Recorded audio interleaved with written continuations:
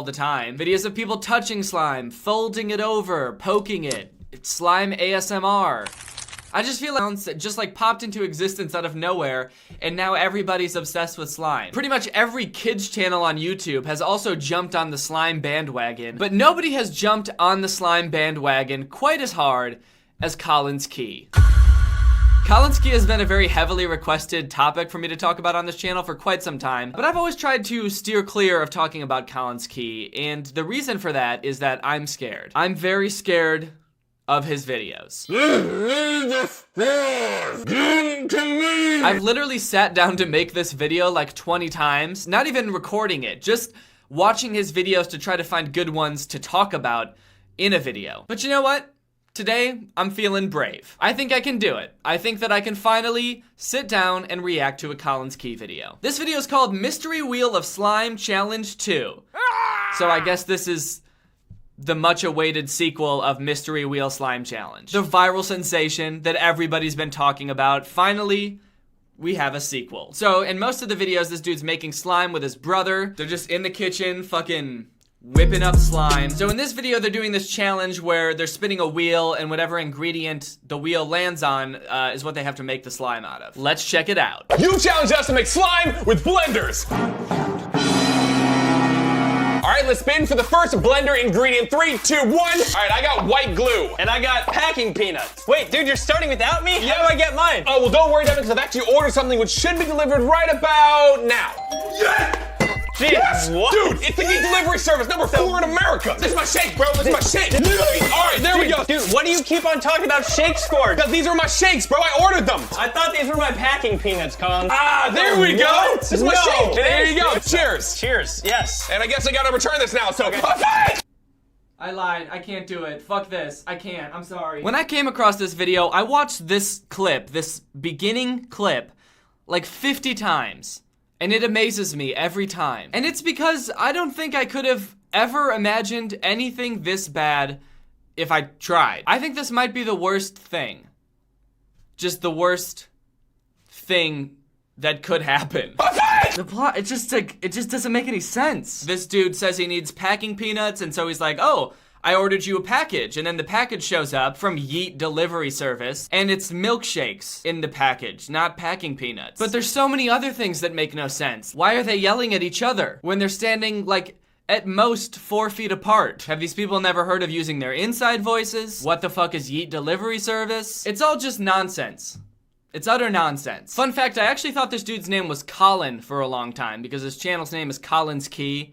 And he's always got this key around his neck. So I thought, okay, that's Colin's Key. For some reason, he named the channel after the key that he wears around his neck all the time. But I didn't really think anything of it. But his name is actually Collins, with an S at the end.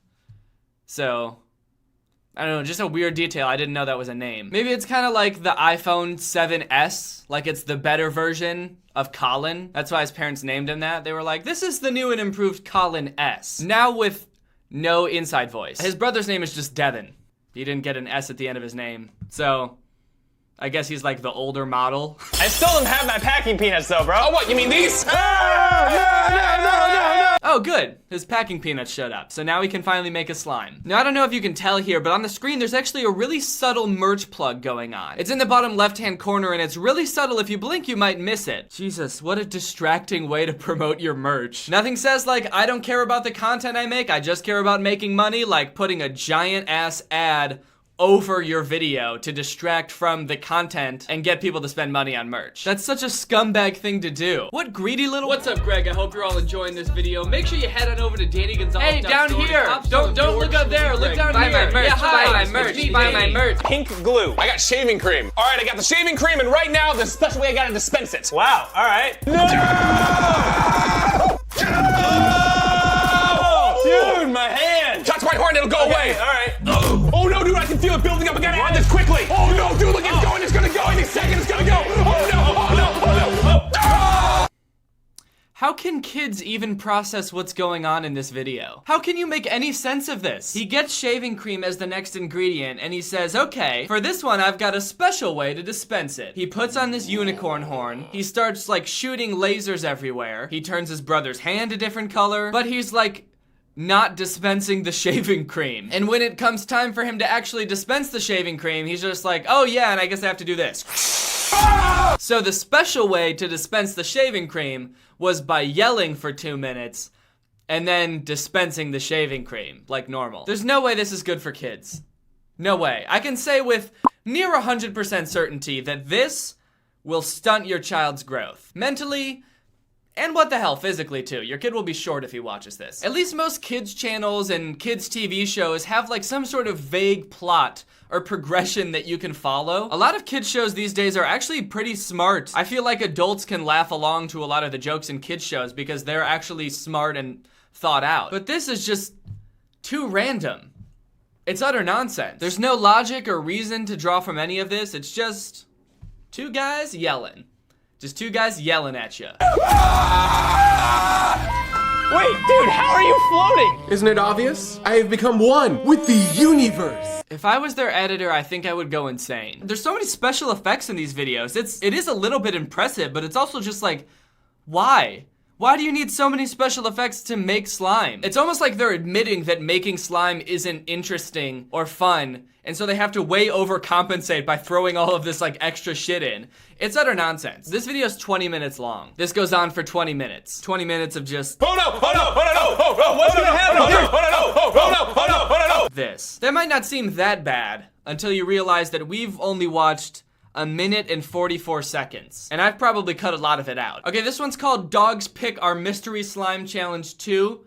So I guess this is another sequel. I'm gonna see if this vinegar can turn this into volcano slime. All right, here we go. 3, 2, We're 1. doing a 5-second subscribe challenge. We want to see if you can subscribe to this channel and turn on the channel post notifications in 5 seconds. Are you ready? Here we go. Okay, I didn't think that there would be a challenge right now, but okay, I got this. 5, All I have to do is find the subscribe button. You got this. You're a YouTuber. You know where the subscribe button is. 4, Wait, where is it? Oh, fuck. 3, Come on, you know where the subscribe button is. It's right above the video, right?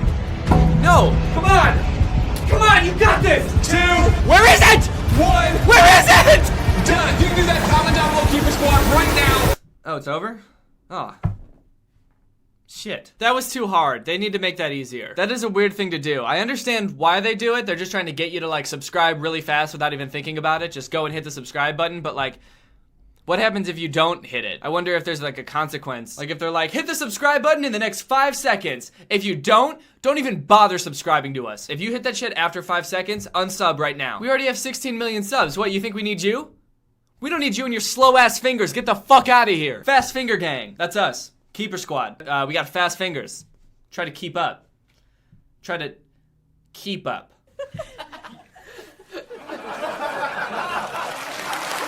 Yo, it's starting to work! Not quite the most satisfying slime that I've ever made visually. You know what, Devin? I just think it needs a little bit more Orbeez. So here we go. Just gonna place it down here. Just gonna pick up some Orbeez off the counter. And it's like this. Do you think this is a real kitchen? Is this the kitchen in Colin's house that he uses to cook all of his meals? Or is this nice ass kitchen with like these beautiful granite countertops, this gigantic island, this beautiful stove just for destroying with slime on a daily basis? What a subtle flex. These dudes are probably making so much money. They get hella views. This video has 8 million views.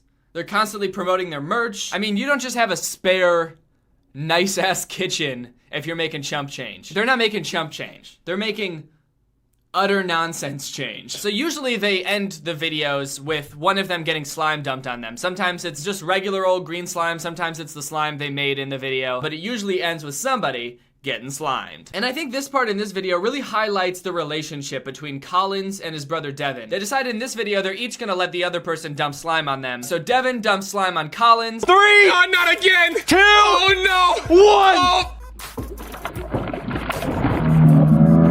But then when it's Devin's turn to get slimed, he's like, all right, Collins, time to get up. It's time for me to get slimed. Collins just starts joking around. He pretends to be slipping. Don't scare me. Dude, you okay? I'm like ice skate. I'm like, I'm like doing a little dance, bro. It's like, hey! He's just being his goofy self. He's yelling, he's slipping, sliding around, and Devin's like, come on, dude, get up. It's time for me to get slimed. I just get the feeling that Devin like hates being in these videos. My theory is that Devin is a bit of a slime purist. He appreciates the art of making slime. And that's enough for him. He just wants to make slime, he wants to dump it on his brother, and he wants to get it dumped on him. That's Devin's ideal slime video. I think he would probably do it even if it wasn't in a video. He would be making slime in his free time. Collins is just in it for the clout. That's slime clout. I mean, you can tell in the whole video, like, Devin just wants to make the slime. Collins is like pulling milkshakes out of boxes from the Yeet delivery service, dumping packing peanuts all over Devin. And then when it's Devin's turn to get slimed, Colin just starts dancing around like a clown. Rotate this way. Okay, and then kind of like pull my arms. I'll pull you. Yeah, go this way. I'm gliding. Switch. No, this way. All right, Devin, you ready to get slime dumped, bro? I'm ready. Gotta take in my surroundings here before I slime dump you. Gotta really? Got a little scoot around Seems here. like you're having way too much fun with and this. then Devin's is just like, come on! Slime me!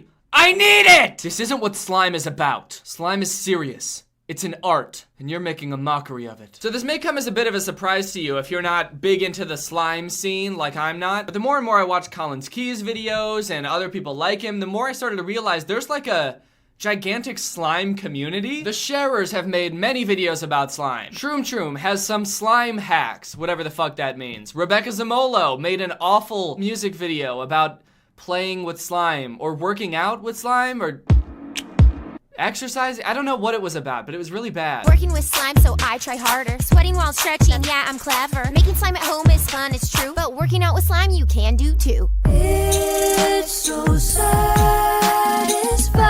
I just want to know what life is like for these people. Cody Ko also made a video about Collins Key and some other kids content creators, and he made a really good point that they're like always flexing. Papa Jake was one of the people he was talking about in his video, but like Collins Key, he's got this nice ass kitchen that just exists for him to destroy it with slime every day. I just wonder, like, when they meet people in real life, when they pull up in their Lamborghini, people are probably like, whoa, nice to meet you. What do? You obviously make a lot of money. What do you do for a living? And then they tell them. I just wonder, like, what their reaction is. Like, how does that interaction go? I don't know, honestly.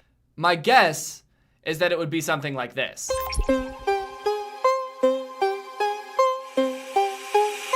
The man is in the house, we bout to shut it down. Every time I step up in this club, I make it bounce. Don't fuck with small amounts, I buy it by the pound. And when we pullin' up, boy, that Lambo making sound. Got that rollie on my wrist, you know I had to flex. And I got those twin chains, ice climbers on my neck. Now your girl wanna drink, it's cool, I got the check. I throw a couple bands, now she's showing me respect. She wanna know where I get this money, how I ball so hard.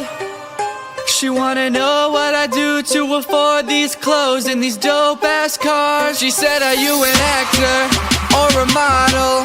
I get the waitress and we pop some more bottles. She keeps asking, won't let it go. Looks like I really have to let this girl know. I told her I'll make slime, candy DIYs. Post that shit on YouTube, children can't believe their eyes. Yelling loud as shit, got that family-friendly content, I don't get demonetized. She was understandably put off by that, till I showed her my 1,000,000 subscriber plaque. Now I'm feeling like David Dobrik, cause I got her in the Tesla and her friends are in the back. Next thing you know, now we drinking at the crib. It ain't too long till I got shorty in my bed. Slip into something more comfortable and now I'm back. And she's looking at my YouTube channel, wait, don't do that. She wanna know where I get this money, how I ball so hard. She wanna know what I do to afford these clothes and these dope ass cars. She's checking out my videos, she sees me yelling. I'm going crazy about the merch that I'm selling. Now I'm dabbing and eating spicy foods. I can't tell if she's impressed or disgusted, but she's checking out my slime. Life hack DIYs. Post that shit on YouTube, children can't believe their eyes. Yelling loud as shit, got that family-friendly content, I don't get demonetized. I don't get demonetized. There is nary a doubt I am the slime king, but I feel so alone. Will you be my slime queen? I can't tell you how long I've searched. I won't even make you buy my merch. Unless you wanna buy my merch, you're totally free to do so. It is soft as hell, but it only comes in youth sizes. And there's no refunds. No refunds. Probably something like that is how it would go. Well, that was fun, wasn't it? If you want to listen to that song some more, it's on iTunes and Spotify and Google Play and Apple Music and any other streaming site that you would probably use. The link is in the description. I hope you guys enjoyed that. That was really fun for me to make. I've never done anything of that scale before, but I had a lot of fun. I hope that it shows. I hope that you guys liked it. If you want one of these Slime King shirts that I was wearing in the video, I'm selling them at DannyGonzalez.store. There's also shirts that say Slime Queen and shirts that say Do It for the Slime. So it's like Do It for the Vine, but instead of Vine, it's slime. If you want to get any of those, go to DannyGonzalez.store. All right, thank you, Harper, for turning on my notifications. You are truly Greg. Bye. Make slime. Candy DIYs. Post that shit on YouTube. Children can't believe their eyes. Yelling loud as shit. Got that family-friendly content. I don't get demonetized.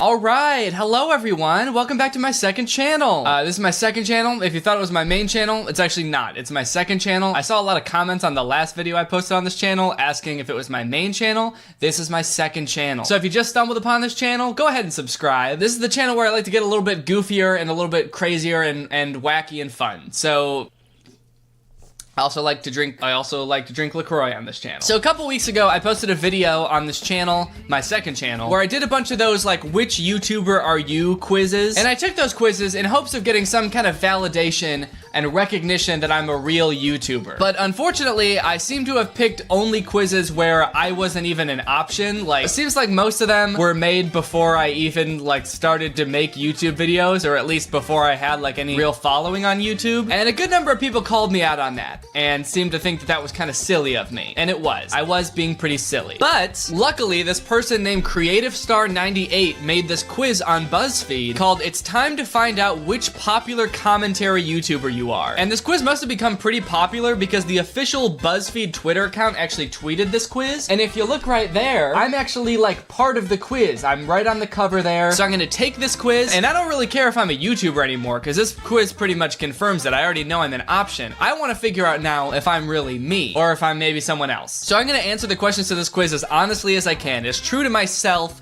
as I can possibly be, and we'll see how I do. I'm kind of excited. This quiz was made for me, baby. The little tagline under the title here does say you are now entering Curtistown, so I kind of feel like this person might be more of a Curtis fan than a me fan, but hopefully they still know enough about me to make this quiz correctly guess me. All right, first question. Your friend wears a whack pair of shoes. How do you respond? Is yelling, "What are those," an option? What are those? No, it's not an option.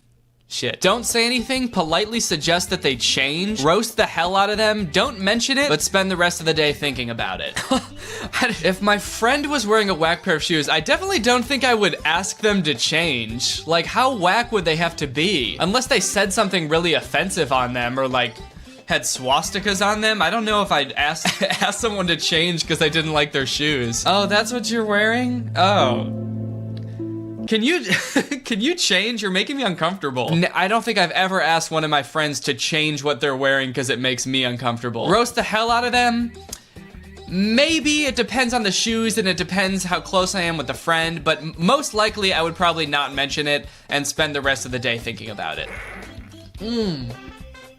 That sweet, sweet taste of LaCroix. It's just like soda, but without the flavor.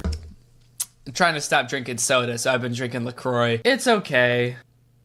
It's okay. How often do you create art/content of some kind? Not too often. I like to put my all into my projects. Once in a blue moon. Pretty regularly. Sometimes I even make extra content on a very specific schedule every week, every day, etc. I would say pretty regularly. Sometimes I even make extra content. In fact, that's kind of what I'm doing right now. I'm posting on my second channel. Guys, this is my second channel. This is where I like to get a little bit goofy. Just in case you were wondering, this isn't my main channel. So I'm gonna pick that one. Pick your least favorite internet trend. Country TikTok, YouTubers trying to become famous in Hollywood. That doesn't really bother me that much. That's fine. Weird children's content or FOMO posters? I want to know what commentary YouTuber that is for. FOMO posters, like fear of missing out. I'm gonna say weird children's content because I've made quite a few videos about weird children's videos, so I feel like that most closely applies to me. What's your guilty pleasure? Trashy reality TV, watching so bad they're good movies, unironically making TikToks, binging cringy YouTube videos.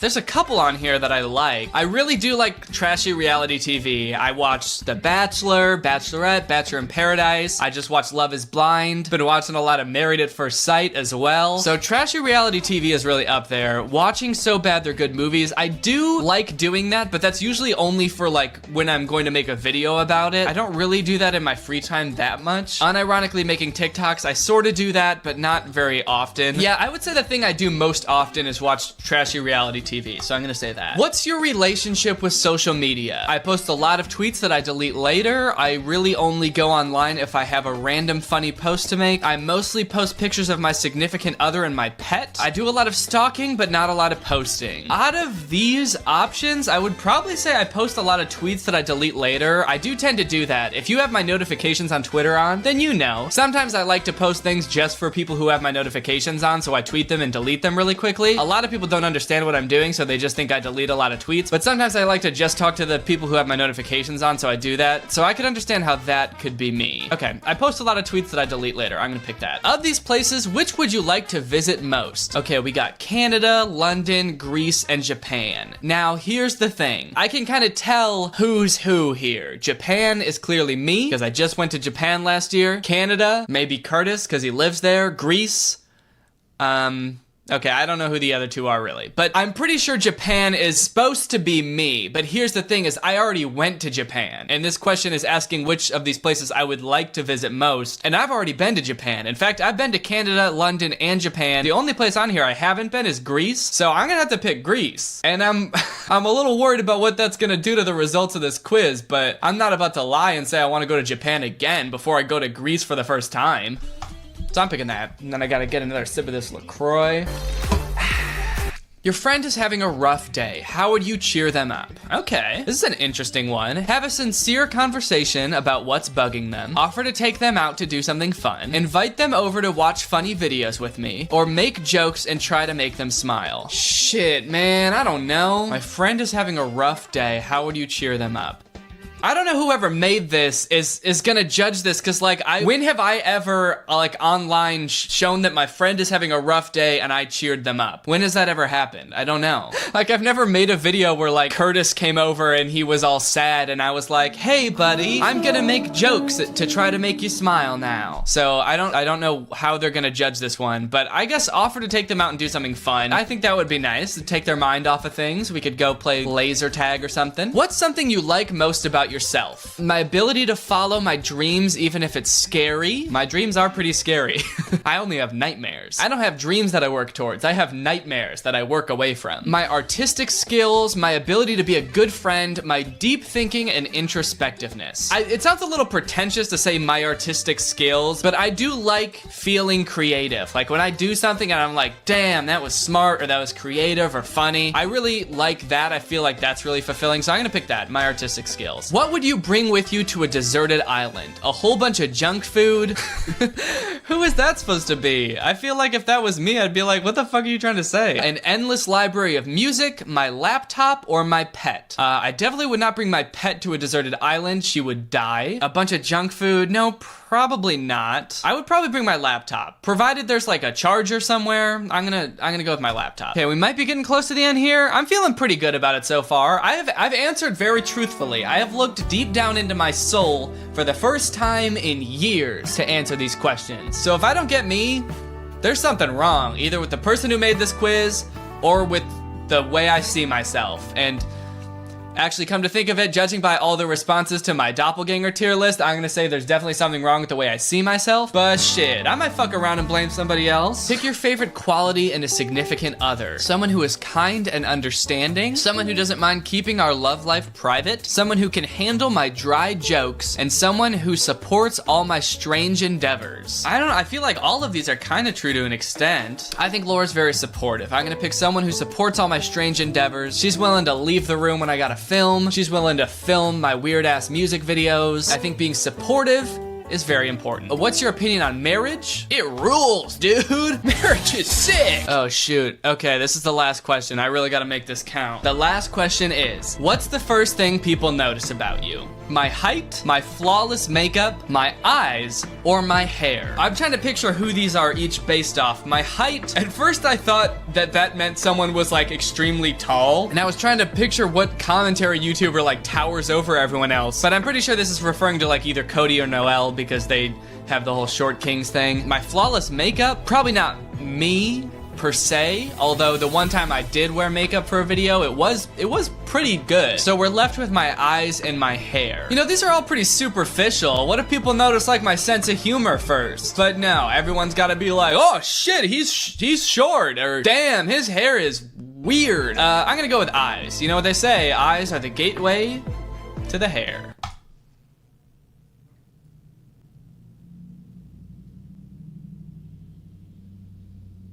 Man, what the fuck? Curtis? What answer? Okay.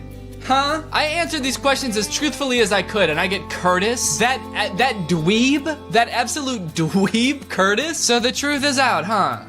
I'm really not me. I'm really Curtis. At the very least, I would expect to get Drew because there's all those jokes about how we're the same person, but no, I get Curtis, shirtless Curtis. This is not good news. Can I retake it? Okay, I'm gonna do the thing I did last time where I try to answer based off what I think the person thinks about me. I'm gonna do it really quick, lightning round. I'm gonna try to get me. Your friend does a whack pair of shoes, how do you respond? Politely suggest that they change. How often do you create art or content? I'm gonna say that pretty regularly. I still think that's true. What's your guilty pleasure? I guess watching So Bad They're Good movies, or maybe binging cringy YouTube videos. I'll say binging cringy YouTube videos, because I feel like maybe watching So Bad They're Good movies could also apply to Drew. I guess he watches cringy YouTube videos too, though. Shit, man, I don't know. What's your relationship with social media? I post a lot of tweets that I delete later. I still think that's true. I'm not even changing many of these answers. Okay, if you could go to one place, where would you go? Japan. I guess I'm going to Japan again. If your friend is having a rough day, how would you cheer them up? Invite them over to watch funny videos with me. Maybe that's like, because, you know, I sometimes do collabs with people, so it's like I'm inviting people over to watch fun videos with me, but it's not because they're upset. Yeah, the only times I ever collab with Drew or Curtis or anyone is because they're upset and they're sad and I need to cheer them up. What would you bring to a deserted island? An endless library of music. Okay, because I make music. Maybe the music thing has something to do with me. What's your opinion on marriage? It rules. What's the first thing people notice about you? Okay, so maybe my eyes wasn't right. Maybe I'll pick my hair. Okay. So, I'm not me, we've already established that, but do I at least know me well enough to be able to guess me in the quiz? Let's find out. I'm picking my hair. I'm going for it.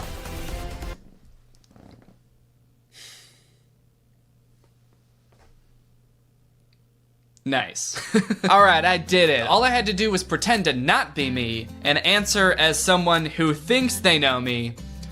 And then I did it. All right, well, I hope you enjoyed this video. Again, this is my second channel. This is where I like to get a little bit goofier and a little bit sillier, so make sure you subscribe. I'm gonna go finish my LaCroix. He is a social media megastar. His name is Jake Paul. Team 10 is without a doubt the biggest sensation sweeping the net right now.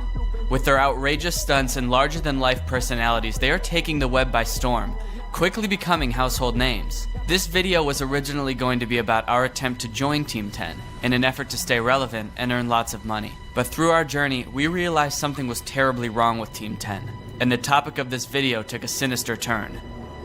This is the Crompton Project. What's up, man? Yo. So you said you wanted to talk about something? Yeah, this is actually it. You've heard about this, right? Is that Jake Paul? Yeah. Jake Paul's right there. Yeah, he used to be a Viner or whatever. Yeah, handsome guy. So they got this like Team 10 thing. Look how much money Jake Paul is making off of it. Like his estimated monthly earnings are like 1.9 mil. Holy like, shit. Even if at the low end, that's $100,000 a month. Wait, so this Team 10 thing, it's like a group or what? I guess it's like a team, like a squad, like a YouTube squad. Okay, why did you call me over here? I want to join it. I want to be making that much money. What do you mean join it? You can't just join, can you? Yeah. Wait, you could just apply for Team 10 on their website? Yeah, join Team 10. Well, they must get like hundreds of applications a second, right? Yeah, that's a good point. Well, it's worth a shot, I mean. So we decided to apply for Team 10 using the application conveniently posted on their website. But we quickly learned it wasn't going to be that easy. Waiting for a response became too much to handle. No response? Nothing yet. How long has it been? It's been like 20 minutes. Okay. I'm sure they're like getting an influx. Yeah, probably. That makes sense. Show you that my grandpa's in this book? Nothing yet. Are you getting kind of worried, or? They must be taking a day off or something, because, like... It's a weekend. I mean, we're definitely a shoo-in, right? I wish there was something else we could do besides just applying online. Yeah. I mean, you said online, what if we tweeted at them, or, like, DM them? There's no way they'll respond to that, dude. They probably get, like, millions of tweets a day. Do you think they have, like, a fax number? We could, like, fax them something, or... Oh, man, it's not like we can just, like, go to their house or something. They all live... Because, they all live in that house. But it's not like we could just Google where they live. Right. I just Googled it and I found their address. What? Yeah, no, I just Googled Team 10 house and it took me right to the house. It's in West Hollywood. It's super close. Wait, they just put their address online? Yeah. That's right. Despite multiple members of Team 10 expressing that they don't want people coming to their house, they have their house listed on Google as the Team 10 house. Yeah, that's totally it from the videos. That's the one. Wait, so we can just go there? Dude, we can just go right up and just ask to be in Team 10. Do you really want to do that? There's no way that they can deny us if we're already No, there. if we're there, like, and we're, like, professional about it, and we just, like, let us in, like, we want this, they're gonna let us in. We could probably just pack now and bring our stuff so we can move into the house right away. That's smart, because then we'll be like... And that'll show initiative, it'll show that we're, like, professional. Absolutely, let's do it. Alright, let's go. Alright. It was the perfect opportunity. If we showed up with resumes in our hands and all our belongings on our back, ready to move in, there was no way they could turn us away. So we got in the car and booked it to the Team 10 house. Alright, so we're parked a little bit down the street from where the Team 10 house is. Our new house. Our new house, that's right. So I'm kind of freaking out right now. It's like we're going to be in Team 10 in just probably a few minutes, which is crazy. Blowing my freaking mind. So basically we just drove by to park, and it seemed like there were just a ton of kids outside, so they probably also want to be in Team 10, but I feel like I was scoping it out a little bit, if I'm being honest, and it seemed like we definitely meet the criteria. Absolutely. More than anybody else out there. I know we're both wearing like cool shoes and like you brought your sunglasses, right? Yeah, I do have my sunglasses. You wanna go do this? Of course I wanna freaking do this, dude. Who the hell are flipping you? Alright, man. Do it. Let's do it. Let me turn off my Prius. Dude, are all these people in line? Yeah, I think they're all applying, dude. To join? Competition. Yeah. Well, it looks like nobody else has resumes.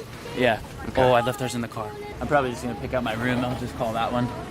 Yeah. Yeah. Do you see help written on the window there? Yeah, what the hell? That says help, right? Yeah. That's weird. Hey, are you guys applying to be in Team 10 too? Yeah, I am. I have my resume in the car and everything. Yeah. Shoot, dude, they have resumes. You guys can leave. We're probably gonna get in. Yeah. Do you think it helps that I'm like a little bit taller? Are you? On my tippy toes? Maybe. Okay, I'm definitely taller than maybe them. I'll wear heels. They're looking for younger kids, I'm pretty sure. Really? Yeah, for kids like me. Like how young? Like 14, you 13. know? That makes sense though, because if they're younger, they have them for longer. Yeah, I don't like this, You guys dude. need to be more prepared. Yeah. You guys just didn't Bring come prepared. resumes. We took like 20 minutes to think about this. Well, I prepared. You guys didn't. You guys just gotta be ready. We were starting to feel a little unprepared, to say the least. These kids seemed to have it all figured out, and we realized that we hadn't done any research aside from Googling how much money Jake Paul makes. But just then, Nick Crompton, one of Team 10's most iconic figures, graced us with his presence. Oh, it's Nick Crompton! At first, Brendan and I were sure that he was coming out because he saw us and immediately wanted to induct us into his squad. But it turned out he was just going for a Saturday stroll through Hollywood. It was 95 degrees that day, and he was wearing black pants and a denim jacket. So how long have you guys been here? We've been here for quite a few hours now. And has anyone come outside? Only Nick Crompton, dude. He's the only one. Yeah, he's the only one that ever comes out. Really? It's pretty, yeah. That's weird, right? Yeah, like is England really his city? I mean, like. I don't know. See, I was doing some research on that, and England is actually a city in Arkansas. Oh, okay. Oh, he might. Yeah. So he might be from Arkansas. Yeah, I'm starting to think that the accent might be fake. Yeah, look, the door up there's like all tied shut, and the windows are all blacked out. That's kind of weird. Yeah, that must be like their room where they keep all of them. That must be the banging we heard earlier this morning. This is not good, dude. You heard banging on the door this morning? Been here 8 hours. Yeah, we were banging on the window. Yeah. Yeah, we've been here for a while. 8 hours. And then you heard people like banging on the door. Were they screaming? Yeah. I don't think that went very well. Do you? No, it didn't go very well. We sort of asked around and eventually realized we're really unprepared for this. Like, stupid unprepared. I don't know. I feel like at this point we should just go back and reevaluate, right? Yeah, absolutely. I think like we just need to do more research or something because we obviously haven't. We're not prepared. We have no clue what we're getting into. All right, well, let's go. Who the hell are flipping me? So we went our separate ways to reflect on the day and do some more research on Jake Paul's dream team. But the more I dug, the more worried I became that something very wrong was going on. So I went back to Brendan's to show him what I found. We need to sit down and watch some of Jake Paul's vlogs. Because I've, something really weird is going on. What do you mean? Just, pull up his most recent vlog. I already set it to my favorites, so just go to my favorites right here. You set his most recent vlog to your favorites? Yeah. Okay, so this one here? Yeah. Okay, so go, like, right there and pause. Can you zoom in at all? Yeah. Okay. Dude. Wait. Nick is in the background. Why? Remember Nick Crompton? Yeah, the English City guy. Yeah. What is he doing just like lurking like that? I don't know, dude, but he's like that in like 20 other vlogs. Like every single vlog and almost every shot, like Nick Crompton is there. Holy shit, he's in this one too. And he's always like hiding. It seemed like Nick Crompton was always around, watching every shot of every vlog, as if he was in charge and not Jake, as they would have you believe. He's like lurking over them, making sure that they're doing everything. I watched the video that Alyssa Violet made, you know, the girl that used to date Jake Paul. Yeah, I love her. And she was saying how like strict the rules in the house were. Like they have to be up at a certain time every day. He's like always there watching them. I always have gotten that vibe just watching him. Like, so you're saying that like maybe this guy's like forcing them to stay there and he's just making like Jake look bad? I feel like he's holding them captive to make money off them. It made complete sense. Help written on the window, banging on the doors and screams coming from inside. And Nick being the only one to ever leave the house. He was holding Team 10 captive and forcing them to make content that would make him look cool and make him a millionaire. Dude, this is freaking me out. It's like, we were just there. Like that could be us stuck in that house. Okay, so all that is weird, right? Now I want you to watch some of the footage that we shot earlier. Okay? Dude, you're freaking me out. So go to that shot right there. And skip to like halfway through it. All right, well, let's go. Who the hell is it? What the fuck? Look, dude. It's like he knew we were coming. He's looking straight into the fucking lens. He's like always there. I don't know what we can do because now I feel like he's holding these kids captive. I mean, we gotta help or something. There's call the police, or I guess we don't really have enough evidence. I don't know how to handle something like this. Dude, honestly, I'm just like, at this point, I'm glad that we didn't get accepted. Honestly, I'm glad we're not in that house. Yeah. I'm glad we're not in that house. The evidence was sparse, but something was definitely wrong. What else could explain this group of hot young 20-year-olds hanging out with this random guy from Britain? That is, if he even is from the real England. And why would Nick want to hold these kids captive? Is he just in it for the money? Or could he be a pawn in some government experiment, testing chemicals on them to reduce brain power? I wouldn't crawl up there. Why? Cloning kids to maximize content production, or conducting an experiment to see how unlikable someone can be while still making millions of dollars. We may never know. But we can't let this happen anymore. We have to take a stand and continue investigating. Because all of the... We just got accepted. Wait, what? We made it. We're gonna be rich! We're Team 10! Every day, bro, with the Disney Channel flow. 5 mil on YouTube in 6 months. Never done before.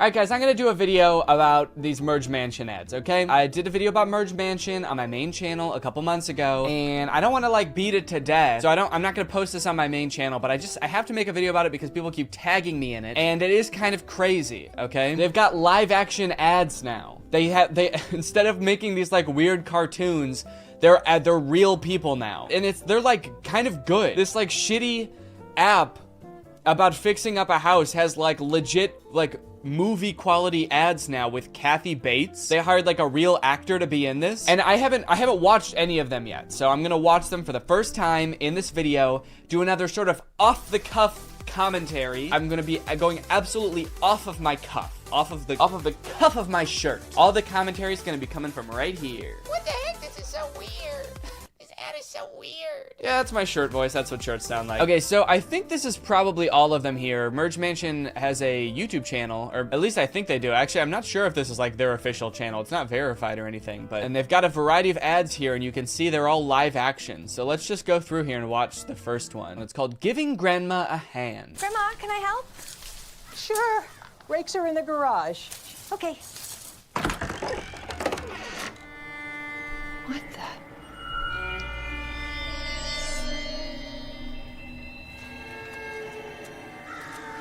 Wait. What? Was there even a rake in there? Oh, maybe there is. Maybe right here. Is that a rake? She's just got so many knives. So I guess, okay, is that a rake? I can't tell. It could be.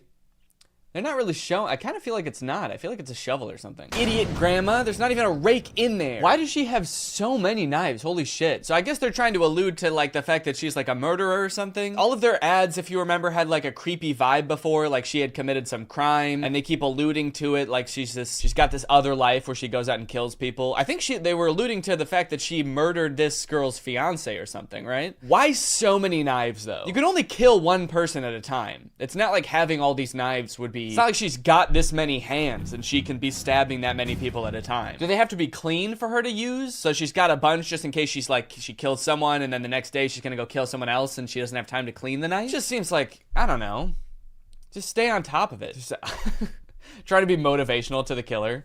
Just stay on top of it, man. You got this. Just, every morning, spend 5 minutes cleaning your knives. You'll be good. You don't need to buy that many knives. She's got so many that she actually ran out of room on her, like, sweet wall rack, and she's just got them, like, helter-skelter on the table, too. Is this even a garage? There's no cars in here or anything. I don't know. This looks more like a regular old garden shed.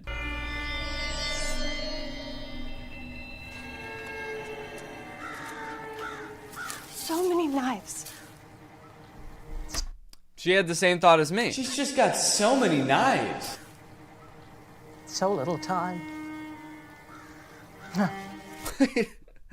Okay, so they're alluding to the fact that she wants to kill people with the knives. She's like, I've got all these knives, but I don't have enough time to use them all. But it's like, okay, does she think the knives are disposable or something? She can only use one knife per person? I mean, maybe she's like a connoisseur of murder or something. She's got like all these different types of knives and she wants to try them all out on different murders, but they're not different types of knives. They're all the same knife. They all have the same green handle, the same slick little curves. I just don't understand what she's gonna do with all these knives. So little time.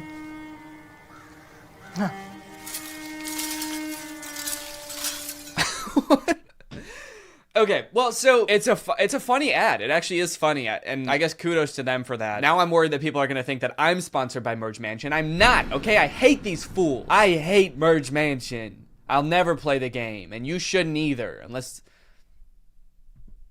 you want to. No, I'm not sponsored by Merge Mansion. That was a funny end to the ad, though. She's raking knives. What's Grandma hiding? Obviously not knives. She seems like she's perfectly fine with people knowing about those. It kind of seems like from everything that I've watched, it's like the grandma is almost like willing and ready to tell anyone what she's up to. She's like got this thing on her hand that's like, I did it. She's hiding. She's just like, she's not hiding. She's just placing knives everywhere. She's just waiting for someone to ask what she's up to. If this girl just was even like, hey, what are those knives for? She'd probably be like, I killed your dad, and I killed your fiance, and I killed a dog just a few minutes ago. I'll give you all the details on the murders. I'll tell you everything you need to know, and then I'll kill you. I guess maybe Maybe so don't ask, because maybe she'll kill you too then, if you know. But I definitely feel like someone should get to the bottom of this. All right, let's look at the next ad. Grandma Getaway. This is actually the most popular one, it looks like. It's got 1 million views. I mean, look at that production value, dude. They rented out a whole ass mansion for this. This old ivy-covered mansion. They got this sick-ass dolly shot at the beginning. Grandma? It's beautiful. This is a beautiful film. I'm not sponsored by Merge Mansion. But if they wanted to, at this point, shit, with ads like this, I don't know, man. I don't, you know, I'd have a hard time passing it up after an ad like this. Grandma? Grandma?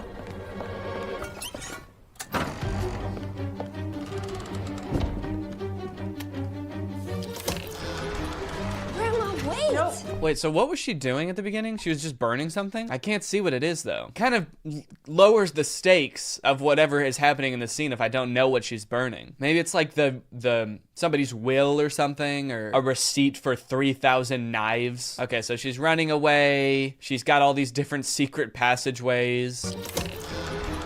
Grandma, wait! No. Secret passageways aren't very helpful when the person chasing you can see how you're getting into each one. You gotta have a little bit more of a head start, I feel like. Otherwise, you're just sort of giving away all of the secrets in your house.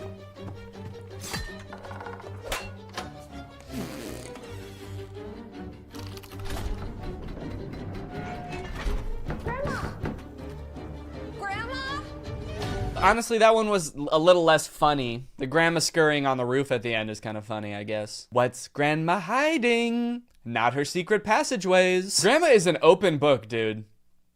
What's grandma hiding? Very little. I guess you kind of got to imagine, like, if the secret passageways and the knives aren't enough to hide, like, what is she hiding? If she's hiding something, it's got to be, like, fucked up. If she's not hiding the knives, then I guess, you know, whatever she's running away from, whatever she's hiding right now that's causing her to run away, that must be fucked up. All the way she got into those secret passages were crazy, dude. She was, like, slapping the statues and twisting their nipples. I was worried how far this was gonna escalate, you know? I could see, you know, they could get pretty raunchy with those. Grandma?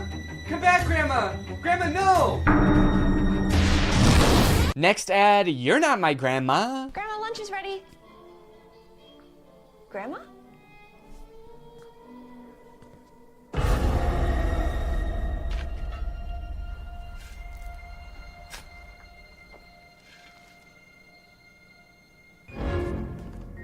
Okay. So this is I think this is like a reference to Psycho, you know, type thing. You know, there's like a fake grandma stood up in the window or whatever. It's kind of weird for her to have a decoy of herself when she's like literally 10 feet away from the decoy, like in plain sight, outside in the broad daylight. But she is burying something. What could she be hiding? What's she burying? More knives?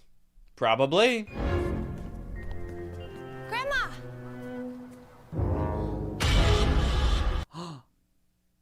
Oh shit. Dude, she knitted that fast. Or maybe she just had that ready. Grandma's knitting game is insane.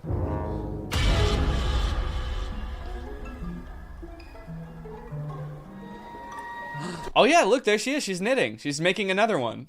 What's grandma hiding? Yeah, they should just get rid of the what's. Grandma hiding? Yes. The only thing grandma's been hiding this whole time is her absolutely blazing fast knitting skills. Just made a whole ass human-sized crochet in the 3 seconds it took her to get from upstairs to down in the front yard. All right, so it looks like this is the last live action one. It's called Pie is Served. I'm kind of curious because it looks like they posted 4 live action ones and then went back to an animated one as their most recent one. They posted this 7 hours ago, but all right, let's watch the last live action one first.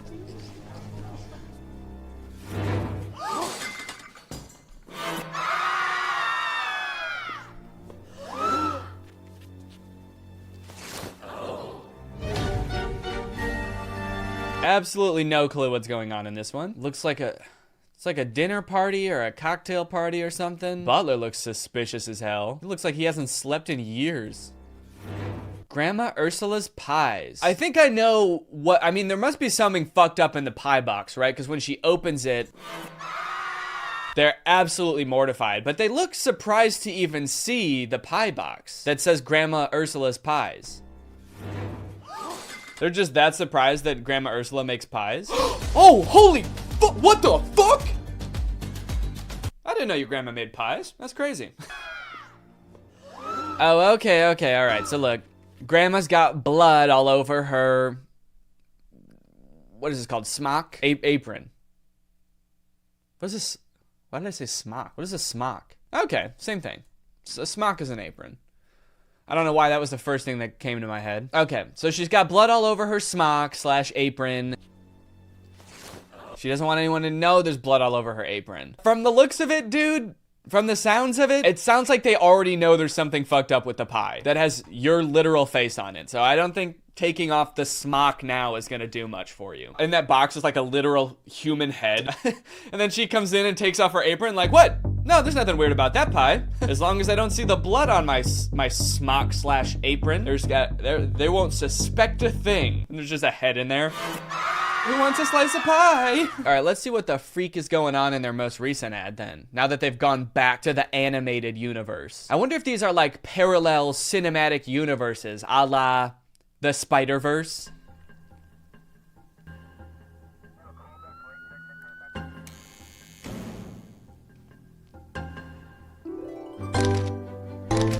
Okay, that one was super anticlimactic. It was just like she's baking and she's cutting and she's in jail and there's a pie. Yeah, that one was pretty anticlimactic. Okay, so you know what? I'll just say it. The live action ads are way better. I think it's safe to say the live action ads are actually pretty good. And the cartoon ads kind of suck. So, Merge Mansion, if you want to take some advice from your old boy, from your old pal Dan, I would say stick to the live action stuff. Stick to whoever you got writing those ads. They know what they're doing. I honestly can't say it made me want to play the game at all though. But good for getting your name out there at least. I mean, I'm talking about it. Shit. And you got to do something pretty crazy to get me to talk about it. So yeah, but I mean, it's honestly, I am kind of impressed that like this mobile game has these kind of bonkers commercials. Production value wise, like they built sets and crocheted grandmas. Yeah, it's pretty impressive. So yeah, those are the ads. I am not sponsored by Merge Mansion. Do not ask if I'm sponsored by Merge Mansion because I'm not. Honestly, I don't have any interest in playing the game. Probably never will. Doesn't look like my cup of tea. Unless, you know, Merge Mansion, unless you want, you know. I'll cut this part out of the video. All right, well, that's all I wanted to talk about today. Bye. What's up, Greg? I hope you're all having a great day. Welcome back to my channel. This, of course, is another episode of how to sell your body on Instagram. That might sound a little bit different than I meant it to. Today we're talking about Ray Diaz. I recently discovered Ray Diaz on the Instagram Explore page, and after looking at a lot of his content, I've sort of realized that he has created a new genre of Instagram content. I would say he's Instagram's first Instagram comedian, fitness guru, hot guy. Let's take a look at his bio to see what I mean. Ray Diaz, 18 plus advised, single. What does that mean? 18 plus advised, single, Cuba. So I think the beginning 18 plus advised is saying this content is for mature audiences only. Like maybe there's some racy jokes in there. Given that it's Instagram comedy, I wouldn't be surprised if there were a butt or two, to be quite honest. But is the single part, does that mean like you have to be 18 plus and single? That's a rating that I've never heard before. Like I've never seen a trailer for a movie that was like, coming soon this summer, rated R. Also, please don't come in here if you're married. Or are they just like two separate thoughts? Like 18 plus advised, please don't watch this if you're under 18. Also, I'm single. And Cuba. The next line is DM at I am Ray Diaz. This dude has a separate Instagram account just to take DMs. Why? At first it almost made sense to me and seemed smart. Like, oh, he has a whole separate account so that the DMs on his main account aren't flooded with people who want to DM him. But then, like, now that doesn't really change anything. Now he's just gonna have two Instagram accounts that he has to check the DMs for. I don't think that would really help. What is this other account? Oh, he actually posts on here. Lots of pictures of him working out. This account seems to be exclusively for people who want to DM him and people who want to see him sweat. He says he posts daily videos. That bodes well for him, right? I don't know about you guys, but nothing says I'm committed to quality content quite like committing to posting every day. You know what they say about quality and quantity. They're the same. If you have more of one, you have more of the other. They both go up. And then it says ab routine, fit plan, nutrition guide, all pointing down to IamRayDiaz.com. IamRayDiaz.com looks like a fitness website where you can buy fitness programs, nutrition guides, stuff like that. There's like monthly memberships and stuff. I guess all of this is based around the premise that you found Ray Diaz's Instagram account, you like the way he looks, you like his six-pack, and you want that also. So you're going to pay him to teach you how to do it. It's just kind of interesting because his Instagram account isn't really like a fitness guru Instagram account. The majority of his content is like shitty Instagram comedy. But before we get into that, let's talk a little bit about today's sponsor, me. Take it away, me. Thanks, Danny. Some of you have probably noticed that under my videos lately, there's been a button that says join. It's right next to the subscribe button. And a lot of you are probably wondering, what is that? What are we joining? Is that a button to join Greg? Is this a button that was put there by Greg's enemy Craig to try to trick me into joining them? Well, lucky for you, it's not. I'm here today to tell you that it's actually a button to join my secret club.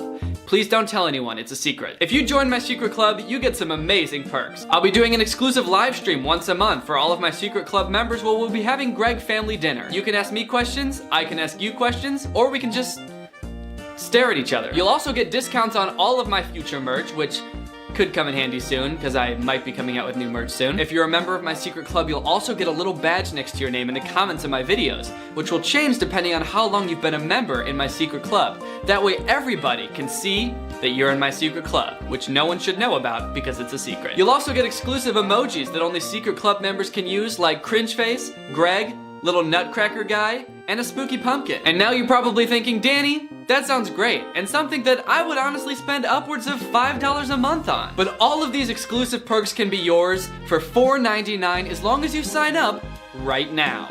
Or anytime after right now. I'm really excited to get to talk to you guys in a little bit more of a smaller, casual setting. So if you're interested, just click the join button below.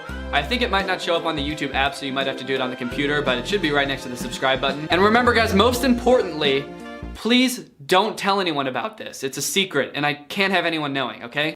All right, back to you. Thanks, me. All right, let's get into some Ray Diaz content. So it won't take you very long if you're scrolling down Ray Diaz's Instagram page to realize he's pretty into the way he looks. But what does comedy sketches written by someone who's so obsessed with their own body look like? This. All right, bro, I'm out.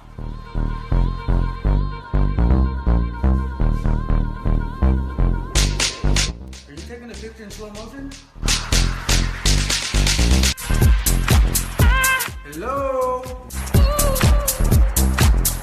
Why are you walking so slow? What are you doing? Oh, shit! Ray!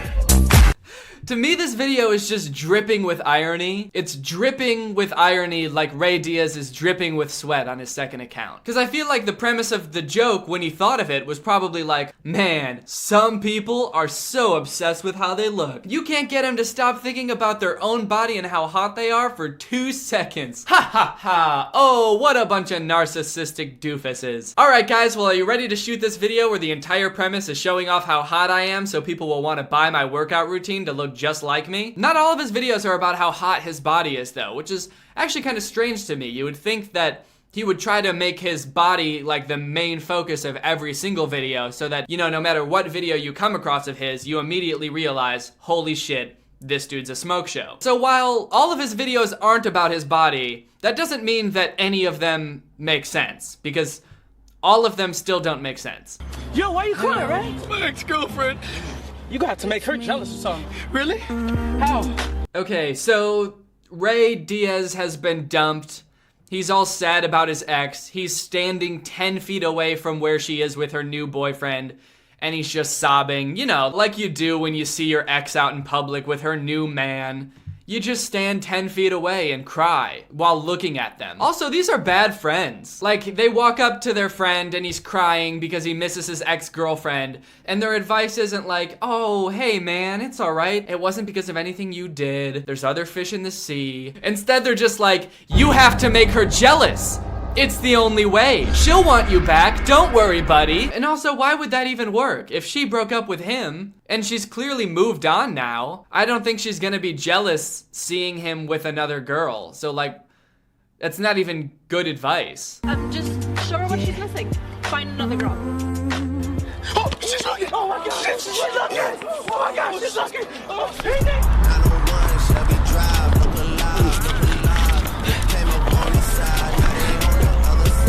And then there's this whole montage that doesn't make any sense. He's like crossing the street, he's chugging water and then stealing a scooter. Like what does any of those things have to do with what's going on? Where are the girls? He also stops this guy and yells at him. He yells so hard I can't even understand what he's saying. Is he saying, where are the girls? Where are the girls? He just shakes this guy and he just yells, where are the girls? So he can't find any girls. He runs around this whole city and can't find a single girl somehow. So he decides to just kiss his friend's girlfriend.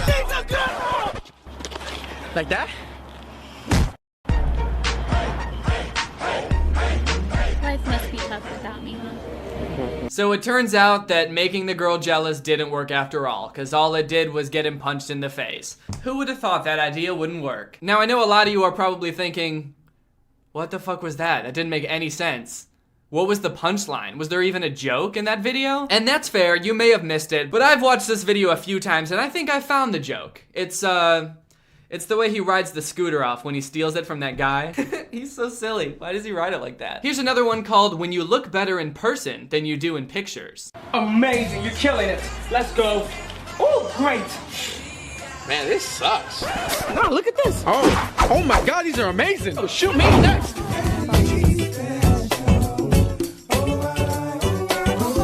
Whoa, he's good. Yeah, check these out. Good. I'd like to hear him pitching this idea. He's like in a room with his friends and he's like, so the joke is that when you take pictures of me, you know, who we can all agree is pretty fucking hot, right? When you take pictures of me, the pictures turn out ugly somehow. Can you imagine that? Pictures of me ugly? Now that would be funny. He does occasionally post fitness stuff on his profile every so often, like this. What is this? Like, without having watched this video, I'm just trying to figure out, like, how, and more importantly, why you'd ever be in this position where your friend is, like, horizontal in midair. He's doing, like, Luigi's side B from Super Smash Bros. And you're over him just, like, looking like you're about to just, I don't know, poop on him, I guess. Now I gotta watch the video to find out how they did this. Oh, okay. That's how he did it. Still doesn't explain why though. Wait, this one too. He's horizontal. How did he get like that? Why would that ever be a thing that you do working out? He's got the ropes, like isn't that when you go like this? Why would you ever be like in midair doing that? Is being like horizontal in midair a big thing in the fitness community that I didn't know about? Because the expectation that somebody who knows about like fitness and stuff would come across this picture and be like, holy shit, he's done it. He's gone full horizontal. This man knows what he's doing, and I like his abs. I'm gonna pay him money. You think that's hard, going fully horizontal like that? He makes it look so easy. Oh,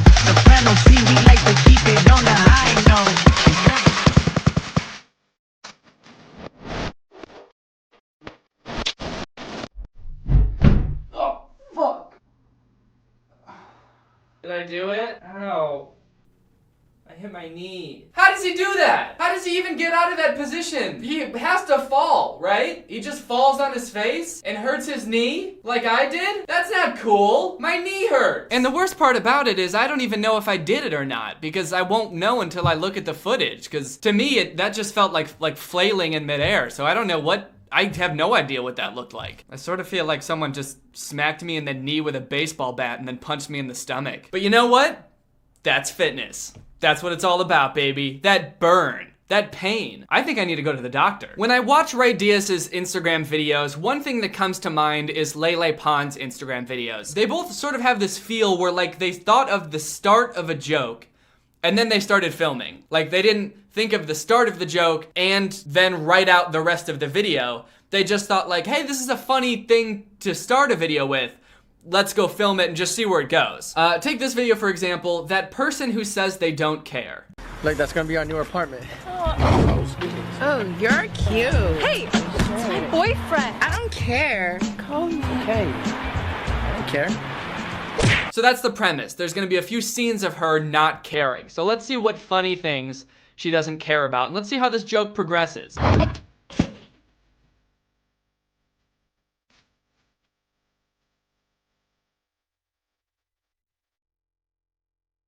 Okay, good. A solid 10 seconds of her butt.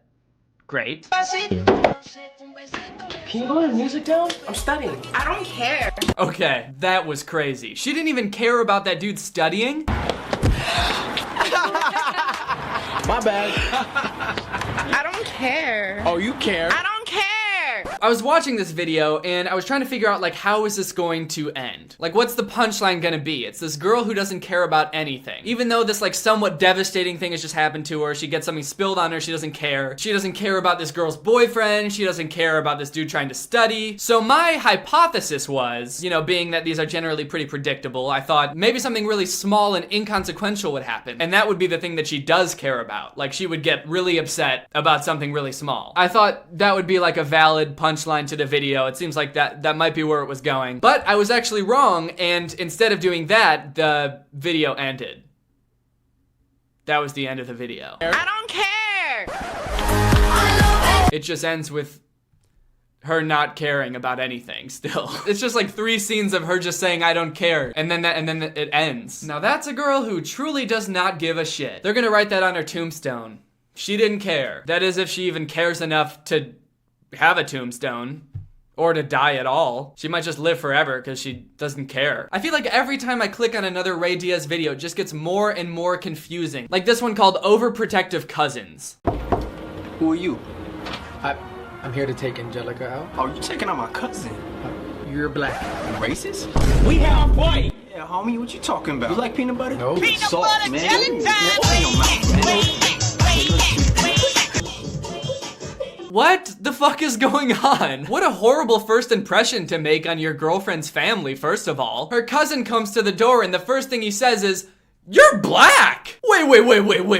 What's going on here? My girlfriend is white. I'm pretty sure of it. And you're black! So explain that, Mr. Cousin. Why are you black? And you know what? I sympathize with this guy, the cousin. We all know what it's like to be protective of your cousin. This guy comes over saying he's gonna take your cousin out on a date, so you gotta test him. You gotta make sure this guy is good for your cousin. So of course you're gonna make sure that he likes peanut butter sandwiches. That's the only way to make sure this guy's right for your cousin. Hey man, it's like you can't protect my cousin, man. You can't protect my cousin, little bitch. You couldn't even eat a peanut butter sandwich, let alone protect my white cousin. Look, man, like, you see this? All right, the next one's gonna be a lot faster, I promise.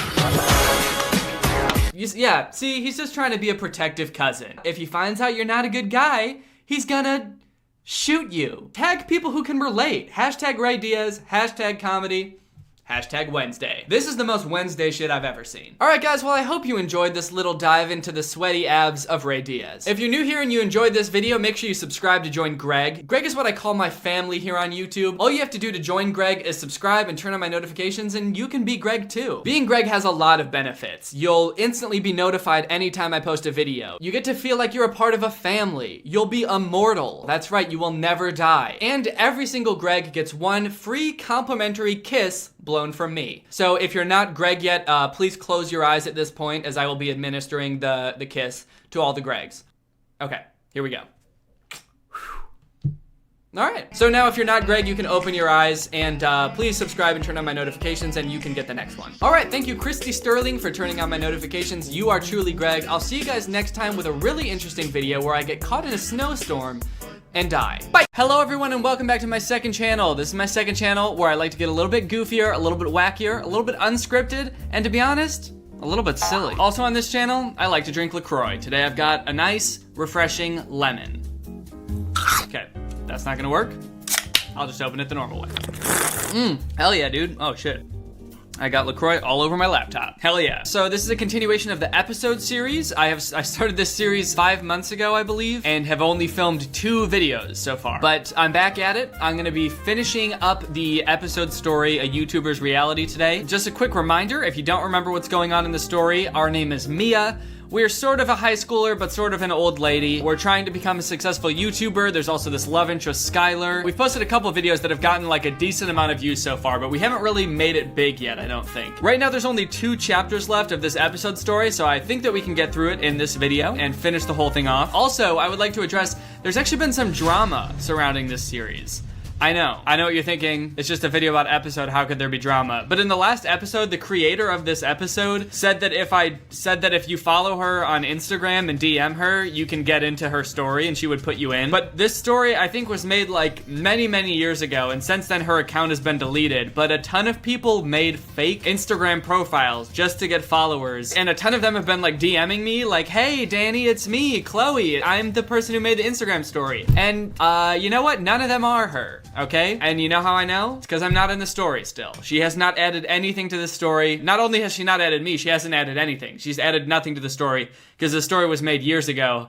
And the real Chloe just vanished. She's disappeared. No one knows where she is. All right, well, without further ado, let's get into it. Episode 7 out of 8. We're getting to the end of this story, guys. Hopefully we end up extremely famous on YouTube. Otherwise, this is going to be wildly underwhelming. Skylar, if I knew we were coming to the beach, I would have brought my swimmers. I just wanted to watch the sunset with you. It's beautiful. Just like you. Aw, thanks. You're beautiful too. Oh gosh, why did I say that? What I meant to say was, I think you're pretty great. Well, thanks, Mia. Skylar, can I ask you something? Go for it. Why me? You're literally the most popular guy in our year. Why did you go for me? I'm just average. Also, I look really old. Then again, so does he, so and maybe they're a good match. Trust me, Mia, you're not average. You're so beautiful. You're not like Leah and those girls. Skylar puts his hand around my waist and pulls me in. He looks at me with his piercing eyes. His eyes pierce me. His eyes shoot out of his sockets and through the back of my skull.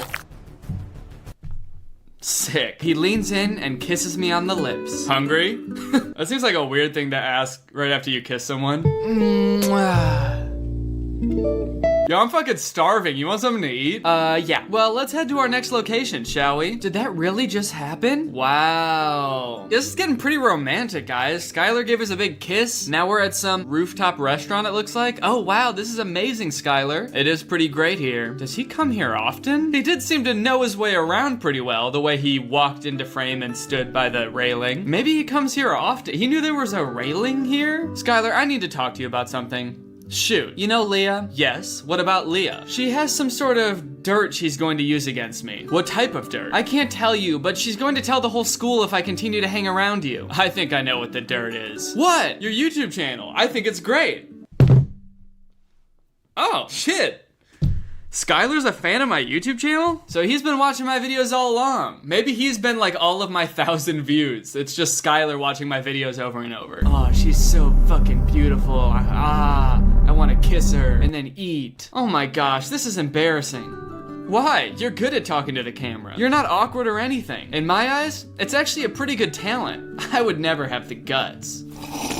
You don't understand how happy I am right now. I feel like this massive weight has just been lifted from me. Oh, Mia, you fucking idiot. Skylar lifts me up playfully and gives me a kiss on the cheek. Aw, damn. I wish I could have seen that happen. Why did it just cut to a table when that happened? I want to see Skylar kiss her. How come it never shows Skylar kissing Mia? I want to see that shit. Oh, and now it cuts back. I thought they were gonna walk over to the table and sit down, and that's why it was like cutting over there, but no, it's just like, and suddenly Mia gets kissed, but you can't see it. That'd be like if I was like, and now I'm just gonna balance 10 bowling balls on my head real quick, and I'm also jumping up and down on one leg and twerking, and now I'm done.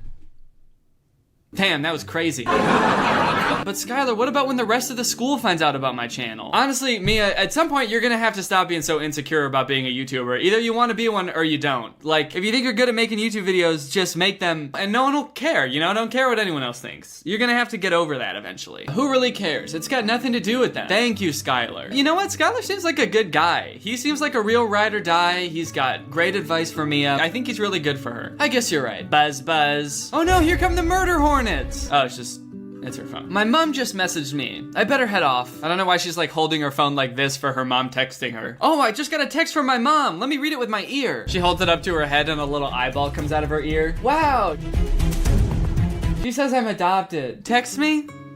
For sure, and you can read it with your eyeball. Let me drive you home. Skylar gives me a kiss on the lips and then drives off. Again, I really wish I could, you know, see some of this action that's happening instead of just looking at Mia's house. I bet they're kissing just right here. If they could just pan the camera over 2 inches, we could just get a look at that, get a look at those smooches. Hey, Mom. Hey, sweetie. How was your date? It was amazing. That's great, hon. Yeah, I'm so tired. I'll see you tomorrow.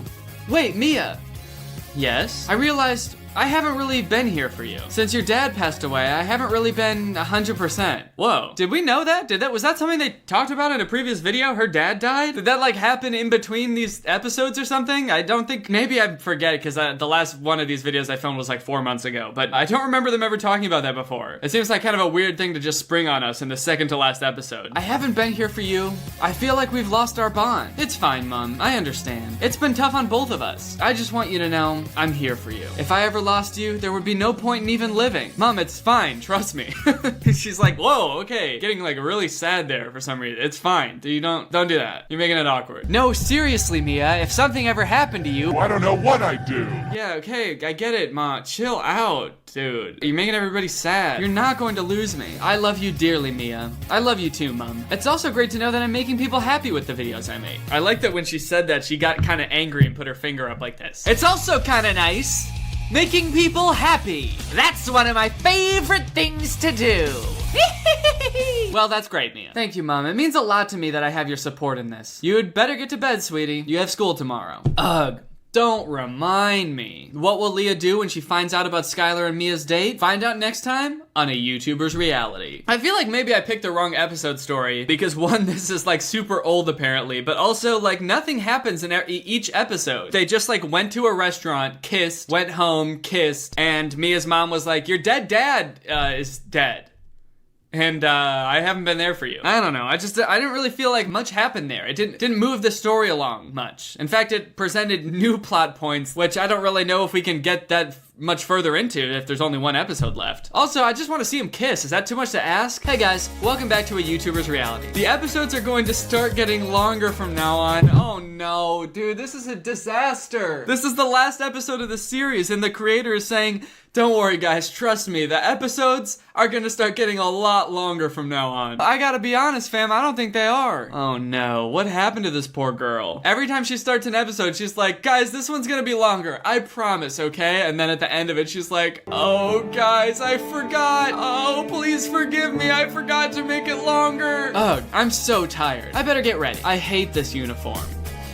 Okay, she's going off to school, I guess. I thought she was going to bed still. I was confused when she said, oh, I'm so tired, and then got into her school uniform. Now that I'm in a full suit, time to go to bed. Mia arrives at school. There's Grace. What should I do? Ooh, keep walking or say something. You know what? Honestly, screw it. It's the last episode. We're gonna go crazy in this one. I'm just gonna say keep walking. Mia's basically famous on YouTube now. I'm gonna have her pull a full 180, not loyal anymore. Just walk right past her best friend.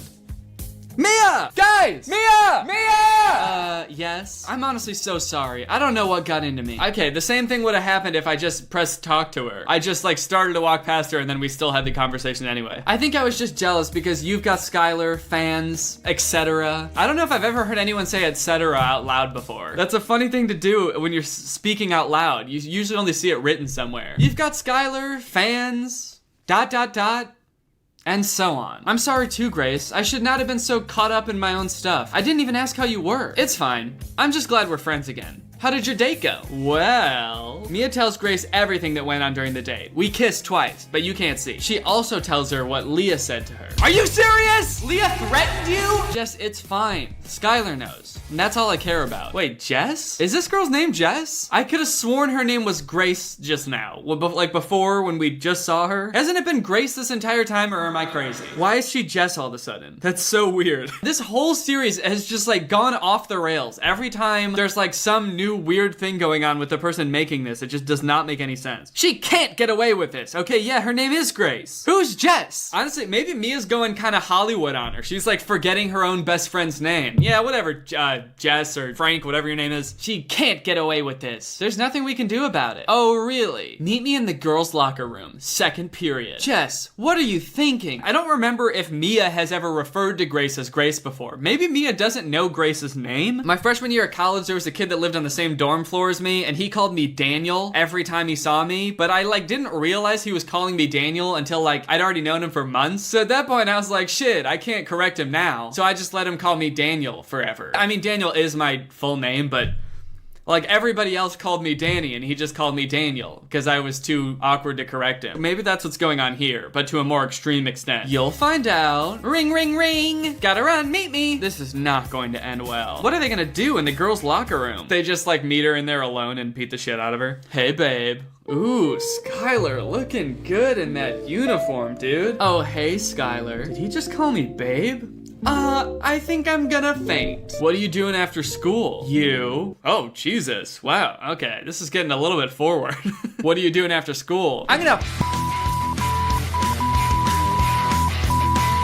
Nothing. Come over. I'll see you at lunch. Skylar leans in and gives me a kiss on the cheek. This time they just went to a black screen. They couldn't even figure out something else to show during this part. Just blackness. The creator of this story is like, okay, now cover your eyes, and they're kissing now. And off he goes. I'm confused. Are we dating? All right, period 2, girls' locker rooms. Let's see what's gonna happen. So, why are we here? Grace holds up a bottle of hair remover? What are we gonna do with that? Oh my God. Whatever this is, I don't know if it's worth it, guys. This might be a crime. Grace, this is terrible. Let's do it. Oh no. It's done. Now hurry, let's go. I wonder what they did. Did they put it in the shampoo or something? And if so, how do they know that only Leah is gonna use the shampoo? A few moments later. You honestly did so terrible today. Oh.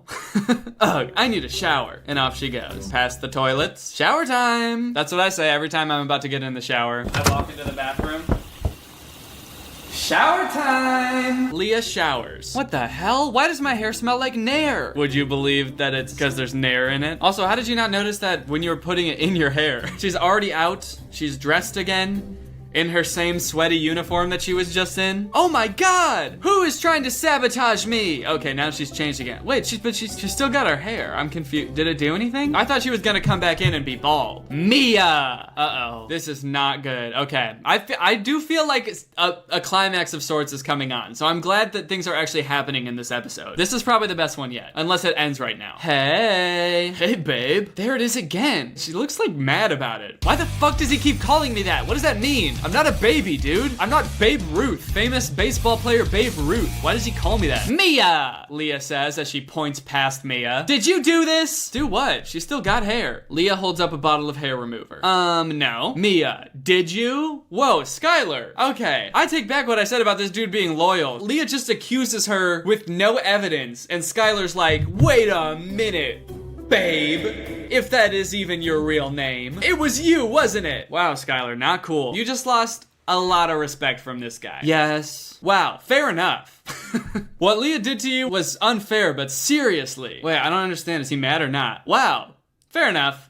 What Leah did to you was unfair. But seriously. Leah is standing there with a smirk on her face. I have to go. I'm sorry, Skylar. She is horrible. Oh, shut up, Leah. Oh, shit. What? I don't understand what Skylar is feeling about all this. Is he mad at us? Is he mad at Leah? Is he just, like, pissed at the world? I just hate everyone now.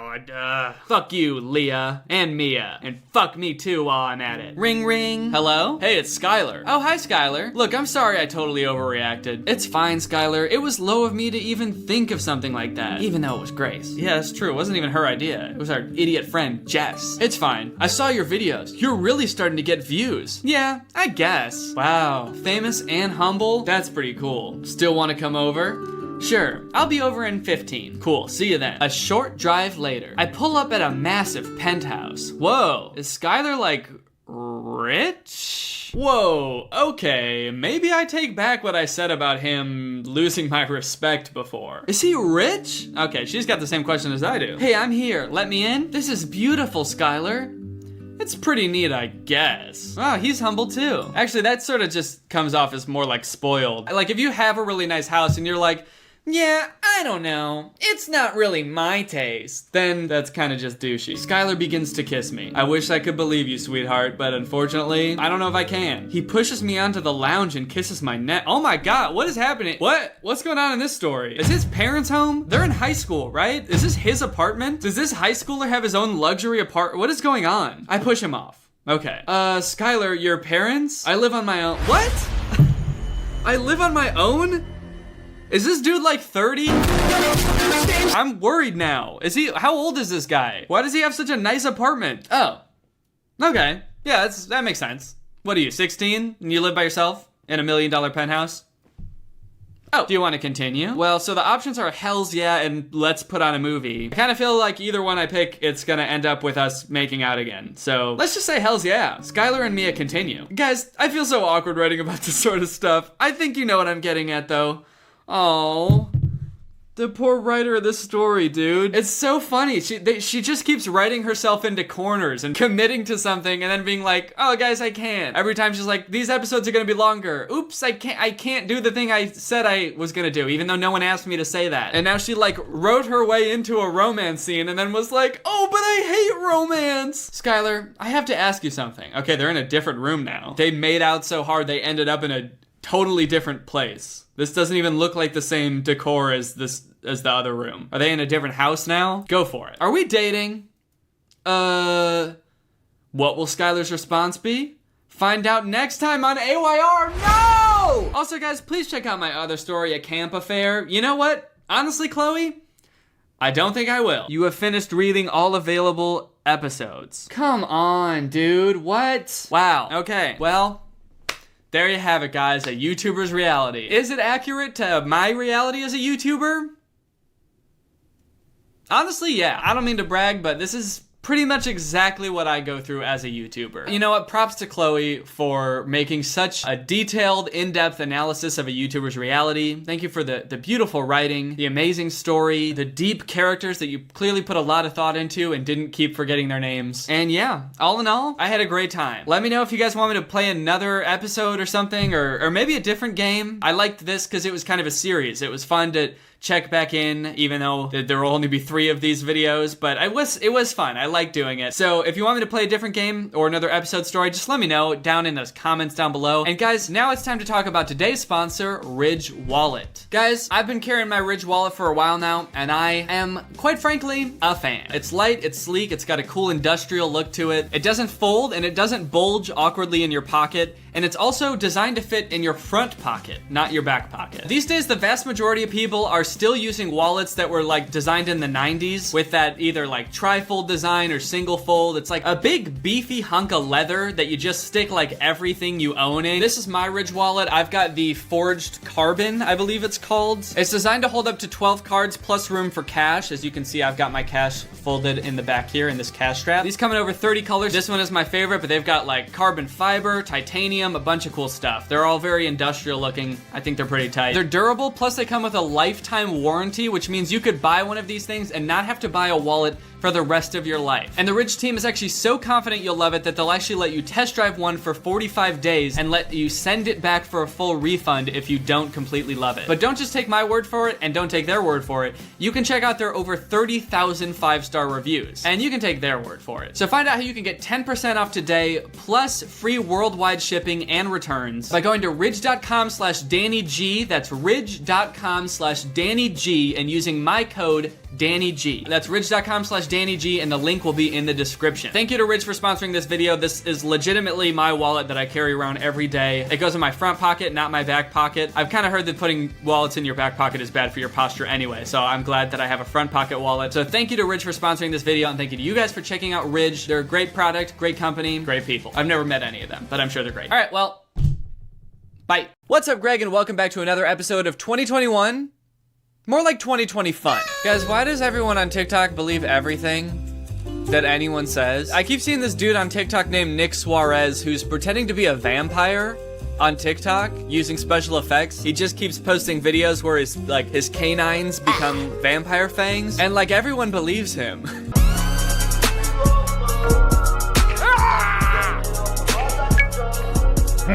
When I first saw this TikTok, I was like, okay, that's a cool effect. And I went to the comments thinking that everybody else would be saying a similar thing, just like, ooh, nice job, cool effect. Or just like thirsting over him because he's a boy and he's not wearing a shirt. Or he is, he's just wearing it wrong. But no, the comments on this were pretty surprising. This could actually be real and I would have no idea. He could actually be a vampire and we wouldn't even know. No, he couldn't. He could not.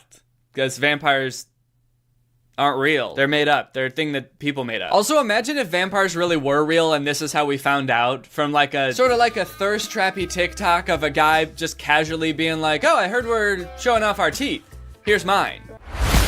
They just had to put this picture in like every history book from now on. Like, so this is when we found out that vampires existed. They've been around for like thousands of years, and we didn't find out until this guy made a TikTok video without his shirt on because he wanted to show off his teeth. And still to this day, it's the only evidence we have of vampires, but like, I mean, you can't dispute this. And he keeps making videos where he does this thing with his teeth, and more people believe him every time. It's so bizarre. Not me actually believing him. Why am I believing him? You're gonna make me believe you. Look, I don't believe this yet, all right? I'm not that stupid. 2 videos of you showing your fangs? I'm not an idiot.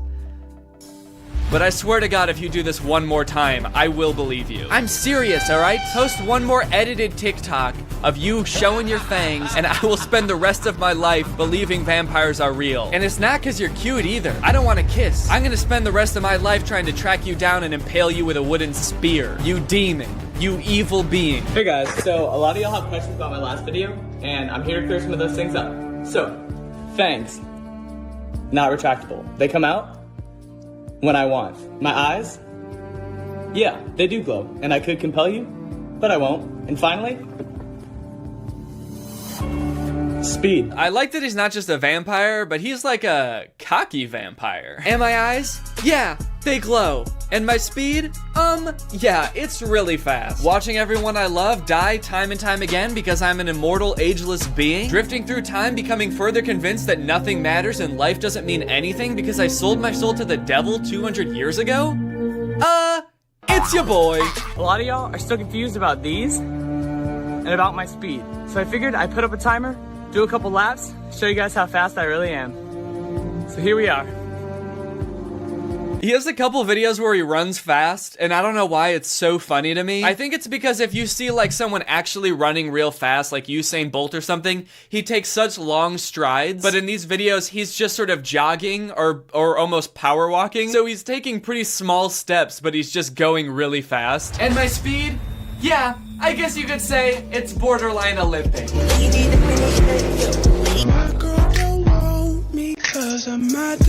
I like to think about what this one would look like without the effect.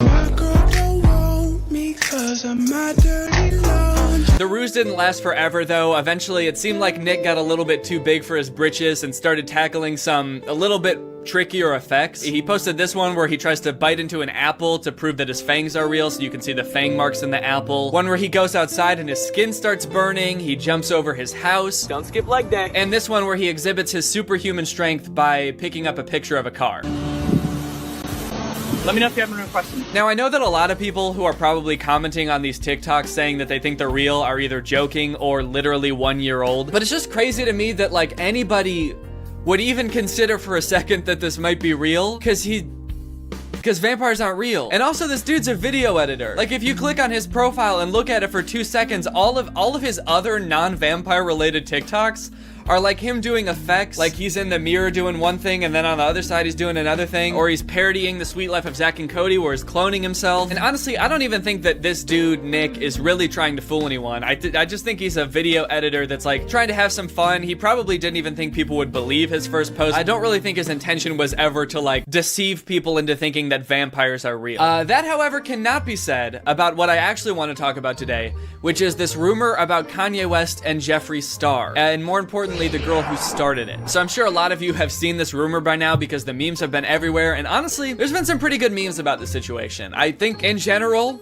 it's pretty funny to imagine that Kanye West is dating Jeffree Star, but if you haven't seen the original TikTok that started this whole thing, here it is. Now that Kim's finally doing this, I feel like I can spill the tea that I've been holding on to for months. This whole divorce comes as no surprise. Kanye's been hooking up with a very famous beauty guru, male beauty guru. A lot of people in the scene have known for a while. So technically in this TikTok, she didn't say it was Jeffree Star, but immediately when people in her comments started guessing Jeffree Star, she started liking only those comments. And after that, oh boy, it spread like wildfire, dude. Everybody was talking about this. Like every TikTok on my For You page was about this. This TikTok currently has 955,000 likes. Kanye West was trending on Twitter. There were drama channels on YouTube talking about it. Even legit news publications were posting about it. And surprisingly, none of them really seemed to stop for a second to like ask, wait, who is this girl?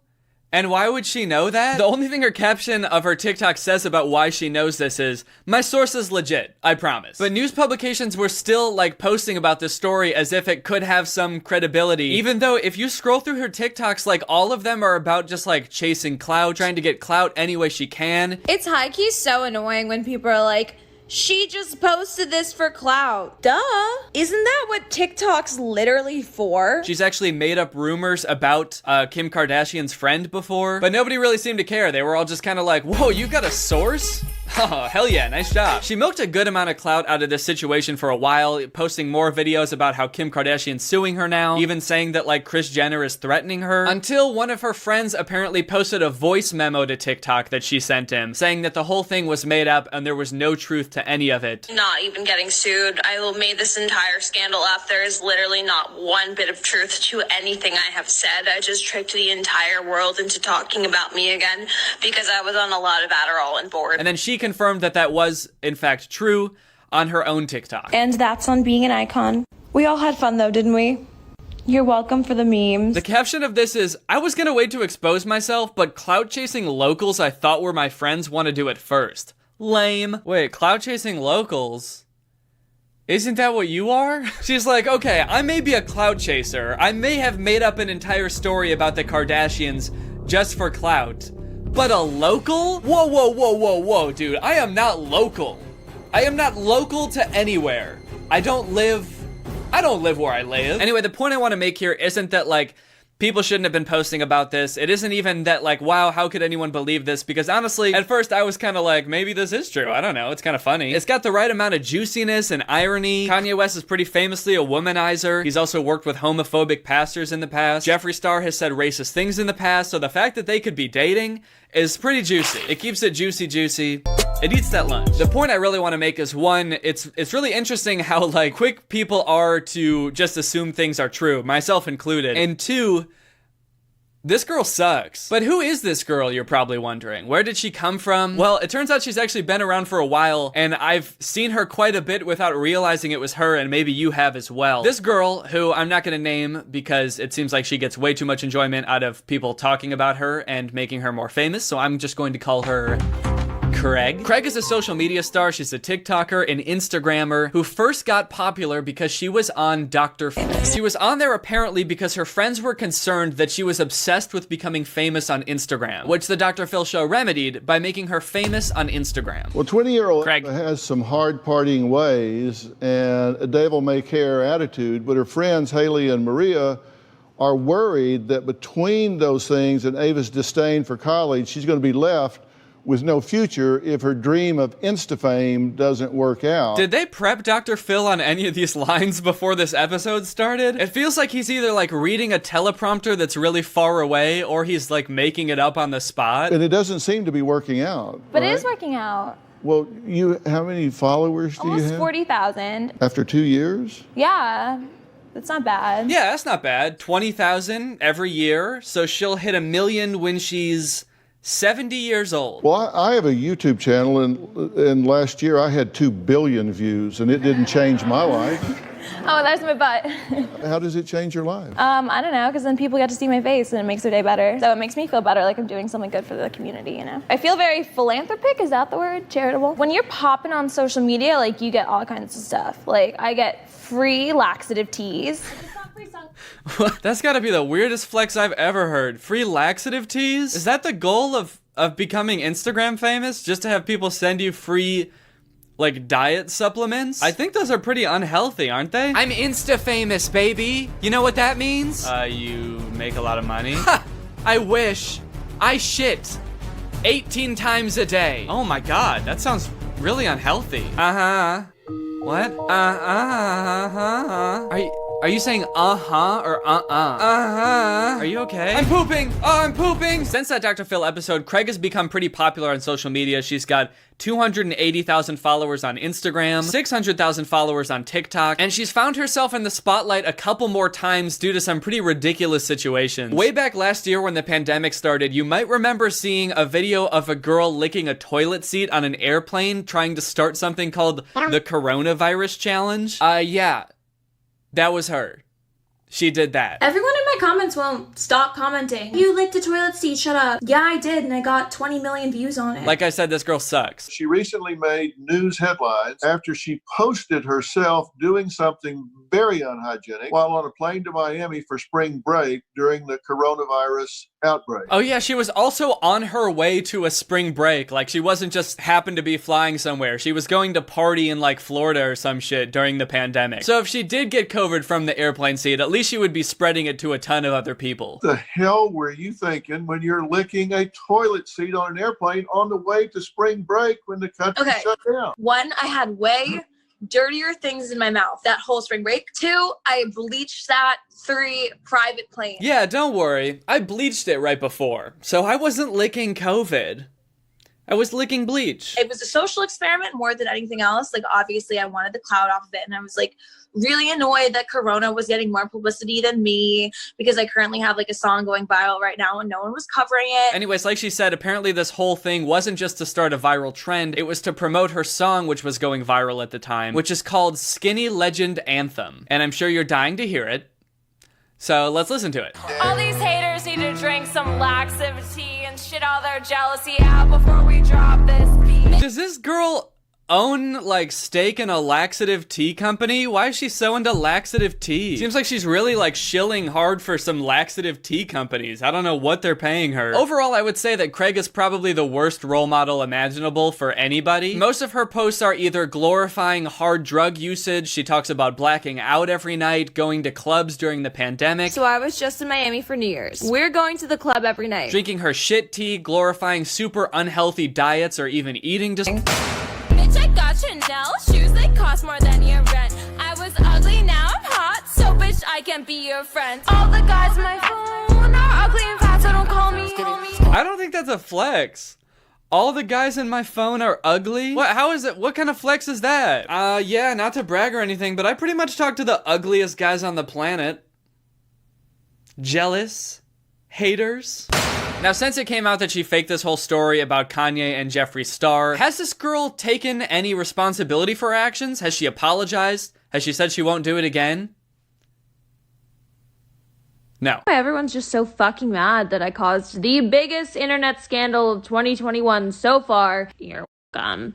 For all the fucking memes that I know you all fucking touched yourselves to. Jeez, calm down, lighten up. Honestly, I don't really care that much about the Kardashians either way, or Kanye at this point. Like, it's kind of hard to feel bad for them when they're like the richest people in the world. But it still just feels like a really shitty thing to do, to just like make up rumors about people. And I don't know, when I see stuff like this, it just makes me feel gross that some people value clout so much that they put it over being like a decent human, or even like that being a decent human isn't even like a thought in some people's head. It's just like, how can I get what I want? People are wondering how I deal with these hate comments. I'm gonna admit something right now. I can't remember the last time I left a hate comment on someone's post. It was probably in high school. And you know why I did it? I was really jealous and really insecure with myself. I can't remember the last time I left a hate comment. I honestly do not remember it at all. But I do remember exactly why I did it and my exact mental state while doing it. The girls I would hate on were either prettier than me, going viral, richer than me, had things I wanted.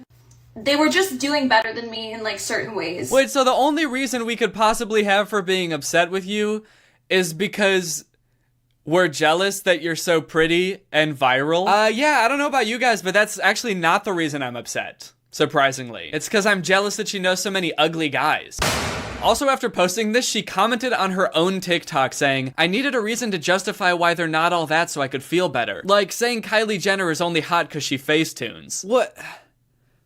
But that's a hate comment. That's a negative thought right there. She gave an example by doing the thing that she said she never does. I never talk shit about anyone, dude. I don't have a negative thing to say about anybody. I would never say, for example, that like, Timothy Chalamet is a little bitch, a skinny little bitch boy, and I'd beat him up if I saw him. I would never say something like that, and anyone who does is honestly pathetic. Anyways, unfortunately for Craig, I think this is going to be sort of a pattern. It's kind of weird because like that one video got like 1 million likes, and she gained like hundreds of thousands of followers on TikTok for it. But then after that, it seemed like her likes on her videos went back down to around like 5,000 likes per video. Because I don't think anyone really like learned who she was from this. I think most people, if you ask them, hey, who is the girl that started this rumor, most people wouldn't even know, even if they've seen the TikTok. So I think it's gonna be pretty easy for her, honestly, to pull another stunt like this, and people will again have forgotten who she is and fall for it again and give her another 15 minutes of clout, basically, which is exactly what she wants. So just be warned, you know? You never know where Craig is gonna show up. She could be behind something else right now. There's lots of stuff going on in the world. If you see this face, be careful.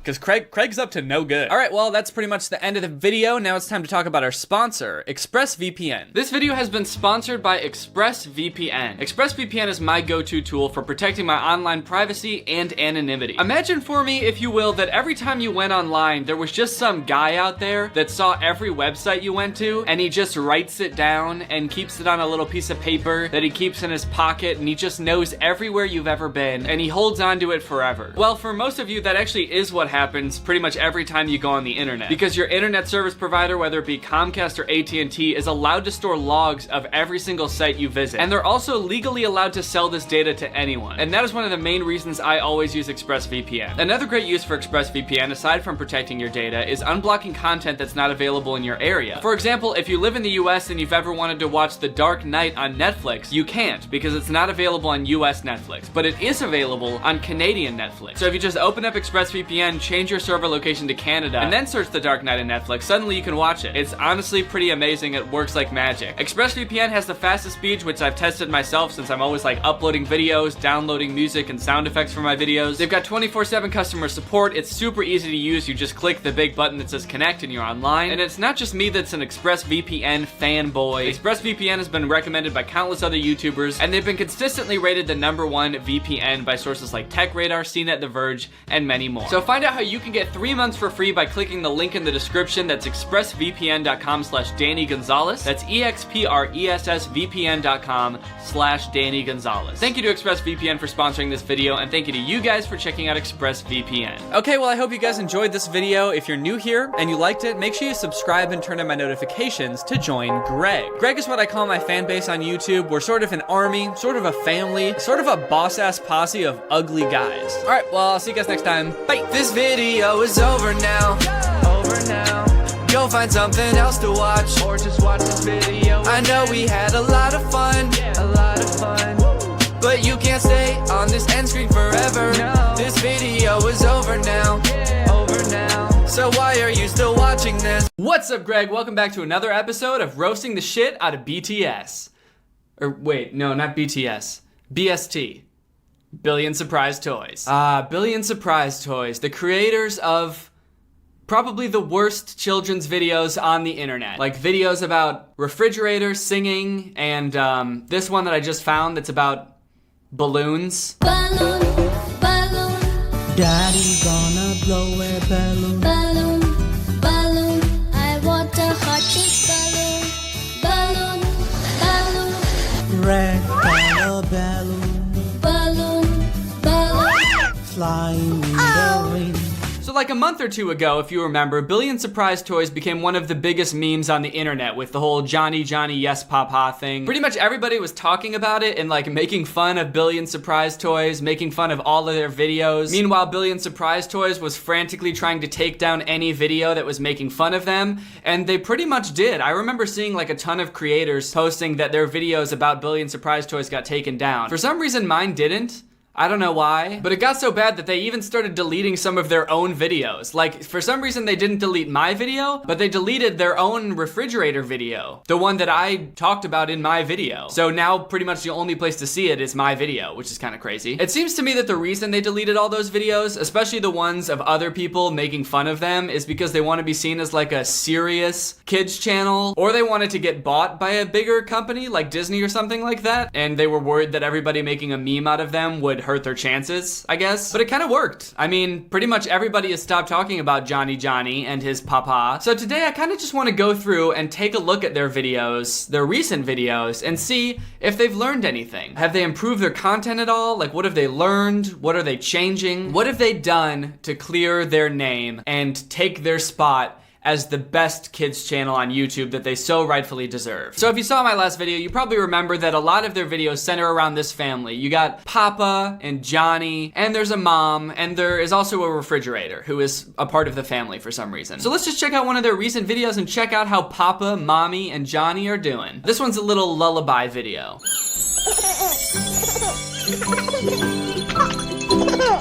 Oh, look at that. Johnny laying in bed with Mommy right next to him. They're both about to fall asleep. Only thing that's missing is Papa. Oh, and here he comes.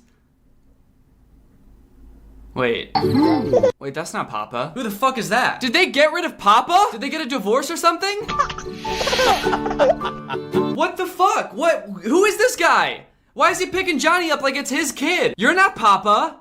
Where's Papa? Rock-a-bye baby on the treetop. If the marriage wasn't going well, I mean, get a divorce, sure, but like, the mom rebounded so fast with this guy. This younger, hotter, clean-shaven, ripped, hot guy. His name's probably Chad or something. He's probably like a rich, successful lawyer or some shit. You're not Papa. Look at those arms. He's jacked. That is really weird though. Why did they replace Papa? I feel like they're trying to get rid of the stigma that they had from the whole Johnny Papa thing. So they replaced the Papa character to try to make you forget all about that, or like make you think that this isn't the same channel or something. But why did they only replace Papa? Like, Johnny's still the same kid, and so is the mom. I guess they got rid of the refrigerator too, but honestly that's probably for the best. I support that. That refrigerator was scary and bad. I can't believe they could do Papa so dirty like that. They did him so dirty. Absolutely dirty. All right, let's just watch a different video. Vegetable song. What, they're gonna sing about vegetables.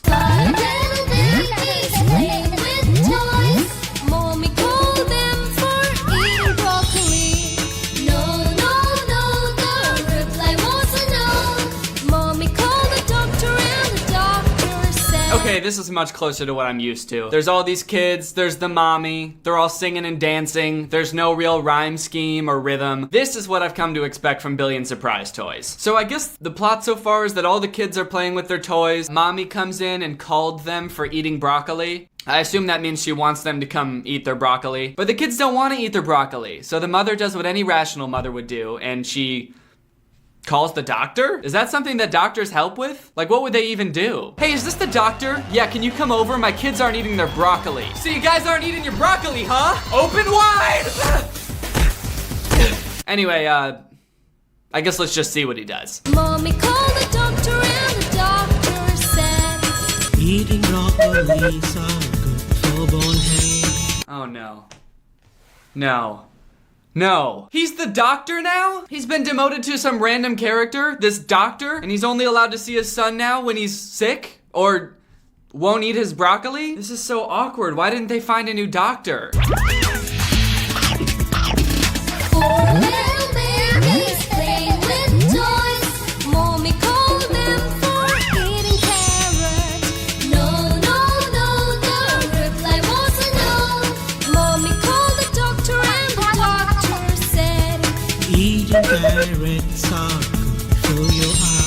Okay, now they won't eat their carrots and she's calling the doctor again. Now it's starting to make sense. Now it's clear why the mom is calling the doctor for these weird minor inconveniences. She misses her ex-husband. I knew she shouldn't have broken up with him. For Chad. Remember when he and Johnny used to dance together? He was a good guy. Not like this dude. Chad. Step Papa. That's all you'll ever be. Step Papa. Okay, you know what? Actually, I don't know Step Papa. Let's give him the benefit of the doubt and see if he's like really a good guy. Maybe he's better for Mommy. Let's watch another song and see what else has changed. Maybe they've fixed something else, like, I don't know, learned English. Okay, this one's called Indoor Playground Song. Come kids, let's have a lot of fun. Come kids, let's have a lot of fun. Hey mom, I found a slide here. Hey mom, I found a slide here. Come Johnny, just slide and come. Come Johnny, just slide and come. Just slide and come. That's the dream. Okay, I mean, it looks like they're having fun. Look at them, they're all playing in the ball pit. At least it seems like Step Papa's jumping right into the position of being a dad, and he's really caring for Johnny and Mommy. They're sliding and coming, they're having a great time. They still don't know English though. Come dad and mom, let's together slide. Come dad and mom, let's together slide. Come dad and mom, let's together slide. They did the same shit in the last video. Remember? Together bath? Let's together bath. Hey mom, I found a bouncer here. Hey mom, I found a bouncer here.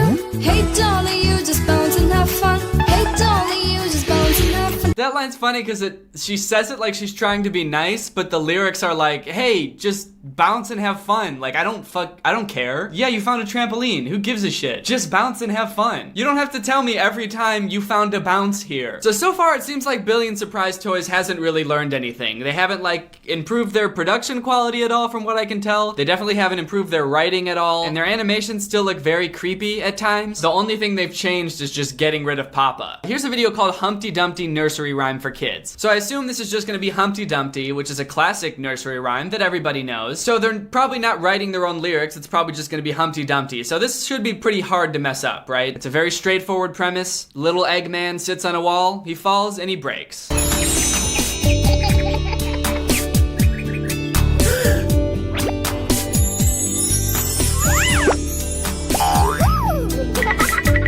So it starts off with Johnny and his family going to visit this castle, and right out front when they're entering the castle, they see this statue of an Eggman. It's probably a statue of the giant Eggman who used to rule the castle, and with Johnny's touch, he springs to life and runs off to play with the little babies. All he needed was a child's touch to feel alive, which sounds creepy, but also is creepy.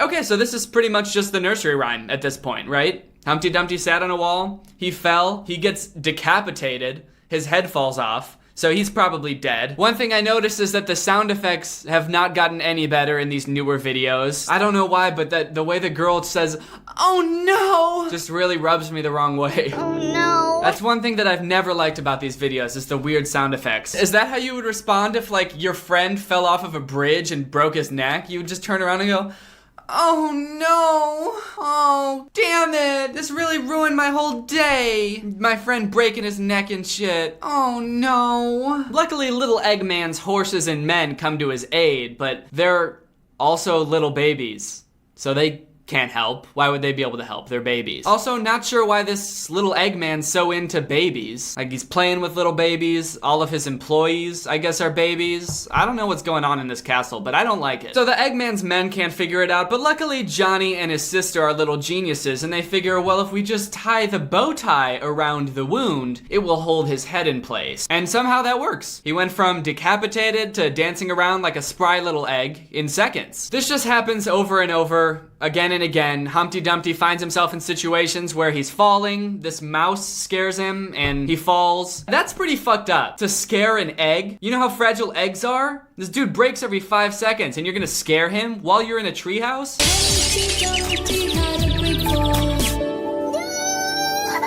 To be fair, it does seem like he immediately regrets it though, because he screams, "No!" That mouse seems legitimately traumatized by what she's done. Dude, if I was Humpty Dumpty, I would be pissed in this situation. I'd be like, I was a perfectly frozen statue. Nothing could hurt me. I was basically in a coma. But then you kids had to come and touch me, and now I can't go 2 seconds without falling off a wall and shattering into pieces. Do you have any idea how hard it is to be an egg? No, you've never been an egg in your life. Next time I shatter, can you just let me die? Don't get the horses and the men. Don't get the rabbit or the mouse. Just let me die, please. He falls again. This time the parents set him up on the wall and he falls.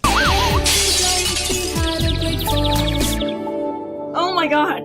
Actually, you know what? I think they might have improved on the sound effects a little bit. They're growing on me. I think I like them. You can just feel like genuine horror in their voices. Oh my god. Like the next time Step Pop is gonna be like, "Oh, fuck, dude, oh no." You know what? What is Humpty Dumpty even supposed to be about? That's the whole nursery rhyme, right? Is there like another verse that helps explain what's going on or something? Nope. It's just that. That's the whole thing. You know what? Actually, this nursery rhyme is kind of perfect for Billion Surprise Toys. I think they should stick to weird nursery rhymes like this. It's super weird. It doesn't really make any sense. There's not any moral from what I can tell. Like, what would the moral be? Don't be an egg? Or if you are a little Eggman, just Don't sit on walls. Well, to be honest, guys, I feel like I just can't really get behind Billion Surprise Toys anymore. They haven't really learned from their mistakes. They're still making the same weird shit just without Papa. I mean, he was such a popular character in meme culture. I feel like it's a huge wasted opportunity for them to not be using him still. They did him dirty. They did him extremely dirty. I feel like Papa at least needs some sort of send-off, like a goodbye song. And luckily with iPhones, now you can make little animated characters. They're called like memojis or something, and you can customize exactly what they look like. So I made Papa a little farewell song. I think it's only fair that he gets a nice little send-off, and Billion Surprise Toys obviously isn't gonna do it, so here you go, Papa. This one's for you.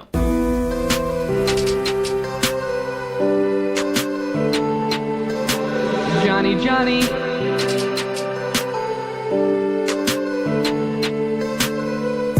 I thought you were my real ride or die.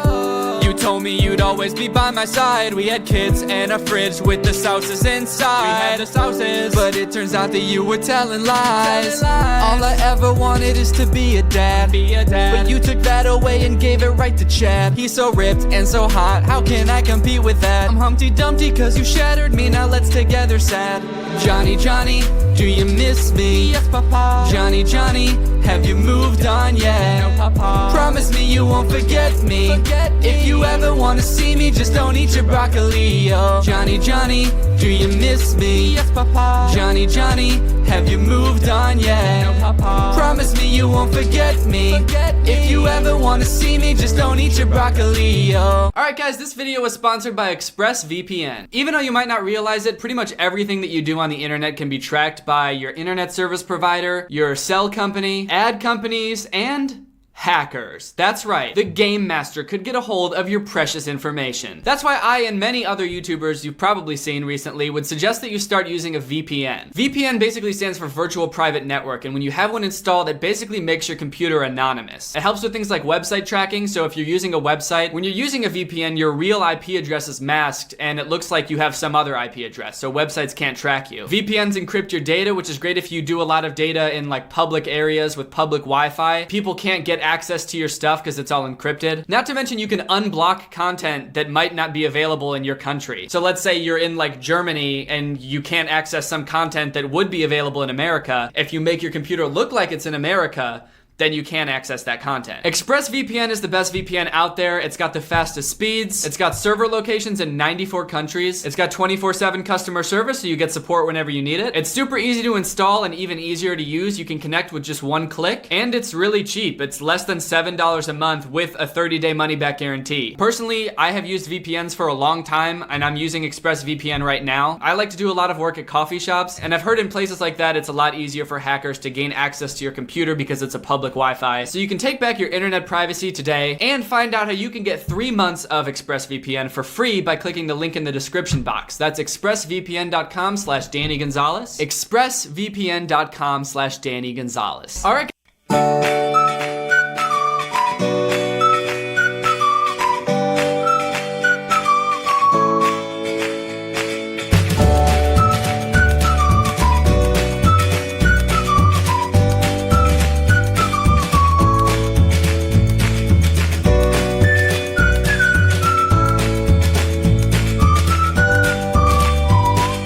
Okay. Do you want to try to do the intro? Yeah. Okay. What's up, Greg? Welcome back to another episode of How to Watch a YouTube Video. This is my guest, Ryan Trahan. He's here today to help me make a video about WikiHow articles. So a lot of you guys have probably seen the last video I made on WikiHow articles. Yeah. WikiHow is like the weirdest place on the internet to learn how to do anything. That should be their slogan. The weirdest place on the internet to learn how to do literally absolutely anything. Anything. Things that you would need to know in a pinch, things that you would need to know once in a lifetime, things that you would never need to know ever. Everything is captured in one site. I literally don't understand why any of these are articles. Like, completely just baffles me. Okay, this one I really like because I just like the thought of somebody doing this. This one is called How to Pretend to Have Ice Powers. After watching Frozen, many people want to be like Elsa and have her ice powers. Of course. Fortunately, you can actually have those powers, even if you weren't born with them. Woo! So this is a bold promise, right? This is a bold promise. It's not just saying, fortunately, you can pretend to have those powers. It's saying, fortunately, you can actually have Ice powers. You can have them. They're out there, and you can have them. It just takes a lot of practice, work, and education. The most important part, education. Jesus, you need a doctorate for this shit. So this is a real article that's on WikiHow. It has 99,000 views, and it has a 3-star rating, which means for some people this works. Kinda works, yeah. For a little over half. The first step is learn about ice and snow. The most important basic element of having ice powers. I would say this is starting a little bit, like, I would like a lot of background information. This is starting a little bit too far back. Everyone already knows what ice and snow is. We have an understanding of what this is. Every person who has ice powers has to know about the ice and snow and wintertime. When is winter anyway?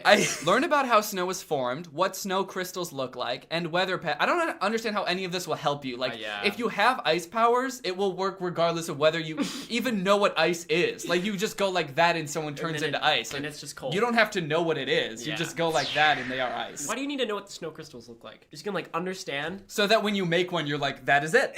That is what I was going for, actually. Okay. Read stories about winter magic. When are we gonna get to making ice? What? This is just a bunch of reading. Yeah, it wants me to read The Snow Queen by Hans Christian Andersen. The Snow Queen in this story has ice powers, and you could learn a lot from her. Like how to do ice powers? Or maybe just like her hair. Maybe it's all about like the way you dress. I feel like I'm in piano classes and I want to learn for release and the teacher's just teaching me scales right now. And I'm like, when do I get to do the cool shit? But honestly, this seems like it has nothing to do with what I want to learn. I think this is just someone that owns a lot of like ice-themed products. Like watch movies and TV shows where people have ice powers. Wait, this article was written by Disney and Hans Christian Andersen. I'm trying to get more people to buy his book. People really want these ice powers that I made up. Yeah. Watch movies and TV shows where people have ice powers. Dude, I promise that's not gonna help. Everyone has done that already. Ice powers are supernatural powers. Watching a TV show is not, like, watching the Avengers is not going to make you the Hulk. What if like at like 1 hour and 36 minutes, all of a sudden you're like... You like reach for the remote and it freezes? What's going on? Holy shit! You watch it 20 times and it finally happens. You're like, they were right. I read the book and I watched the movie and now I'm Elsa. Here. It's like pour out ice. But then it becomes a curse and everything you start touching becomes ice. And That's you're a like, nightmare. What have I done? They need to make an article on how to stop. How to get rid of your ice powers. Yeah. Getting the look. No. Add a little bit of white in your hair. Or if you're old, you can already do it. Yeah. You can already have these ice powers. Yeah, you might have ice. Wait, does that mean that all old people have ice powers? And we just don't know about it? If you add a little bit of white to your hair, you'll have ice powers. But if your hair's totally gray, you're a snow wizard. You are Elsa. Although bleaching your whole head is a viable option, it's not necessary and could easily go wrong. Absolutely. Could easily go wrong. Easily. You might turn into an evil ice witch if you bleach your entire head. Or maybe you turn into something completely different. Like fire. Like a fire witch. Like as you start to bleach it, like you start freezing things and then it fully bleaches and you just like turn into a full snowman. You're a snowman. Completely frozen. This is not what I wanted. Accessorize. I feel like these are all things you would do after you have ice powers. Yeah. These are not before things. Like the ice powers comes first and then you can start dressing like the ice queen that you are. Yeah, like Spider-Man didn't have his suit before he even knew he was like can sling webs. He gets bit by the spider and he's like, this is perfect. I already have the suit. I made this in preparation. You know, they always told me, be prepared. Absolutely. I read the article and it said, make a Spider-Man suit. Accessorize. Accessorize. And now I'm ready. Okay, so this is when it's going to tell us how to actually pretend to have ice powers. I am excited. First thing you want to do, pretend to be practicing your powers. This person has their hands completely submerged in ice water. This does not seem like pleasant at all. So just basically get pneumonia is the step. Just maybe hold your hand straight out at the faucet or cup of water or something when you know someone's about to walk in. Pretend to concentrate on what you're freezing. At first, pretend that you don't see the person there. Then say something like, it won't work, or why can't I freeze this? And then stare at the person in a shocked and slightly alarmed expression. Maybe tell them not to mention this to any living soul, and then quickly walk out of there and into your room before they can ask any questions. What is going on? That was the most detailed step I think I've ever seen on WikiHow, and it was like so anecdotal. I feel like this person who wrote this is doing this and trying to seek approval. I know, and it starts off so nonchalant, like they're trying to almost make it seem like they're not suggesting this, or like they don't have it planned out. But then like they start out just maybe hold your hand straight out at the faucet or cup of water or something. Like they're trying to act like they don't know how to do this, but then as it goes more in depth, it gets so specific. Like say things like it won't work, or why can't this freeze, and then stare at them shocked, and then go off off into your room. Slightly alarmed expression. Also, what a creepy thing to do. That's- Imagine walking into a room where someone's got their whole... Imagine walking into someone and they're totally submerged in a... Ice water. Like a bath of ice. And they go, it's not working! And then they look at you. And then they like, Mom? Prance off into their room. Are you okay, Mom? Mid-conversation. Snow. The step is dip your hands into a cup of freezing cold water or under cold water. This way, when someone grabs your hands, they will feel cold. They may ask you why. Just say something like, oh, no reason at all, and walk away. They include like the stutters and like trying to understand what they're saying. So what is this picture? That has nothing to do with that step. Everyone's smiling. This woman just said, snow. Snow. So this whole thing isn't so much teaching you how to pretend to have ice powers. It's teaching you how to pretend like you have ice powers and you don't want anyone to know. You couldn't possibly pretend to have ice powers because that would require you to be able to freeze things. Yeah. But if you're pretending you have ice powers but you don't want anyone to know, then you don't actually have to ever display any ability. Any so supernatural. This is kind of genius in a way. Yeah, it kind of is. I'm starting to believe it. Number 7, glance at your hands when you watch a movie where someone has ice powers. Make sure people notice, but don't look at them too often during the movie. Otherwise, they will know you're trying too hard and ignore you the rest of the movie. This guy in the picture is like, bro. Yeah. Do you have ice powers? Wait. So this is like telling you to lure people to hang out with you while you watch Frozen or something. Yeah. And the entire, or when Elsa has ice powers for the first time, just... This is like the most manipulative article. It is. I'm so confused. So we read the whole article. Do you feel like you have what it takes? I definitely think that I could either A, make people very concerned about me, but not for any particular reason. Because I don't think they would connect everything. No way. I think they would probably just think, Danny's been acting really fucking weird lately. It's kind of off the rails. I think he might be sick. Or I will just get pneumonia. Yeah. Because dipping my hands in cold water all the time, standing outside in the snow like it's nothing, like, it might seem like nothing, but it is not nothing. It is not. You're just pretending that it doesn't absolutely hurt. Like, completely. Yeah. Step number 9, act like your frostbite doesn't bother you. I'm fine, guys. I feel like if I were to try this, it would be like a lifelong time investment for no reason. Like, this is an everyday thing that you have to apply yourself and try to get people to believe that you have these powers that you don't have. I guess the goal is to get people to confront you about it. Like, all right, I'll ask, what the fuck are you doing with this whole like cold thing? And then you get to be like, I didn't want to have to tell you this, but something happened last winter when I met an old witch. Well, do you want to show me? Whoa, I'm back to normal. I feel warm again. They just went away suddenly. It lifted the curse. You asking to see my ice powers lifted the curse. That's a great way to get out of it. Yeah. I remember the witch saying, the curse will be lifted if anyone ever asks to see my ice powers. How to act like you're possessed. Why? Whether you want to pretend to be possessed as part of a Halloween costume, of course. That's reasonable. That is reasonable. Or you simply want to pull a disturbing prank on your friends and family. Not less as reasonable. I'm just so intrigued. That wasn't a very good reason to want to act like this way. It's like, okay, so this has 150,000 views. The other one had like 99,000 or something like that. Who is reading these articles? Just get a hobby. Like, go bowling. These are only for people who have gone through every other WikiHow article of like different ways to have fun, and they're like, been there, done that. I learned how to bowl. I learned how to arts and crafts. Now what do I do? I mean, the very first step is like, it's not fun. Become withdrawn, quiet, and defensive. See, that's what I'm saying. This is like a complete dedication of your life. Like, you can't have a job with these things. Because if you're trying to be cold and you're like at work, like you're gonna get fired. Like, this is a complete investment of your entire life. One of the most telltale signs of a demonic possession is a sudden change in personality. A usually happy and social person might become quiet and withdrawn, followed by negativity and hostility. So basically, be a dick. Yeah. Just start being a dick to people. Absolute dickhead. And that'll work. And now you're possessed. Yeah, as far as anyone else knows. Develop sudden and violent verbal outbursts. Jesus. Dude, what is this? Like, what are you doing? There's something funny about this picture. Like, it seems like he's only half mad. Like, he's not quite into it all the way. Or just, like, something about the way he's pointing like this. He's just kind of like... He's, like, trying to be discreet about it. Hey, knock it off! Oh my god, you're possessed! But the other person's terrifying. Almost to the point where it looks like they went back so hard that their spine snapped. Hey! Next one is actually concerning. Oh. Keep a blank, exhausted look on your face.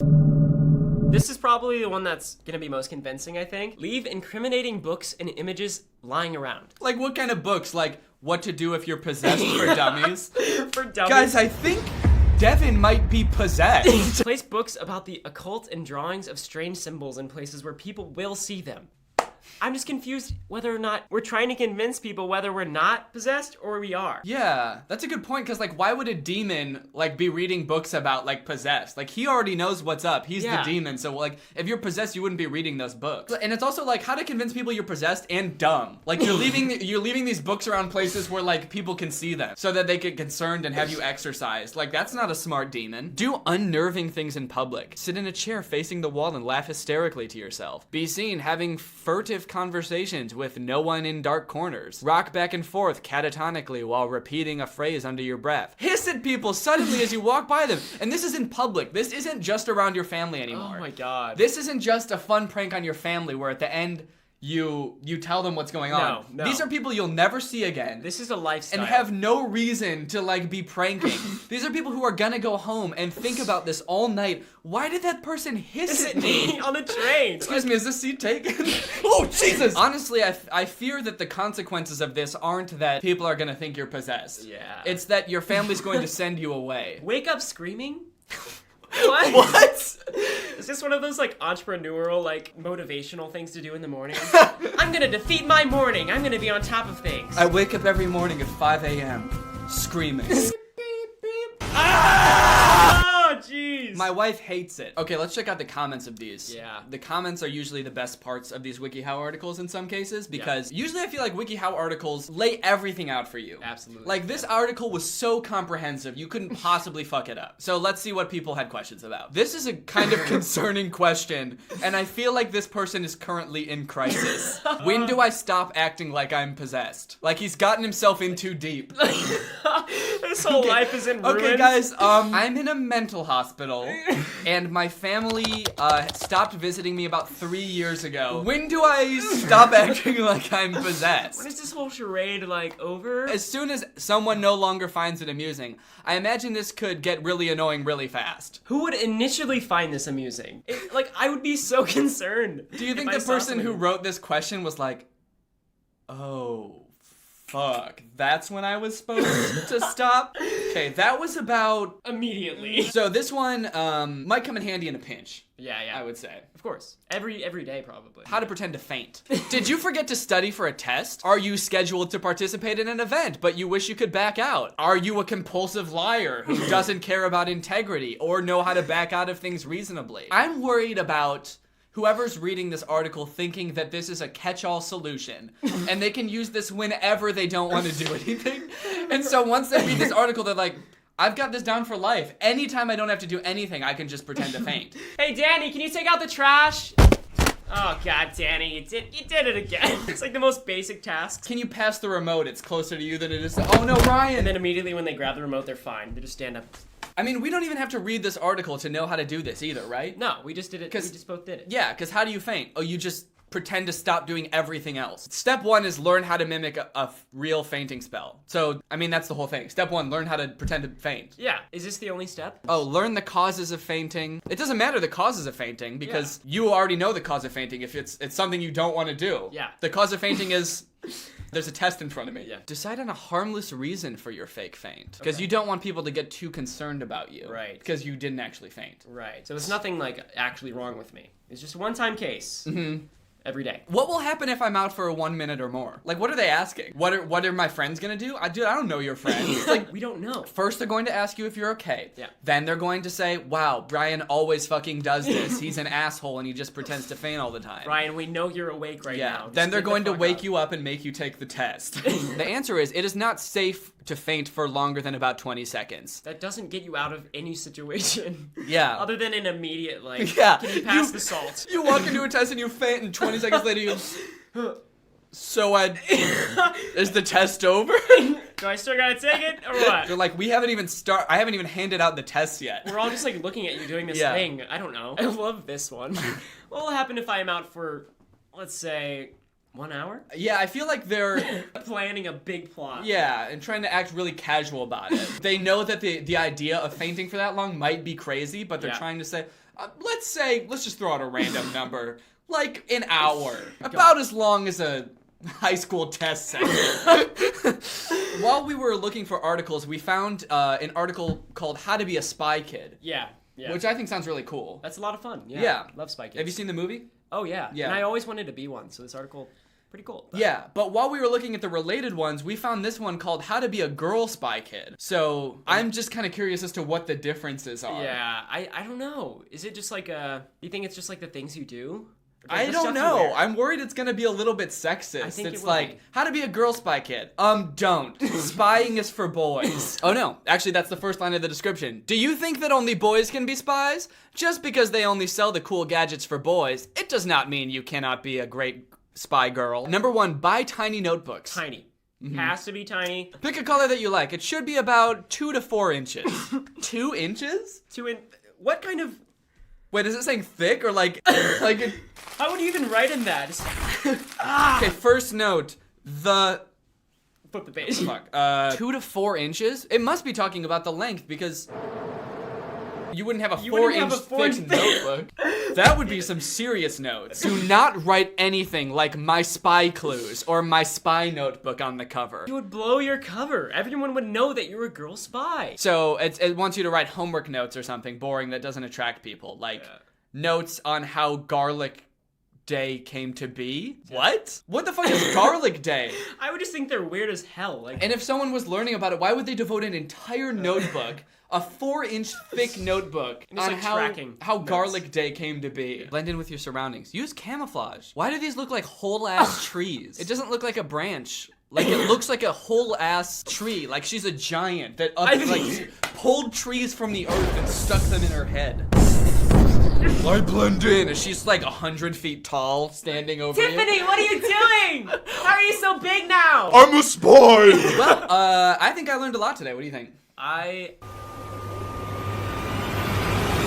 Ryan! Not again! Alright, well, I think it's safe to say we're coming out of this video a lot smarter than when we started. That's right. I hope you guys enjoyed this video. Check out Ryan's channel. We did a video for his channel as well. I'll link to it in the description. It's pretty funny. If you like this video, make sure you subscribe and turn on my notifications to join Greg. I'll see you guys next time with a really interesting video where I cut off my dad's hands. Bye! What's up, Greg? It's me, Danny, back with another episode of Give Me Money. Give me lots and lots of money. So this video started after I made my 2 videos about Paul Zimmer. A couple people messaged me because there was a hashtag that was trending on Musical.ly. It was a hashtag ban Paul Zimmer. And basically people were upset because 1, he was doing that shit where he would dance with his shirt off and people thought that was inappropriate. But the other thing he was doing was apparently scamming kids on Lively. If you don't know what Lively is, it's an app that's run by Musical.ly. It's like Musical.ly's sister app, basically, where you can do live streams. A lot of Musical.ly stars are just like constantly on it live streaming. So I decided to check it out. I was just wondering how Paul Zimmer could be like scamming kids on a live streaming app. Was he running some sort of Ponzi scheme? Is it like a pyramid scheme? But basically what he was doing and what actually I realized everybody on this entire app is doing is literally just live streaming and begging their fans, which are usually young kids, to pay them through these gifts that are in the Musical.ly app. Obviously it's kids, so it's their parents' credit card that they're using, but it's all like in-app purchases and stuff. All they do in their live streams is just beg for likes and for money. So I decided what I'm gonna do is I'm gonna go undercover. I'm gonna create a fake Musical.ly account. I'm gonna follow some of the top people on Musical.ly and go into some of their live streams and just see what they're like. So I'm just gonna go ahead and set up an account here. I need to come up with a good name like Greg, and then a good username. I'm truly Greg. And now I can go into Lively. You can go to the leaderboard, which basically shows all of the people who got the most likes yesterday. So I'm just gonna follow all the people on top of there. Okay, so it looks like Jesse Underhill is live. I've heard a little bit about him. I saw that he was on the leaderboard. He was like the 1st or 2nd most popular person on the app yesterday. So this should be pretty indicative of what the Lively app is like. If this is the person who's on top, then this is probably the standard for what we can expect from Lively. So let's go ahead and check it out. Thank you so much. Everyone go follow her right now. Everyone tap the screen hard. Okay, so he's telling everyone to tap the screen really hard. I'm pretty sure because every time you tap the screen, it gives another like to the broadcast. And these people get higher up on the leaderboard the more likes they have. So right when I pop into the live stream, he's just literally begging for likes and telling people tap the screen as fast as you can. so that I can get more likes. Who wants a BFF? Hey, Kaylee, who wants a BFF? Hey, I ain't fired checker since K1. Is that babe? Yeah. Helpful Greece. What's up, Greece? Someone said hi from Greece and he just said, what's up, Greece? I'm not sure if he thinks that person's name is Greece or if he's actually saying hi to the entire country, thinking that that person's Musical.ly account is the entire country of Greece. Okay, guys, are you ready? 10 seconds. I want 60K. Okay, so now he's saying, I'm gonna count 10 seconds and we have to hit 60K, which he means likes, 60K likes, by the time I get to 10 seconds. Now instead of just saying, tap the screen as much as you can, he's giving them a goal. He's being like, all right, listen up. You weren't tapping the screen enough before. I'm going to count to 10, and we better be to 60,000 when I get there. Okay, ready? I'm gonna count 10. Everyone say yes. Hey, what's up? We're to text at 60K, okay? Hi, Tala. Okay, he keeps getting distracted. He hasn't started counting yet. Just start counting. 10 seconds. Do I have to be? No. Ask at 60K. 10 seconds. You ready, guys? 10. Everyone just do it together. Thank you for the love, bang. Oh my god, dude, just count. Come on. Let's go. Drop a face if you want a reaction. 9 seconds. Go. Ready? 8. These are the longest seconds ever. This doesn't count. It's not impressive if you get to 60,000 in 10 seconds if every second is 10 seconds long. Okay, go. Keep going, keep going. 7 seconds. I have to tell people what is up. Hey guys, I'm live right now doing reactions and rates. If you want to rate... He stopped counting to make a Musical.ly. He's making a Musical.ly right now. Your reaction, go to tournament notifications, like 30 Musical.lys, all from yesterday and the day before and today. By the way, if you send one face, you get a reaction. He's making a Musical.ly advertising his live stream. Hey guys, I have to pause my live stream to make a Musical.ly advertising this live stream, where instead of doing my live stream, I'm making Musical.lys advertising this live stream. This is getting way too meta. Okay, well, I think he completely gave up on counting. Maybe it's because he could tell that he wasn't going to reach his goal of 60,000 likes in 10 seconds. But yeah, he just gave up on count. Maybe he forgot. I don't know. 5,000, you get a shout out. 2 drama queens gets a duet. 3 drama queens get a duet on Lively. Okay, so in this Musical.ly that he's making right now, it sounds like he's saying that if you send a certain amount of drama queens or something, you get a duet. I think the drama queens on this app are the gifts that you can send. There's a gift called a drama queen, and you spend a certain amount of real life money to be able to send him that. So right now he's making a Musical.ly saying, hey, come into my live stream. If you pay me a certain amount of money, I'll do a duet with you. And so in the middle of the screen here, when people are sending like this panda and this, yeah, these pandas and stuff, those are all gifts. So every time you see one of those, that's somebody sending him a gift that they paid for with real money. They're paying him when literally all we've seen him do so far is just ask for likes. Like, what is the criteria for following someone on this app? Are they just like, I really like how Jesse Underhill asks for likes. He does it in a really creative and unique way, and so I'm going to send him all my money. Hey, go. Everyone tap screen art. 10 seconds, 60K. Figure Italian hand. Let's go. No more commenting. Say okay.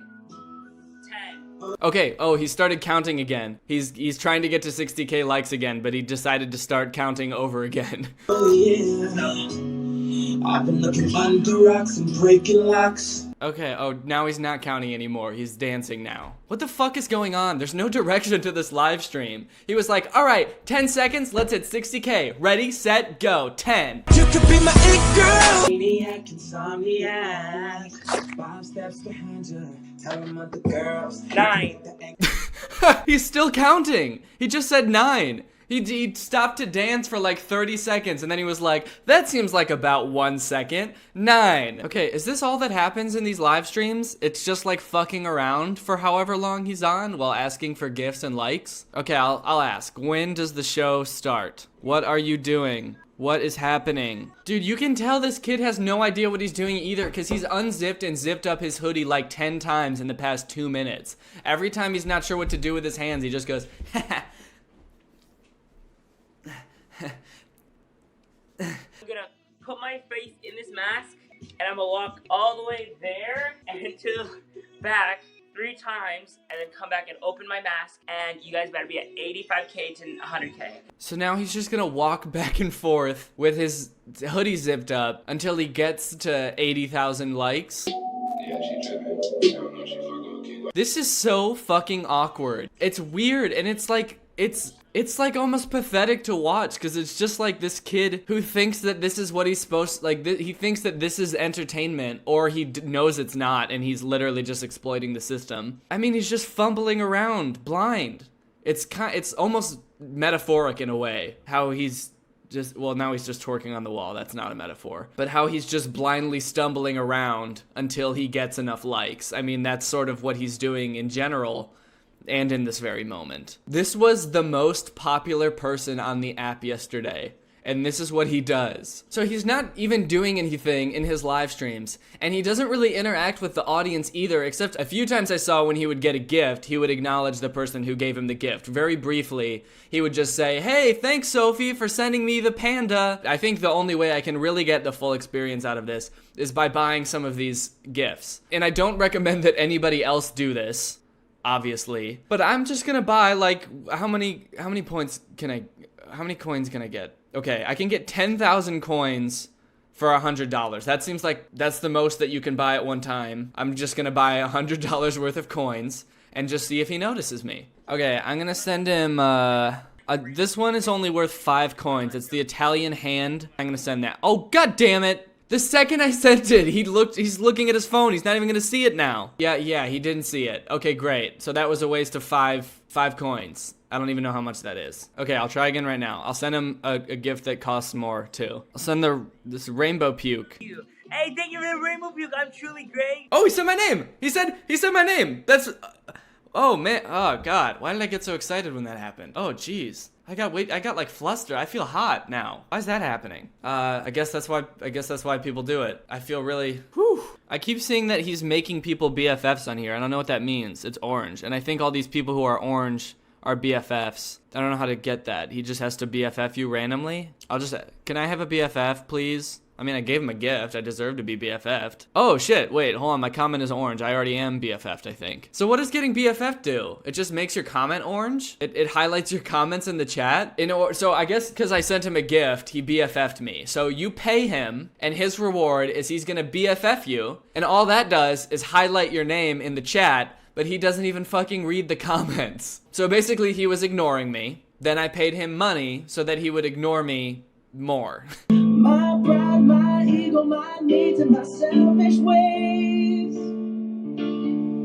caused a good, strong woman like you to walk out my life. Now he's just lip syncing Bruno Mars. This is great. This is just like seeing Bruno Mars in concert, and this is free. I guess it's just like seeing Bruno in concert, except he's constantly begging for money and likes, and he's not actually singing. And he walks around with his hoodie zipped up. So if Bruno Mars did all those things, then this would basically be like seeing a Bruno Mars concert. I've been down some more, you look like God to me. Jesus, now he's lip syncing an acoustic Drake cover. All right, let's be done with this kid. Okay, that was really lame, obviously. But this kid is like the top of the app. This kid is like one of the biggest people on there. This can't be the only thing he does, right? What does he usually do? Let's see if we can look him up. Jesse Underhill, Lively. Jesse Underhill grinds. Jesse Underhill grinding.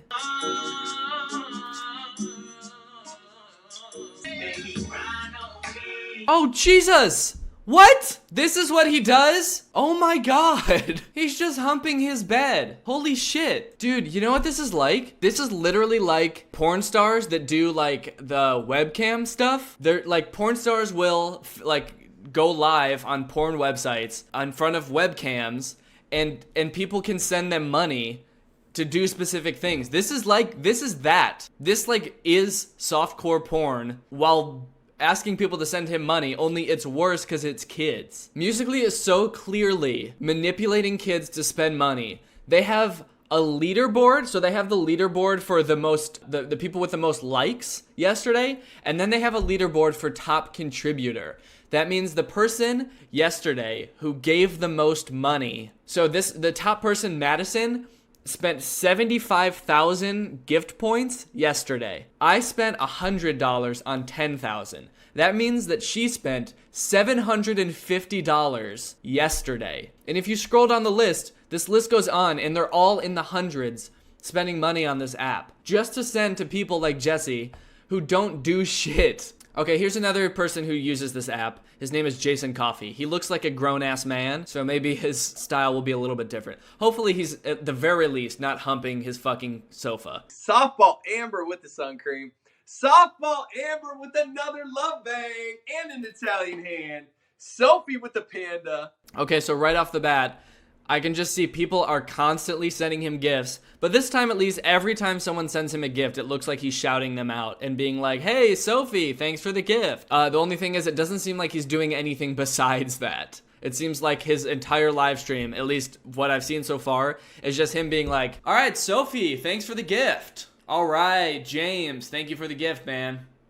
Hey, Brandon, thanks for that gift, buddy. The first person to do the pink flower emoji gets BFF. Okay, so now he's playing a game where he's just calling out emojis, and whoever comments that emoji first gets a BFF. So this is like at least some kind of content, if you could even call it that. He's basically playing a game with his followers. It's the most boring game I could possibly come up with. It's a game where you have to search through your emojis to find an emoji, and then you comment it. All right, if you guys want me to react to you, tap on this like button super fast. Tap, tap, tap, tap, tap, tap, tap, tap, tap. I'm also going to do more games. The quicker we tap, the more games we'll do. Is this guy's job? Is it like, I'm not sure. I don't know if he does anything else, but he's making money from this. Is this what he does all day? He's like, in the morning, he wakes up and he kisses his wife and he's like, all right, honey, time to go to work. And then he just walks into his kitchen and sets up his phone and stands there for the entire day like, hey, Kelsey, thanks for that gift. This is digital panhandling. Being like, hey, can you guys just give me money while I stand here and ask for money? Except these people aren't poor or homeless. These, from what I can tell, everybody here is making like thousands of dollars a day. So anyway, that's Lively. That experience that I've shared with you is pretty much like every person's live stream on this app. And just to be clear, I don't have a problem with creators making money. I mean, you have to be able to make money somehow to support what you're doing. Otherwise, you can't really be a full-time creator. That's why I sell merch. I have a Patreon. You can make AdSense money off of YouTube. Like, you need to be able to support yourself if you want this to be your career. But there has to be content as the backbone of everything. There can't just be the money aspect of it, because then it's literally just asking for money for no reason. I mean, in Jesse's case, it's because I guess he's cute, so people will send him money because they want him to notice him. For the Jason Coffey dude, I don't know why the fuck anybody is sending him money, but the money should come second to the content. There has to be something for your fans to be supporting. Otherwise, why are they sending you money? And why do you need money if you're not making any content? This isn't like interesting, it's not entertaining, it's just manipulative. And it's manipulating kids. It's manipulating like young children. And it's not just the creators either. It's the app is literally targeting kids and like showing them, hey, you can get on this leaderboard if you just spend $800 tomorrow of your parents' money. Anyway, that's all I have to say about it. If you like this video and you're not a part of Greg yet, guys, Greg is our family here on YouTube. It's our fan base. I don't have some dumb name for my fans like the Low Gang, Mavericks, or Jake Paulers. I call my fans a cool name like Greg. So if you want to join Greg, all you have to do is turn on my notifications and subscribe. And now to completely contradict everything I've just said, I'm going to ask you for money. If you want to get this hoodie, it's at DannyGonzalez.store. Also, something I mentioned in my last video, if you want to join this group chat that I have full of a bunch of other Gregs, it's on Discord. If you want to join that group chat, you can consider supporting me on Patreon. The link for that is in the description. If you support me, you get access to this group chat. There's like 50 other people in there. It's pretty fun. It's just a fun little community. I'm in there pretty much every day and we all talk. Alright guys, well that's it for this video. Thank you Mighty Matt for turning on my notifications. You are truly Greg. I will see you guys again soon with another funny, outrageous video. Bye. Hello everyone, welcome back to the second channel. I recently found this video of this guy in Japan who rents himself out as a friend. Or as this video describes it, he rents himself out to do nothing, which actually sounds more suspicious than just renting out a friend. That kind of sounds like they are doing something and it's nefarious. But if you watch the video, it really does seem like they just do nothing. This Japanese man rents himself out to do nothing. For example,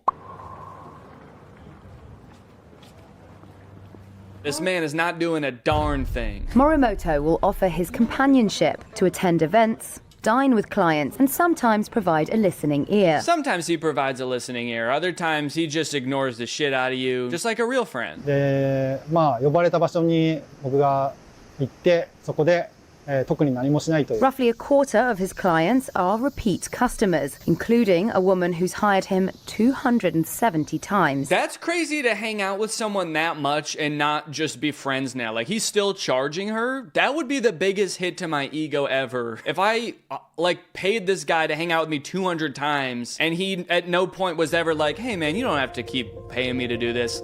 We're basically like family now. He's still like, no, this is still a chore for me to hang out with you. Even though we're doing absolutely nothing, this is really draining on me and my time. 飲食、なんか物を食べたりとかはするんですけど、つまりこう飲み食いはする。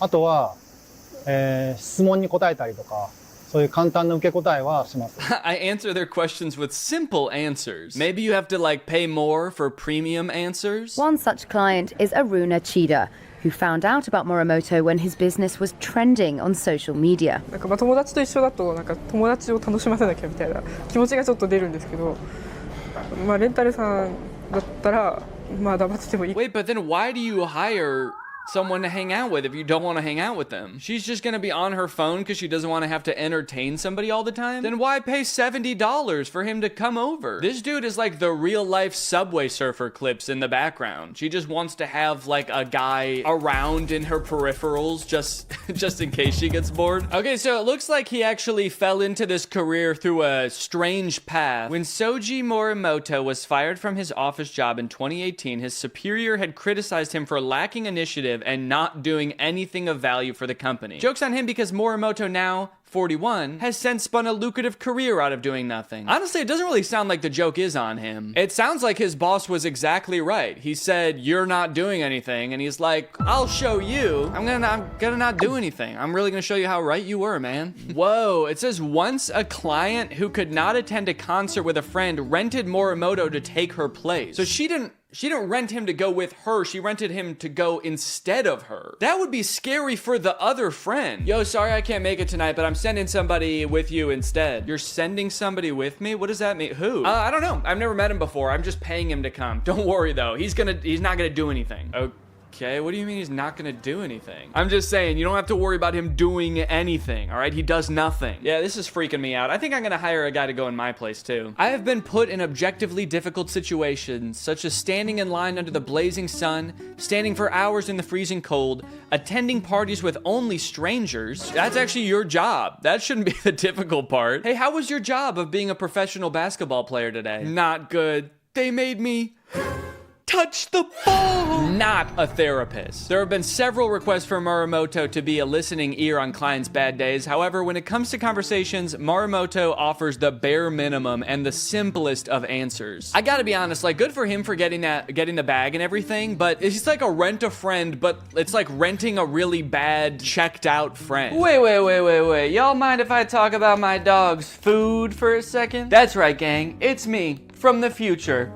It's not a very exciting future, but I have hung up some of the pictures on my wall. You see, just like that rental friend, I have a job too. It's taking care of two very cute dogs, Sunday and Zero. But unlike my rental friend, I put in much more effort than the minimum required effort to do this job, which is why I treat them with the best dog food you can find. Sundays for Dogs, the sponsor of this video. I love Sundays for Dogs because it's not your generic, super processed dog food. Sundays for Dogs is air dried, which means it has this nice kind of jerky texture to it. It's much softer than regular dog food, but even though it's healthy, it's not gonna add more hassle to your life like those dog foods you have to refrigerate or cook for your dog every day. Being a parent to dogs and a human boy, my son is, I gotta make sure I'm not spreading myself too thin. I want something that's just as convenient as regular dog food, but much healthier. My dogs love this food. My dog Sunday in particular is a very picky eater. She would get tired of other foods. This, she has never gotten tired of. Zero is a fiend. He'll eat anything, but I can tell that he likes this too. So if you want to give your dog the chance to fall in love with Sundays and eat some delicious beef heart, beef liver, quinoa, pumpkin, blueberries, then you can get 50% off your first order of Sundays at sundaysfordogs.com/Greg. Or just use my code Greg at checkout. That's sundaysfordogs.com/Greg. Thanks to Sundays for sponsoring this video, and thank you to you guys for checking out Sundays. What's the cost of friendship? What do you think? Well, according to a new website, it's about $25 an hour. Right. And today's morning original, 13 Action News reporter Kelsey McFarland shows us how people are making a living on rentafriend.com. Yeah, that's right. Just like you could go online and rent furniture, a movie, or some clothing, you can rent a friend. This is a list of people in Las Vegas that can be your friend for a day, and there's more than 100 pages of options. So it sounds like this is a thing in the US too, and there's a whole website where you can do it. I wonder if they all specifically do nothing, or if that's just that one guy's thing. You don't want to go to a work event alone, dying to see a concert but have no one to enjoy it with. Nikki Souza is your girl. You just have to pay her $30 an hour. It sort of feels like you're just a tour guide, essentially. You feel like a private tour guide. So you meet with people and you're like, hey, let me show you my city. Let me show you the cool things to do that I love. Okay, well, that's kind of an interesting use case. At first, I was like, how is she a tour guide if you guys are both going to a concert that neither of you have been to before? But in the case where you're like in a new city and you want someone to show you around, I could see this being useful. I do gotta be honest though, in my head, everybody on this website is trying to kill me. And so I would be too scared for sure to ever use something like this. Whoa, you can buy a family in Japan? I guess rent one, not buy one. Well, what is buying except for renting forever? It's more of a philosophical question, I guess. Meet Ishii Yuchi, a father, a loving husband, a friend, the perfect boyfriend, the long-lost uncle, and lastly, the founder of Family Romance. Why is it called Family Romance? What's the romance part? Is that just like a bad translation? Okay, this might take a very disturbing turn. I hope it doesn't. At 43 years old, Yuchi has taken on several roles for countless clients, a father to over 25 families, and a husband to over 600 women, but none of them are his real family members. I have so many families I am a part of as a fake husband and father. I sometimes forget which role I'm playing. I am worried I'm going to think myself into one of these roles and lose my own identity. It sounds like he's realizing during this interview what a bad idea what he's doing is. Yeah, it's great, man. I mean, I do this with so many families. I don't know who I am anymore. Actually, I'm terrified of forgetting my real family. I don't want to do this anymore. Would you hire a stranger to be your spouse or your parent? For some in Japan, the rental family is the answer to avoiding awkward social situations. Yeah, as long as you don't think that hiring an actor to play your parent or spouse is an awkward social situation. I get that this is largely because Japan has this like big loneliness problem. There's not a lot of young people looking for love and all sorts of stuff like that. So it is kind of sad, honestly. But you know, maybe instead of renting a family or friends, there should just be like a service that can connect you with friends that are real friends. Then that way you both don't have to pay each other. Yo, someone should start that business, honestly. I would be curious, actually, I'd be curious to see like why people aren't doing that. It's a way to use the power of technology to make new friends. This way, people get to go out and meet people and do so much more things. Scott Rosenbaum came up with the idea 10 years ago after seeing dating apps, but nothing for people just wanting to make friends. I didn't like that picture of the CEO. I feel like usually when you see pictures of CEO, it's like a really clean headshot. This one is like a really, almost looks like a mugshot actually. This guy is not your typical CEO. He wants to kill you just as much as everybody else on this website, I think. Friends in Phoenix? Then get searching. In Phoenix alone, I found more than 200 pages of potential friends. Hi, my name is Chris, and I'm from Phoenix, and I've been on Rent a Friend for a little over a year. As a single mom living in the Valley, Chris says the site looked like a great opportunity. I really needed to get back out there and be around people again, and I figured this was a great way to meet new people. But it's not just for fun, it's also a business. On top of the membership fee, each friend charges you by the hour. It is really appealing. I mean, and I think that's why so many people are on the site. I feel like you gotta think that you're sick as hell to put yourself up on this website. Like, I would worry that I'm like such a bad hang that people wouldn't get their money's worth and they'd want like a refund hanging out with me. Maybe if I got like really good at a niche talent so that if at any point it did get awkward or boring, I could be like, you wanna see me do want to see me do a backflip? Nicole, nice to meet you. It's the same reason why Joe says he signed up, and he's made thousands doing it. I've had anywhere from people wanting to go to the bar to meet people that are new in town just don't have any friends. Sound too good to be true? Well, depends on how you feel about meeting a total stranger, but the website doesn't do all the work for you. The friends that you meet and connect with aren't being background checked, so you're responsible for your own safety. Dang, he really said try at your own risk. You're responsible for your own safety. That doesn't make me feel better about this service, I'll tell you what. The site even offers tips before heading out to meet your new friend. Use common sense. Most importantly, you always want to meet in a public place. Ultimately, use the same judgment you would for any internet-based interaction. I feel like it's the same grounds as Facebook, anything else. You're obviously going to have, potentially anyway, have issues with people misusing it just like anything else. I mean, nothing in this world is 100% safe. That was Nicole Valdez reporting. If you meet somebody through the site and you hit it off, you don't have to keep paying that person to be your friend. The creator says that person can stop charging you whenever they want. But chances are with your dork ass, they're gonna keep charging. Sorry, Buster. This is actually a good idea. You can overcome your social anxiety by facing your fear head on and build up your social skills. Okay, you know what? I'll actually say that's fair. This could be a cool way to kind of practice your social skills if that's something that you struggle with. Then you don't have to worry about embarrassing yourself in the real world, so to speak. Sounds dangerous. Ain't nobody trying to get abducted by the Night Ripper. The Night Ripper? Did he see something in the video I didn't see? I go back and there's like the profile pictures of people on the website, and one of them is just like an evil demon called the Night Ripper. He's got an interview with the Night Ripper. It's like, yeah, I just signed up because I like going to concerts and wanted to go with people. This is just a name I was born with. I don't like night or ripping. So, been on that site for years and no one has rented me. Yeah, that's really sad. That would also be a huge hit to your ego. If everyone's like, actually, I'm gonna need you to pay me to hang out. You sound so boring. All right, well, I hope you guys enjoyed this video on the second channel here. Thank you for watching. Bye-bye. What's up, Greg, and welcome back to another episode of 2021. More like 2020 fun. Guys, why does everyone on TikTok believe everything that anyone says? I keep seeing this dude on TikTok named Nick Suarez who's pretending to be a vampire on TikTok using special effects. He just keeps posting videos where his canines become vampire fangs, and like everyone believes him.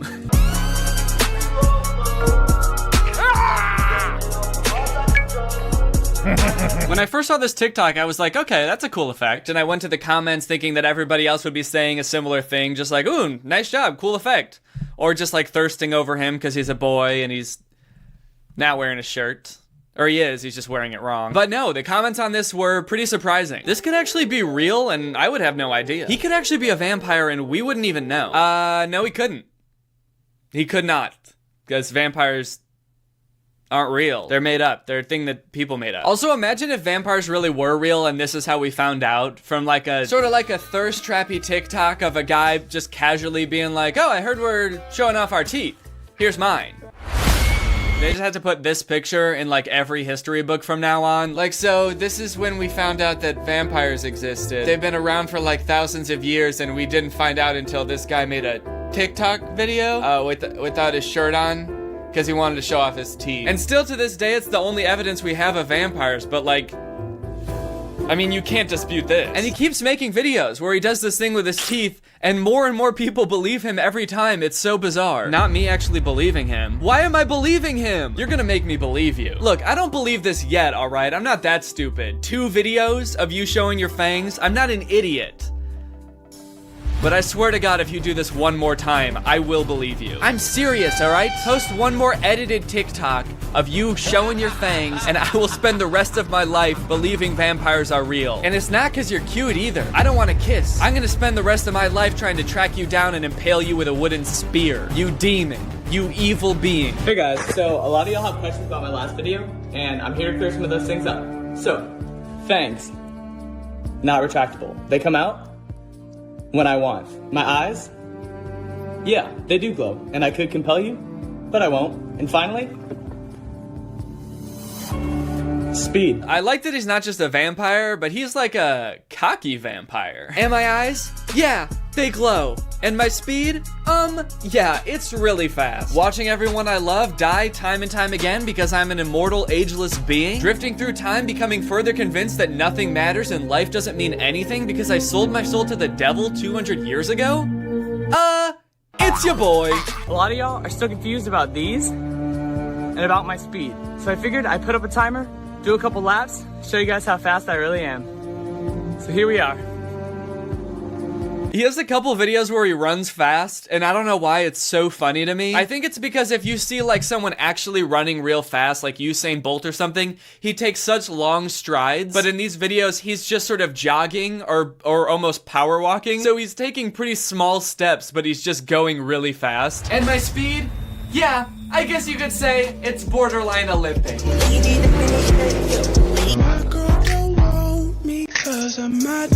I like to think about what this one would look like without the effect. The ruse didn't last forever though. Eventually it seemed like Nick got a little bit too big for his britches and started tackling some a little bit trickier effects. He posted this one where he tries to bite into an apple to prove that his fangs are real, so you can see the fang marks in the apple. One where he goes outside and his skin starts burning. He jumps over his house. Don't skip leg day. And this one where he exhibits his superhuman strength by picking up a picture of a car. Let me know if you have any questions. Now, I know that a lot of people who are probably commenting on these TikToks saying that they think they're real are either joking or literally 1 year old. But it's just crazy to me that like anybody would even consider for a second that this might be real, because vampires aren't real. And also this dude's a video editor. Like if you click on his profile and look at it for 2 seconds, all of his other non-vampire related TikToks are like him doing effects, like he's in the mirror doing one thing and then on the other side he's doing another thing, or he's parodying The Sweet Life of Zack and Cody where he's cloning himself. And honestly, I don't even think that this dude, Nick, is really trying to fool anyone. I just think he's a video editor that's like trying to have some fun. He probably didn't even think people would believe his first post. I don't really think his intention was ever to like deceive people into thinking that vampires are real. That, however, cannot be said about what I actually want to talk about today, which is this rumor about Kanye West and Jeffree Star, and more importantly, the girl who started it. So I'm sure a lot of you have seen this rumor by now because the memes have been everywhere, and honestly, there's been some pretty good memes about the situation. I think in general,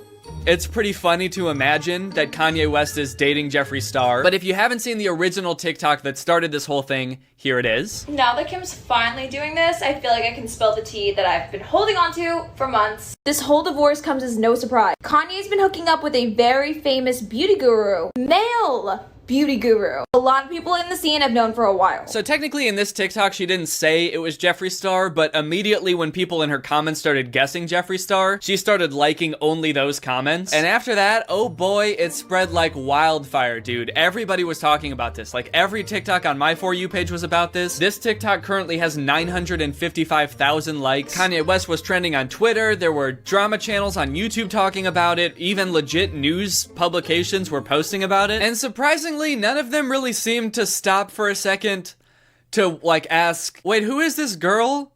And why would she know that? The only thing her caption of her TikTok says about why she knows this is, my source is legit, I promise. But news publications were still like posting about this story as if it could have some credibility, even though if you scroll through her TikToks, like all of them are about just like chasing clout, trying to get clout any way she can. It's high-key so annoying when people are like, she just posted this for clout. Duh. Isn't that what TikTok's literally for? She's actually made up rumors about Kim Kardashian's friend before, but nobody really seemed to care. They were all just kind of like, whoa, you got a source? Oh, hell yeah, nice job. She milked a good amount of clout out of this situation for a while, posting more videos about how Kim Kardashian's suing her now, even saying that like Kris Jenner is threatening her, until one of her friends apparently posted a voice memo to TikTok that she sent him, saying that the whole thing was made up and there was no truth to any of it. Not even getting sued. I made this entire scandal up. There is literally not one bit of truth to anything I have said. I just tricked the entire world into talking about me again because I was on a lot of Adderall and bored. And then she confirmed that that was, in fact, true on her own TikTok. And that's on being an icon. We all had fun though, didn't we? You're welcome for the memes. The caption of this is, I was gonna wait to expose myself, but clout chasing locals I thought were my friends want to do it first. Lame. Wait, clout chasing locals? Isn't that what you are? She's like, okay, I may be a clout chaser. I may have made up an entire story about the Kardashians just for clout. But a local? Whoa, whoa, whoa, whoa, whoa, dude. I am not local. I am not local to anywhere. I don't live where I live. Anyway, the point I want to make here isn't that, like, people shouldn't have been posting about this. It isn't even that, like, wow, how could anyone believe this? Because honestly, at first I was kind of like, maybe this is true. I don't know. It's kind of funny. It's got the right amount of juiciness and irony. Kanye West is pretty famously a womanizer. He's also worked with homophobic pastors in the past. Jeffree Star has said racist things in the past. So the fact that they could be dating is pretty juicy. It keeps it juicy.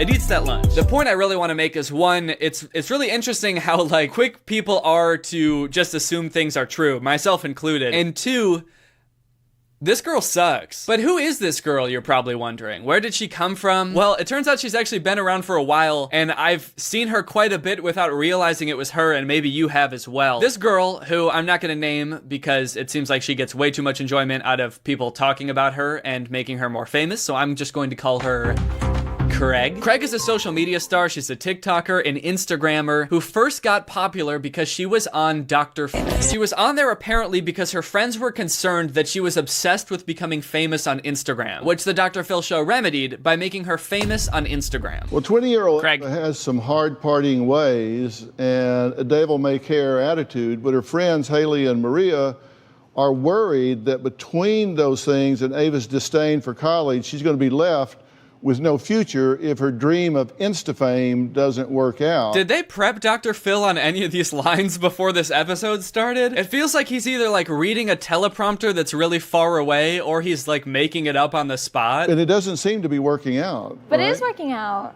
Well, how many followers do you have? Almost 40,000. After 2 years? Yeah. That's not bad. Yeah, that's not bad. 20,000 every year. So she'll hit 1 million when she's 70 years old. Well, I have a YouTube channel, and last year I had 2 billion views, and it didn't change my life. Oh, there's my butt. How does it change your life? I don't know, because then people get to see my face and it makes their day better. So it makes me feel better, like I'm doing something good for the community, you know? I feel very philanthropic, is that the word? Charitable? When you're popping on social media, like, you get all kinds of stuff. Like, I get free laxative teas. That's gotta be the weirdest flex I've ever heard. Free laxative teas? Is that the goal of becoming Instagram famous? Just to have people send you free, like, diet supplements? I think those are pretty unhealthy, aren't they? I'm Insta famous, baby. You know what that means? You make a lot of money. I wish. I shit 18 times a day. Oh my god, that sounds really unhealthy. What?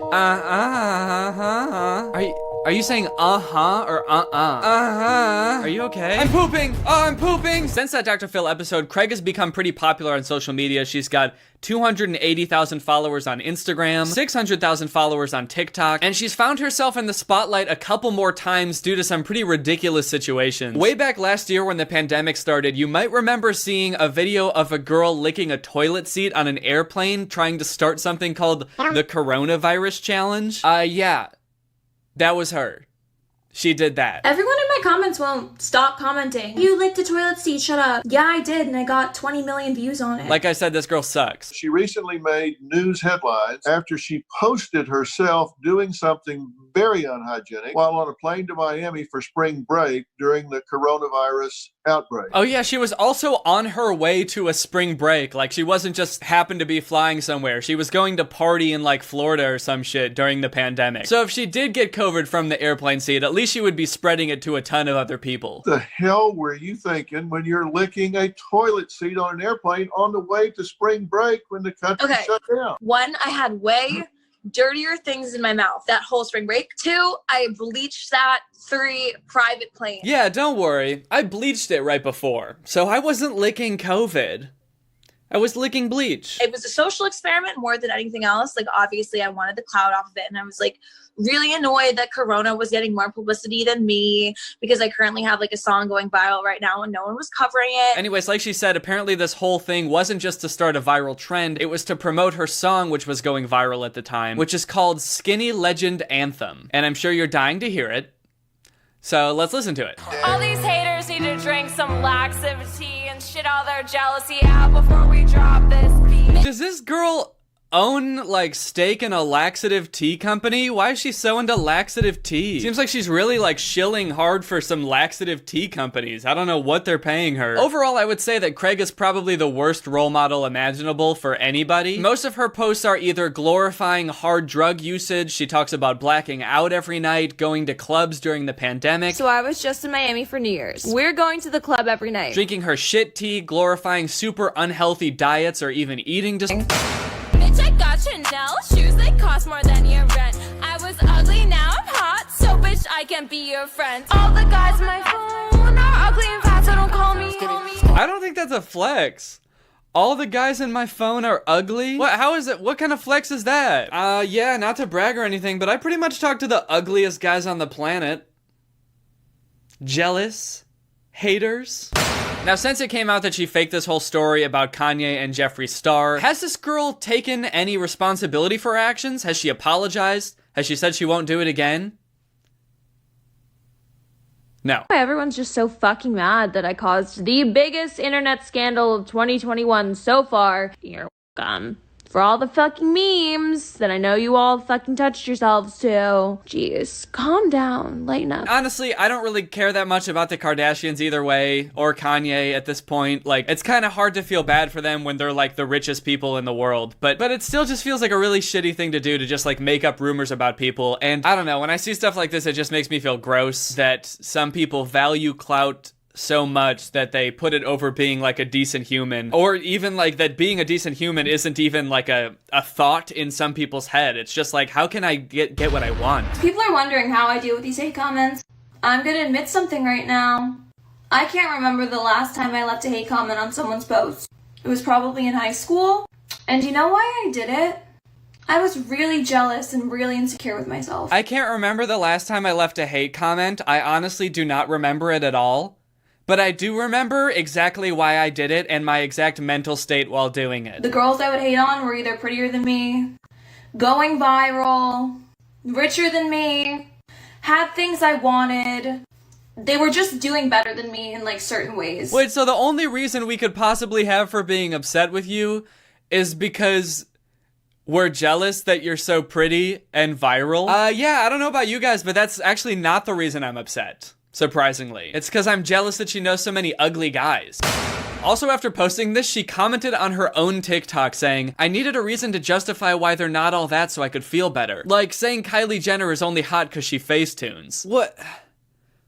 But that's a hate comment. That's a negative thought right there. She gave an example by doing the thing that she said she never does. I never talk shit about anyone, dude. I don't have a negative thing to say about anybody. I would never say, for example, that like, Timothy Chalamet is a little bitch, a skinny little bitch boy, and I'd beat him up if I saw him. I would never say something like that, and anyone who does is honestly pathetic. Anyways, unfortunately for Craig, I think this is going to be sort of a pattern. It's kind of weird because like that one video got like 1 million likes, and she gained like hundreds of thousands of followers on TikTok for it. But then after that, it seemed like her likes on her videos went back down to around like 5,000 likes per video. Because I don't think anyone really like learned who she was from this. I think most people, if you ask them, hey, who is the girl that started this rumor, most people wouldn't even know, even if they've seen the TikTok. So I think it's gonna be pretty easy for her, honestly, to pull another stunt like this, and people will again have forgotten who she is and fall for it again and give her another 15 minutes of clout, basically, which is exactly what she wants. So just be warned, you know? You never know where Craig is gonna show up. She could be behind something else right now. There's lots of stuff going on in the world. If you see this face, be careful.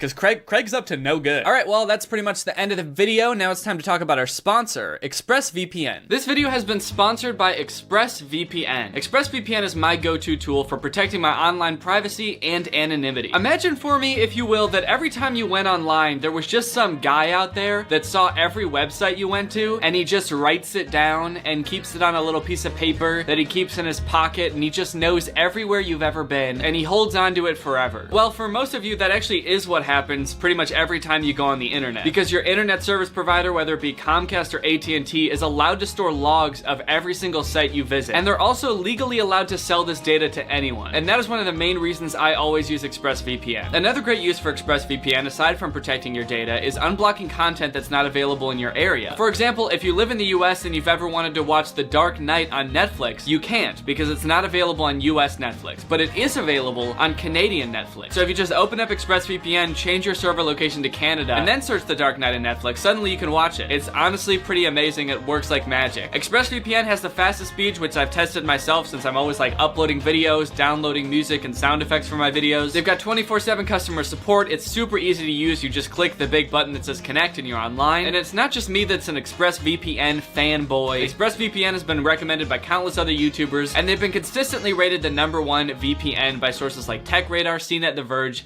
and many more. So find out how you can get 3 months for free by clicking the link in the description. That's expressvpn.com/Danny Gonzalez. That's expressvpn.com/Danny Gonzalez. Thank you to ExpressVPN for sponsoring this video, and thank you to you guys for checking out ExpressVPN. Okay, well, I hope you guys enjoyed this video. If you're new here and you liked it, make sure you subscribe and turn on my notifications to join Greg. Greg is what I call my fan base on YouTube. We're sort of an army, sort of a family, sort of a boss-ass posse of ugly guys. All right, well, I'll see you guys next time. Bye. This video is over now.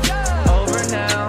Go find something else to watch, or just watch this video. I know we had a lot of fun, a lot of fun, but you can't stay on this end screen forever. No. This video is over now, over now. So why are you still watching this? I took a couple of minutes the other day and went through and tried to find some of the weirdest fanfics I could find, okay? Wattpad is a lawless place full of scum and villainy. I honestly don't really like to spend more than like 30 seconds on here at a time if I can, because some of the stuff on here really just messes me up to see the kind of stuff that people write about. But today we're saying screw it. We're gonna go through and we're gonna find some of the weirdest stuff people have written about on this website, because some of you need to calm it down. Only thing that's gonna get me through this is a sparkling water, baby. Okay, the first one I found is called John Cena and Bill Nye Love. It's been viewed 18,000 times, and you know it is canon. Except canon is capitalized like it's the brand of camera. I know most of these are probably just like jokes, and people, you know, made these to be funny. The thing that bothers me about Wattpad, and maybe this is just my age showing, but it's really hard to tell sometimes when people are joking. I'm almost positive this one's a joke, but it's still funny to read them, honestly. I'm still gonna read it, and I'm gonna make fun of it like it is real, because you can't prove it's not. But first, this video is sponsored by Native Deodorant. I was already a big fan of Native Deodorant before they reached out to sponsor this video, so my first reaction when they asked if they could sponsor a video was like, yeah, as long as you send me more deodorant. And they did, so thank you, Native. In case you haven't heard of them before, Native Deodorant is aluminum-free, it's paraben-free, it's vegan and cruelty-free deodorant. Native Deodorant applies great, it's not sticky, it dries really quickly. They've got some really great scents. This one is charcoal. I think this one's my favorite. They've got sea salt and cedar, which to me smells like, kind of like foresty. And they've got coconut vanilla, which honestly reminds me of like a really nice smelling candle. They actually offer plastic-free versions of their deodorant too. It's like the same formula, same deodorant, but the packaging is more sustainable, which I think is a fantastic idea. I wish more companies would do stuff like that. And now Native has more than just deodorant. They've got toothpaste, they've got body wash. Usually 3 deodorants would cost you $39, but if you click the link in the description and use my code DannyFurious,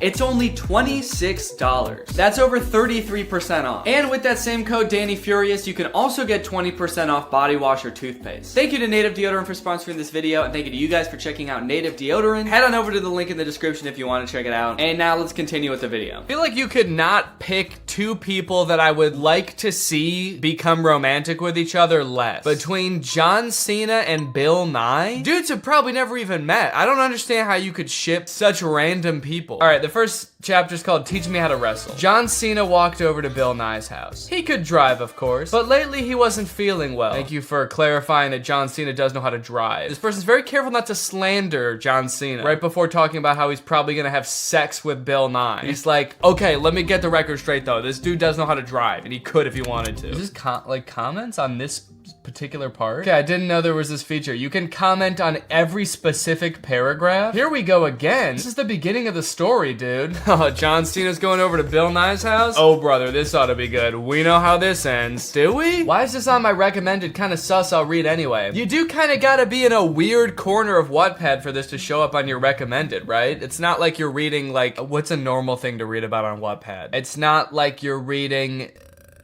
Harry Potter fanfics and this shows up, right? Bill was so perfect. His skin stayed scientifically ageless with each year. All the facts he spoke, it honestly turned John on. Thank you for being honest, I appreciate that. I can't lie to you guys, John was horny as hell. He was going to have what he wanted. He is John Cena after all, that's right. Let's see what people have to say about that part. Okay then. Anyone know what John Cena looks like? I've never seen him. Wait, this is the same guy that commented before about how did this end up in my recommended. He's reading the story and he's like, I don't know who John Cena is, even though there's a picture of him right here. But I'm invested in the story. John opened the door and stepped inside Bill's house. John Cena is here! He screamed, making sure Bill can hear. Scientifically, I suppose so, Bill says. I love that everything Bill Nye does is scientific. He supposes so scientifically, his skin stayed scientifically ageless. I can't wait until they start scientifically making out. John was going to take what was his. I forgot my swag hat last time I was here. Sure, that was his, but that wasn't really what he wanted. Bill raised an eyebrow as he reaches in a shelf, taking the hat out and handing it to John. The atmosphere suddenly changed. Oh shit. Pollution. That's so fucked up. It wasn't innocent anymore.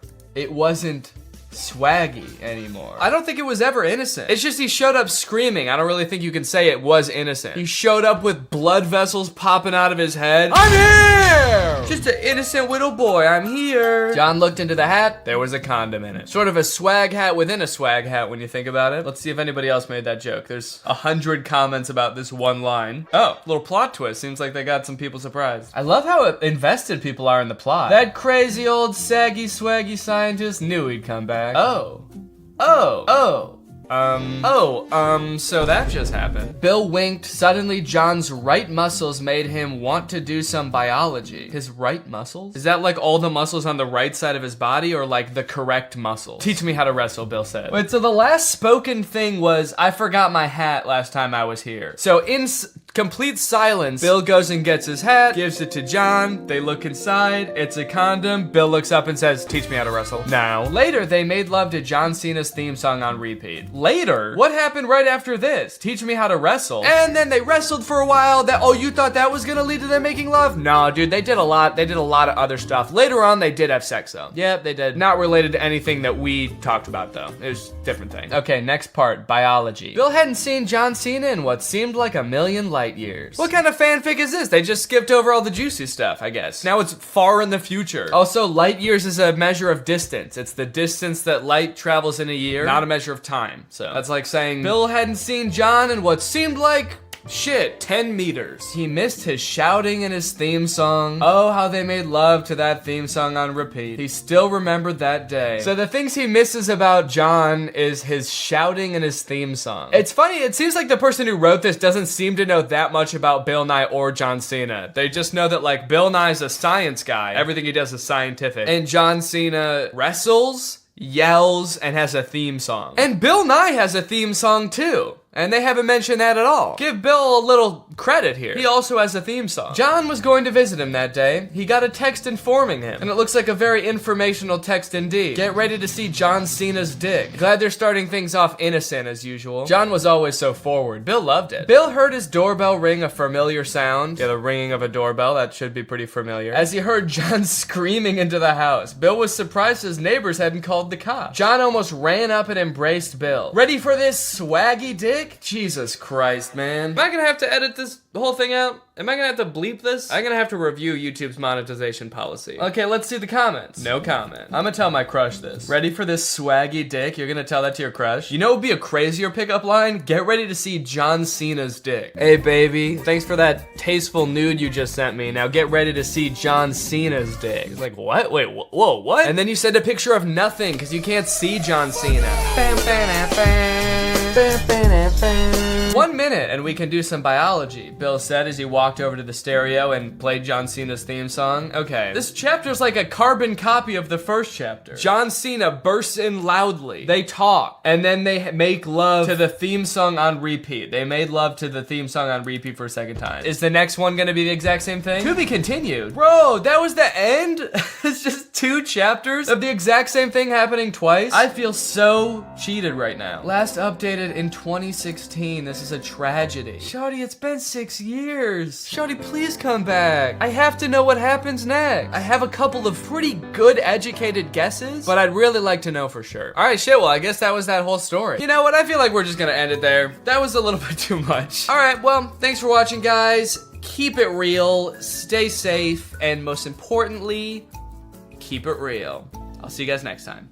Hey Greg, welcome back to another episode of What the Fuck Are Kids Watching These Days? It's not good. It's definitely not good. I think the last time I talked about a channel that's mostly just for kids was the Scherer family. They're just your average American family that's convinced that there's a monster living in the pond in their backyard. The Scherer family has been on the trending page like non-stop the past couple weeks. They had a video about whether you can cook eggs with dry ice. The answer to that was no, obviously. They've got another video that's on the trending page right now that's called I Got Her This, which is a picture of Carter giving Lizzie Scherer a red Ferrari. This video is really interesting. I watched the beginning of it. Carter brings Lizzie to this racetrack and he tells her he's got a big surprise for her. Oh, okay, Liz is right here. Hey, Liz. Carter, it's so hot out. What are we doing here? Liz, I have a huge surprise for you. What is it? Tell me. Lizzie, of course, is curious. She's like, what is the surprise? Come on, tell me. And Carter's like, well, you know how you've always wanted one specific type of car? She's like, yeah, a red Ferrari. Lamborghinis are cool and stuff, but Ferrari's definitely the way to go. Ferrari, because you like that it's like red or something like that? Yeah. Meanwhile, you can see like a bunch of red Ferraris in the background that Lizzie can also clearly see. So Carter's like, well, I got you something really special. Walk over here. So they walk over to the dozens of red Ferraris and Lizzie still somehow doesn't know what the gift is. And then he tells her to turn around and lo and behold, it's a black Porsche? No, there's a bunch of red Ferraris there too. Okay, cool.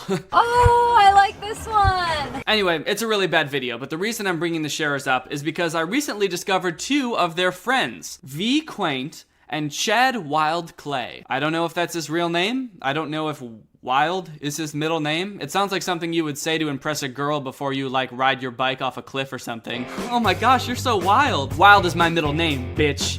And my last name is Clay. And my first name is Chad. Here's their channel descriptions. Chad's is, I use ninja toys to slice fruit and soda. I guess you could call me a fruit ninja superhero in real life. So Chad is a bit of a real life ninja. You'll see that a little bit later on in the video. He's got the sickest gadgets, the coolest ninja spy toys. He's a very cool guy. You can tell just by looking at him. V, on the other hand, is more of a girly girl. Hi, my name is V. I like to make lifestyle hack videos for laid-back girly girls, which is great for me because I am a very laid-back girly girl. If you like fashion, makeup, and DIYs, but you don't want to spend a lot of time doing it, then you are in the right place. That's right, if you're really passionate about makeup and DIYs, like you just love it more than anything in the world, but you absolutely hate spending time on it, this is the channel for you. So the descriptions of these 2 channels are pretty different. You know, Chad Wild Clay is more focused on ninja gadgets. He's a real guy's guy. Do not eat my peanut butter.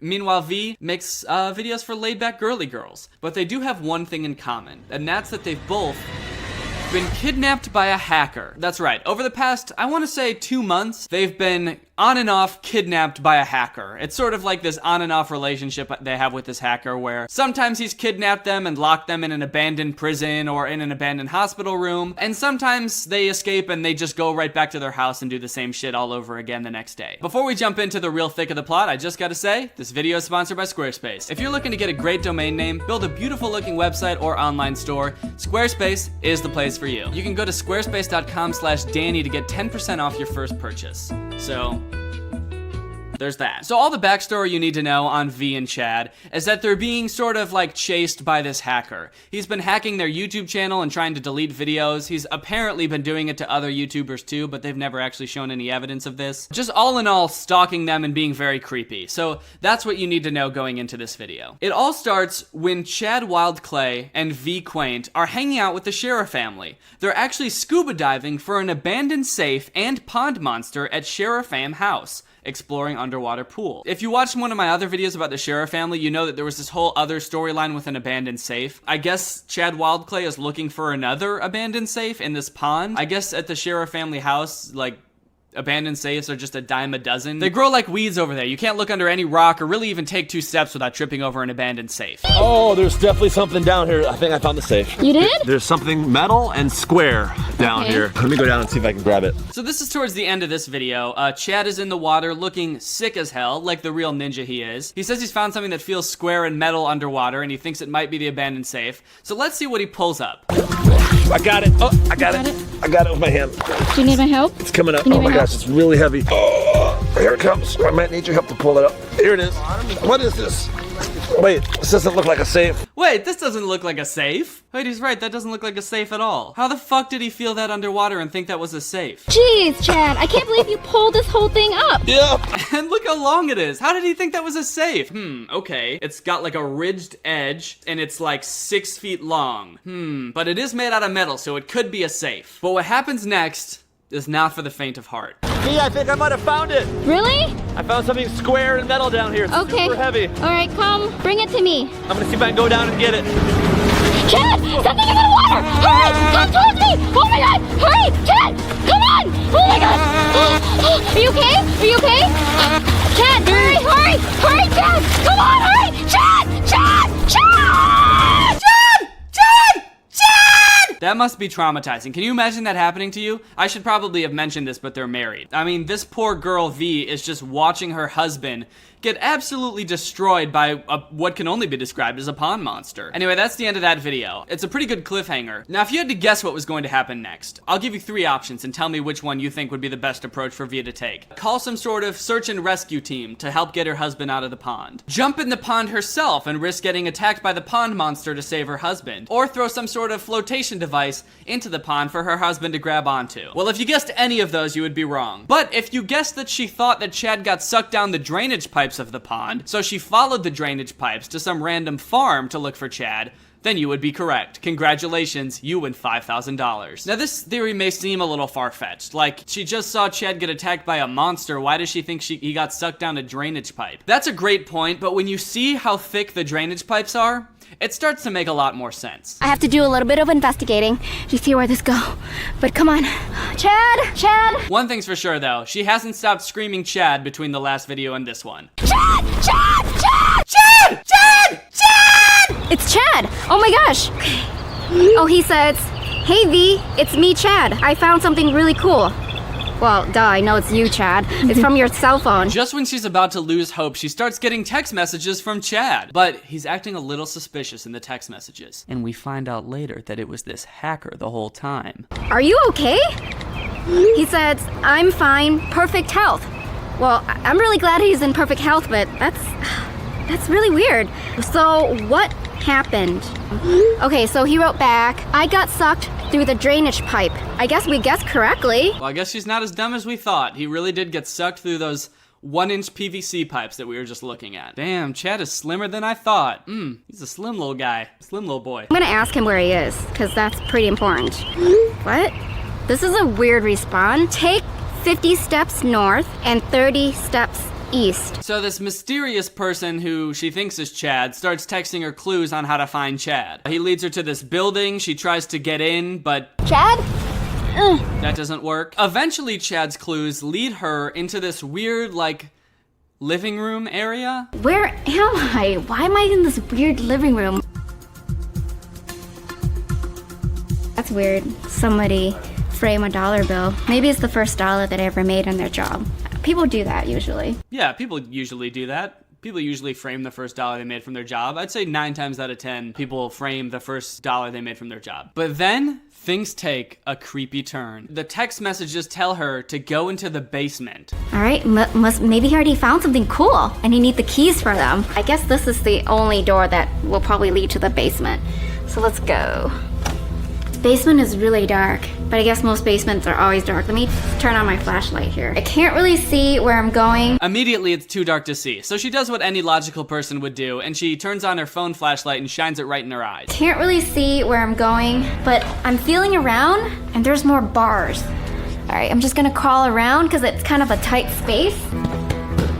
different type of wall. She walks around in this dark basement for a while, and the only thing she can feel are like cinder block walls and big metal bars going up and down. And she's like, okay, this seems like a regular basement. I guess I'll just keep stumbling past these like cage-feeling walls, and eventually I'll find Chad. But that doesn't happen. Turns out she walked right into a trap. A cell door shuts behind her, and all of a sudden she's locked in a prison. Oh my gosh, Chad? And this is where things get wild. Chad wild. Clay. Yeah, you did it. Their videos here sort of break off into two different streams because V is uploading videos to her own channel and Chad is uploading videos to his own channel. So you find out that Chad is in an abandoned hospital, locked in a room, while V is in an abandoned prison, locked in a cell. Chad, help! And here, these videos sort of take on this weird new genre that I've never seen before. It's sort of like Dora the Explorer meets Saw. It's sort of like Saw for kids, where your main characters are stuck in this like really creepy, fucked up situation. They're kidnapped and imprisoned and forced to solve riddles to get out. But they're also doing that thing that kids shows do, where they're like, oh, I don't know how to solve this riddle. Can you help? Which honestly, I think is pretty messed up. Because these videos are obviously made for like 4-year-olds. And the situations, I think, are scary enough for little kids. You know, being kidnapped and whatnot. But the fact that V and Chad are like sort of putting the responsibility on the little kids to help them get out is even scarier probably for the kids. They're trapped in these creepy ass rooms. There are these weird creepy voices from their kidnapper playing all over the place. There's riddles, there's clues, and they need you, a 4-year-old, to help them get out. And what makes these videos 10 times better is that this villain, the hacker, seems to be the world's dumbest, most sloppiest criminal. He's constantly leaving clues and riddles to help the characters get out of these situations, which, I mean, if you were trying to kidnap somebody, you wouldn't do. Like here, there's this riddle, and he wrote, how many triangles do you see on the wall? And eventually, when she gets that right, it ends up being part of the combination to unlock her from the cell. Like, why would he even write that down in the first place, unless he wanted the characters to get out? It doesn't make any sense. They do this really weird thing when they're asking the audience for help. They don't just do it like in Dora the Explorer, where Dora's like, do you see the little nutcracker guy in the background? Where is he? Oh, he's there! Thanks for yelling it at the TV! Where Dora pretends to be able to hear you speaking to the TV in real time, they ask you to comment your answer, and then they pretend that they can somehow see those comments before they've edited and posted this video. So take this triangle puzzle, for example. Okay, alright, help me out. Let me know how many triangles you see. And I'm gonna try it and figure this out by myself too, but I need your guys' help. Then she tries to figure it out for herself. She gets it wrong.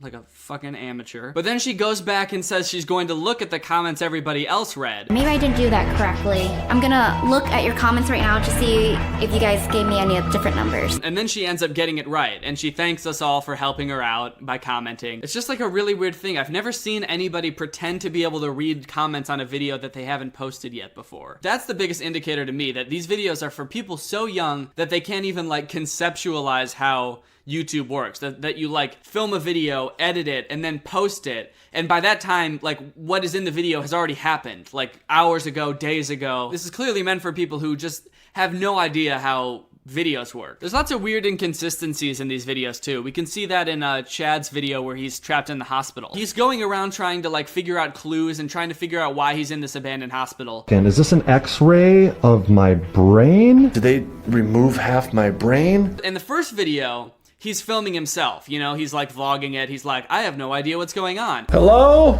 Any doctors here? Then that video leaves off on a cliffhanger. And when we come back in the next video, he's still trapped in the hospital, but he has a cameraman filming him this time. Hello, are there any doctors in here? I'm not sure how this is supposed to work. Like, this seems like it's supposed to be, like, trying to trick you into thinking this is reality, right? But then, like, randomly, there's this camera guy in there now. Like, did he also get kidnapped by the pond monster hacker? Is he also, like, a person who's trapped in there with them? But then they also will occasionally cut to shots that are filmed from security cameras. And when they do that, you never see a cameraman filming Chad. So it's this weird, like, mindfuck thing where it's like, well, then who is shooting this? Is there a floating camera? The security camera footage is also really weird because it's super easy to tell that they just had somebody stand up on a chair and hold the camera because there's like visible like camera shake in every one of those shots. It's like they couldn't afford a tripod. I was just looking at their Instagrams. They're pretty funny too. While they're supposedly trapped in this like prison cell or in an abandoned hospital, they're just like posting regular pictures on their Instagram. Like this, she's just chilling in like a sun hat or posting about their wedding anniversary. It's funny to read the comments on these too. Like on this picture for their anniversary, all the comments are like, if the pond monster is a fish, how could it carry Chad to old abandoned hospital? Or this one on another one of her pictures,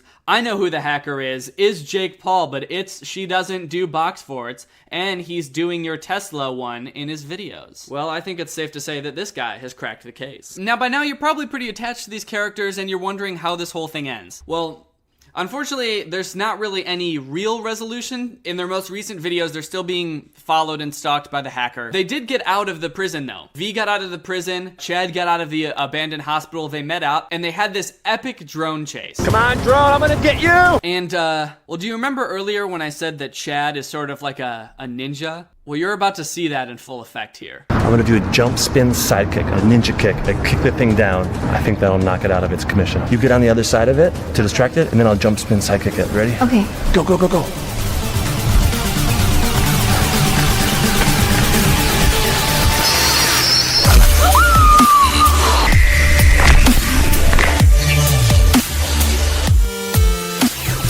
Wow. Wow. Wow. Wow. I mean, I told you he was a ninja, right? So that's about the end of the story so far. They do have another video that they've posted since then, but it's not really about the hacker. It's Chad pranking his wife V to think that the hacker is inside their house chasing them, which is something that you would totally do to your wife after such a traumatizing experience of being kidnapped, but it doesn't really have much to do with the actual hacker. Well guys, now that it's the end of the video, it's time for me to do my ad read for Squarespace. So here it goes, just a regular old ad read. I'm gonna do it right now. Help! Help! Oh, hey guys, I didn't see you there. I don't really remember what happened. All I know is I was just washing my hands when I got sucked down the drain and ended up here, totally dry in different clothes.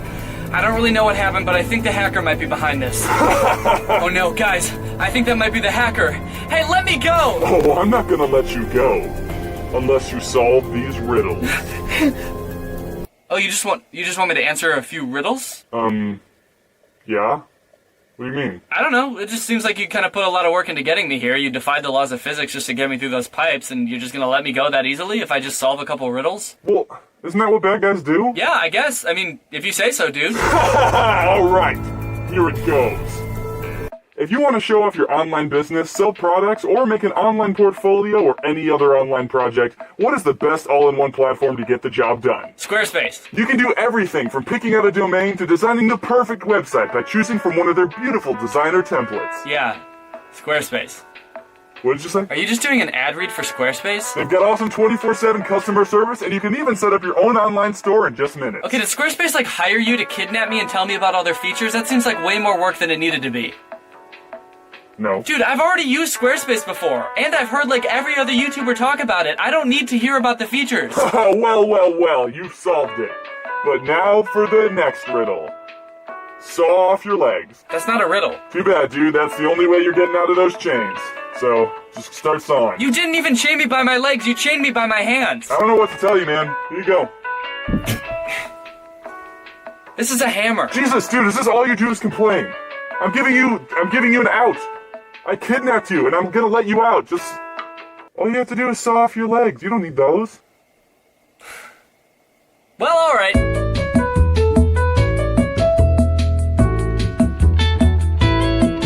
Alright guys, I hope you enjoyed this video. If you're new here, subscribe to join Greg. We're the strongest army on the internet. I'll see you guys next time.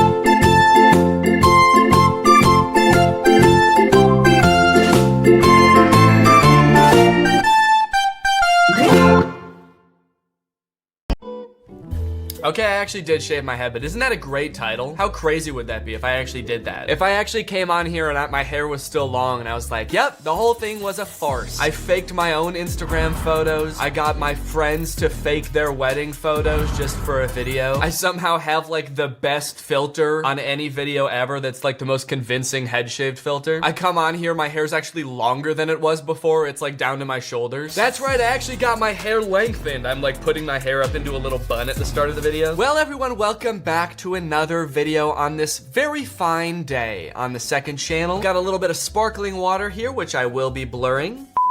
No free promo for you, vague sparkling water company. I have to say, a lot of people probably saw I was just in Europe for a couple weeks, and I think possibly one of my favorite parts of the whole trip, aside from like my friends getting married, was that like every restaurant just like automatically serves sparkling water. They come around and they're like, you guys want sparkling water? And you're like, hell yeah, and they bring it over. I was sipping this the whole time I was gone, dude. I was getting goofy and wacky, quite frankly. We are gonna be doing another subreddit video here today, so let's go ahead and click on top, and let's click on of the month. I don't remember the last time I did a subreddit video, but I feel like it was like a month ago, so let's freaking get into it. Oh, and the very first post is about how me and Laura ran a marathon. Wow, thank you guys. Yeah, it's just a picture of us both holding our medals, and I'm sure the caption is also congratulating us, so.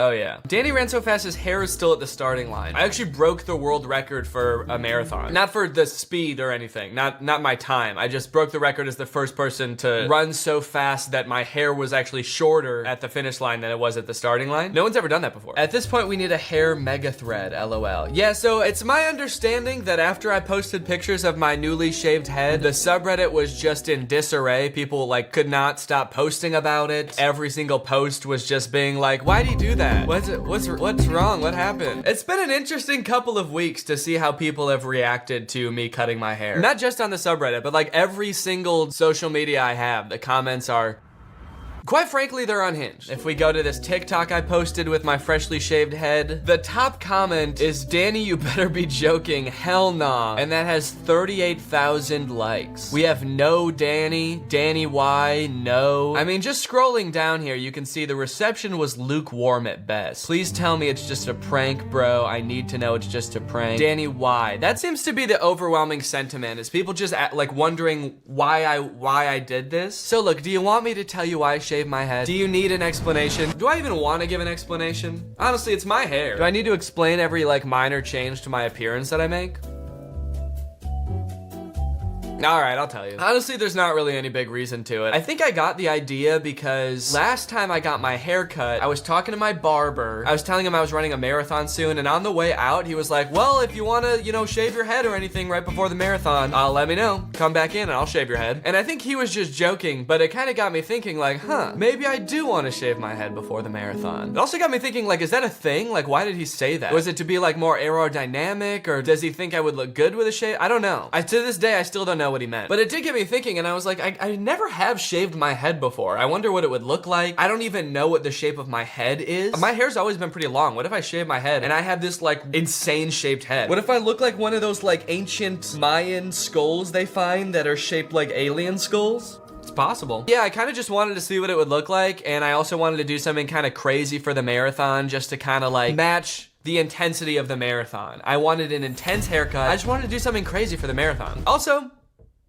I thought it would be kind of funny. I thought it would be funny to see how I would look with a bald head, because I thought I would look pretty goofy. And I thought it would be funny to see how people reacted to me shaving my head, and it was pretty funny. I mean, most of the reactions are pretty funny. They're just like people being like, oh, whoa, like super surprised. I will say, even though I did do it a little bit just to see people's reactions, some people's reactions were too much. There were definitely people that I did not realize were a little bit too invested in like what my hair looks like. So that is, you know, that's good to know going forward. You guys are haters. He looks good. Yeah, no, for real. I was pleasantly surprised. I think he looks fire. No, he doesn't. Don't give him any ideas. Nobody say anything nice about him. He might keep it. Next video, I tricked everyone into thinking I cut my hair. That is gonna be the title of this video. So, kind of an epic comment moment. I was looking at my grandpa's army company photo from 1957, Fort Dix, New Jersey, and found Danny. Okay, yeah, I see it. Honestly, the smile I think is what's throwing me off a little bit. Like, that doesn't really look like how, well, I kind of do smile like that sometimes as a joke. I kind of like,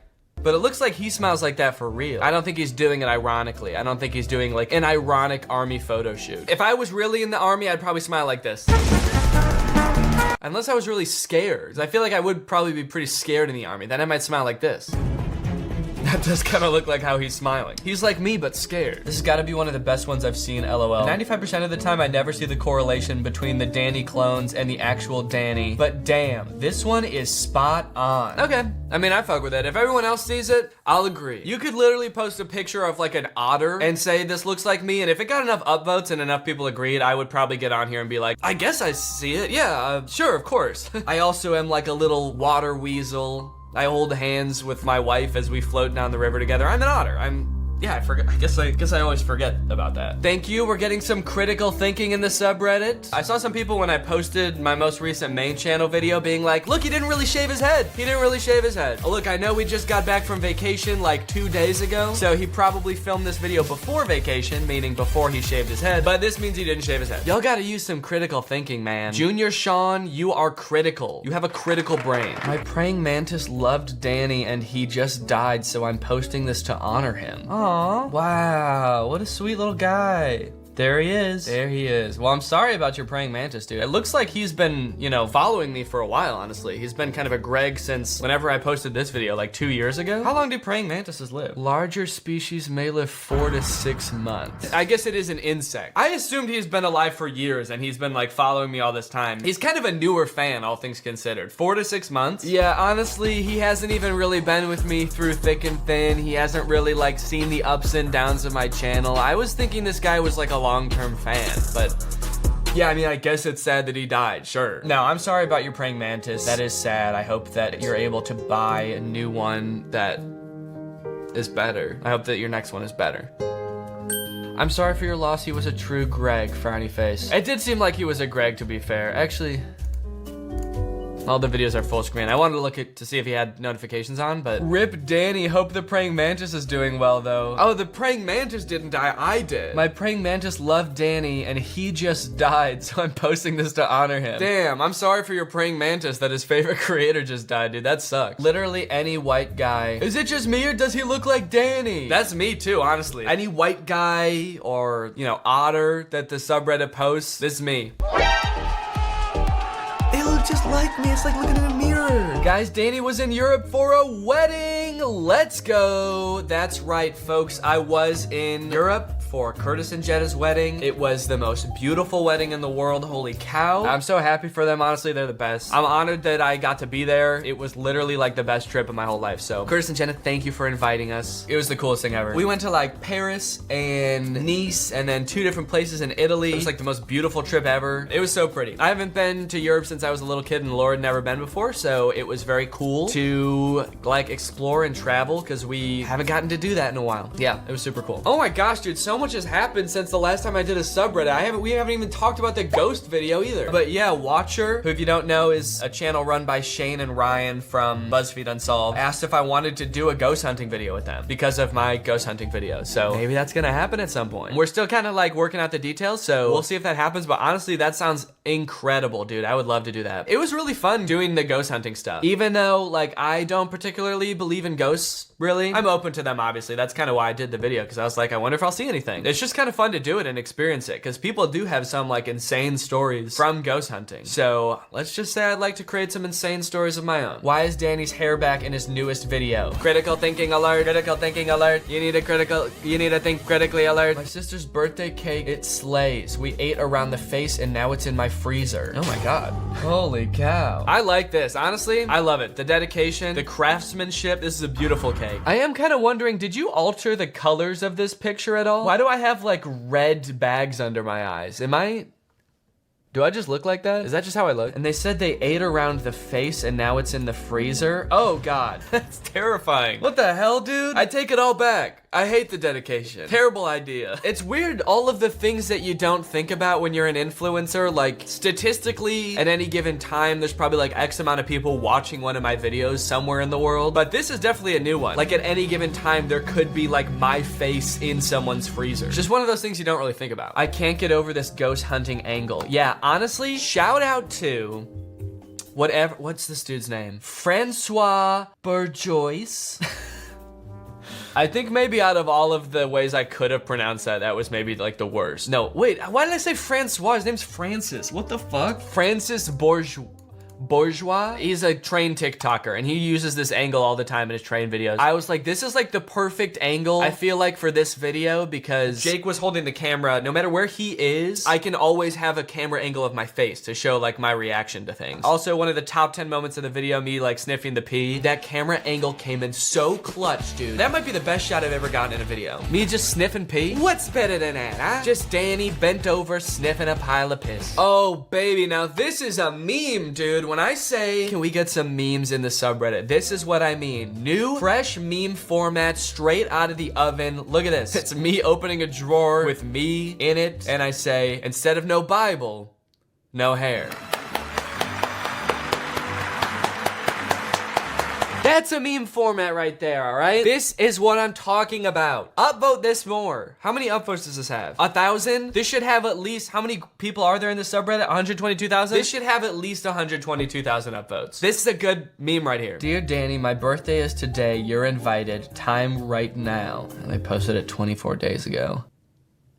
Shit. Danny looks like Dream, or is this another prank? I've seen people saying that. I don't think I look anything like Dream. Yeah, I mean, I don't really see it at all. Like, we don't even have the same color hair. It's like a different shade of brown, drastically different faces. We're both just two normal looking guys, all right? And if being normal makes you look exactly the same as someone, then I look like everyone. I look like everyone then. Guys, I think all of Greg should stop posting RIP Danny's hair type posts. He likes his hair. I didn't say I like it, but I do agree. And I feel like it could be hurtful with all the negativity that people are putting on. That's a very nice comment, and I do agree. I think that maybe it's too many comments about my hair. You know, I don't really think it's gotten to me that much, but I would just urge people to think about, like, if you made a change to your appearance and you like posted it on Instagram, and then you got like a comment that was just like, no, and it got like 37,000 likes, what does that do to you? Again, people are mostly just joking and like kind of in shock, so I get it. I think generally I probably commented a little bit too much on my own appearance in videos. I make videos talking about doppelgangers and like having a young face. So I feel like to an extent, I've probably like invited it a little bit, but I think going forward, I'm probably not gonna react to as much stuff about my appearance because, you know, it's just my face, man. Pay attention to the content, you know? Pay attention to the memes, pay attention to the jokes. I should be able to have like newts for hair and nobody comments on it. People, just listen to what I'm saying, all right? That's the point of the videos. Danny gotta update his profile picture. Honestly, should I? I do need a new profile picture, honestly. I'm not gonna make it this, but at some point I'm gonna need a new profile picture. Not that I'm committing to this hairstyle, that's not why. I just think that I need a new one because I've had this profile picture for so long. I'm wearing one of these like scoop neck t-shirts. Those aren't even like a thing anymore. It's like a t-shirt made for Squidward. Says I'm not gonna comment about my appearance anymore and then immediately reacts to something. Roasting my own shirt. The bald trinity. Yes. The prophecy is coming to fruition. Now I just need to get the other two to shave their heads. Or I'll do it myself. And the prophecy will be complete. Okay, I think that's enough for the top of the month. Let's see if there's anything hot right now. Anything good that people have been talking about lately. If I introduce my girlfriend to Danny's videos, does that make our relationship incestuous because all Gregs are blood related?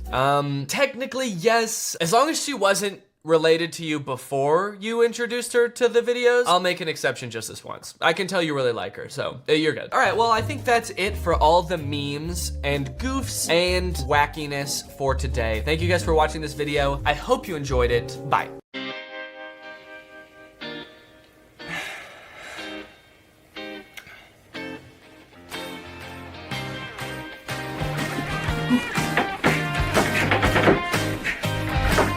Hey, wake up! What? I think I'm gonna hit 1 million subscribers today. I must sleep. Let me sleep. Oh, come on, you've been asleep for like a week and a half. Can't you wake up now? It's a really important day. Let me sleep. All right.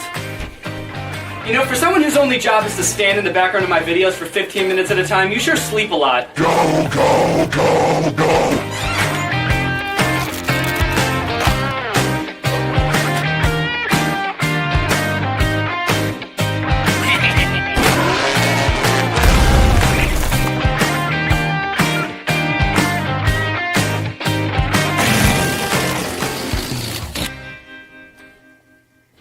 Well, I'm almost there.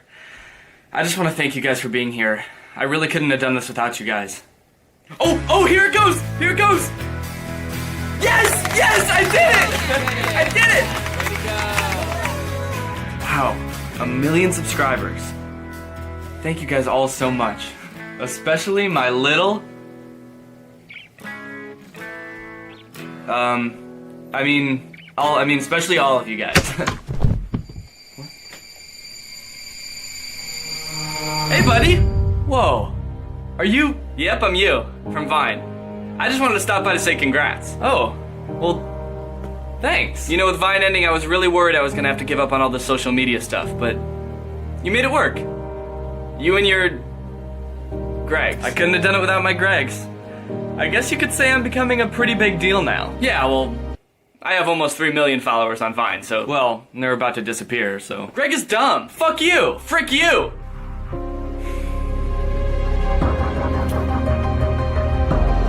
Wait. 1 million subscribers. You know, I never really thought I'd get here, but with this many Gregs, cringy Instagram comedy doesn't stand a chance. Just kidding. There's still a lot of cringy content out there, which is good for me because that's what I make videos about. So if there wasn't cringy content out there, then that'd be bad, probably. It's kind of weird, actually. I started this channel with the intention of showing people how weird and in a lot of ways fucked up a lot of these accounts are, and now I kind of depend on them to make videos. So, anyways, let's talk about Supreme Patty. We've covered a lot of cringy Instagram accounts on this channel, but Supreme Patty is different. His videos are like a different kind of cringe. I've never seen anything like it. For those of you who have never heard of Supreme Patty before, congratulations, your life is about to get a lot worse. Supreme Patty has 5.1 million followers on Instagram. He's the CEO of that. He basically makes like comedy skits and these sort of outlandish like jackass style videos. But there's something that separates him from a lot of people that I've seen. When I made a video about Brent Rivera, I called his style of comedy ab comedy because he's always showing off his abs in the videos. I would say that Supreme Patty's genre of comedy is confusing comedy because after watching almost all of his videos, I just want to know why. I don't understand the point or the joke or like the reason behind any of his videos. So here's an example of one of his videos, and as you can tell from the thumbnail, it's already not looking good. A lemon and a lime?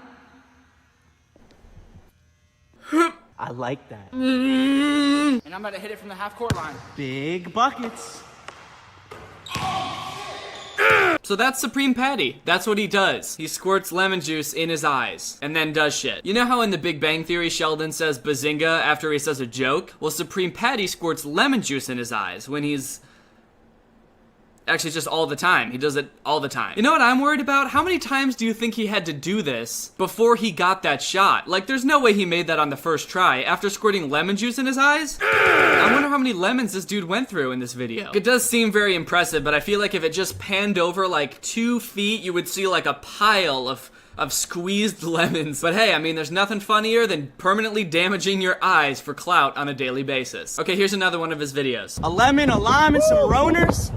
Damn, I got me a big old boner. Nice. Oh, look at that juice. Stop! Stop putting lemons in your eyes! Stop, I'm gonna cry from watching this. You know how when you think about like eating a lemon, your mouth gets watery? I'm watching him squirt lemon juice in his eyes and my eyes are starting to water. For good measure, he does pour some beer in his eyes too, so... Good. So this video is just them driving around town, like cracking open beers, handing people beers in their cars. I'm pretty sure all of this is illegal, right? You're not allowed to have open containers of alcohol in your car. I think people in the comments are starting to catch on because this dude commented, police, police, okay, police. And then a police emoji. So now I hope you're starting to get a better understanding of why I'm dubbing this confusing comedy. I just don't know why. He squirts lemon juice in his eyes in like 80% of his videos, I feel like. Do you think he's like addicted to doing this now? Like it kind of seems like he gets a kick out of it because he tries to fit it into almost every video. I wonder if he does this even when the cameras aren't on. Like if he's on a date with a girl and the waiter brings like a lemon water out for him, he's just sitting there like... babe, are you okay? What? Oh, yeah, I'm fine. I just,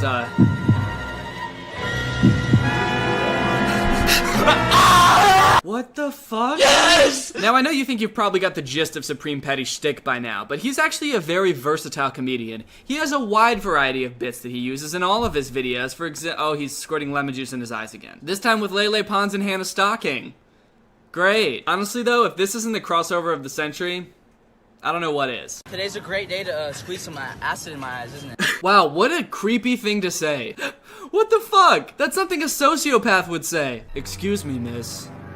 It's a great day to squirt acid in my eyes, don't you think? And they're doing this at the grocery store? Like, how disrespectful is that? Imagine like a father rushing home from work, stopping at the grocery store to pick up some food for his wife and his newborn daughter. But he gets home late and the mom's all mad and the baby's asleep. And the mother's like, what took you so long? And the father's just like, there were these fucking kids squirting lemon juice in their eyes. They held up the whole store. And the thing about these videos is like, they're not even very funny. They're just like awkward. I just imagine everybody in the grocery store just standing around awkwardly, like looking at them being like, what the fuck is going on? Hot sauce, baby powder, and some eggs?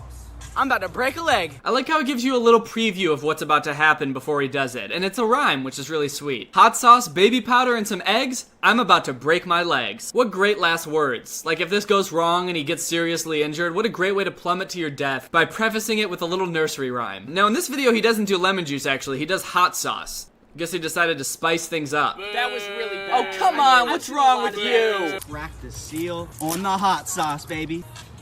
Oh, yes! Oh. I can barely even watch this. It's so hard to watch because my whole body like shrivels up. It's a very physical cringe. It's a full body cringe. Oh. Good, yep, slap him in the face for good measure. Throw some eggs at his head, hell yeah. Oh, shit! Like, which one is it? I don't know. This left eye. Wow, his eye hurts.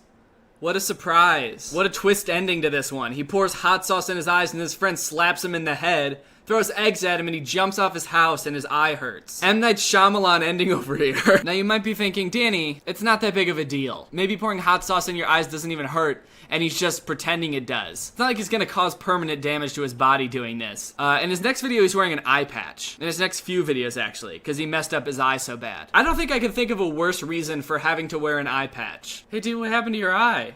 Did you get in a fight? Nah. Oh, did you get surgery? No. What happened? I poured hot sauce in my eyes, alright? Nerd. There are some things I really like about his videos though. Like in some of his videos, he's doing things like shooting basketballs or playing soccer, and his friend behind the camera is just so encouraging. Patty Ronaldo with the moves. Patty Buckets. Splash-o-rama. Buckets! Buckets! What a nice friend. He's just like kindly encouraging his friend to like make baskets and pour Hennessy in his eyes and drive a motorcycle off the roof. There she goes!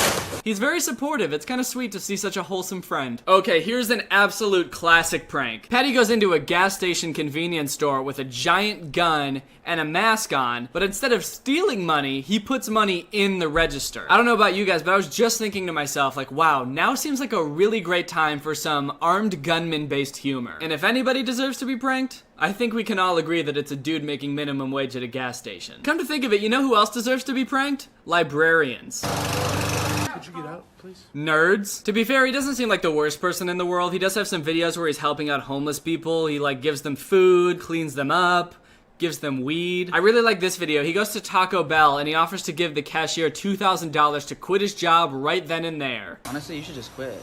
Yeah, you should just quit, bro, to be honest. Look, I got 2 bands, bro. I'll give you 2 bands right now. 2 rackaroos, bro.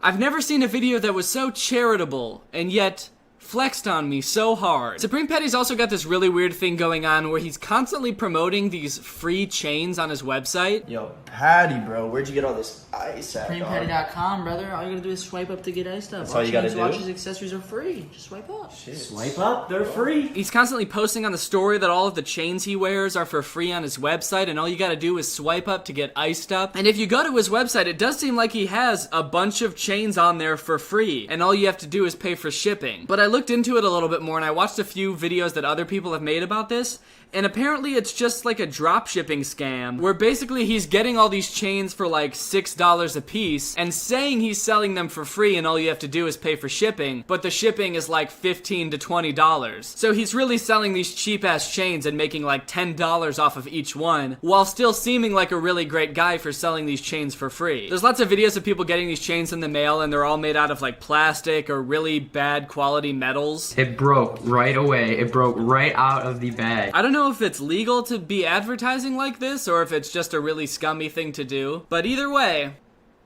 I don't know. I'm so confused. And that is all I have to say about Supreme Patty. He has very confusing videos, and I just wanted to basically make this video to vent because I've been thinking about them for a long time, and I just don't know what to think about them. So please let me know. All right, now it's time to do my ad read for Honey. So without further ado, here is the ad that I made for Honey. Honey! Is that the whole thing? Honey, download it now, it's free! Okay, well, I'm not gonna use that, and instead, I'll just tell you all about Honey. Honey is actually really great. I've been hoping that they would sponsor me for a long time because I have actually been using it for months. It's a tool for shopping that you can basically install to your web browser that automatically searches for like promo codes and coupon codes and all that stuff when you're shopping online. It's personally saved me a lot of money. It works on like Walmart, it works on J.Crew, it works on over 30,000 stores. I personally use it most on Amazon. The best part about it is you don't really have to do anything after you've installed it. It automatically applies every coupon code that it finds to your purchases. Like, look at this. I put $220 worth of stuff in my Best Buy cart, and Honey searches for coupons and saves me $44 off my order. It only takes 2 clicks to install, so if you want to get it, just go to joinhoney.com/Greg. The link will be in my description. When you think about it, there's really no reason not to add it because it doesn't really do anything except save you money, and it's totally free, so why wouldn't you get it? So go ahead and download it for free. It helps me out, it helps Honey out, and it helps you out. So it benefits everybody involved.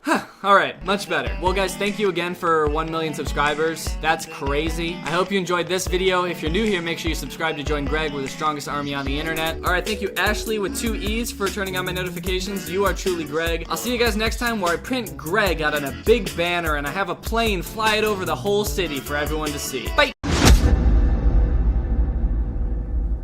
Whoa. My new YouTube video is doing really well. And I'm getting subs like crazy.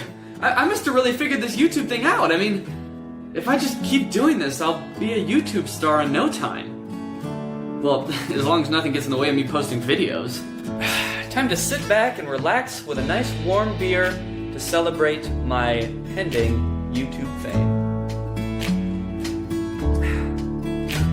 Gosh, I feel like nothing could go wrong right now.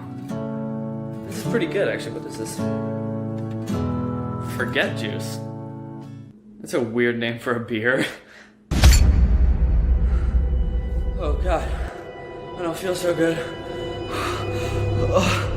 I hope this doesn't impact my ability to make YouTube videos.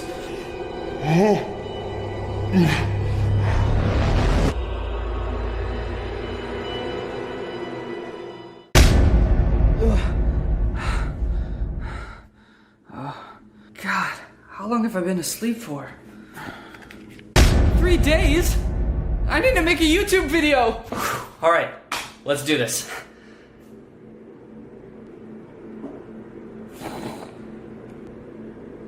Where's the camera?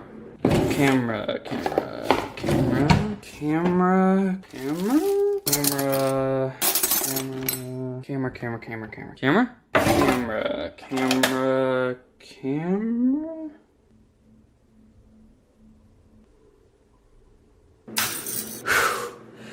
Hey, alright Danny, come on, you can do this. You know how to make a video.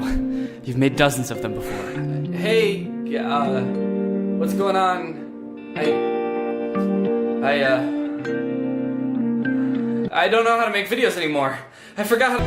3, 2, 1. What's up guys, it's me Danny back with another hilarious video, and today we are going to be reacting to Jake Paul's new song, the Jake Pauler song. I hope you liked that little video explaining why I haven't been posting videos lately. None of it's true, but I hope you like it. The real reason I haven't been making videos is because I have this autoimmune disease that made it so all of my joints were swollen and painful for a really long time, but for a while I couldn't walk or get out of bed, so that makes it kind of hard to make YouTube videos. So I'm feeling a little bit better now, so I'm gonna start posting more videos here on JakePaulHate.com, or sorry, what is it? Oh, YouTube. So let's just dive right into it, because there's this new song called the Jake Pauler song by Jake Paul, and I just want to dive in and take a look and analyze this thing because for reviews. So it's actually pretty funny. So let's go ahead and watch it. I'm sure a lot of you have already seen it, but let's go ahead and watch it.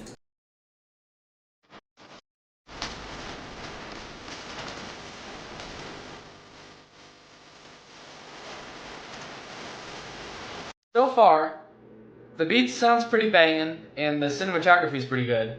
Both things that I don't think Jake had any part in, but I still gotta give him credit. It's a solid intro. Jake Paul is coming through. Yep. Jake Paul is on the crew. Jake Paul is with the views. Yeah. Who the f are you?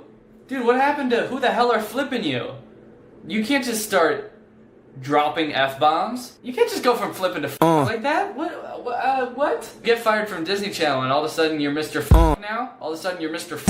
I love my army, they my family, they be riding so hard. My fans so fly, I don't know why they all be rocking Goyard. What is Goyard?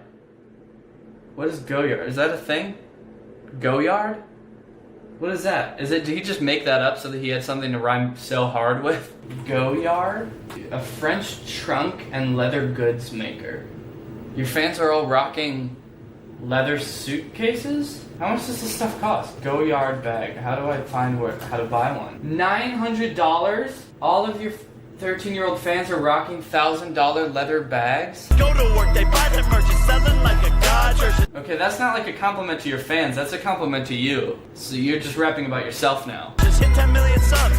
Guess my prayers to God. You hit 10 million subs. All of your fans didn't also hit 10 million subs. The colors are in first. Think about it. It's every day, bro. Tatted on our shirts. It's tatted on our skirts. It's tatted on my socks. It's tatted on your shirt? You can't get something tattooed on a shirt. Well, you can't you can't tattoo socks. You could just say written. You don't have to say tatted. It's written on my shoes. It's written on my socks. It's written on my shirt. What is why tatted? Yeah, Jake Paul is. Oh, this what's up, guys? Checking in on you. Why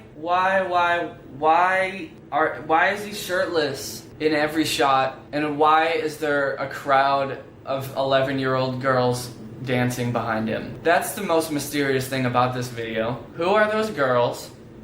Where are their parents? Where is his shirt? I'd like to see his shirt, honestly, because apparently he has something tattooed on it. I love you guys, and I wouldn't be anywhere without. And then who's that 25-year-old guy having a stroke? Can't get views without my name. They make stuff about my name. They pay their bills with my name. I give them all their kinds of advice. I feel personally attacked by that, but he's not wrong. That's correct.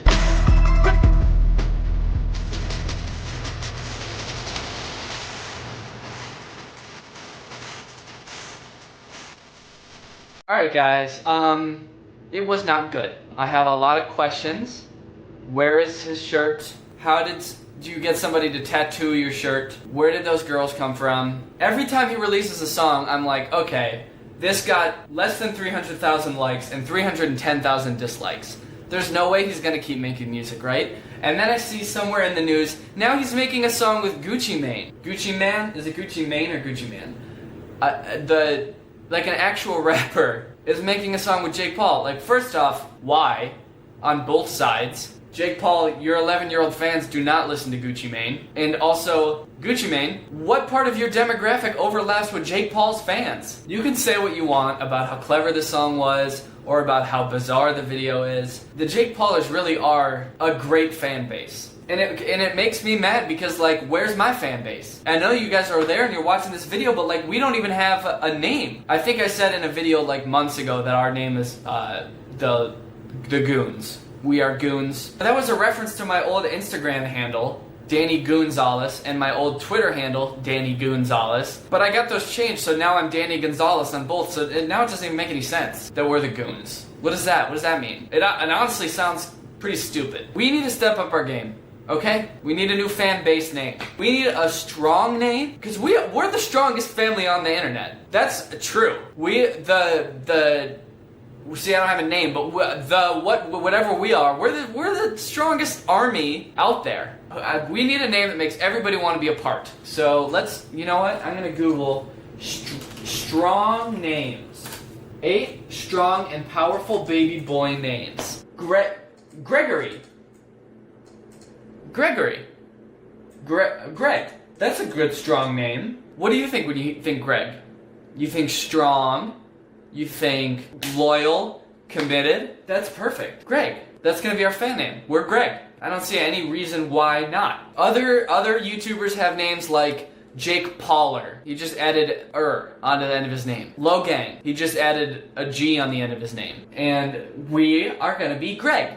Our fan base is called Greg, and we are all individually Gregs. I'm a Greg. You are Greg. We're all Greg. Greg is beautiful. Greg is the strongest family on the internet. Greg is changing the world. Greg is a savage. Greg doesn't care what you think. We're gonna be Greg, okay? And I don't already regret this decision. So Greg, it sounds cool, right? Yeah, that's cool. Greg. That sounds cool. Greg. Shout out to Cat Fable. Thank you for turning on my notifications. You are truly Greg. And so thanks for watching, Greg. If you're not Greg yet, go ahead and hit the subscribe button. Hit that notification button to turn on our notifications. And you can be Greg. It's cool. It is cool. It's cool, right? It's cool. Greg is cool. Okay, so subscribe if you want to be part of Greg. Make sure you throw a like on this video. And I will see you guys next time. Logan Paul, diss track. Rice Gum, diss track. All getting millions of views. At first I'm like, what the fuck's up with these dudes? Till I saw they were getting views like cheaper seats. I know that I'm an all-around really nice guy, but why nobody wanna beef with me? I see these other guys roasting each other and raking in views. The channels are flourishing, so if you think I get mad if you roasted me, I can endure it, man. I would encourage it, honestly. What's up, Greg, and welcome back to another episode of trying to find the worst iPhone game in the world. I had a lot of fun making the last video, but more importantly, I realized just how many terrible games there are on the App Store. Apple likes to pretend it's all just these like super polished, high quality games on the App Store, but if you just look slightly below surface level, it's just all garbage. It's all the strangest games you've ever heard of, these like ridiculous knockoffs, and that's where I want to start today. Let's just search a popular franchise and see how many knockoffs come up for it. Let's try Grand Theft Auto. Okay, first off, we have all of the actual Grand Theft Auto games first on the list, as you would expect. And then we get down to the games that want you to think they're Grand Theft Auto, like Real Gangster Mafia Vice Town, Open World Gangster Game, Gangster Town 2. Geez, there are so many. There's like hundreds of these. A grand, tough guy in Miami? What makes him so grand? The tough guy is grand? I love that he has security written on his back. Security for who? He starts fights with people and then he becomes security for himself. He's like, I gotta protect myself. These psychos are trying to hurt me. Why is he standing like that? That's a tough guy stance if I ever saw one. Don't mess with me, kid.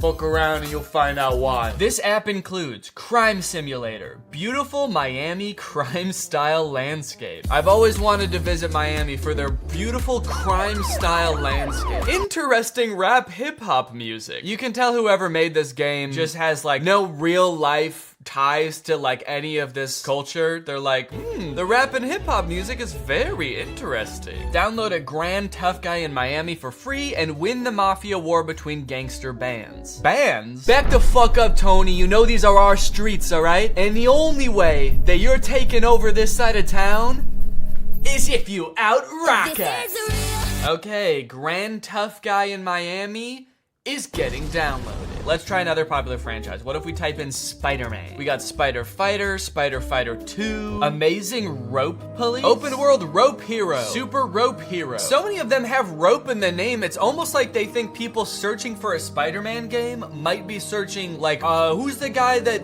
shoots rope? Who's the rope hero? Oh, I love that guy that shoots rope. What was he bitten by again? Radioactive Cowboy? That's right, Cowboy Man, who shoots lassos out of his wrists. Okay, this is interesting. Gorilla Hero, superhero game. This game seems like it's trying to copy like a million different games at once. First off, it's a gorilla. It's like King Kong, but he's red and blue to be like, no, he's Spider-Man. He's the rope guy. But also it's Grand Theft Auto, but also the bad guys are zombies. And also the gorilla actually isn't blue and red. He's like a human being with like a chain on. Oh, but sometimes he is blue and red and he is swinging from rope. Hello, are you crazy to play superhero games? This superhero fighting game or crime simulator guerrilla rampage game, this sounds like it could be two drastically different games depending on how you play it. Superhero fighting game, you can, you know, take down villains, make the world a better place. Or simulator guerrilla rampage game, you can be just a wild gorilla and fucking tear the city apart. Alright, I am downloading Guerrilla Superhero Game. Okay, this could be kind of a fun change of pace. Not so much a knockoff, but still in the violence realm. Kung Fu Boy against bullying. Kung Fu Boy practiced the the kung fu, and some other martial arts to get ready against bullying. Okay, so it looks like it's a game about a kid who's getting bullied, and he learns kung fu to combat the bullying. He doesn't say like, maybe I need to turn to like authority figures at my school to help. He says, I need to learn how to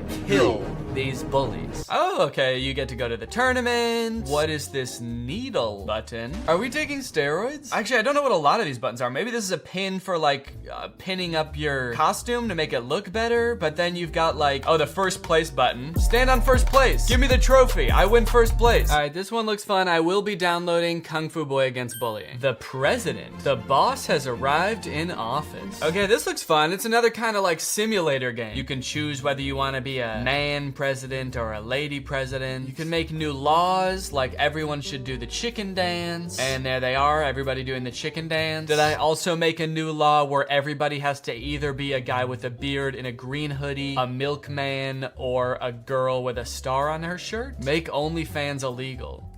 Tap to slap? What the fuck? Just another one of those presidential duties, you know? Guy comes into your office, asks you to make something illegal, and you just smack the shit out of him. No! I like that website. Pick a law and they will feel your wrath. These people are gonna feel my wrath, baby. I am downloading the president. Okay, this game has actually been suggested to me a few times. It's called My Horse Prince, and I'm very interested to try it out. It looks like some kind of romance game, but the love interest is a horse with a person's face. I guess that's just kind of a theme of this series so far, is that I just have to do a game about horses, and a deeply unsettling one at that. Will you be my owner? There stands a horse with a handsome human face. So it is a horse. It's not like a person who got half transformed into a horse. It's just a horse with a human's face. Is this a dream or a nightmare? Clearly it's a nightmare. It was there, she saw him. That handsome horse. Do you want a carrot? Gameplay includes items appear with time, tap items to get points. Points are determined by energy level. These are not the things I want to know about the game. I don't care if I can tap items to get points. I want to know why there's a game about dating a horse with a human face. Oh good, cleared levels are automatically stored in the album. But what about the horse? Why does this game exist? And who the heck is this little guy? I want to make lots of memories, he says, as he stands there looking completely different than both the other characters in this game. I guess there's only one way to find out, folks. I'm downloading My Horse Prince. All right, gang, we have a variety of interesting games. Let's head over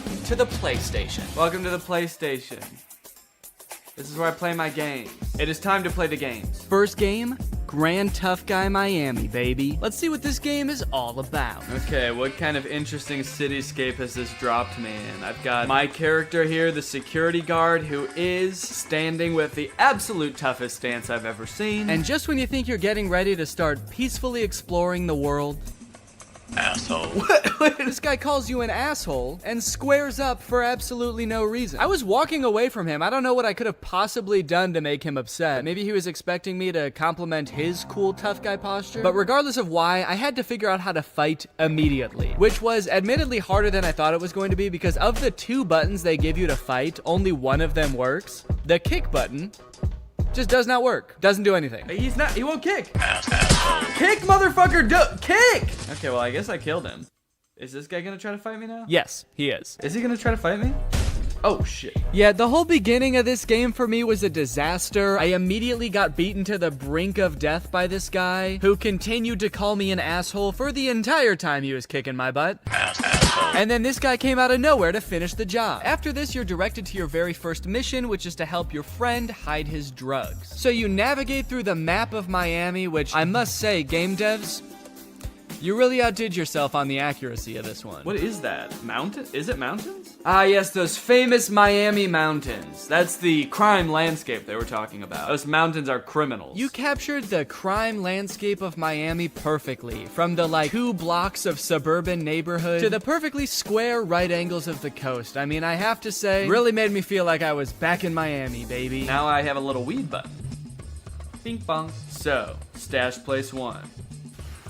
I'm going to the next place. Oh, I just stashed it in the ground? Ah, the life of a drug dealer. Driving around to various parks in their neighborhoods, burying weed with their bare hands. I may sound like I'm being sarcastic, but I genuinely don't know if this is something people do. So look, I don't need to tell you that this is a poorly designed game. I mean, you have eyes. You can see what the NPCs look like. The game mechanics of this game are trash. They make trying to do almost anything impossible. Riding a bike. Oh my god, please. Driving a car.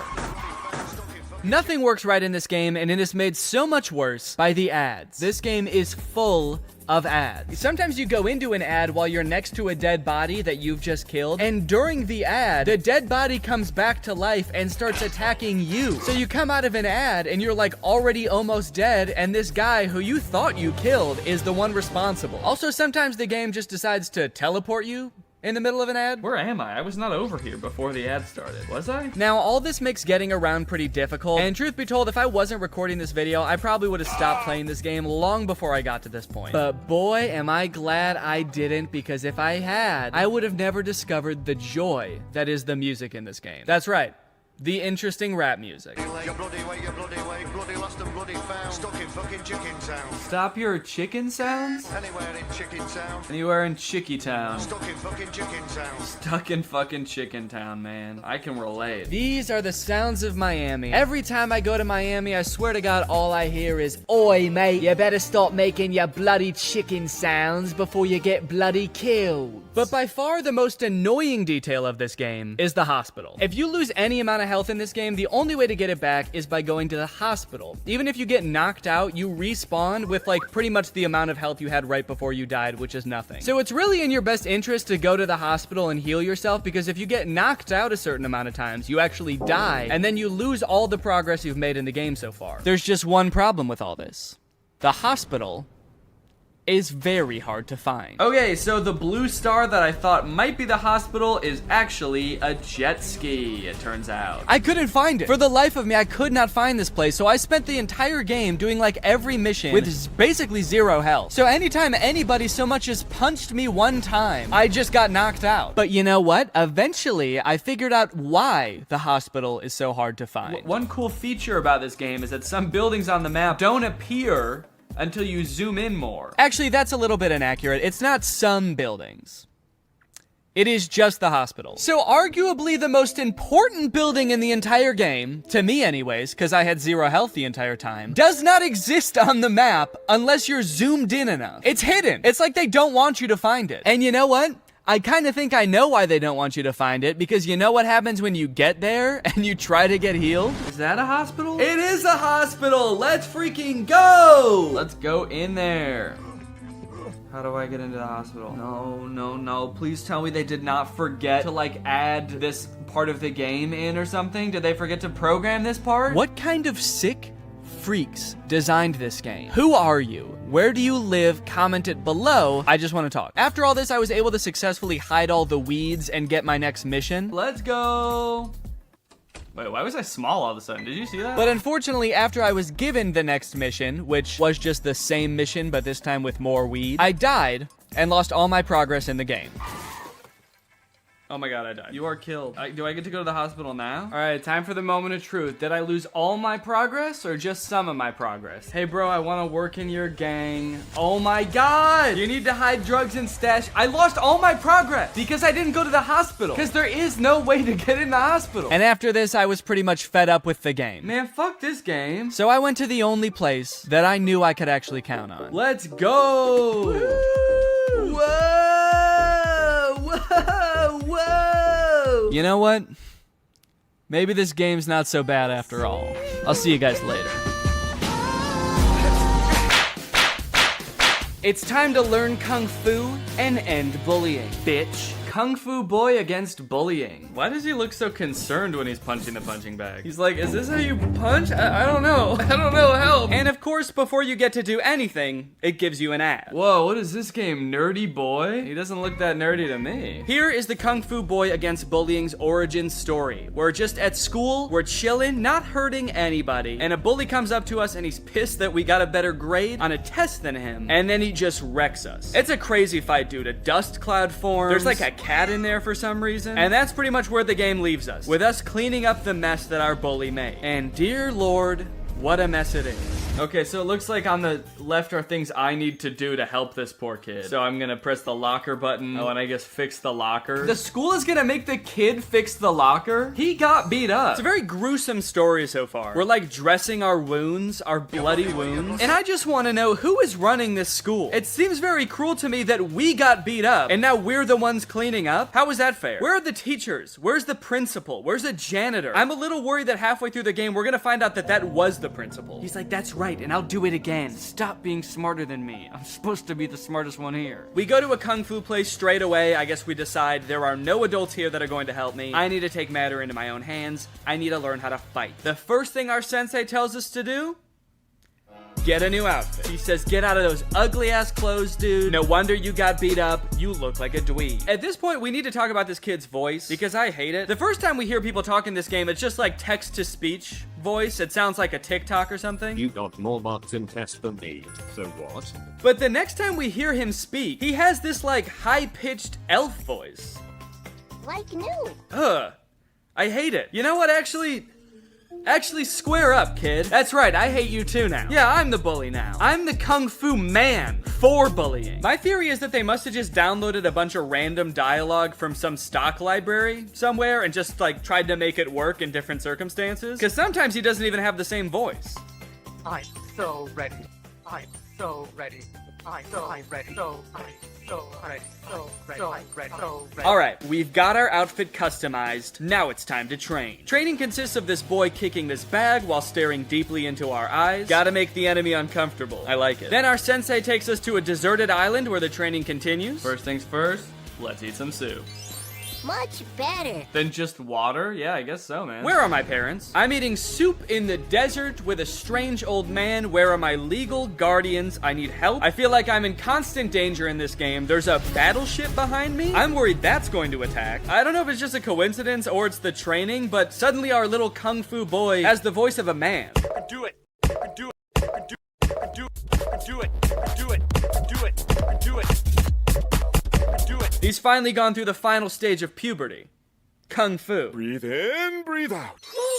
That was really bothering me. What was bothering you? What are you talking about? Oh, man, I was really wondering when someone was gonna come along and put a rock on my back while I plank. Thank you so much. God, that was really bothering me. Here's the messed up part. Halfway through training, our bully finds us while we're eating with the sensei, and he takes pictures of us through the window. And then in the next scene, the pictures are all over school, and we've gotten the shit beaten out of us again. This game is ruthless. I mean, really, we're trying to get ourselves out of a bad situation. He can't even cut us some slack for like a day. But our just desserts might actually be right around the corner because right after this, the game presents us with a pretty interesting development. Hi, George. My bully. Get ready for the tournament. Is he going to a tournament with me? Am I going to be fighting him in a tournament? This is going to be sick. That's right, we get to face off in a tournament against the bully that started it all. And to get ready for this tournament, we decorate? That was really bothering me. What am I doing right now? Why am I decorating this room? I thought I was just packing my bags for the tournament, but then it was like, and put a couch down, put on a weird hat, and some silly shoes. All right, it's time to show this bully who's boss. It's time to use everything we've learned in a series of complicated kung fu challenges that will test our skills. Unfortunately, the game does not let us participate in this part. We just get to watch a cutscene of the two boys chopping wood with their bare hands and then getting into another fight. Fortunately, we absolutely maul this kid. We destroy him. Let's go! I guess that's what separates us from the bullies. Sure, I will beat the shit out of you so hard that you'll wish you were never born, but only for a trophy. I'll only do it in a controlled environment where people are watching it happen, and then I get a big reward and you don't. And to be fair, when I'm done, I'll clean him up. I'll pick the little leaves off of him. I'll, you know, sedate him with this needle. Sure. I'll also stitch his chest shut. Actually, a little too graphic. I think we might have gone a little bit too hard on the poor lad, but nevertheless, I'm happy we did it. I gave myself a medal and took a picture to commemorate the occasion, and then the game informed me that it was all done. Congratulations. Thank you. Game done? Is that what it said? Sorry, did I just beat the game? That was it? And that's how I ended bullying. Now I'm going to become the president. Hello and welcome to the Oval Office. It's time to talk about the president. I immediately started this game by making a grave mistake. I clicked don't allow to send notifications. Maybe I should have clicked allow. They might need me for something in the middle of the day when I'm not paying attention. Like if my world is about to get nuked by aliens or something, I'll probably want to be able to be reached. But a good president never admits they were wrong, so it was time to take the oath of office. Why is the person that's in charge of like the oath of office like a train conductor? So this is mostly just a game where you pick between two options, a good option and an evil option. The only problem is the consequences of picking either option are pretty unclear. In fact, it seems like most of the time it's completely inconsequential. Repeat after me. I do solemnly swear that I will faithfully execute the office of president. That I will steal all public property. Screw it, dude, I'm clicking that. Haha, nice joke. This guy's just like, yeah, okay, dude, good one. Can we keep doing the oath now? That was not a joke, okay? You don't think I'll do it? I already am. He looks down and his train conductor uniform is just gone. He's naked. And I'm starting with these. So I signed my presidential oath, I do a little dance, and that's it. I'm the president. It should be noted that this little dance is my favorite part of the game. It's actually one of the only good parts of this whole game. He just looks like he's having so much fun. It's funny, it's silly. And the president isn't the only one that gets to do it either. This lady comes into the office to give me a gift, and then she starts doing the dance. When I sign things into law that all my citizens like, they start doing the dance. How sick is that? I never wanted to be president before, but if this is what it's like, sign me up, dude. Call me Joseph Brandon. The craziest part of this game has got to be the public executions. Yeah, no, really. There are public executions in this game. Execute. Old President Dan runs a bit of a different kind of society, I guess you could say. Say one bad word about me, and I will strike you with lightning. I will harness the power of the gods, and I will wipe you off the earth, unfortunately. One of the laws you can sign is that, like, everyone should fight, and obviously the citizens, they don't like that. And they start speaking out, and the game gives you the option to execute somebody. Isn't that insane? This game has such, like, a cute art style. I was not expecting that. I just know that after summoning this lightning and destroying this man, my little guy is at his podium just like...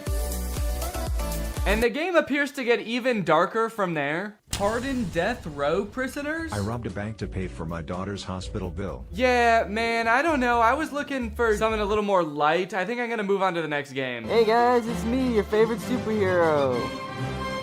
Rope Man. Guys, I don't want to spoil the review for Gorilla Superhero, but I really like this game. Whoa, what did I just stumble across here? Oh my god, he is getting into it, dude. Yeah, this guy seems cool as hell. And sure, I had questions. Why does he have human hair? He already has fur on the rest of his body. He's got like bleached blonde hair. But his dancing put me in such a great mood that I was willing to look past all that.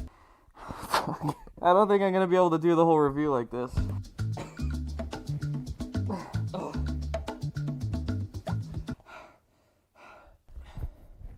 It's really hot in here. The beginning cutscene got me freaking hyped. Our gorilla is sitting on a rooftop with his unexplained panda friend when we leap into action to help defeat a bad guy that the police are fighting. And this is when I learned the true appeal of the game. The combat. Is this punching? I can't tell if I'm hitting them. What? What did I just press? Everyone turned into skeletons, dude. Whoa, dude. What the hell? Combat, I guess, is a pretty loose term for what's going on in this game. There is a punch button, sure, and it does a little bit of damage. But then you have this whole outer ring of powers and spells that your gorilla is somehow able to harness. And they're so powerful. Basically a one-hit kill for any enemy. It could be a normal guy, it could be a zombie, it could be this like weird purple futuristic BMX rider. Every move just turns them into skeletons. No questions asked. You just push it and it's like, they're dead. They're gone. They've been dead for years. Their bodies decay. I love how this gorilla runs. Like a little gorilla, man. Is this how gorillas really run? That'd be crazy to see a gorilla running around like this in the zoo. I just got somewhere to be. Maybe they do run like that. I don't know. Can we get a video of how gorillas really run on the screen, please? Your gorilla can run, jump, smash, swing from rope, and he can even use said rope to yank people. Whoa. Oh, actually, can I shoot web at people? Gotta yank these fools. Yeah, I am. I'm yanking them. Get yanked.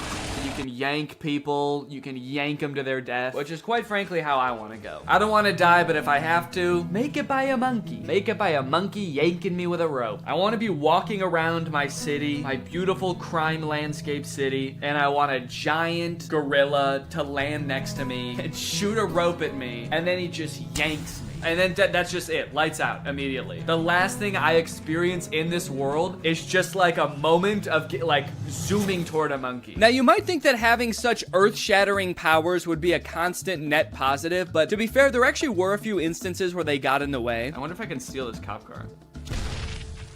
Oops, I wanted to steal a car and I accidentally destroyed the entire thing and everyone in sight. But luckily, you actually don't really need a car in this game because the gorilla is faster than the cars on his own. Kind of crazy that they even added cars into the game at all when they're completely useless. Also, even when you do get in them, the gorilla doesn't even fit. And also, the cars in this game have that shitty game mechanic where instead of like a joystick, there's just a left and right button for steering, as if that's useful at all. I think there's a reason those haven't been implemented in real cars. You're about to hit a deer and you're just like jamming the right button. No! Get out of the way! Now, unfortunately, this game does get old after a few minutes. As far as I can tell, there's no story in this game. You're basically meant to just run around and turn people into skeletons, which is fun at first, sure, but I don't know, can I turn people into other spooky things like goblins and witches? Also, the game kept coming up with this pop-up that said something like, explore the world to win achievements. And then it would send you directly into an ad, which was pretty annoying. Explore the world to win achievements. Yeah, that's what I'm doing that. If you would stop showing me these ads, it's like you're mad at me that the ads are coming up. It's like, don't watch these ads, dude. Explore the world. I'm trying. So outside of upgrading your character to the red and blue gorilla, which I did do. Yes! Yahoo!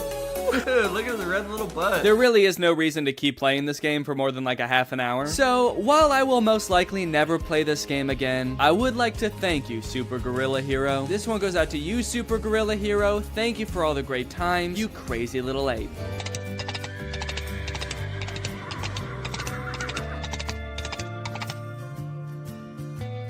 Howdy. Yes, my friends, it is finally time to talk about My Horse Prince. Apparently, the second I downloaded this game, it decided it's actually not called My Horse Prince, it's called something else. But fear not, the game is still about a human-faced horse. I know that's why you guys were sticking around. I know what my viewers want. This game kind of flows like one of those episodes or chapters type games. First, I had to name our main character. I thought I was naming the horse, so I accidentally named her Horace. And Horace explains that she recently moved to the countryside to get away from her ugly middle-aged coworkers. I poured so much of myself into my work that my only interaction with men was at the office. An office full of middle-aged salary men nobody would call attractive. The hell? Bunch of old weirdos that literally nobody could love. Okay, so she moved to the countryside to try to find a Prince Charming of sorts. She's on the hunt for some hot guys. And then we meet this guy. This guy owns a ranch where they train racehorses. I don't know why he looks like that, and they never acknowledge it. Dude, you know Horace is pissed right now. She traveled all the way from the city to the countryside to find some hot guys, and then she meets this guy? This, I have to imagine, is the exact type of guy she was trying to get away from. I mean, sure, I don't know for a fact that they look like SpongeBob drew a middle-aged man with that magical pencil and it came to life. But look at this guy. He's not exactly a hot guy. Are you here to see some horses? Oh,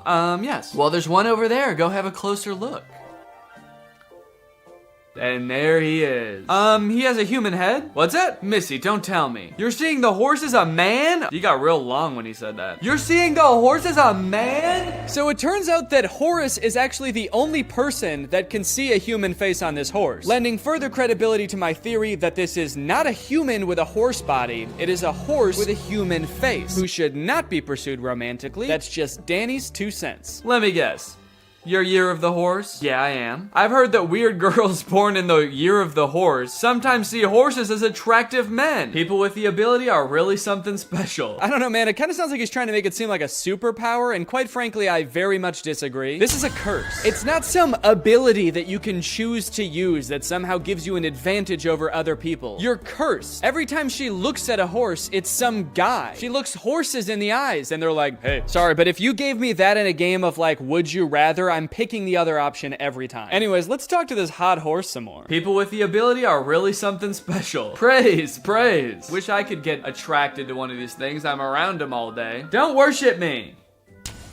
What's going on? Hey, is this guy bothering you? I'll stomp him into the dirt. He's just a tiny little potato man. Don't worry, I'll use my hooves and I'll kick him into the ground. From the amount of this game that I've played, which admittedly is not as much as I probably should have, I can't really tell if this is supposed to be romantic or not. And honestly, I don't know if Horace knows that either. I think she's working through some very complicated feelings. She keeps saying things like, maybe I could hook up with this guy. Oh wait, oh no, he's a horse! What am I thinking? He's a horse! Oh, I've been duped again. He neighs and whinnies. I wouldn't say those are the reasons you can't date a horse, but you're on the right track. Outside of how insane the premise of this game is and how confused I am every time I talk to this horse, this game is actually pretty boring. It's mostly just like skipping through dialogue boxes and then playing these weird feeding/training games where you're either feeding him carrots or having him run on treadmills that he breaks every time he uses one, both of which drain his energy, and the only way to get his energy back is by talking to him, which could be interesting, but the only thing he ever wants to talk about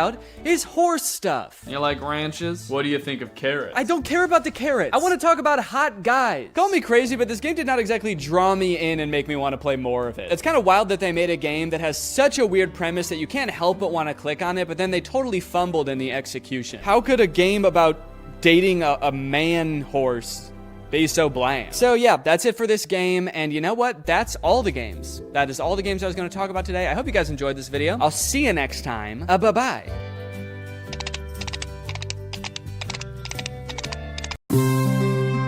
This one goes out to all my ladies. I just want to let y'all know how I feel. Ladies, if you're out there, this one's for you. I don't give a shit about you. I just want to smoke meth all day. I just want to do cocaine. I would punch a dog for some Zans, y'all. I just want to sip some lean. I'ma steal some money from my grandma. Not that I need the money. I'm so goddamn rich it ain't funny. Hey Greg, I'm sure that I'm not the only person who's noticed that celebrities suck lately. Like if Celebrities was a TV show, this season would suck. This season of Celebrities is just... it's just bonkers. I feel like celebrities used to be these like untouchable gods and goddesses of Hollywood. They never misbehaved or got in trouble. They were just, you know, these shining idols on a mountain, and we could only ever dream of being anything like them. There were celebrities like Kanye West who, like, sure, he made good music, but he also had some, like, you know, temper tantrums. He had some behavioral issues. But I feel like the celebrities of today are just like all of the behavioral issues and none of the talent, or at least not much. And I know you already know who I'm talking about. I'm talking about Lil Tay. I'm talking about Woah Vicky. I'm talking about Danielle Bregoli, Lil Pump, and sure, Lil Pump's got a few bangers. But, I mean, he's not a very good role model. And I guess there's nothing, like, inherently wrong with making dumb, poorly behaved people famous. I just don't really identify with any of the celebrities of today. Like, I'm not extremely rich. I don't do cocaine. I don't know what lean is. Over the past couple months, I've just been yearning for a celebrity that I really identify with. And that's when I came across Mason Ramsey. Yes, this video is about the yodeling kid from 3 months ago. Now, I know what you're thinking. And stop it. I make so many videos of being like, this person sucks. This person makes bad videos. And you know what? I thought it was time for a change. Mason Ramsey's the best. He's the best celebrity, okay? That's really what I'm getting at.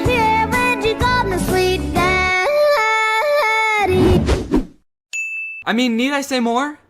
Need I say more? Oh, I need say more? Okay, I say more. If you don't remember, Mason Ramsey is this kid who got famous for yodeling in a Walmart like 3 months ago. It's just so funny. In a world of like Lil Vicky's and Woah Tays.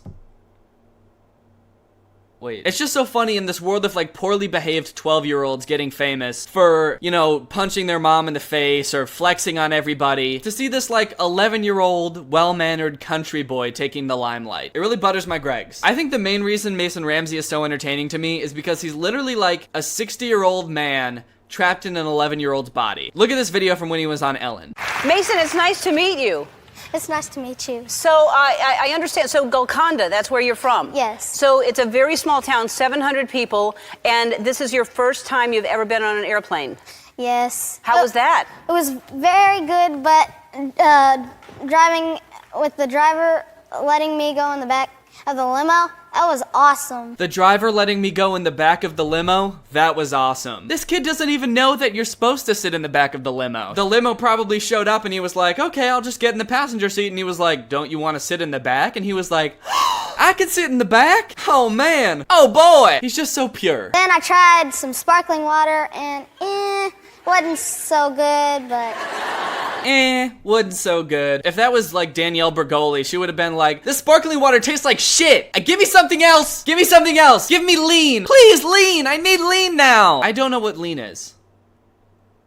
So, do you like LA? Yeah, but I'm a country boy, and out in the old country, all we do is bale straws of hay, and next thing you know, you're sitting under a tree taking a nap with your hat down and a weed in your mouth. This kid is perfect. Sitting under a tree with a weed in your mouth. I mean, a weed? This kid is cool as fuck. He's so young, but he acts like he's been retired for 10 years. He just doesn't have a care in the world. This kid's 11 years old and he's cooler than I'll ever be. Like, that's something I would never even think to do. Okay.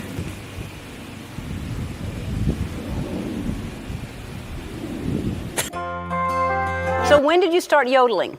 The first song I tried to sing was Long Gone Lonesome Blues. Mm-hmm. Who sings that? Hank Williams Sr. And that's your favorite singer? Mm-hmm. Yeah. And your grandfather yodels, right? Mm-hmm. And is he a good yodeler as well? No.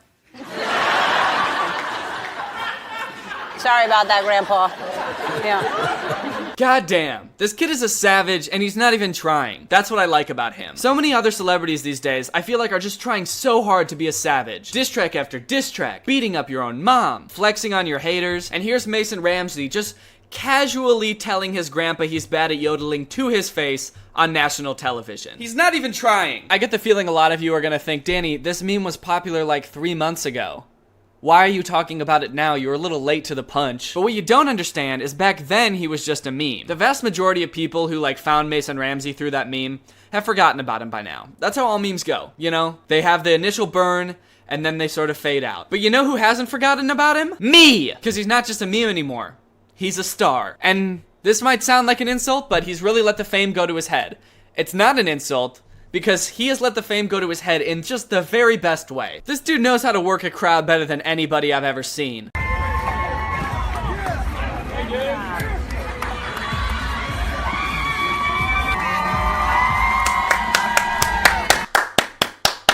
A spin and the pointy fingers, there's no beating that. Okay, look at this video of Mason Ramsey getting interviewed for some radio show. You gonna do a whole album? Is that what you want to do the rest of your life? From now on, you want to just make country music? What? Right now, you're in front of more country music fans on the air than you've ever been in your life, because this is the biggest country music channel ever. Yep. Tell all your girlfriends that, okay? Okay. They've just been told. Oh my god. I think he just made everybody in the crowd his girlfriends. Even the guys. That was so smooth. Now, if you're like me, you're probably thinking, okay, this kid's got a great voice. He's got great charisma. He's going places. But I'm a little worried. We all know what tends to happen to child stars. They get a little bit too big for their britches. Is that the expression? Big for their britches? Big in their britches? Their britches just can't hold him anymore. Like the same thing that happened with Justin Bieber a while ago. You get into the wrong crowd, you start hanging out with the wrong people, your career starts to take a dive, you know? You start acting out. People don't like you as much. You stop making music because you're just all about the cool kid's life. But don't worry. Mason Ramsey only surrounds himself with the best. Look at this video he posted on Twitter. It's got the caption, "Saturdays are for the boys." So this is what he does on his crazy Saturday nights. This is his crazy weekend plans.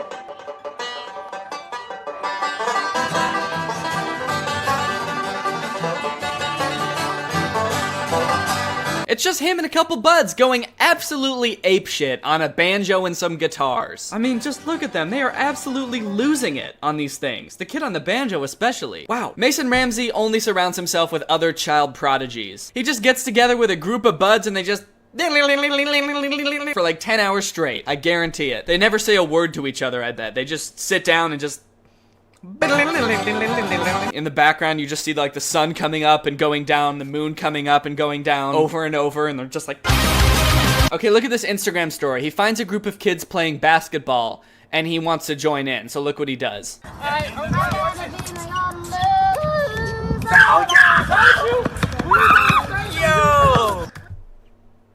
How cool is that? Mason just goes up to these kids and just goes, "Hot blue," and they're all like, "Oh shit, it's that kid!" Can you imagine being that famous? That well known for yodeling, that you can go up to any group of people and just go, "Hot blue." And they're like, it's you. So he introduces himself in the coolest way, and then he absolutely kills it on the court.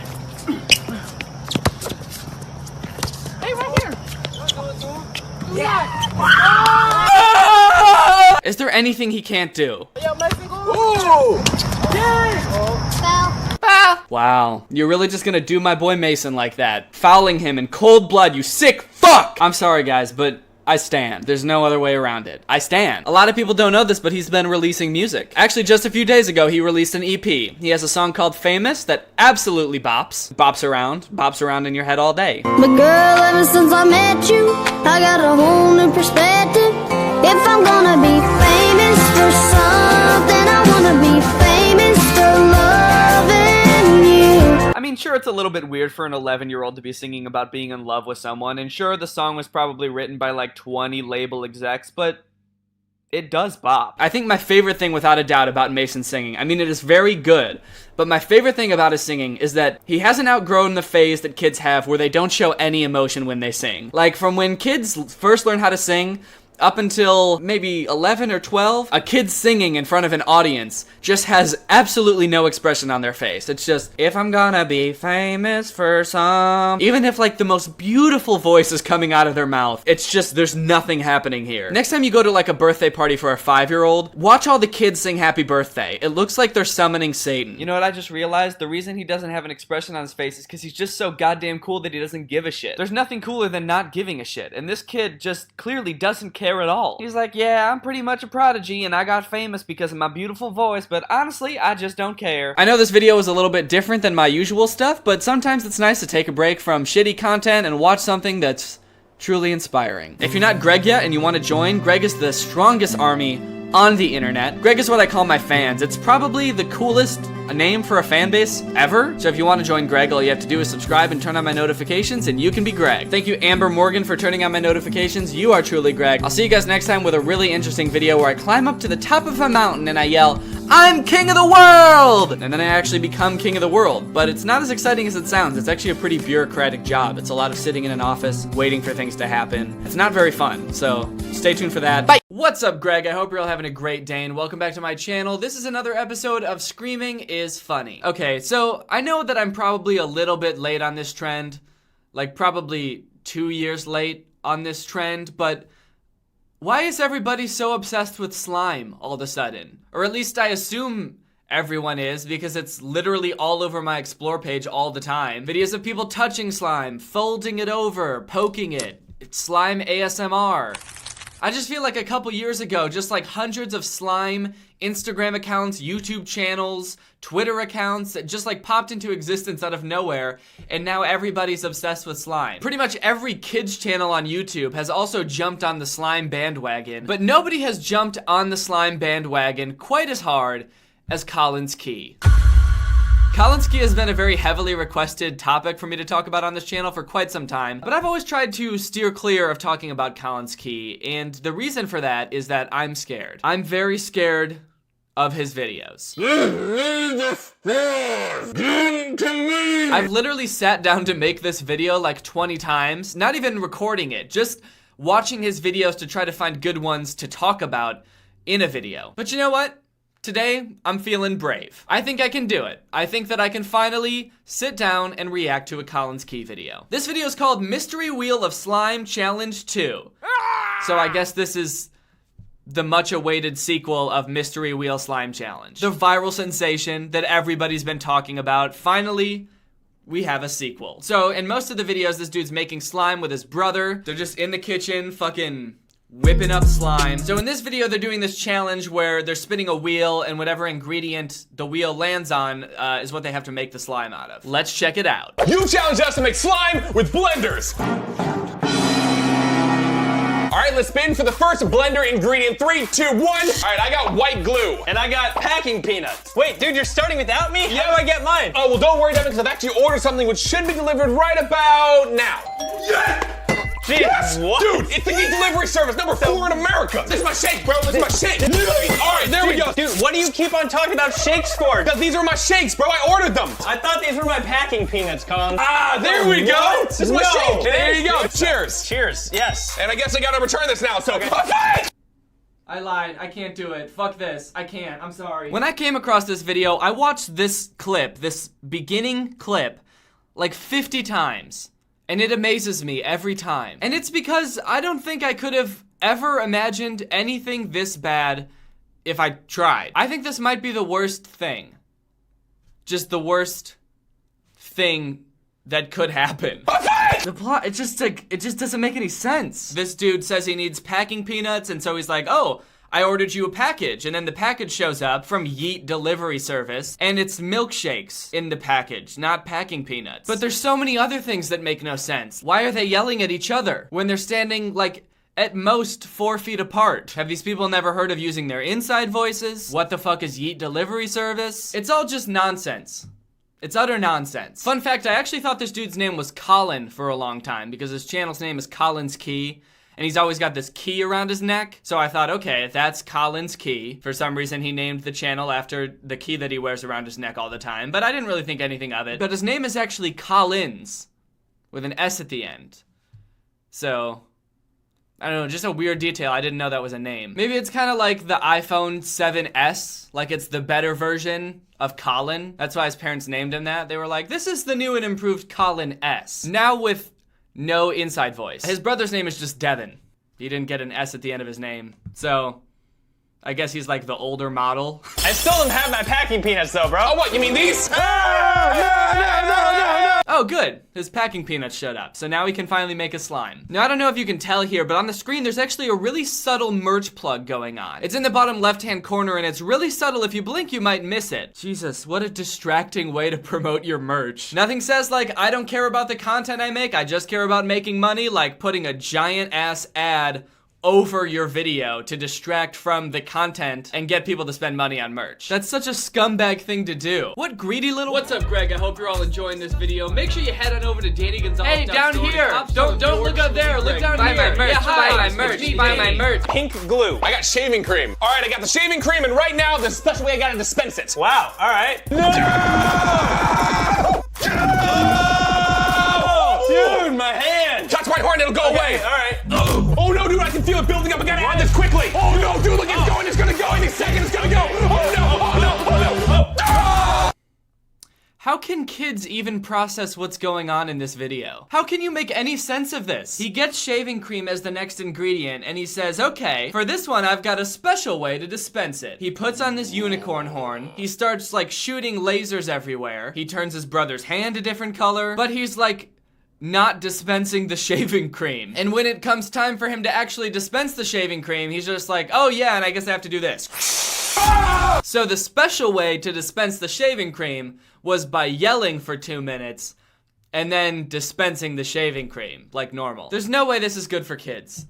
No way. I can say with near 100% certainty that this will stunt your child's growth. Mentally, and what the hell, physically too. Your kid will be short if he watches this. At least most kids channels and kids TV shows have like some sort of vague plot or progression that you can follow. A lot of kids shows these days are actually pretty smart. I feel like adults can laugh along to a lot of the jokes in kids shows because they're actually smart and thought out. But this is just too random. It's utter nonsense. There's no logic or reason to draw from any of this. It's just two guys yelling. Just two guys yelling at you. Wait,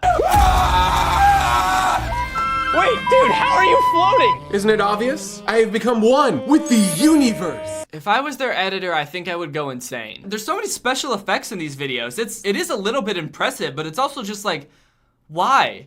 Why do you need so many special effects to make slime? It's almost like they're admitting that making slime isn't interesting or fun, and so they have to way overcompensate by throwing all of this like extra shit in. It's utter nonsense. This video is 20 minutes long. This goes on for 20 minutes. 20 minutes of just— Oh no, oh no, oh no, what's gonna happen? Oh no, oh no, oh no. This. That might not seem that bad until you realize that we've only watched 1 minute and 44 seconds. And I've probably cut a lot of it out. Okay, this one's called Dogs Pick Our Mystery Slime Challenge 2.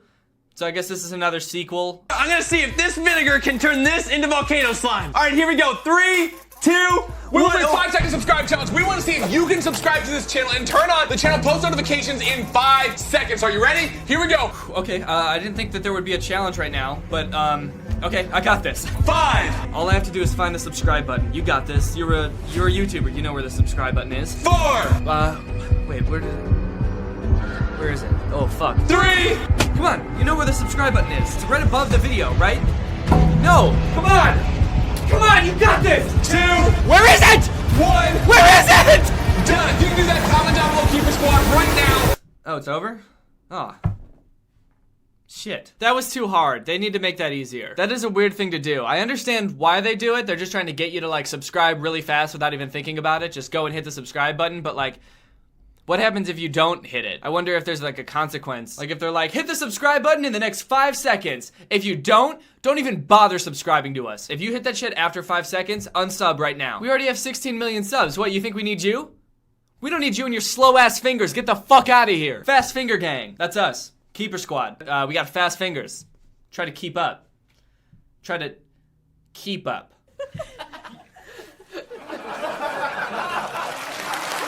Yo, it's starting to work! Not quite the most satisfying slime that I've ever made visually. You know what, Devin? I just think it needs a little bit more Orbeez. So here we go. Just gonna place it down here. Just gonna pick up some Orbeez off the counter. And it's like this. Do you think this is a real kitchen? Is this the kitchen in Colin's house that he uses to cook all of his meals? Or is this nice ass kitchen with like these beautiful granite countertops, this gigantic island, this beautiful stove just for destroying with slime on a daily basis? What a subtle flex. These dudes are probably making so much money. They get hella views. This video has 8 million views.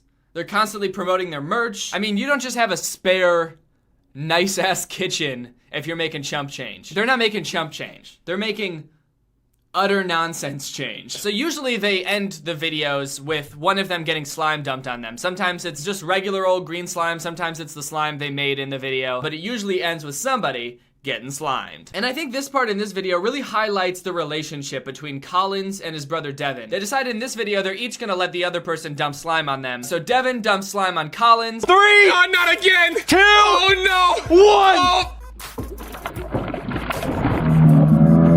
But then when it's Devin's turn to get slimed, he's like, all right, Collins, time to get up. It's time for me to get slimed. Collins just starts joking around. He pretends to be slipping. Oh, scary! Oh, dude, you okay? I'm like ice skate. I'm like, I'm like doing a little dance, but it's like, hey! He's just being his goofy self. He's yelling, he's slipping, sliding around, and Devin's like, come on, dude, get up. It's time for me to get slimed. I just get the feeling that Devin like hates being in these videos. My theory is that Devin is a bit of a slime purist. He appreciates the art of making slime.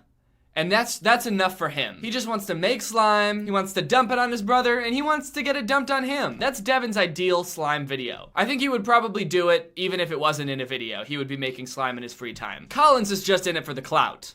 That's slime clout. I mean, you can tell in the whole video, like, Devin just wants to make the slime. Collins is like pulling milkshakes out of boxes from the Yeet delivery service, dumping packing peanuts all over Devin.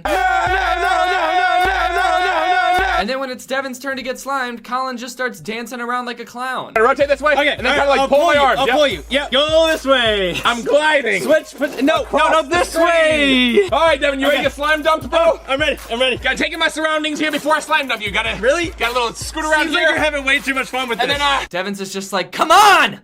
Slime me! I need it! This isn't what slime is about. Slime is serious. It's an art, and you're making a mockery of it. So this may come as a bit of a surprise to you if you're not big into the slime scene like I'm not. But the more and more I watch Collins Key's videos and other people like him, the more I started to realize there's like a gigantic slime community. The Sharers have made many videos about slime. Shroom has some slime hacks, whatever the fuck that means. Rebecca Zamolo made an awful music video about playing with slime or working out with slime or exercising. I don't know what it was about, but it was really bad. Working with slime, so I try harder. Sweating while stretching, yeah, I'm clever. Making slime at home is fun, it's true. But working out with slime, you can do too. It's so satisfying.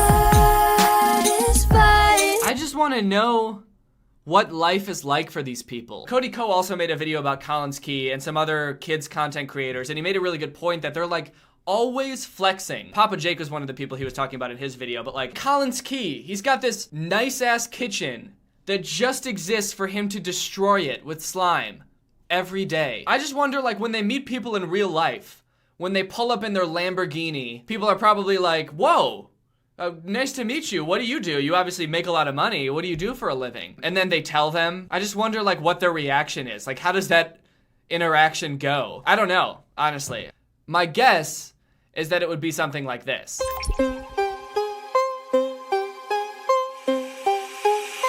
The man is in the house, we bout to shut it down. Every time I step up in this club, I make it bounce. Don't fuck with small amounts, I buy it by the pound. And when we pullin' up, boy, that Lambo making sound. Got that rollie on my wrist, you know I had to flex. And I got those twin chains, ice climbers on my neck. Now your girl wanna drink, it's cool, I got the check. I throw a couple bands, now she's showing me respect. She wanna know where I get this money, how I ball so hard. She wanna know what I do to afford these clothes and these dope ass cars. She said, are you an actor or a model? I get the waitress and we pop some more bottles. She keeps asking, won't let it go. Looks like I really have to let this girl know. I told her I'll make slime, candy DIYs. Post that shit on YouTube, children can't believe their eyes. Yelling loud as shit, got that family friendly content, I don't get demonetized. She was understandably put off by that, till I showed her my 1 million subscriber plaque. Now I'm feeling like David Dobrik, cause I got her in the Tesla and her friends are in the back. Next thing you know, now we drinking at the crib. It ain't too long till I got shorty in my bed. Slip into something more comfortable and now I'm back. And she's looking at my YouTube channel, wait, don't do that. She wanna know where I get this money, how I ball so hard. She wanna know what I do to afford these clothes and these dope ass cars. She's checking out my videos, she sees me yelling. I'm going crazy about the merch that I'm selling. Now I'm dabbing and eating spicy foods. I can't tell if she's impressed or disgusted, but she's checking out my slime. Life hack DIYs, post that shit on YouTube, children can't believe their eyes. Yelling loud as shit, got that family friendly content, I don't get demonetized. I don't get demonetized.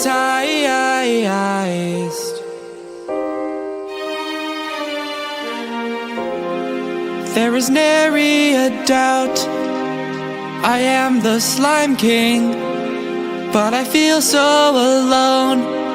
Will you be my slime queen? I can't tell you how long I've searched. I won't even make you buy my merch unless you wanna buy my merch. You're totally free to do so. It is soft as hell, but it only comes in youth sizes, and there's no refunds. No refunds. Probably something like that is how it would go. Well, that was fun, wasn't it? If you want to listen to that song some more, it's on iTunes and Spotify and Google Play and Apple Music and any other streaming site that you would probably use. The link is in the description. I hope you guys enjoyed that. That was really fun for me to make. I've never done anything of that scale before, but I had a lot of fun. I hope that it shows. I hope that you guys liked it. If you want one of these Slime King shirts that I was wearing in the video, I'm selling them at DannyGonzalez.store. There's also shirts that say Slime Queen and shirts that say Do It for the Slime. So it's like Do It for the Vine, but instead of Vine, it's slime. If you want to get any of those, go to DannyGonzalez.store. All right, thank you, Harper, for turning on my notifications. You are truly Greg. Make slime. Candy DIYs. Post that shit on YouTube, children can't believe their eyes. Yelling loud as shit, got that family friendly content, I don't get demonetized. What's up, Greg? I hope you're all having a great day. Welcome back to my channel. This, of course, is another episode of I Got a Curtain. I got a curtain. It's in the background of my videos now. Just when you thought you knew what this room was gonna look like, I went and got a fucking curtain for the window. So don't ever try to guess what I'm gonna do with this room, okay? Because you're gonna be wrong. So anyone who subscribed because I didn't have a curtain in the background of my videos, I guess you can unsubscribe. It's the weird side of Amazon part 2, baby! This time with more than just talking about 2 things. I realized in the last video I called it like the weird side of Amazon. Like I had a ton of products I was gonna talk about, but I really only talked about the Jeremy Renner store and a saddle. And that was the entire weird side of Amazon. Don't worry, we got more shit this time, okay? I'm not just gonna talk about 2 things. But real quick, speaking of the daddy saddle, the daddle, if you will, Pony Up Daddy still hasn't reached out to me in regards to my idea for the daddy drawn carriage. So Pony Up Daddy, if you're watching this, I just wanted to remind you again of my brilliant idea. Once again, if you've forgotten,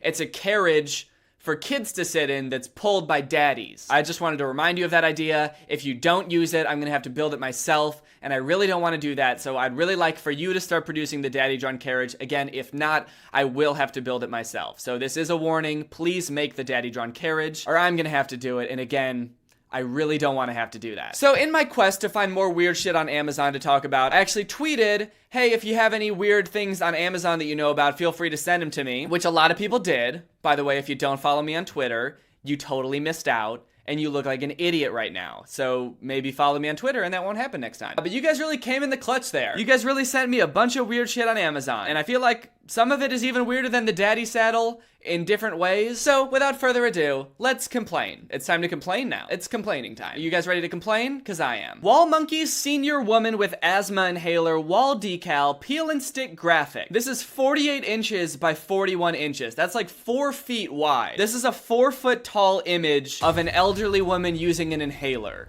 You can stick it on your wall and look at it. I cannot imagine why you'd want to do that. The only possible application I could think of for this product is if you are an elderly woman who uses an inhaler and you want to know what you look like, but you can't afford a mirror, but you can't afford this $60 wall decal of an old woman with an inhaler. Holy shit, this is $60. That's a hefty chunk of change to spend on an old woman with an inhaler. Easy and fun to apply. Okay, fun? Fun seems like a little bit of an over-exaggeration. I don't know how much joy anyone would get out of just putting a picture of an old woman up on their wall. Yes! I wish I could do this every day of my life. Just stick pictures of old women on my wall. Compare with similar items.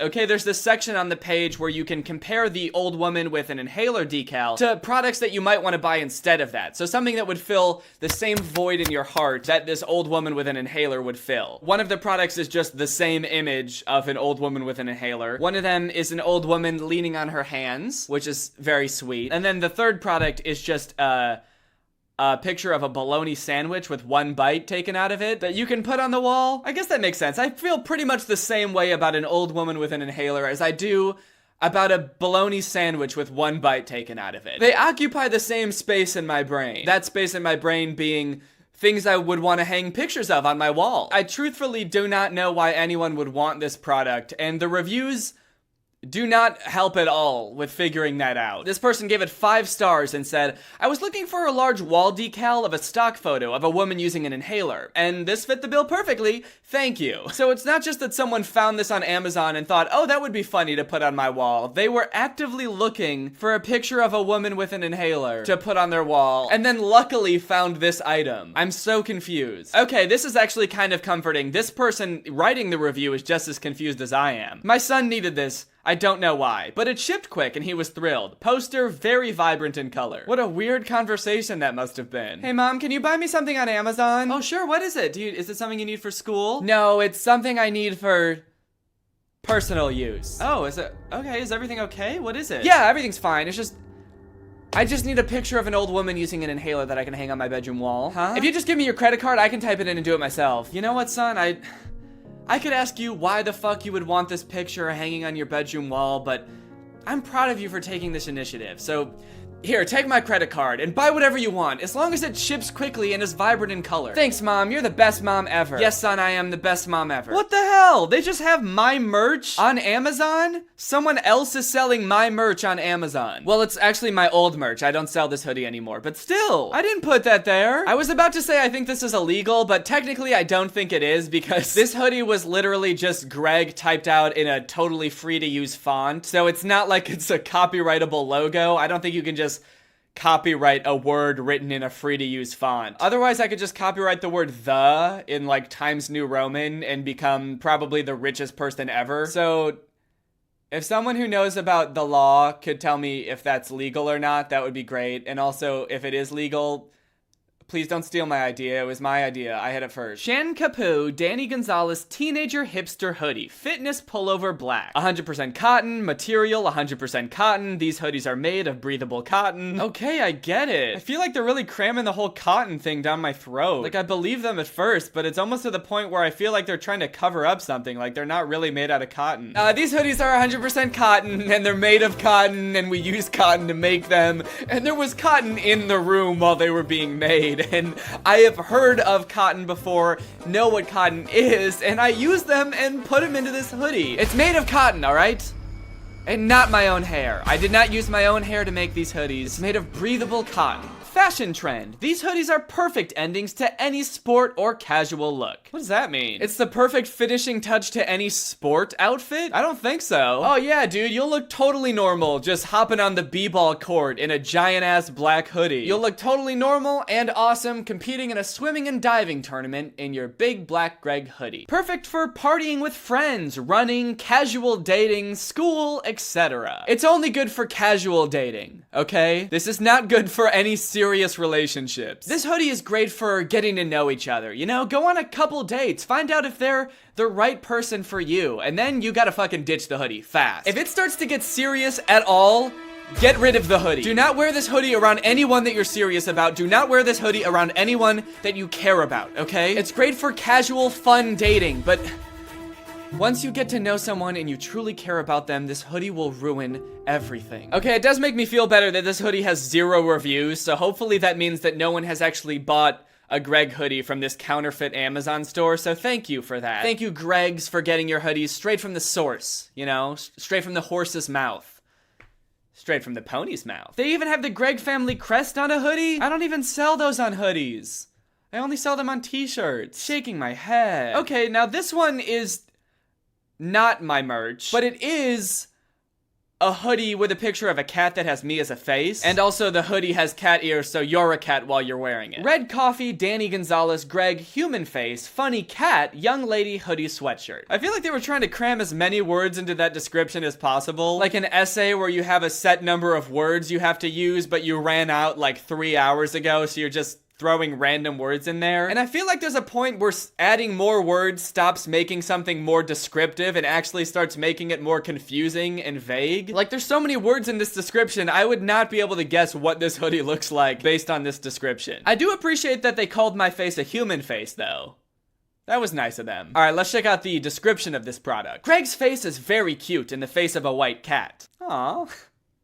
Thank you. Okay, I would be mad that they called me Greg instead of Danny, which is my name, but technically I am Greg, so I'll have to let this one slide. And they called my face cute, so I can't stay mad. Soft and comfortable cotton makes your skin easier. Easier to do what? What gets easier about your skin? This hoodie will make your skin way easier to peel off. Don't worry, dude. Make your skin easier. What does that mean? Less difficult? Oh, thank God. I finally found a shirt that's gonna make my skin easier. My skin was way too difficult before, dude. My skin is on expert settings, and I am but a noob. I was having a really tough time figuring out my skin, you know? Till I found this hoodie, and it made it way easier. At first, I was like, okay, maybe this is like a translation error. Maybe they mean it'll make your skin smoother or something. That would make sense. But then I was like, okay, wait, no. A hoodie should not be making your skin smoother. A good hoodie should not be changing your skin at all. Clothes should not alter the composition of your skin. A good hoodie, I would say the best hoodies, keep your skin how it is in the first place. It should not alter your skin. And that's why every single Greg hoodie that we make in our store will keep your skin exactly how it is. Archie McPhee Handy Squirrel. Looks like it's just a bunch of little finger puppets to turn your little grabbers into a squirrel. Set of 5 finger puppets, includes 4 paws and 1 head. That's a good ratio. Transforms your hand into a squirrel. That seems like a bit of an overstatement. I'm looking at the picture and I'm not convinced that that hand has been transformed into a squirrel. And I mean, it's not gonna just like, oh, fuck, and then your hand is a squirrel now. This product just makes your hand look kind of like a squirrel that has no joint mobility. Transforms your hand into a squirrel with no knees. That's what happens. Your hand will climb trees and forage for nuts. Yeah, okay, what else is new? Oh, Wait, no. Damn, the reviews for this thing are glowing. 4.8 out of 5 stars. Sent this to my sister's house for no reason. I like to mail her weird things with no context. One time, I put a bunch of stamps on a potato and mailed it to her. This guy seems like a loose cannon. I don't know about him. He doesn't play by the rules. Dare I say he might even be a mad lad? I don't know, sis. Also, I just realized his name is Fat Daddy Fly Sock Soul. Anyway, she had a party last night and the handy squirrel was a huge hit. People love this thing. Buy one and get stupid. Have fun. I love the thought of his sister just going around the party with this little squirrel thing on her hand and everyone being like, ew, I love it! Ah, I can't believe it! Buy one and get stupid. He does sell it very well though. I would be lying if I said there wasn't part of me that's like, I think I'm gonna buy this fucking squirrel thing because of that review. Okay, here's a pretty perplexing shirt that someone tweeted to me with absolutely no context. It's a shirt that says, I'm Caleb, doing Caleb things. And at first I was like, I don't understand, is this a reference to something? Am I missing something here? Is this a quote from a movie or what? Why is this on a t-shirt? But then I Googled it and nope.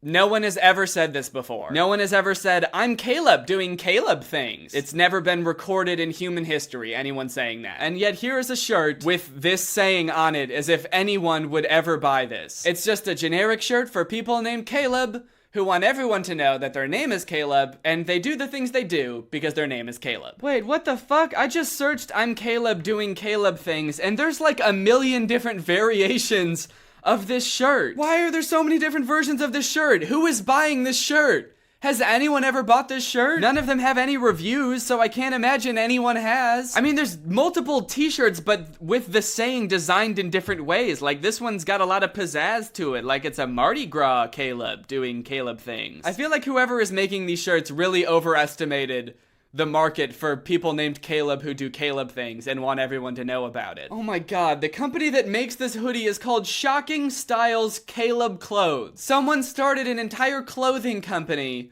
for Caleb-based apparel. And yep, if you click on it, it's just item after item for people named Caleb. There's even women's clothing with I'm Caleb doing Caleb things on it, which, not to say there can't be women with the name Caleb, but it seems like a pretty ballsy business move to, well, one, in the first place, just assume anyone would want this on a men's shirt, but then on a women's shirt seems like a whole other league. Oh shit, I just searched I'm Danny doing Danny things, and apparently that's a thing too. You can get a t-shirt that says I'm Danny doing Danny things. Shit.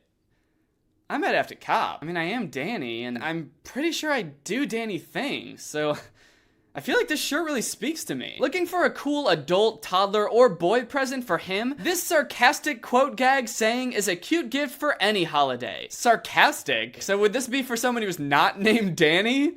Like, get this for a dude named Dennis or something. It'll be like sarcastic. Some dude named Travis walking around in this shirt. Oh yeah, I'm Danny. And I do Danny things, idiot. It's perfect for any holiday, such as retirement, graduation, Christmas, Memorial Day, wedding week, Father's Day, birthday, 4th of July, or Independence Day. Yep, it's perfect for 4th of July and Independence Day. It would be perfect for either of those two separate holidays. Except, no, it wouldn't, because who the fuck gets people gifts for 4th of July? That's so weird. And even if you did get someone a gift for the 4th of July, it should probably be related to, like, America or something, right? Not just a shirt with their name on it. Hey, dude, happy 4th of July. Oh, thanks, dude. You too. I know you said no gifts, but you're always talking about how much you love America, so I really wanted to get you something for your big day. I never said no gifts, although it was kind of implied because it's 4th of July. So I went out, and I got you a little something.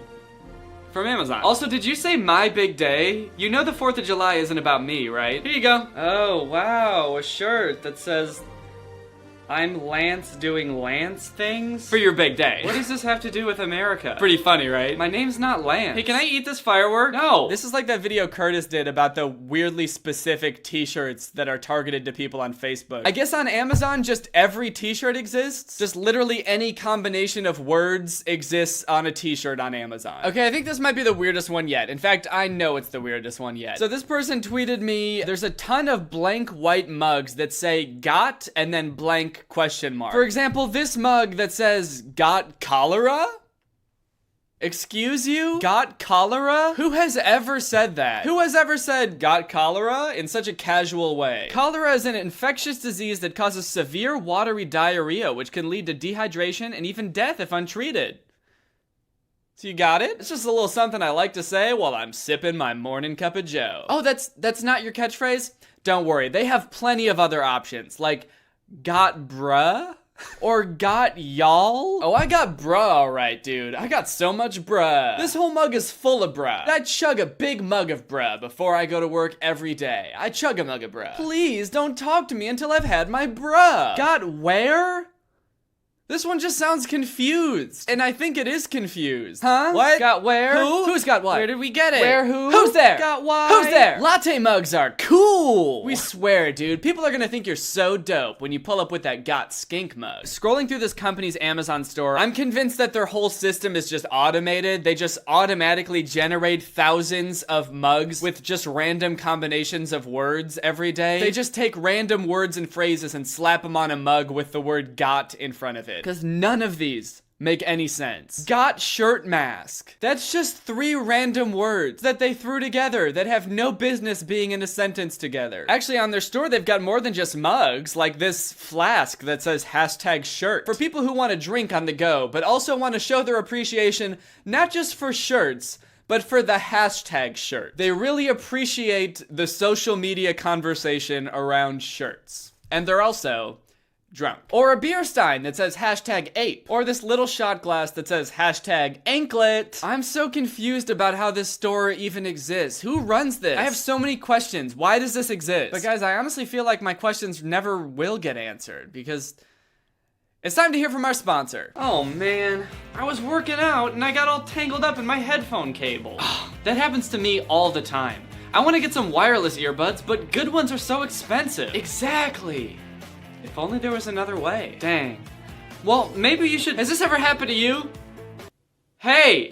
It's a common occurrence, to be sure. Hey, we're trying to have a conversation. What are you doing? Guys, I'm here to talk to you about today's sponsor, Raycon. Raycon has been a sponsor of the show for a while now, so you should know how much I enjoy using their earbuds. They're a great product. In fact, I'm wearing them right now, so I can hear myself while I talk. If you've watched my channel for a while, you know the deal, guys. Raycon earbuds are dope. I've got a pair of the E25s. I just got Laura a pair too. If you currently work out with wired earbuds or headphones, you are missing out big time. Wireless earbuds will change your life. The E25s, which are the ones that I have now, are a newer model, and I really like them. You store them in this cute little charging case, which actually reminds me, they have a really good battery life, or at least this case does, because I don't remember the last time I charged them. They sound just as good as other premium audio brands, but they start at half the price. So if you want to take your audio game to the next level, or you want to support my channel, go ahead and click the link in the description to check out Raycon's Black Friday and Cyber Monday deals. These deals are so good, you wouldn't even believe me if I told you how good they are, so you might as well just go check them out for yourself. Thank you guys for checking out Raycon. If you support our sponsors, it directly supports me. So I love seeing you guys support our sponsors.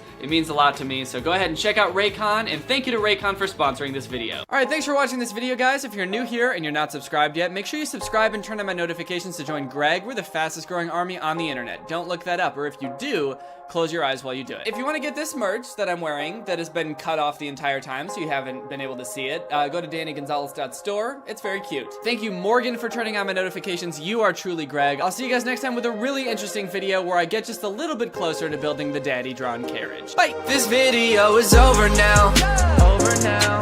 Go find something else to watch, or just watch this video. I know we had a lot of fun, a lot of fun, but you can't stay on this end screen forever. No. This video is over now, over now. So why are you still watching this? Do you not have anything? I have never been good at one single video game in my entire life. Try as I might, I do not have the hand-eye coordination. Whoa! I do not have the composure. Oh no! And everybody that knows me knows this. But what if I could trick them? If I could hire a professional gamer to sit right next to me on a live stream, just out of frame, I could trick anyone into thinking I'm actually really good at video games. Now I know what you're thinking. Oh great, another video where Danny tries to trick his fans. No, in this video, there is only one person I am trying to trick. 3 years ago, I was betrayed and embarrassed by my so-called friend, Curtis Connor. In my free time, I consider myself somewhat of an amateur magician. I know several pretty neat card tricks that are very impressive at parties. It's something that's always meant a lot to me. And coincidentally, Curtis too. But while Curtis's magic phase ended when he was but a tween, mine continues to this day. So I would sometimes tease him that he gave up on his dreams. Pretty funny, right?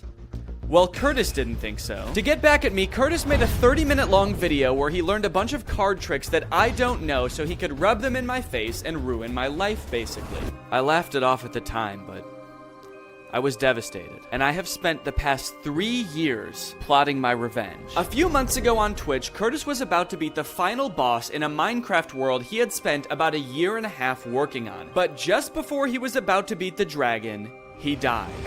Curtis was playing on hardcore mode, which means if you die, you can never play in that world again, and you lose all of your hard work. That hardcore world meant a lot to Curtis, just like magic means a lot to me. So when he sees me beat Minecraft on hardcore mode at a professional level speed, while he couldn't even do it after a year and a half, he's going to know what it feels like to have everything taken away from him. And in the ultimate poetic justice, it's all just gonna be one big magic trick. Now here's the issue. I can't just go live on YouTube one day and be like, hey guys, you know how last time anyone has ever seen me play Minecraft, I was literally terrible at it, I didn't know what I was doing, and I could barely win a one-on-one fight with a zombie? Well, today I'm gonna beat the entire game in 10 minutes. That wouldn't work, it would not be believable, and my entire audience already thinks I'm up to no good anyway. Every time I post any picture on Instagram, because I've done videos where I like trick my fans before, all the comments are like, something's up here. It'll be like just a picture of me running a half marathon, and people are like, nice try, Danny. We know what you're up to. And if Curtis sees any comments like that on my big speedrun live stream, that would obviously not be good. So what I have to do is plan a series of live streams where I pretend to be practicing speedrunning Minecraft, and that way it plants in people's heads, okay, he is practicing. He's probably getting better, even though I probably won't actually be getting better because that's not how my brain works. And then when they see me do that big fake speedrun live stream, they'll be none the wiser. So that's what I'm preparing to do right now. I'm gonna get on live stream and I'm gonna try to speedrun Minecraft for the first time. And this should give you a good idea of how bad I actually am at games. Okay, this should give you enough evidence that this is not gonna happen naturally. I'm not just gonna, I don't know why I said naturally. I'm gonna need to take steroids to speedrun Minecraft. Welcome, everybody. Thank you for joining today. Today's a very special day because I'm going to try to speedrun Minecraft. The goal of a Minecraft speedrun is to kill the Ender Dragon. The fastest anyone has ever done this is 7 minutes and 45 seconds. The fastest I have ever done this is 2 months. In order to get to the Ender Dragon, there are a series of steps you must complete. This is a general list of the steps required. It includes fun things like building a portal, how to make nether portal. Oh, whoa! I think that was not supposed to happen. And traversing the nether to find resources. Whoa! The farthest I made it during this stream was this step, but I usually ended up right about here. Oh, okay. Real funny, dude. Can you point in the right place, please? Just point at the screen. No! I just finished my first practice stream, and I think it went pretty well, honestly. I played through a couple different worlds, and I died. I've seen people do this. Oh! What the fuck? Quite a few times I died, and it was actually genuinely disappointing every time I did. Oh! Oh! God damn it, dude! Why? Despite being a giant hit to my ego, the fact that I played so bad during this stream was actually good for a couple reasons. First, the entire stream was very believable, and as of right now, nobody suspects a thing. And second, I need to find a Minecraft speedrunning pro. I was planning on just tweeting something after this stream looking for somebody to help me, but apparently I did so bad during this stream that like moths to a flame, the very next day, the speedrunner had come to me. Shortly after the stream ended last night, I got this tweet. It's from this dude named Anthony. Hey Danny, saw you speedrunning Minecraft tonight. Would love to help you improve your speedruns. I'm a former world record holder and have beaten Minecraft the most times ever. Anthony, aka Curryway, is the real deal. He's held several world record speedruns and has tons of videos on his YouTube channel breaking down various speedrunning techniques. If anyone was gonna be able to speedrun Minecraft for me, it was this guy. So hopefully I can just DM this dude and ask like, hey, so how badly do you want to help me speedrun Minecraft? Because I have a pretty easy way for you to do it. I'm worried that as a member of the Minecraft speedrunning community, he might not like this idea. Like maybe this is making a mockery of speedrunning or something. I don't know. I don't really think it is, because it's not like I'm trying to pass off my speedrun as like an actual world record. But there is a little bit of me that's worried in the back of my head that I'm gonna DM this dude and he's just gonna like reply to this tweet and be like, oh, never mind guys, he's just faking it and I'm not helping it. So do I want to DM him?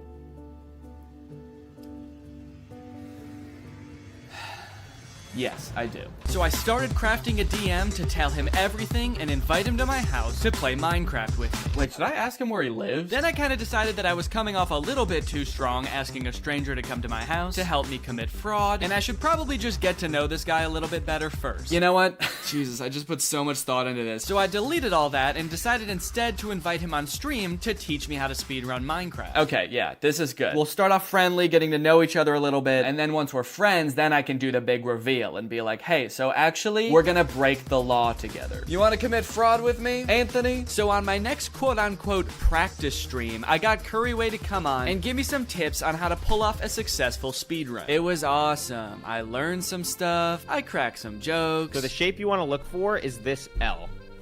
It's 3 blocks. Common magma ravine L. Yeah. He even showed me a practice map where I could just practice killing the dragon over and over. And let me tell you, dude, I was doing it. I killed that dragon. I was going crazy on the dragon, man. I was actually going kind of epic gamer style on the dragon. The second practice stream went even better than the first. Everybody's still on board. Nobody thinks I'm faking this. Everything is going extremely according to plan. Except that it might actually be going too well. Yeah, I've run into a bit of a wall here, and that's that I'm putting in so much practice to do this, and I actually kind of feel like I'm getting good at it, and it kind of seems like I might actually be able to just do it and not fake it. I know I talked a really big game earlier about being bad at video games, and I really am. I'm not good at games, but I don't know, after practicing for like, I guess the 4.5 hours total that I have so far, I can actually see a path to me being able to do this on my own. And I've gotten like way more confident with parts of the game that I did not think I would. Last night, killing the dragon like multiple times was a big moment for me. Even though they are like pretend practices that I was doing on stream, I was not pretending to be excited. I was genuinely excited. I'm still, again, not sure if I will be able to, and it is kind of scary filming this part knowing that I could still fail, and then I'll have to like still keep this part in the video, but then just go back to plan A and fake it and feel like even more of a failure than I did at the start of this video. But fuck that, man. I got this. Time to practice. So for the next 30 days, I practiced speedrunning Minecraft every single day. I practiced alone. I practiced on stream. I practiced on a plane and in a hotel. And sure, I died a lot, but all that dying and grinding was worth it because... Wait, why doesn't it look like I'm getting any better? Why am I still dying so much? Holy shit, did I not get any better? The problem with speedrunning is that when you're not fast, you are slow, and so when you die, instead of wasting like 5 minutes, you've wasted an hour. You've wasted an hour of your time carefully navigating the nether and all other aspects of the Minecraft world, and you're doing a really great job, and you're having fun, and you think you're gonna do it, and then you mine one wrong block, and you get killed by lava, and then you die, and you've wasted an hour of your life trying to beat a game made for children, and you didn't even do a very good job. It would be one thing if I was already really fast with it, so it only took like 10 minutes total to speedrun Minecraft. But I spent 45 minutes, an hour and a half, and then I die. Where is the man who invented Minecraft? Do you ever wonder why we don't see him out in public ever? Is it because he's ashamed of what he's created? Or is he hiding? Hiding from people like me.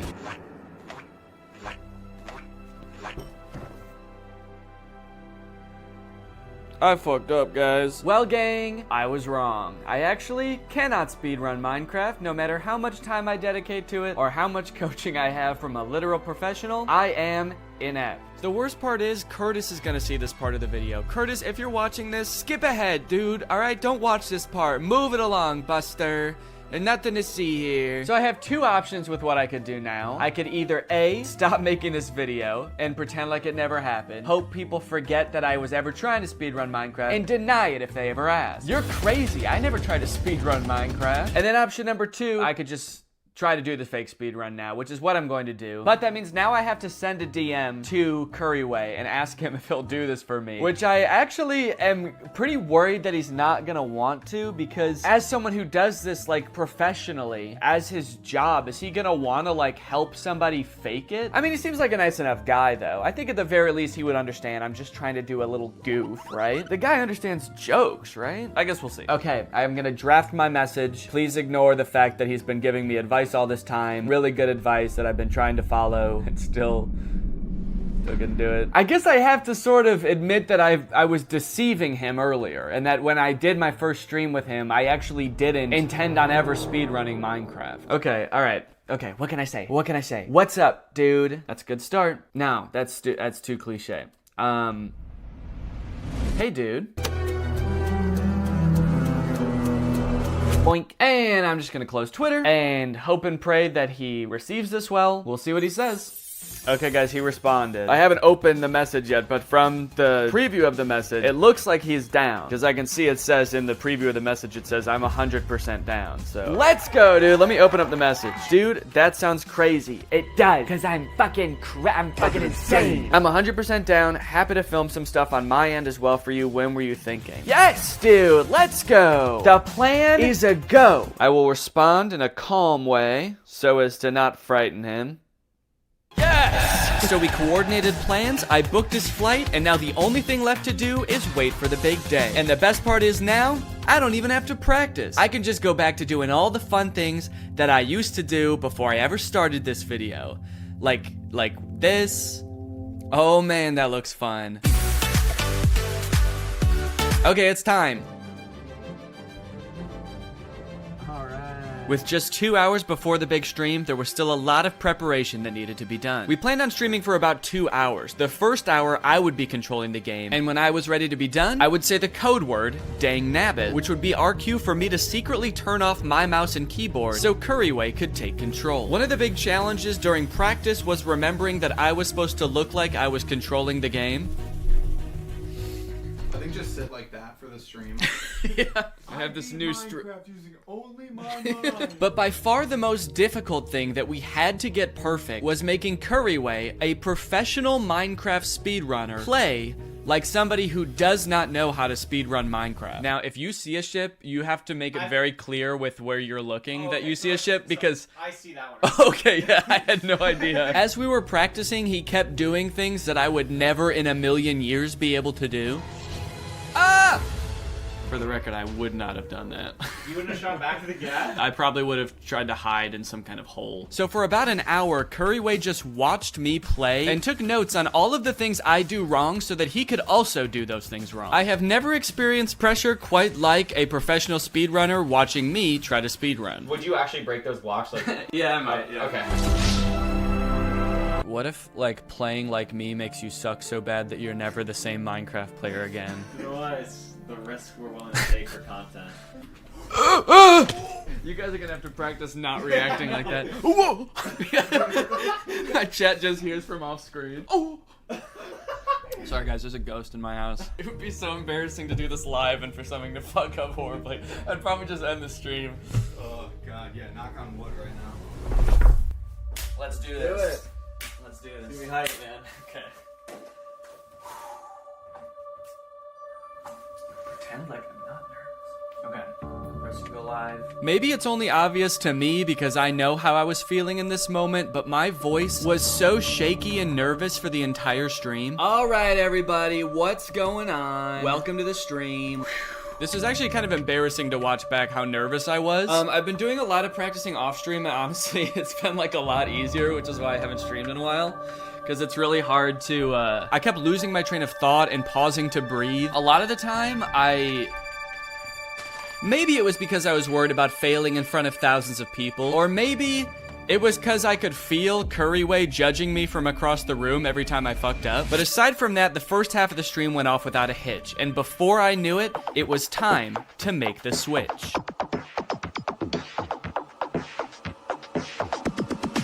Dang nabbit, dude. And just like that, the professional was was in control. And after resetting the world a few times, he found the perfect seed. Oh, dude, we got a monument in the distance right there. Do you guys see that? Ooh, that's a good looking boat, baby boy. Oh, yes. And for about 15 minutes, things were going great until in the Nether, Curryway realized he made a crucial error. I don't know where our home portal is. Which I heard and immediately began to panic. Oh, fucking hell, dude. Do I not know where the portal is? In order to continue with the speed run, it is imperative that we find the portal, but the Nether is basically a maze, and neither of us seem to have any clue where it was. Oh, wait, he found it? Oh, okay. Yes! Dude! No fucking way! Ah! Okay, and after a few short minutes of navigation, I was in the stronghold, I was in the portal, and I was ready to fight the dragon.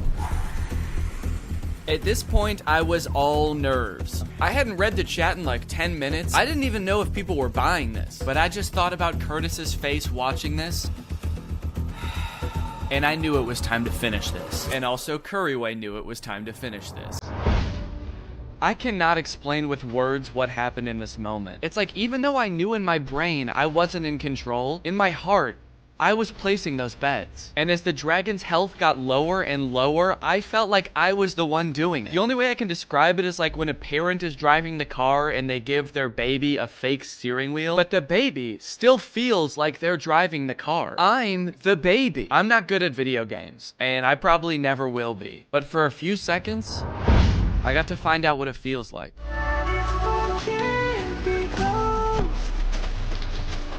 What the? Dude, what? What the fuck?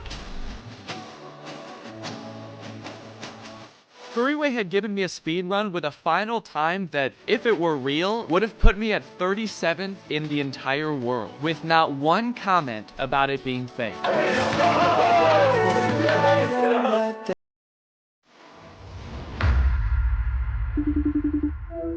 Curtis. Danny. You're probably wondering why I've asked you here today. Yes, I am. You told me not to even ask you what this was about. Yes, I did, didn't I? You're being kind of being a little mean about this whole thing, but... Not mean. Okay, I guess you weren't. Yeah, I guess I'm wrong. Playfully assertive, I would say. Sure, I'll go with that too. So do you have any idea what this might be about? I mean, I feel like the last time this happened, I was surprising you with magic tricks. Like the last time we had a surprise Zoom. Okay, that's an interesting guess. You asshole. Well, really, I just wanted to do this because I had one question for you. How's your hardcore world going in Minecraft? Just kind of curious. I know it meant a lot to you, and I just was wondering, like, how's it going? Okay, so you are being mean. No. Yeah, you're being an asshole by doing that. You really don't know? It would be helpful for you to say just for the viewers. I played Minecraft hardcore for fucking months, and I tried to beat it, and the first time I got to the dragon, I died. Oh, yeah, that's right. That's what happened. Now I remember. Okay. Yeah. Wait, so you spent like a year and a half on that world, and you didn't beat the Ender Dragon? The game isn't about that. I tried to beat it, and the first time I got to the dragon, I died. It's just kind of crazy because I don't know if you saw, but a couple days ago, I started a Minecraft hardcore world, and I beat it in 30 minutes. Impossible. Did you see that at all? I might have seen that. I don't know if that was you doing that. Okay, first off, mean. Okay. You do know I'm like really bad at video games, right? And I did it in 30 minutes? Okay. I don't know what I don't know what this is about, man. You don't know what this is about? No. Don't be so coy. Do you remember that I texted you the night that you died in your hardcore world? I do remember that. I forget what you said, but oh wait, you were watching, right? Yes, I was watching that night. I texted you, and I want you to look back at the conversation. I have a screenshot of it, so I'll send it to you. So go ahead and read that to the audience. I have to go get something real quick, but just read that to the camera. Okay. So Danny says no, and then I say I'm gonna kill myself. Danny says I looked away for half a second and looked back, and you were dead. That fucking sucks, dude. And then I said, man, I hate that fucking game. And then Danny said, hey man, it's all good. I don't think anyone saw. I think everyone else was looking away too. And I said, okay, thank God. At least I get to play a different game now. And then Danny said, oh nice, you're just gonna give up. Give up on your dreams, Curtis? Now I actually am gonna kill myself. Don't act like you didn't know this was coming. Oh no. Don't act like you could just get away with. Was I shirtless under the shirt? I don't think I was. Are you wearing pants even? Not important. Damn it. So Curtis, let me remind you of something. Stop sitting like that. Okay, Stop. sorry. You're right. 3 years ago, you posted a video basically humiliating me in front of millions of people. You took one of my greatest passions, magic, and you turned it against me. Well, wait, what is it? Oh, I have it all scripted out. What was I gonna say here? Wait, what was I gonna say?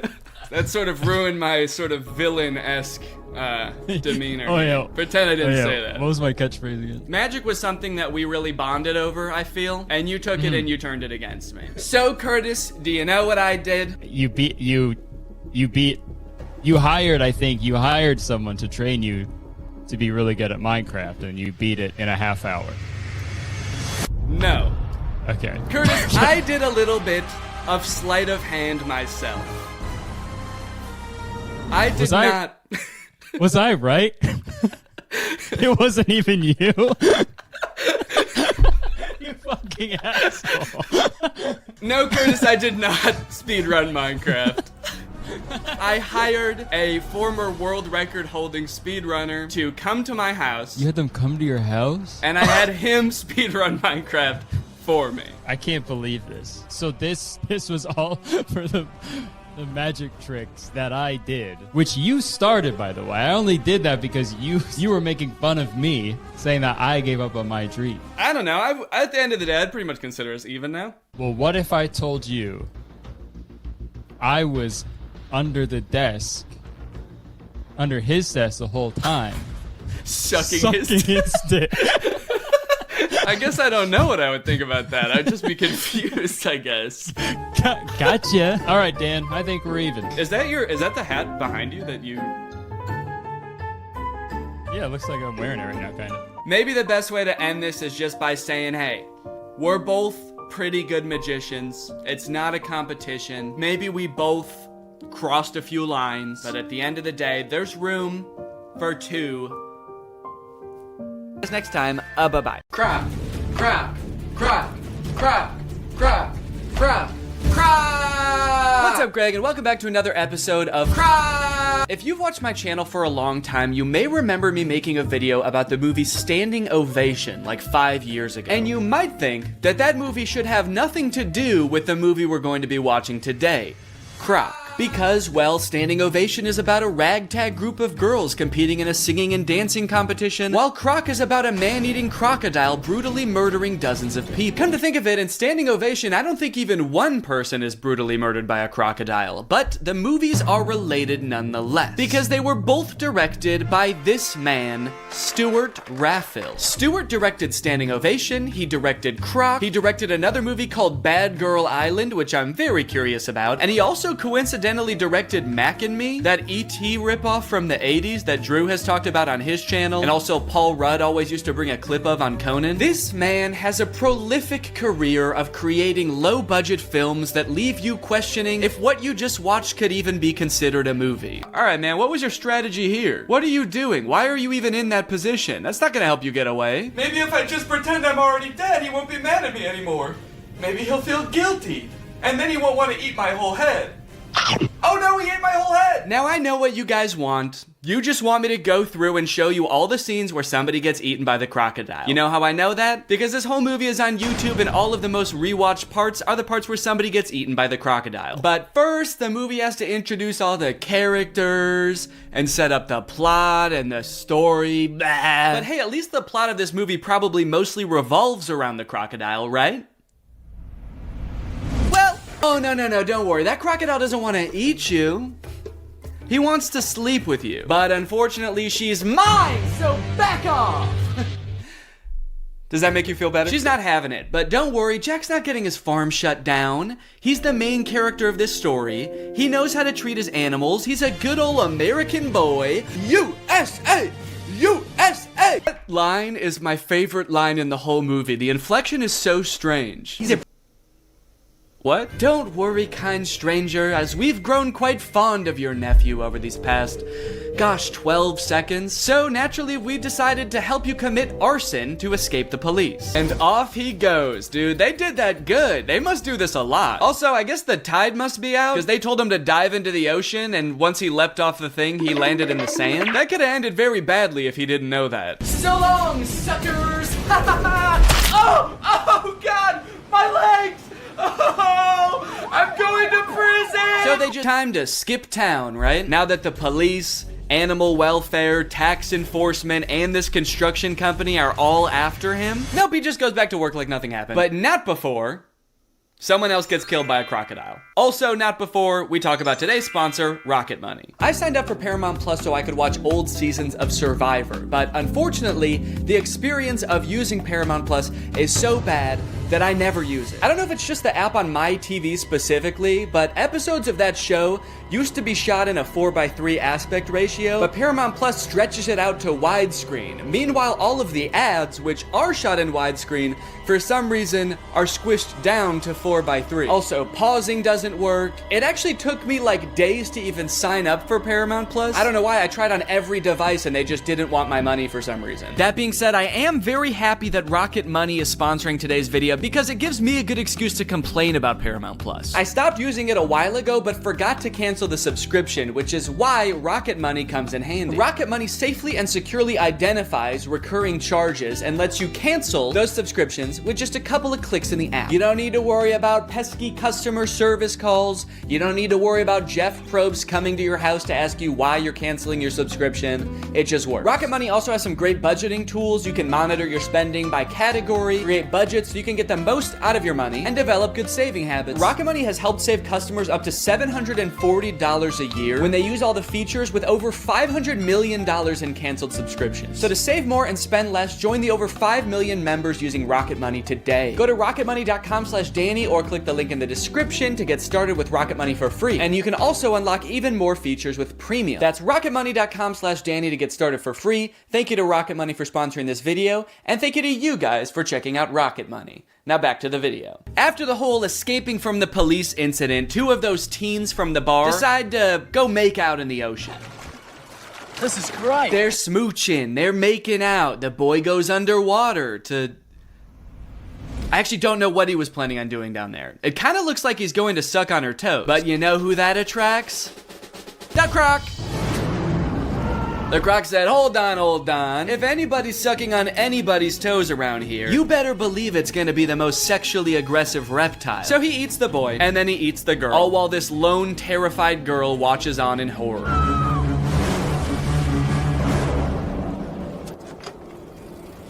I love how casually she rides away. She is in no rush. Ah, a killer croc! I gotta go get help!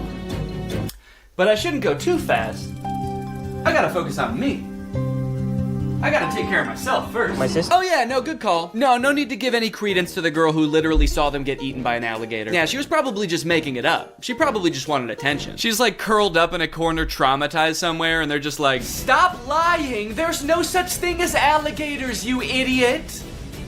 You killed them, didn't you? During this scene, there's a mysterious man just kind of lurking on the sidelines of the investigation. He's not part of the police, he's just there. And he's mysterious, but it seems like he might have a hunch. And then suddenly, the police pull a leg out of the water. Yeah, we assumed so. You're a police officer, and you pulled up with like 15 other police officers. I know what it looks like, but no strip club tonight, Jack. Yeah, I know. People are dying. I'm here on official business.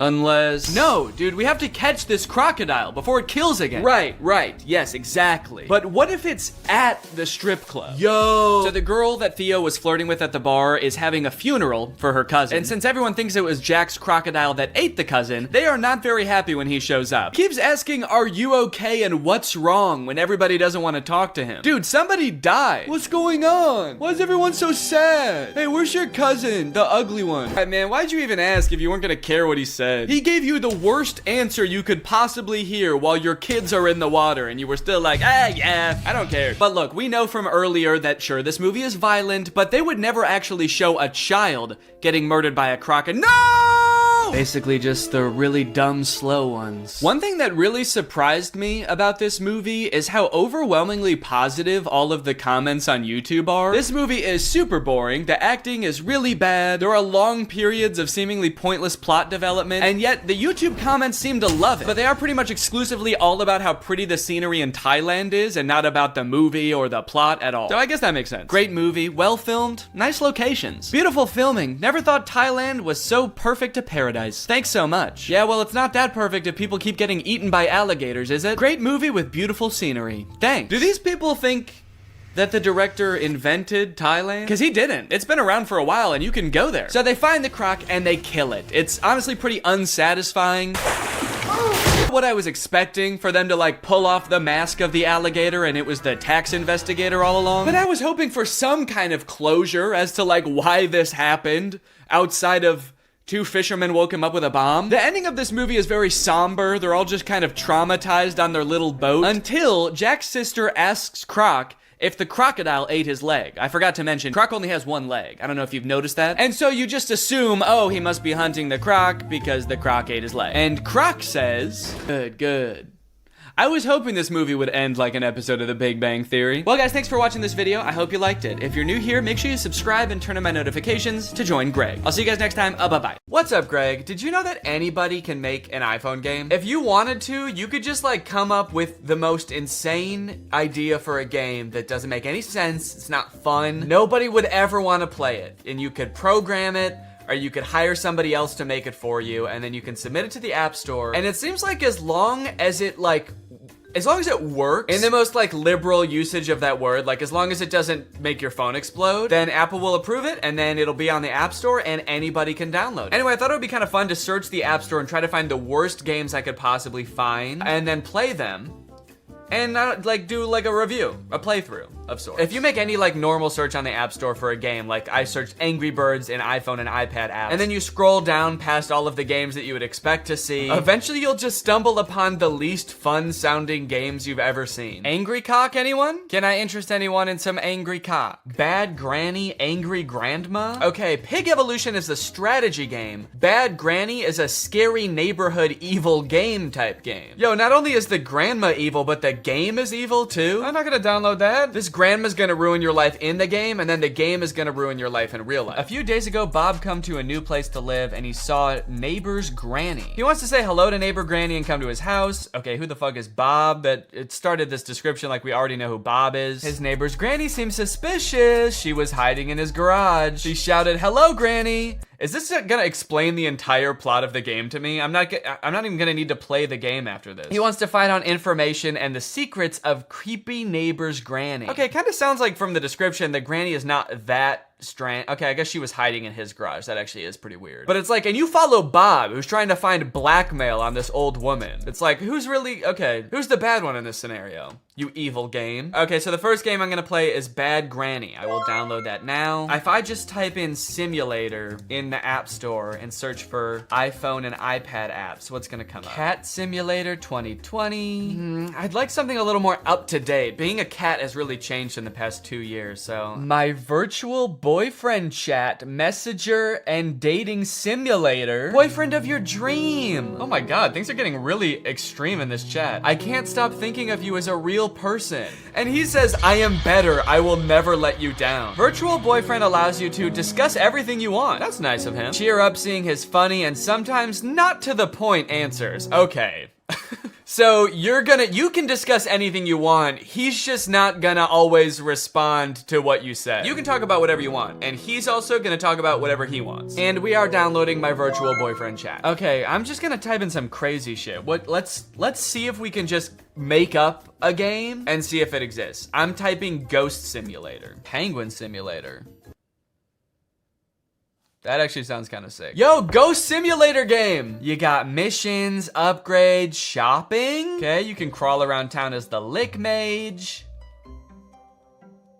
lick mage nuts. Okay, it doesn't exactly look how I pictured it. I kind of thought that like you'd be going around and like haunting people, but instead you're just like wandering and floating around this barren wasteland, fighting things. Okay, I mean, shit, I'll give it a shot. Go simulator game, there we go. And you know what, let me snag Mommy Life Simulator too. This one looks kind of fun. Let's play like a super mom. Whoa, it's Gender Norms the game. Look at all the blouses you can choose from. And modest shorts. Okay, master your driving skills. Seems a little sexist. Bring on goods for the family. Seems a little sexist. And activities to make your day great. You can go play tennis in your jeans, play with your dog in your jeans, run on the treadmill in your jeans. Someone please give this mother some athletic wear. Give her some shorts, give her a tank top. This mom is jogging in a flannel. I'm gonna download it, if not solely for the fact that I wanna try to free this mom. Let's see if we can escape. Talking horse. So it looks like a game where you like take care of a horse and he smiles at you with the most horrific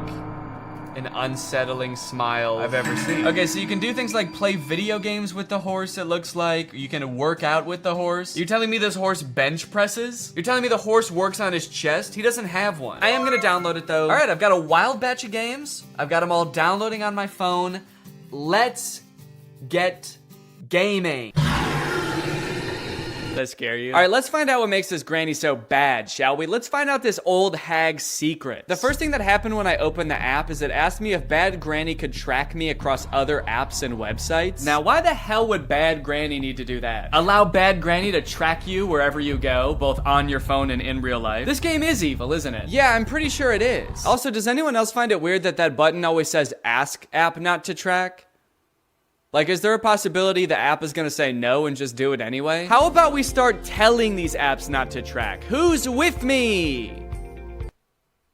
I said who's with me? Yeah, okay, thank you. Before starting this game, I had no concept of what this game was gonna be like, at all. I have no concept of what this game is gonna be like, at all. But in a nutshell, what you do in this game is steal from a lonely old woman. Find the cash. Oh my god, am I stealing from the grandma? Am I the bad one? You enter her house at the beginning of the game, and then for 20 astonishingly short levels. Level cleared! The game directs you to systematically steal every valuable item in this poor woman's house. Each level you steal one item, all while being hunted by Granny. The main door is closed, find the key.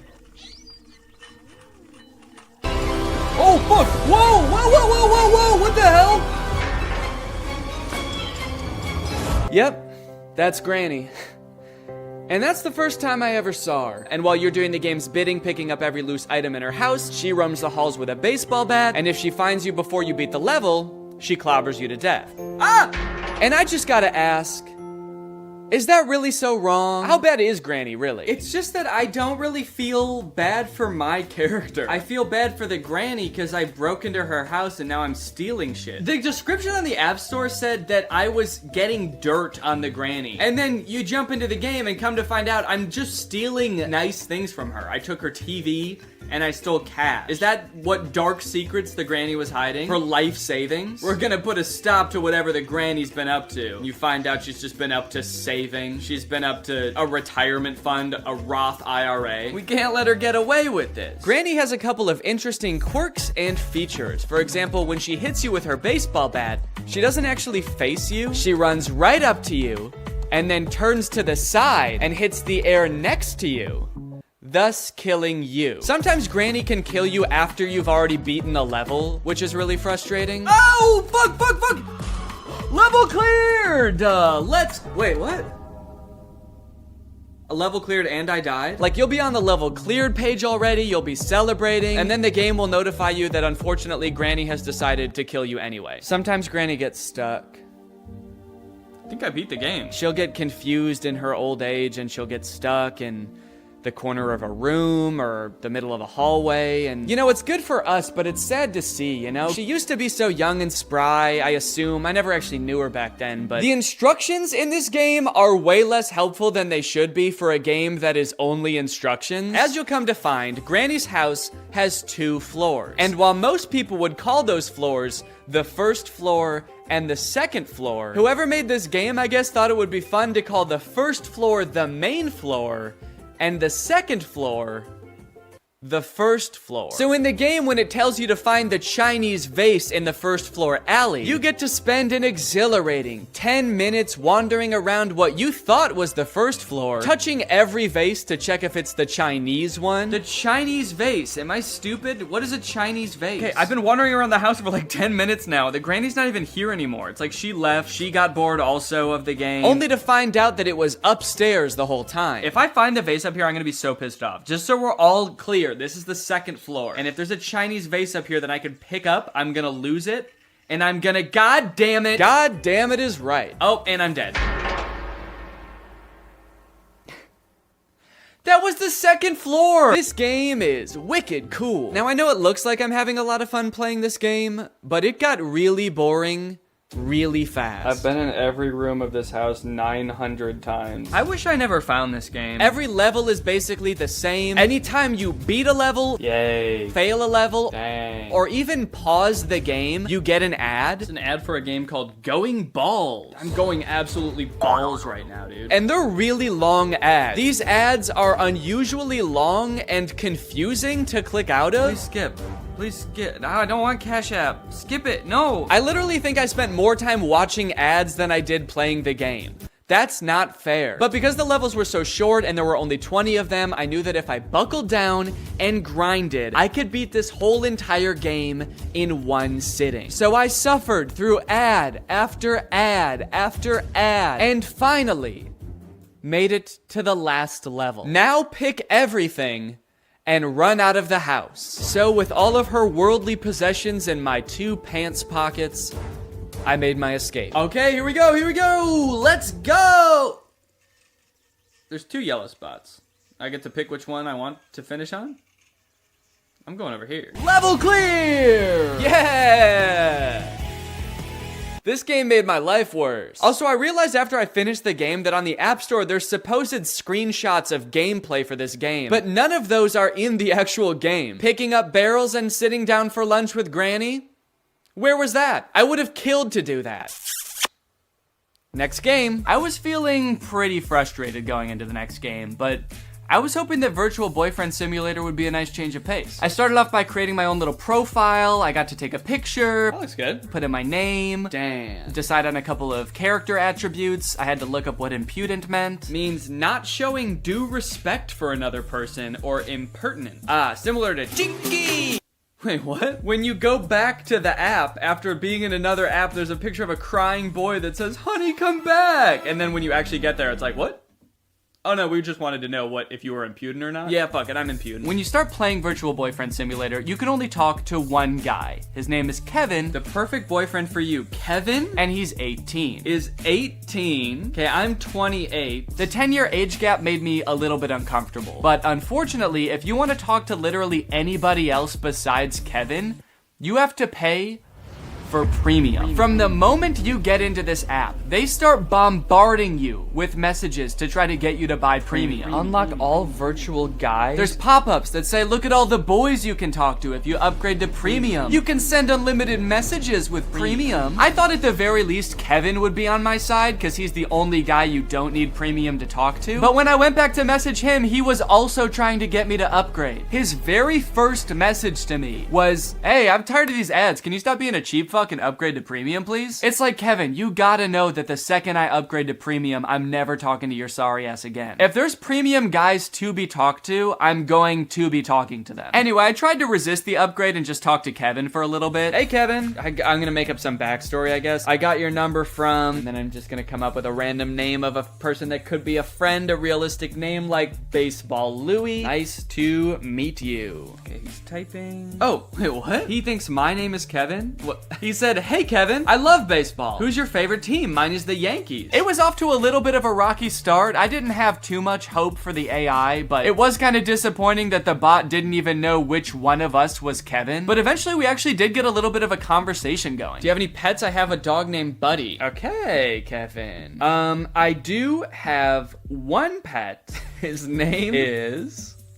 Baseball Louie. That's a great name for a dog. It is, dude. Thank you. What do you do for a living? I'm an accountant. Based on the description in the App Store, I was not expecting Kevin to understand anything that I said, but Kevin would actually respond to what I said in a pretty natural way. At least for the first 4 messages I sent him. My dog is a Australian Gumblebee. I'm just gonna make some shit up and see what he says. Wait, huh? Sorry, but in the limited version, we cannot chat endlessly. I'll be back in 2 hours. What the fuck? This game lets you send 4 messages until it's like, all right, buddy, pay up. Now that you've gotten to know our darling Kevin, surely you're willing to pay $3.49 to talk to him. Surely you'll spend a little cash on the guy. He's told you he has a golden retriever. He's told you he's an accountant.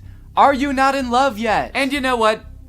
I did pay $3.49. Okay, I guess I'm gonna continue chatting. I guess I'm gonna pay fucking $3 to talk to this guy. Okay, these premium guys keep messaging me. Hey, I know your little secret. Okay, I'm gonna keep talking to Kevin. From here, things got a little bit suspicious. My dog is an Australian Gumblebee. What do you say to that? Whoa! I'm actually really surprised how good the AI is. I've never heard of a Gumblebee. Wait, he spelled it wrong. Huh? Am I talking to a real person? How the fuck would an AI spell something wrong? He said I've never heard of a Gumblebee. Gumby. What's it like to have one of those? How could a computer spell something wrong that I made up? Just copy and paste it. While trying to get to know Kevin a little better, I decided to ask him some personal questions. Have you ever kissed anybody? Sexual style? And his responses just made me more concerned. Wait, what? Sometimes I am a nasty boy, but rarely enough. If you are lucky, I will say some vulgarity. If you're lucky, I will say some vulgarity. I love that. If I'm lucky, he's gonna say shit, balls, fuck. I guess I just didn't really feel like I was connecting with Kevin, and also I was a little concerned that I was actually talking to a real human being in like a call center somewhere. So I decided to chat up some of the premium guys instead. Big mistake. Andy's already messaged me frickin' 3 times. Hi there, it's raining again, nothing new. What's the weather like where you are? Maybe I should move closer to you. Hey, I know your little secret. I never thought you liked to eat at night. Honestly, I can't help myself not to eat a couple of soft, hot buns before I sleep too. Why don't we eat together? I have a gift for you. And it's a chicken. One actually kind of cool thing about this game is that it allows you to create your own custom dream boyfriend. You can give them a name, you can like change their personality attributes and upload your own picture to it, which I could actually see being really cool if you have like a celebrity crush that you've always wanted to have a conversation with, where they keep forgetting who you are and also keep trying to get you to upgrade to premium. Now I had him, the AI bot of my dreams. Baseball Louie. This time I did not beat around the bush. I had to tell him how I felt right away. Let's get this conversation going. Hey, I love you. Now, I only recorded myself talking to Baseball Louie for like a half an hour, but I decided it would be good for the video to keep talking to him over the next few days. Just for the video. I thought it would be good for the video and just that. And we had some pretty interesting interactions. We made plans to go to a baseball game together. He didn't show up. I told him I was spending $200 on tickets. He said he was looking forward to seeing me. I told him I was going to buy him a hot dog and feed it to him like a mother bird. He seemed stoked. I guess just not enough for him to actually show up. I got to talking to my friend Jarvis while we were at VidCon, and he said that all of these like AI chatbots are trained in pretty much the same way, where they're just given a ton of public information from like Wikipedia and stuff. It helps them learn to speak naturally, but it also gives them like a ton of knowledge. So I tried asking Baseball Louie some like random trivia questions, and it's kind of funny. I like kind of forget that he's supposed to be pretending to be like a dreamy boy for a second and just answer like a robot. Hey, what's the capital of Maine, by the way? The capital of Maine is Lake Champlain. It is the largest city in the state. Baseball Louie and I had a lot of fun, but now it's time for the scariest game of them all. Not because it's about ghosts, but because it was a total waste of time.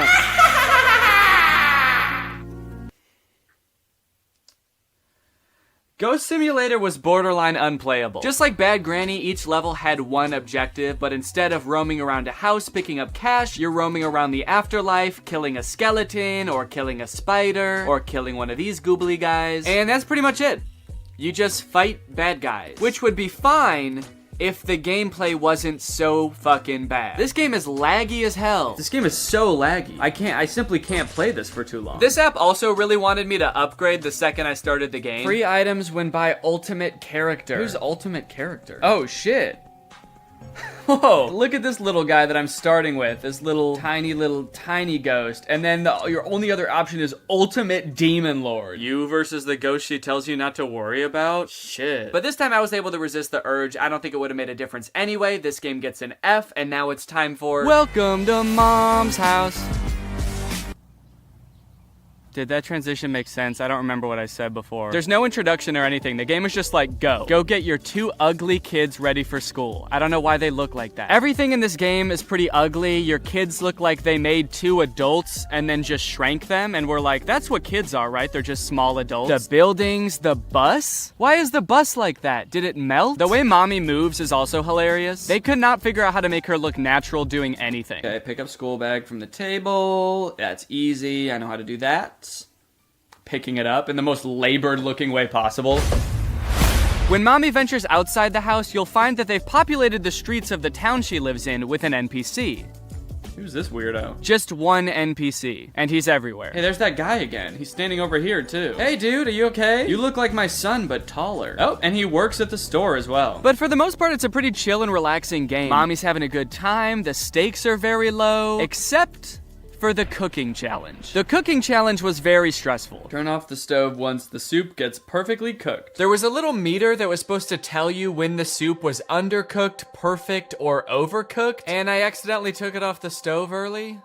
Oh. Wait, it wasn't ready. I accidentally did, it wasn't ready. I know it's not ready. Hold on, the soup is not done yet. There was a little diagram that showed when it was gonna be cooked. I didn't know that that button did that. I didn't mean to take it off. It wouldn't let me put the soup back on the stove. Now I have no choice but to serve it to my kids. It's undercooked. I'm gonna pour it down the sink. I don't wanna feed it to my kids. Look at them. Oh, and what is my husband gonna do when he finds out about this? This is now part of my plot to kill my kids so I can start a new life somewhere else. Here you go. Here's your soup. It's undercooked, we won't eat it. The game is just like, oh, you thought the soup was done? Go ahead and feed it to your kids then. Oh no, this will be rich. Let's see you feed the soup to your kids if you think it's done. You know better than us? Go ahead, see how they like it. They didn't like it. And I would just like to add that the entire time I played this game, mommy was very poorly treated. No one ever said, thank you, mommy. No one ever said, wow, you're such a great mommy. Thank you for the soup. As someone with a mommy, I find that disgusting. Even I know that that's fucked up, and I'm 6 weeks old. There are some in-game purchases available in this game. You can buy new family members. I can pick different people? Not additional family members, but you can pay to swap out your current family members with ones that you like better. For only $9.99, you can tear your family apart. Pop yourself a new son. Look at how cool this one is. Tired of your daughter looking like a 40-year-old woman? Now she's gonna look like a different 40-year-old woman. What's nice about this game, though, is it doesn't try to force these in-game purchases on you. The game developers were like, if you want to kill your entire family and swap them out with people that look different, Oh, hello. The game developers were like, if you want to kill your entire family and swap them out with new people, you can. But that's on you. Our hands are clean, dude. We didn't say you had to do that. This game was actually the funnest game I played the entire time, and I was actually really excited to beat it, and I was planning on playing every single level until, I've come upon a level with no controls or instructions. I'm unable to move. I can't do anything. The game just stopped working. There's no controls. Mommy go. Maybe it's voice controlled. Mommy go. Mommy walk. So I guess I'll just exit out of the app and never open it again? Welcome to Horse House. All right, partner, and howdy do. It's time to talk about talking horse. In real life, taking care of a horse consists of brushing it and letting it lick salt, and that's it, I think. So let's see if we can do those things in the game. As is tradition, this game presents no introduction or explanation of what this game is going to be. In fact, it actually kind of tries to pretend like you've played the game before. Continue. What an interesting button to make you press at the beginning of a game. I just want to make sure you're comfortable continuing to start the game. Are you good with that? Okay, cool. Continue. And this is Talking Horse. There's a horse on the screen, and a few things you can do with the horse. He can dance. Oh shit, get it, little horsey. He can also fart. And there's actually a couple of secret things that aren't labeled as like buttons that you can do on the main page. It's kind of like the secret menu at Starbucks. For example, you know how if you go to Starbucks, they don't have beating up a horse on the menu, but if you ask, they will let you do it? What happens if I poke him? Oh shit, did I beat up my horse? Right at the beginning, the game also prompts you to allow access to your microphone, and once you do that, you get to find out why the game is called Talking Horse. What is he doing? He's like looking at something? Am I supposed to click on that? You think I'm supposed to click on that little chick? Also, what is he doing? He's like looking at something? Am I supposed to click on that? You think I'm supposed to click on that little chick? What? Wait. Hello? Hello? He copies you. Imagine how many people have played this game and were not talking to their phone while they played this game and just never found out why the game was called Talking Horse. I killed John F. Kennedy. Yo, this horse is crazy. Press on the little video game controller on the main page and you will be taken to a list of mini games you can play with the horse. You got Jumpy Horse, which is basically a direct copy of Doodle Jump, if you guys remember that game. You got Horse Smash, where the violence towards horses continues. Horse Smash has a normal mode and then also a hostage mode. You know how horses are always taking hostages? Is the horse taking people hostage? Yeah, the horse sometimes has a duck, and I'm guessing I don't want to hit the duck. Whatever you do, don't hit the duck, dude. That's animal abuse. But if you ever see a horse pop out of one of those holes, break its skull with your hammer. Kill the horse. Wait, so they have a Jumpy Horse and Horse Jump. They really couldn't come up with any other game mechanics. They were like, how about a jumping game, a smacking game, and then, I don't know, dude, a jumping game? What do you want to play? You want to come up with ideas all day? You can collect coins a few different ways from what I've gathered. You can get them in games, and you can also buy them with real human money. And when you have enough, you can unlock new and fun things that you can watch your horse do.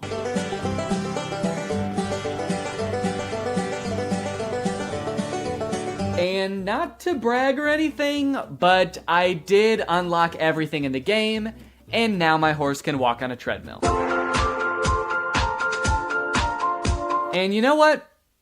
I'm proud of him. I'm really proud of my little horsey. I'm really happy that I played this game. It brought a lot of joy to my life. I'm not scared of the horse. I'm not terrified of the horse. I didn't delete the game immediately after filming. I really like this horse. Transition. I guess this is the part of the video where I'm supposed to have reached some kind of conclusion about what I just did. But honestly, I don't really think I learned that much aside from the fact that there are a lot of games on the App Store that are not fun. And also, I have to remember to cancel the subscription to Virtual Boys. Was that a subscription or was that a one-time payment thing? I gotta go figure that out. I gotta make sure that I cancel that if I need to cancel that. All right, well, anyway, thank you for watching. I'm gonna go do that, and you can go ahead and subscribe. Deal? Okay, good. Bye. Hey guys, real quick, I just came out with some holiday merch. It's up at DannyGonzalez.store. It's really fun, great for spreading holiday cheer. Got a really nice design, and I also restocked a bunch of other merch. So if you want any of it, head on over to DannyGonzalez.store. All right, and here's the video. What's up, Greg, and welcome back to another episode of Unlocking Your Mind's Full Potential. You might not have known this, but actually watching my videos is the only way to unlock your mind's true potential. You only use 10% of your brain unless you're watching my videos. Then you use 11% of it. Does anybody else remember, like, this was like 9 or 10 years ago, every athlete, like professional and non-professional, wore these wristbands. I'm not talking about Livestrong wristbands, because everybody wore those, and I even wore those, and I didn't even play sports. I'm talking about power balance wristbands. Do you guys remember those? When I was in high school, every athlete wore one, and they were just like a total scam, a complete hoax. I don't know how no one has talked about this. I mean, I guess it was 10 years ago, so that makes sense why no one is talking about it right now. I'm a little late to the party, but these things are like the biggest scam of all time. And I don't know how they just kind of went under the radar. The reason I was reminded of them is because this commercial popped up in my YouTube recommended recently and I watched it. It's for a slightly different product, but sort of the same premise. So if you never saw the Power Balance bracelets, this will clue you in as to exactly what they do. Precisely what they do. That was crazy. iRenew is amazing and it's awesome. I love my iRenew. Yeah, it worked for me. It is amazing. Hi, I'm Art Edmonds, and all of these people are excited about iRenew. That is so cool. That's crazy. This is great. What is it? This is great. What the fuck am I wearing? So right off the bat, this bracelet must be something special, right? There's something up with this bracelet. Like, look at how people are reacting to just wearing it. Just like having it on their wrist. They're like, oh my God, whoa, what? I think it goes all the way around my wrist? Dude. What is it? Athletes wear it, celebrities wear it, and you've heard the buzz about it on Talk TV and the internet. No, I haven't. Whoa, celebrities and athletes use it? Athletes, like unnamed number 23 baseball player and generic stock photo of celebrity. I've always just wanted to be like both of them. Give me the bracelet. I don't even know what the fuck it does, but I need that shit on my wrist now. Also, this commercial is so lazy. Like, first off, they couldn't even get real pictures of celebrities and athletes. But then the stock photos that they did use used, they didn't even put the bracelet on his wrist. They could have photoshopped it on, but he's like not even wearing it in the picture. And celebrities like this guy use it. He's not using it right now. He's gonna use it later, when he gets home. He likes to use it in private. Now I feel great. I feel like I can hold my balance better.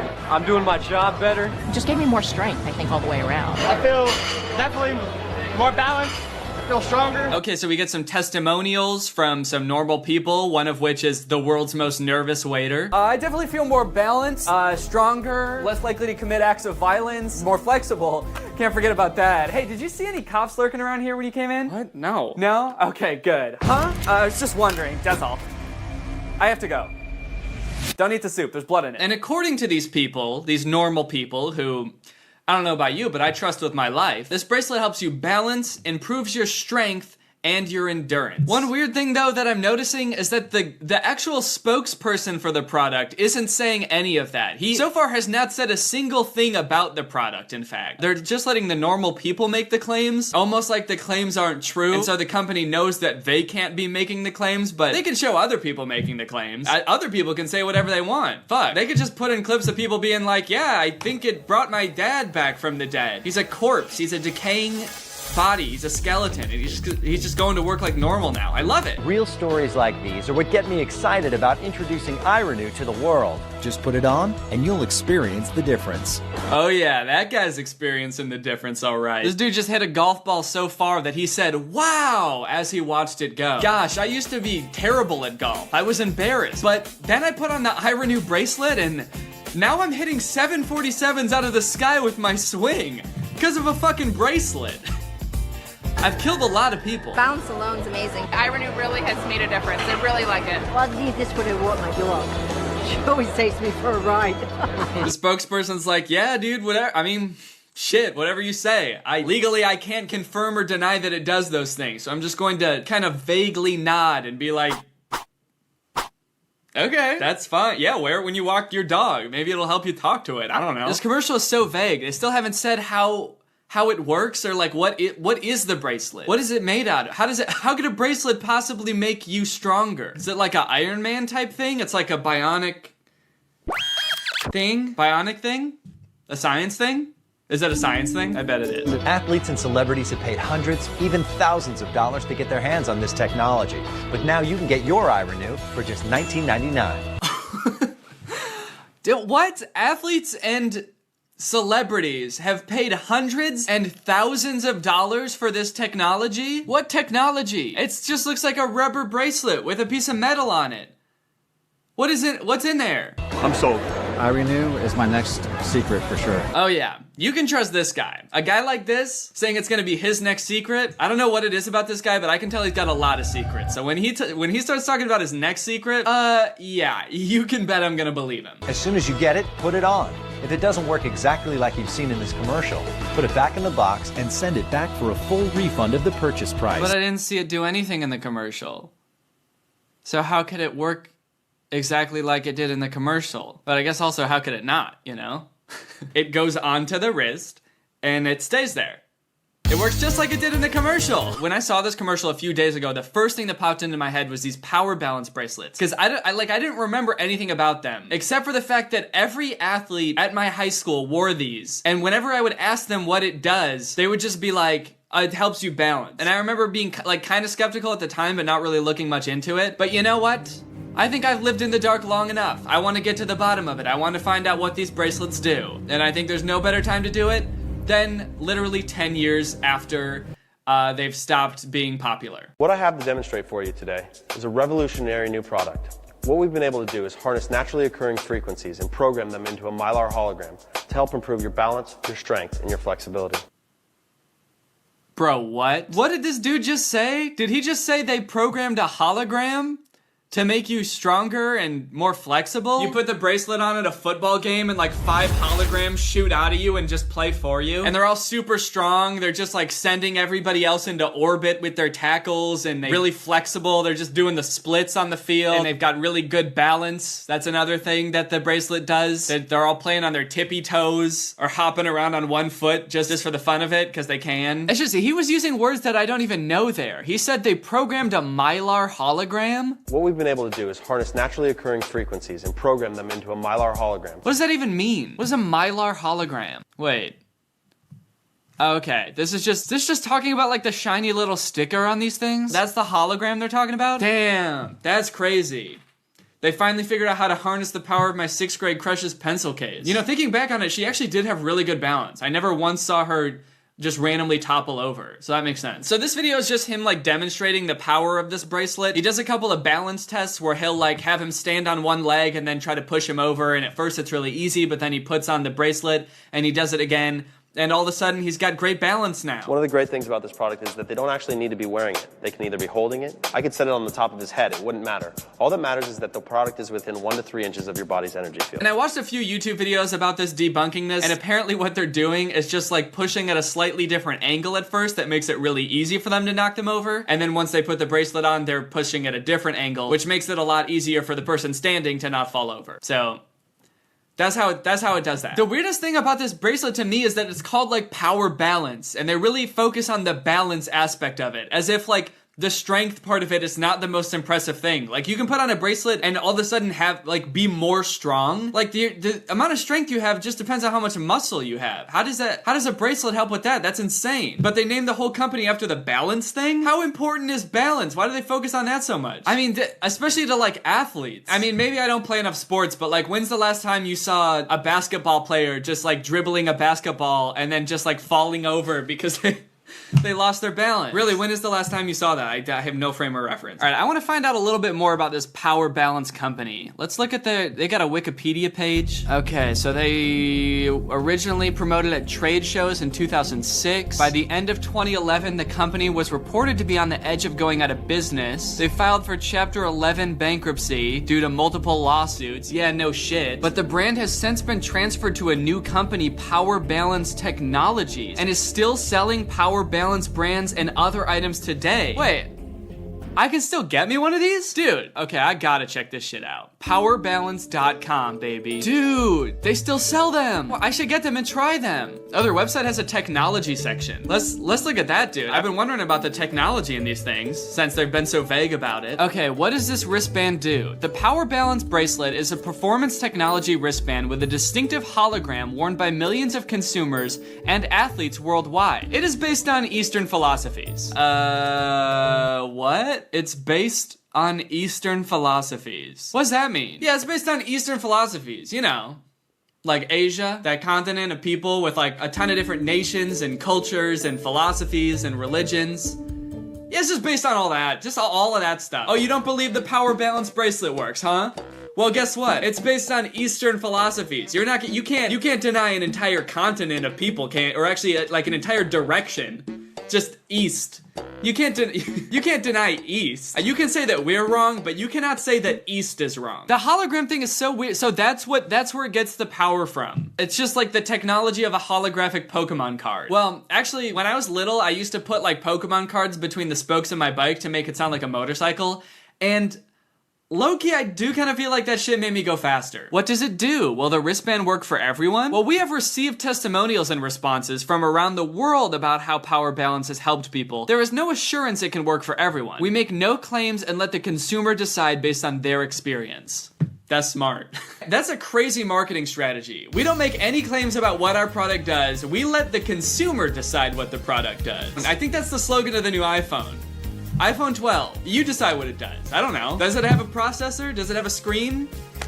You decide. But honestly, guys, I think I will decide because I'm gonna get one of these things and I'm gonna try it out and see what it does. And by that I mean, I already did get one of these things. And so we're gonna see what it does. Okay guys, I got my Power Balance bracelet right here. Let's take it out of the bag and see how this shit works. Now, right off the bat, I should be feeling a difference, right? Because the dude in that one commercial said that you don't even have to be wearing it. It just has to be within like 3 inches of your energy field. And I don't know how wide my energy field is, but I've always kind of suspected that I've got like a pretty big one. So I feel like even right here, I feel like I might be already experiencing the benefits.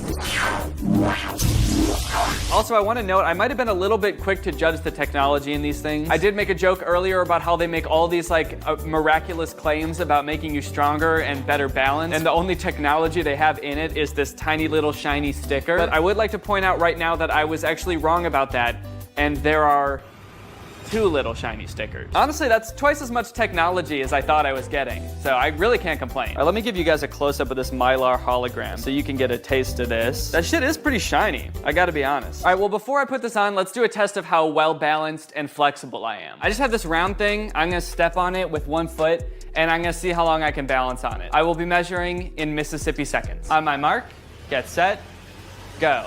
1 Mississippi, okay, so not even a second. That's fine, that's fine. Honestly, I'm a little bit disappointed. I thought I was gonna last longer than that, but maybe I should have measured in Mississippi milliseconds.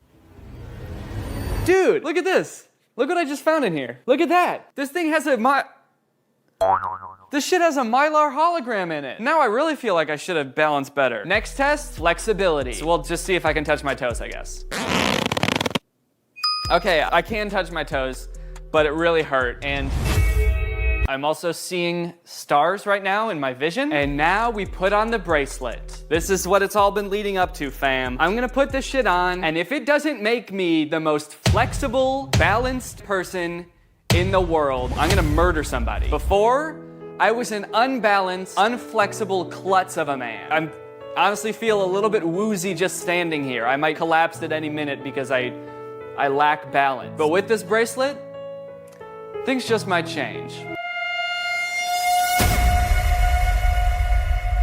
Yeah, I don't feel anything. You know, maybe it's just the skeptic in me and I'm being overly pessimistic, but I don't feel a goddamn thing. I might even feel less than I did before. I just feel empty inside. This might actually be having a negative effect on my well-being, just having it on. Initial thoughts?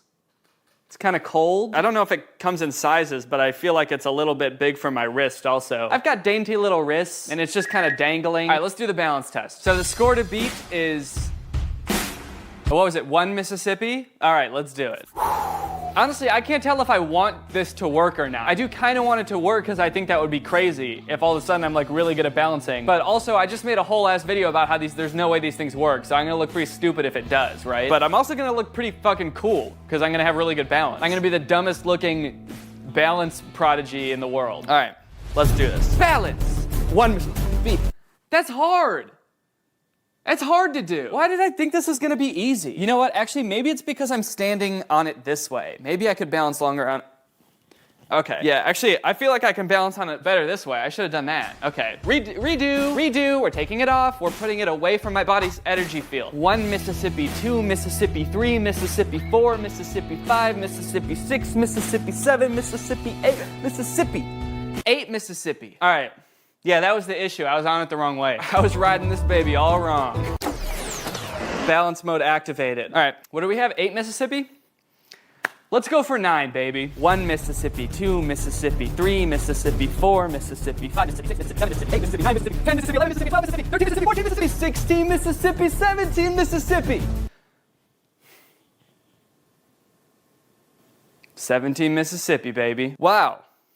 Okay. I mean, that's pretty hard evidence. That's more than twice as many Mississippis. Good, let's see if I can touch my toes. No, that still hurts. That still hurts. Honestly, though, maybe there is something to it. I feel like if I could just somehow make the effects of this stronger, like if I could just amplify it, like if I just had a bunch of these or something, then I could really test the effects on it. Because like if 1 doubled my balance score, imagine how many Mississippis I could get if I had like 30 of these. Well, I do. I do have 30 of these. 30 power balance bracelets makes me a powerful balancing boy. Turns out they sell them on Amazon and you can just order like any quantity of them. Well, any quantity up to 30. So that's what I did. I just scrolled all the way down on the quantity thing until I got to 30 and I pressed buy. All right, well, I guess I gotta take all these out of the package now and put them on my body. You know, it could be kind of cute as if I turned 2 of these into little hoop earrings and just wore them on my ears, because he said they don't even have to be on your wrist. So I can just kind of accessorize them however I want, I guess. I can just put them on my ears, put them on my feet. I could wear this one as a ring, kind of wrap it around my finger. Look at that rock. And for the last one, you already know where this shit's gonna go, baby. I could set it on the top of his head, it wouldn't matter.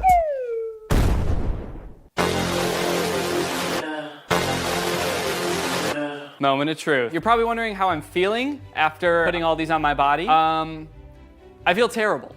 I feel like I'm wearing 30 wristbands. They're too tight on my ankles, and I sort of feel like I'm cutting off the circulation. My wrists kind of feel like raw from pulling all these onto them. However, in terms of balance and flexibility, I haven't noticed much. I do feel kind of icy though. Look at this drip. Here it goes. If I die, don't watch this. All right, well, here we go. 1 Mississippi, 2 Mississippi, 3 Mississippi, 4 Mississippi, 5 Mississippi, 6 Mississippi, 7 Mississippi, 8 Mississippi, 9 Mississippi, 10 Mississippi, 27 Mississippi, 28 Mississippi, 29 Mississippi. Man, what the fuck? I'm actually kind of confused. Did it work because I've been practicing balancing the past 3 times? Like my body has gotten used to balancing? Or am I really about to wear this shit every day from now on? Just like this. I think I'm never gonna fall over again in my whole life. I don't even think I could if I tried. Nope, can't. Can't do it. Falling over? Couldn't be me. Can't relate. Nope, can't. Can't do it. Shit. Okay, I think that actually got worse. It hurt. Anyway, in conclusion,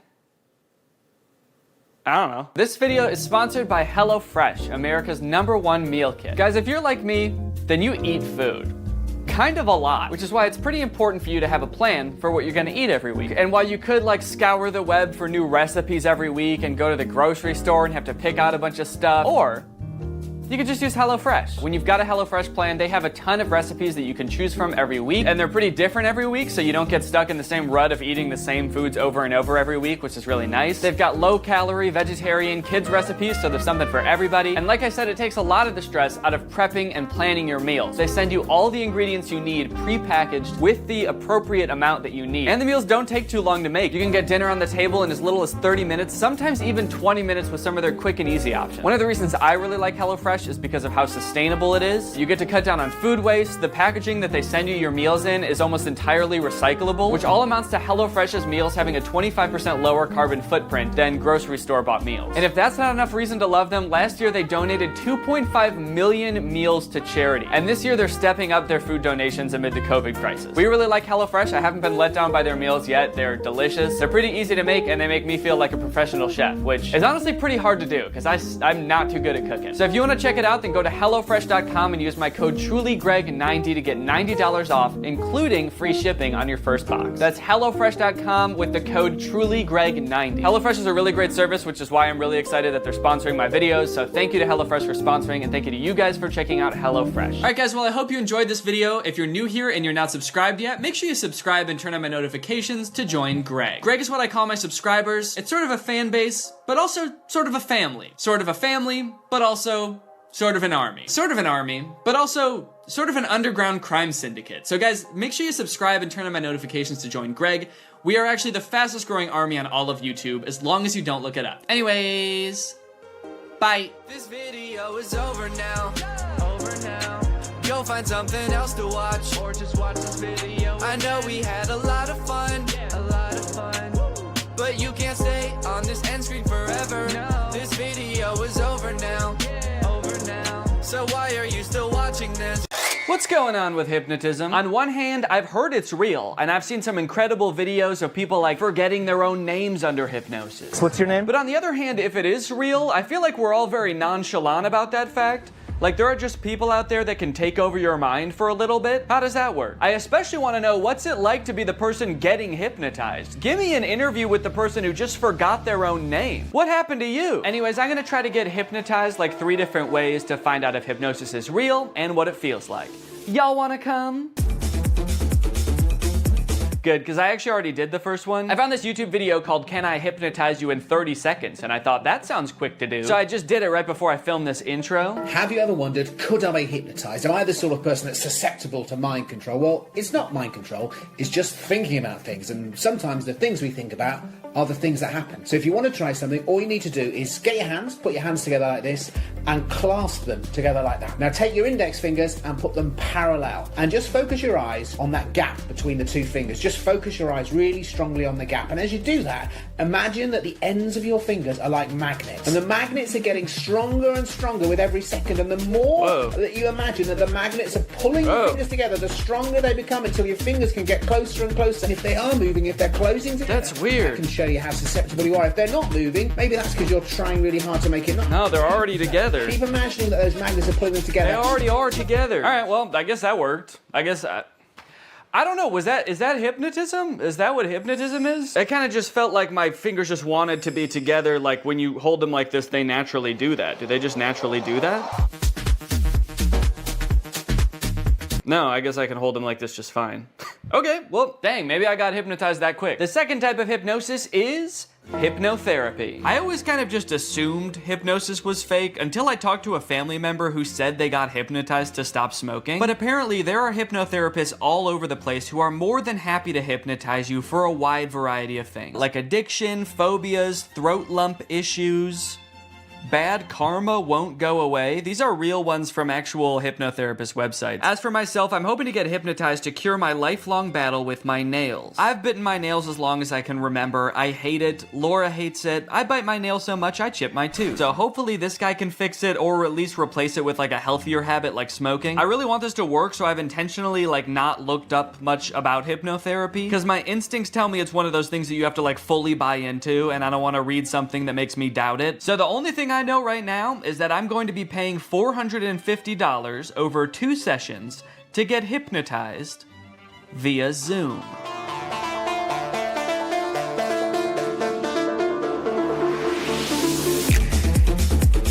Okay, so for privacy reasons, I can't actually show the hypnotist in the video or play his voice, but I'm gonna describe the best I can what happened in this call. To my surprise, he kind of spent the first few minutes just giving me basic nail-biting advice that has nothing to do with hypnosis. He recommended I get a nail file, pick one day a week that's my nail care day. He also said I should meditate because that would help with stress and reduce my nail biting on its own. And he taught me a self-hypnosis that I can do anytime I feel the urge to bite my nails from here on out. And then the last thing he told me before he started hypnotizing was that he highly recommends I listen to the recording of our hypnosis session every night before I go to sleep. And with that, it was time to be hypnotized. For this portion, he actually hung up the Zoom call and then called me on a regular phone call. I don't know if he just like didn't want the visual distraction of him on the screen or if he wanted to like put on pajamas or something. He started by trying to get me as relaxed as possible, focusing on different areas of my body from head to toe and imagining that they were getting heavier and heavier to the point where my body felt like it was sinking into the couch. And I'm guessing this is the point where I'm supposed to be like fully in a hypnotic state, because from here on out, he basically tells me this kind of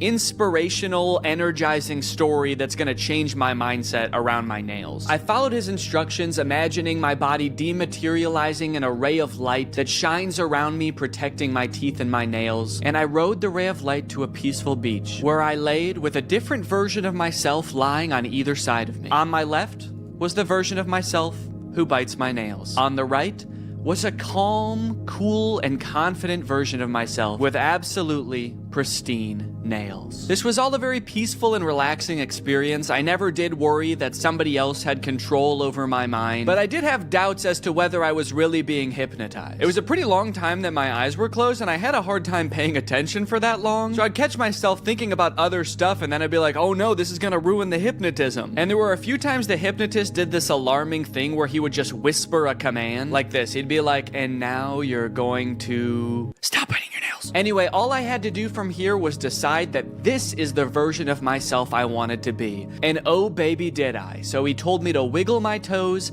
and materialize myself into my ideal form.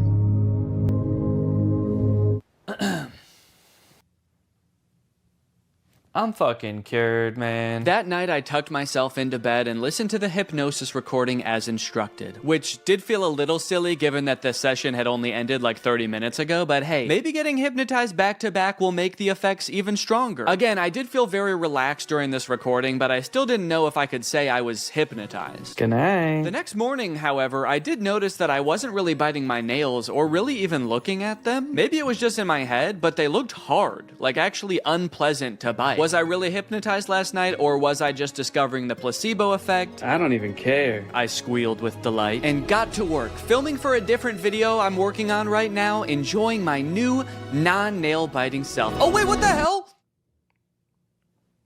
Did I just bite my nail? Damn it.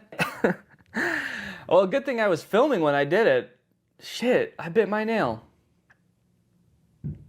Damn. Well, that's obviously not great. Man, I was really optimistic this morning that it actually worked and I was hypnotized, but then I stopped paying attention for 1 second, and I'm not just having the urge to bite my nails, but I already bit it? How am I supposed to stop biting my nails if my body just does it without even asking first? I'm worried now. I feel like I was just living an illusion this morning, and none of it worked. I just pulled the bottom card out of a house of cards and the whole thing just tumbled over. Maybe I am a nail biter and I always will be. And on top of that, I'm dumb for spending $250 on this. And on top of that, I'm ugly. Doesn't have to do with my nail biting. I just feel really down on myself right now. I did do the self-hypnosis that he taught me right afterwards. Again, still not exactly sure that that's hypnotizing me. I'm gonna continue doing everything I was supposed to do, listening to the recording, doing the self-hypnosis as needed, and meditating, and hopefully this was just a glitch, and everything's gonna be fine. To my surprise, something did seem to change after this. The next few days, I did have a few instances where I lifted my hand to my mouth just out of muscle memory, but I caught myself right away, and after day 4, I wasn't doing it at all. I was listening to the recording every night, following the hypnotist's advice and taking good care of my nails, and they were actually almost starting to look normal. I had my second session with the hypnotist, which ran me another $200. Luckily, this portion of the video is sponsored by SoFi, who's here to keep us all on top of our finances. The hypnotist checked in on my progress. He said I was doing great, in fact, better than most people he works with at this stage, which I don't know if that's necessarily a good sign. During the hypnotism, I had trouble concentrating again. I guess I just couldn't stop thinking about how SoFi is the ultimate finance app that helps you bank, borrow, and invest all in one place. Not to mention, they've just launched SoFi Plus, America's most rewarding financial membership, all in one app. This time, the hypnotist led me through a story where I was attending a meditation retreat led by the Dalai Lama in Central Park. That sounds expensive. I must have been using SoFi Plus. You see, you can unlock more than $1,000 in value with qualifying activities in banking, spending, investing, and more, with exclusive perks that help you over time. That includes unlimited access to SoFi's wealth financial planners who help you make a plan and stick to it. Plus, members with a new or existing SoFi checking and savings account also unlock up to 3.8% APY on bank savings balances. That means you're earning 9 times the average national rate on your savings. At that rate, you'll earn more interest in 7 weeks than you would in 1 year in a big bank savings account. That's why SoFi Plus isn't just smart, it's how you make good choices. So head on over to SoFi.com/Danny, scan this QR code, or click the link in the description to learn more about how you can get your money right with SoFi Plus. Thanks to SoFi for sponsoring this video, and thank you to you guys for checking out SoFi. After 7 days, I was doing so well, I decided I could stop meditating and listening to the recording every night. I mean, it kind of seemed like I was done biting my nails. Surely I didn't even need those anymore, right?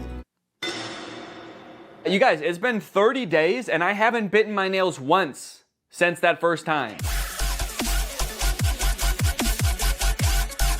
Peekaboo!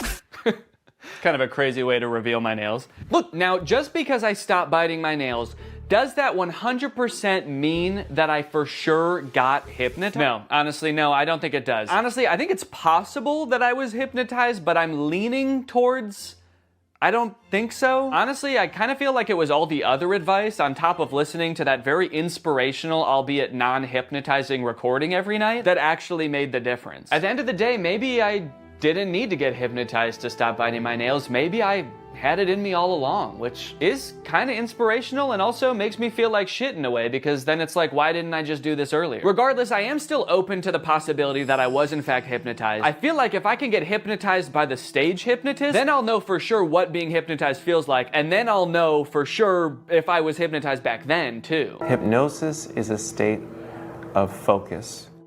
without much awareness of peripheral noise. You're concentrated on one thing and the world kind of slips away. This is stage hypnotist Chris Jones. He's been on America's Got Talent. He's performed all over the world for over a decade. So if anyone's going to be able to hypnotize me, it better be this guy. Also, the GoPro on my head died the second we started getting hypnotized, so don't get your hopes up for any shots from this camera. All right, fine, you can have this one, but that's it. Chris suggested that this would be a lot more fun with a group, so I got some friends together and we all sat down for a night of hypnotism. I want to know your opinions, and don't worry about hurting my feelings at all. I want to know if you think hypnosis is real, shenanigans, you need more evidence. Yeah, I believe it's real. I don't like saying this in front of you, like a harder wall for myself, because I feel like that's a challenge, and that makes me like kind of uncomfortable. Yeah, I would say I think it is probably real sometimes. I think in general I'm pretty skeptical of like supernatural stuff, but I don't know, I really do kind of believe hypnotism. I really want to be hypnotized, but I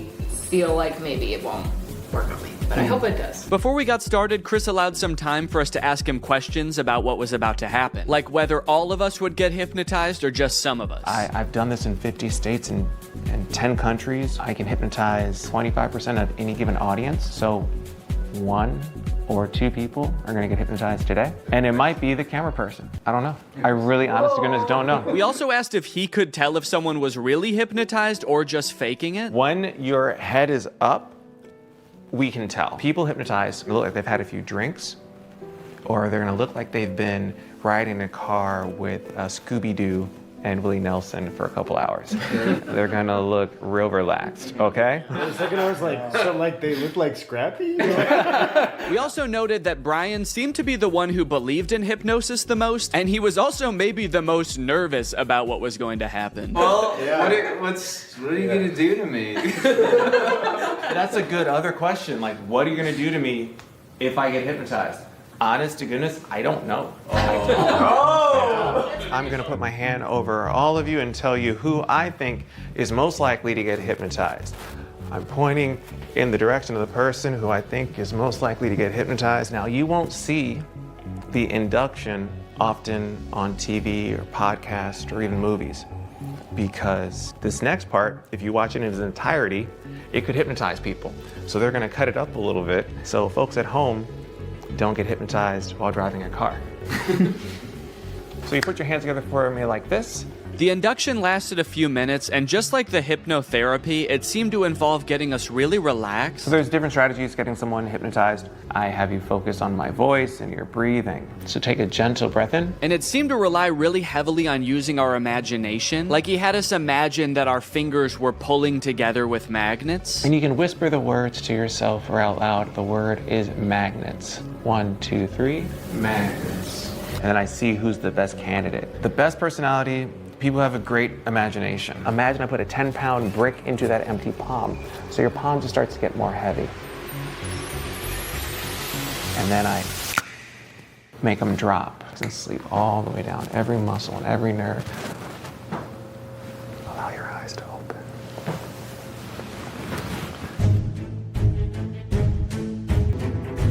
Take another deep breath in, slowly, gently, 1, 2, and 3, eyes open. Yes, so we understand. You can see like a before and after, and you see their faces getting a little bit of that drunky or like stony look to them. Brian, of course, yeah, what's happening? What are you feeling? Tell us your wife, because you are a great candidate for hypnosis. I can totally tell. You are there. Danny's there as well. I just want you all to interact in a moment, but what are you feeling right now? I'm just hanging out with the crew. Is there anything that he could do or wouldn't do that'd be like, holy cannoli, this, my husband, my partner for life, is in a different headspace? Jeez. I don't know. I was hoping this wasn't going to happen. I wouldn't be put on a spot like this. I don't know. What would he not do?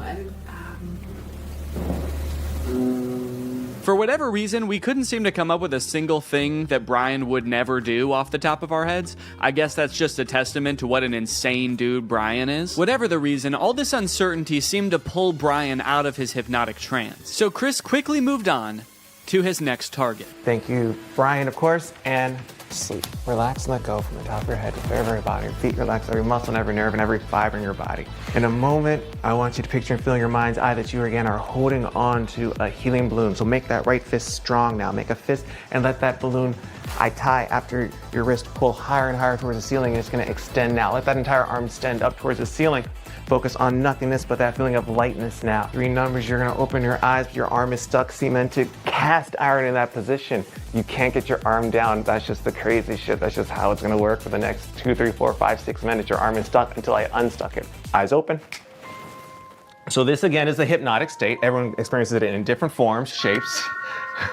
What's on your mind? Please, the show is ours. The show is ours. This is interesting. I'm not sure if I'm hypnotized. I don't think I am. Yeah. But at any point, I don't think I am either. I mean, because I was really trying to go along with it and do as much mentally imaging things and I was like, he's not focusing on me for a reason. And it will all make sense in the end. Yes. Question? Can you put your hand down, or is it? I think so.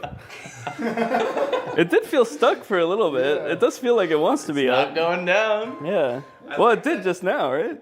Is that okay? And I can't help but notice that we can all see clearly that arm is back up there. That's like the resting position for you right now. Is that?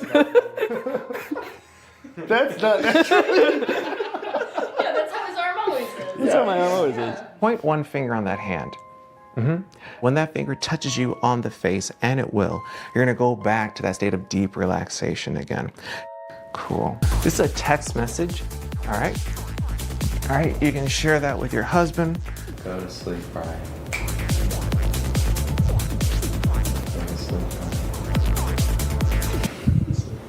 Great. Sometimes you get some folks. Okay.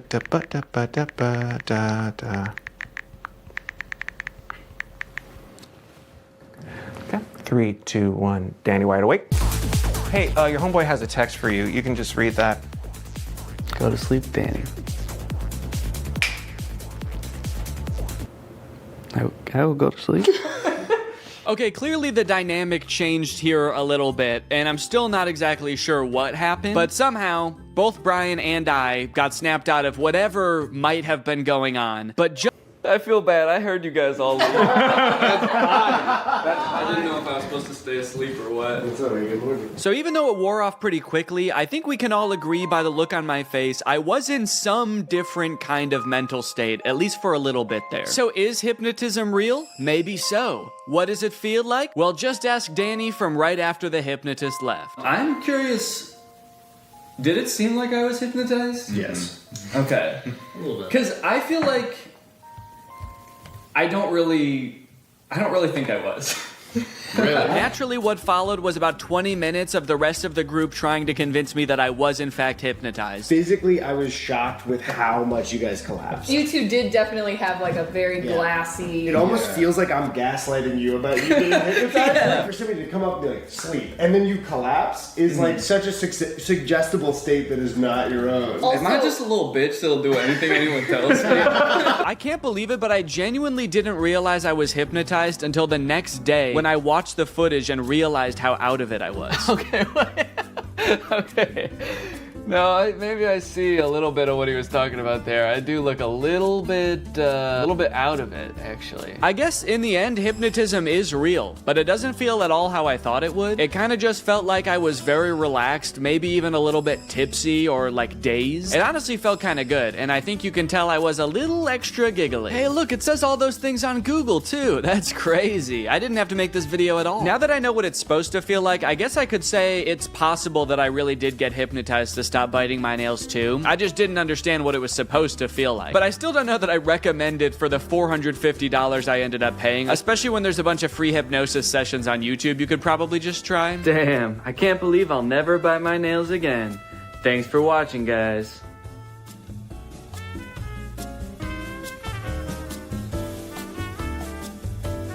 Do I think Logan Paul is an alien? Maybe. Oh, what am I gonna do? Everybody's starting to realize that my last video was all fake. This is so fake. You are fake AF. Oh my god, so fake. Fake. That's freaking fake. Fuck you. I got kind of scared in the start. My career is over. How could I possibly have thought that I would be able to pass off such a ridiculous video as true? Logan Paul, an alien? Newsflash, Danny, you're an idiot. I'll never make it on YouTube now. Everyone thinks I'm a fraud, a con artist. I have to show everyone that I can be truthful. From now on, I'm sticking to the truth. What's up, Greg? What's going on? It's me, Danny, back with another episode of totally not lying and making videos that are real. Guys, I just want to apologize for the last video, okay? I don't know what I was thinking. Trying to make a whole video, a whole fake documentary about Logan Paul being an alien. I feel like an idiot. Everybody realized that the whole thing's fake, but rest assured, Greg, it will not happen again. All right, we're going straight facts just for you. So I just heard about this video that Jake Paul posted like 4 days ago. That's the title of the vlog is A Conversation with My Ex-Girlfriend, but the majority of the video is apparently Jake Paul just going off on Rice Gum. If you don't know who Rice Gum is, it's this guy. He makes videos of like roasting people. He does diss tracks. He vlogs sometimes, I think. Anyway, apparently him and Jake Paul have some kind of beef. We all know who Jake Paul is, obviously. He's a hunk, or wait, no, he's a vlogger. I just want to watch this video because I've heard that it's insane, but it's just Jake Paul like going off on Rice Gum or something. So, guys, time to get a little bit serious, to get a little bit juicy. Ooh, juicy.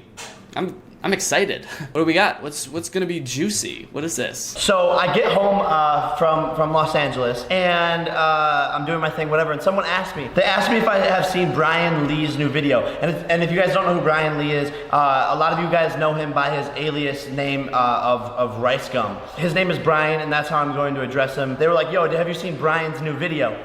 It's kind of weird. He's just gonna call him Brian instead of Rice Gum.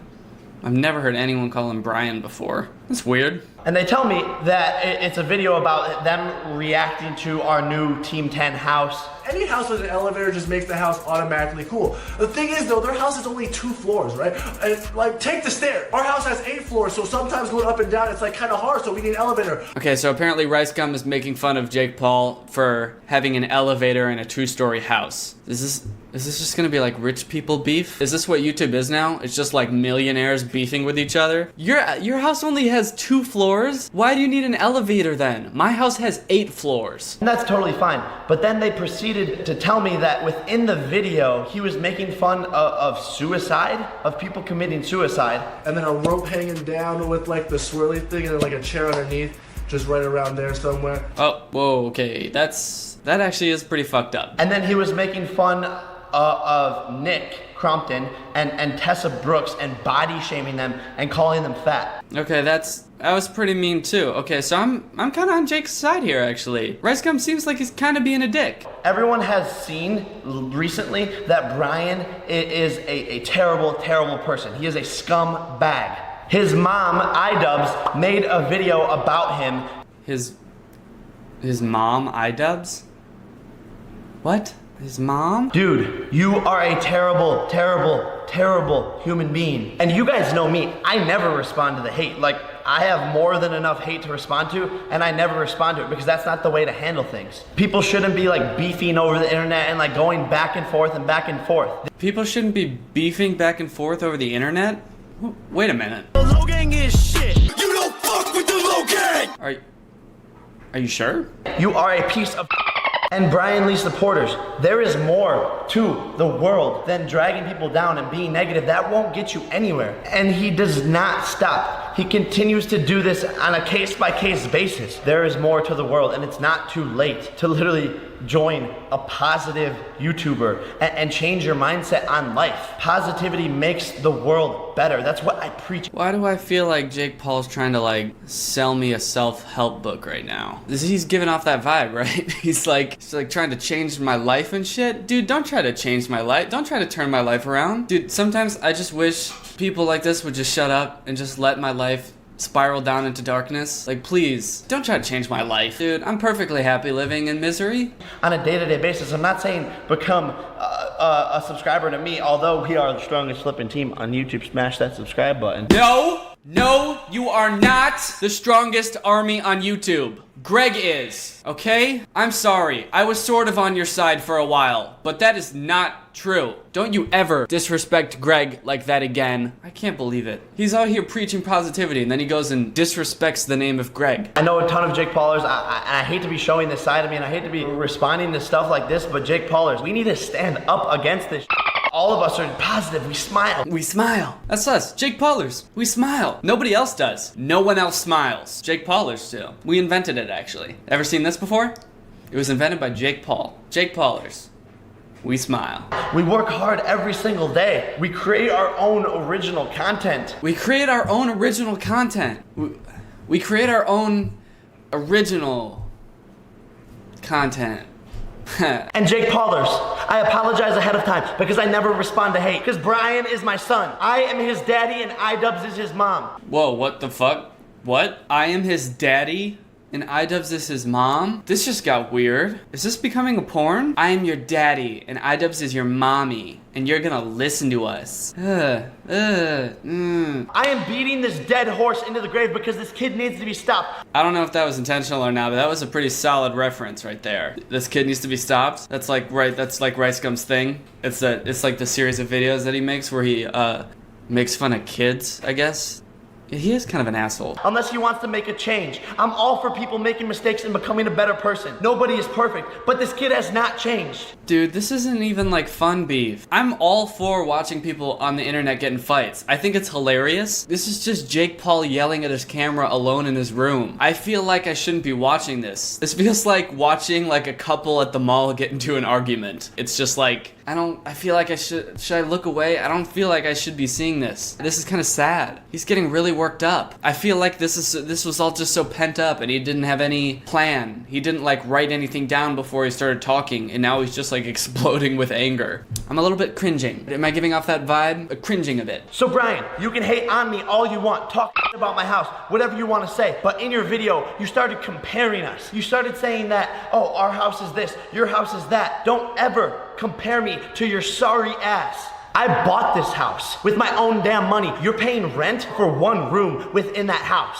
You don't even have enough money to buy a house in California. Holy shit, the flexing has begun. God damn. I love how quickly that went from like, you shouldn't bully others, it is wrong, to like, I have more money than you. But going back to my point earlier, that wasn't the Team 10 house because you can't do anything there besides make content in your room. He's getting so aggressive and he started swearing and he's still using a dolphin sound to bleep out his swears. If that's not art, I don't know what is. My backyard has a backyard. And once again, you're renting it. You made a video about your AdSense earnings. Let's check it out. So last month I made a roughly $60,000 for 1 month. Wow, you made $60,000 in a month, Brian? If I make $60,000 in one day, I come here to my bed and I cry myself to sleep as a failure. $60,000 for me is a bad day. And I know your merch sales aren't Yeah, me too, dude. $60,000 in a day? I'd be tripping, man. Peasant alert. Beep! But if you are wearing his merch, that means you support all of this negativity and all that bad stuff, which makes you not cool in my books. Not cool in Jake Paul's book? No! I'm not cool in Jake Paul's book? Ugh. I wonder what Jake Paul's book looks like. Is it like a novel? Alright, everyone, gather around for a reading from Jake Paul's book. It's a picture book, because of course it is. Jake Paul took a deep breath and called Rice Gum a fool and said, "In my book, Rice Gum, you are not cool. For my book is for winners, smilers, and friends. England is my city, so come join Team 10. Amen." Furthermore, my page has 3 billion views. I've been doing this for 1 year. You've been a YouTuber for since I can remember. Holy shit, dude, he's like shaking. He's got so worked up that he's shaking. Jake, dude, why don't you just dab on this guy? Like you do to all your other haters. What happened to that? What happened to dab on the haters, man? You don't have to get so worked up. You're having an aneurysm on camera. Just dab on him, for God's sake. Or at least twist his nipples.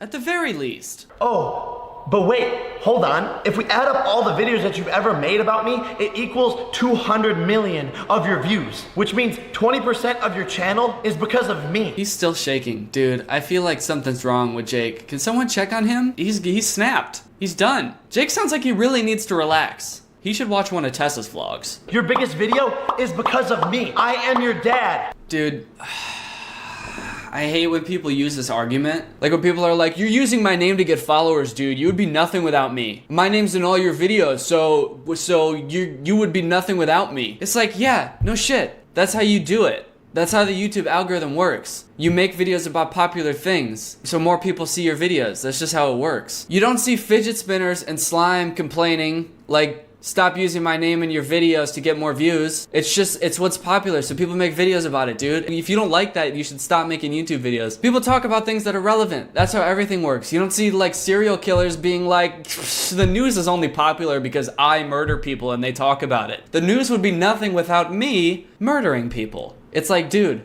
just stop murdering people. Speaking of 20%, if you want to sign to Team 10 so you can become relevant again, I'll be glad. I know you want to join Team 10, except I'm taking 40% of your career because there's a lot of work to do. And while we're on the topic of Team 10, it's crazy how you guys want to copy us and create your little Clout Gang, when I have made everyone that is in Clout Gang. I am the owner of Clout Gang. I am the CEO of Clout Gang. I have given all the clout to Clout Gang. Stop saying clout, please. My ears are bleeding. Stop saying clout. Fuck, that was too much clout. And if you look at it, I think Clout Gang actually spells Logang, because why not throw Logan into the mix?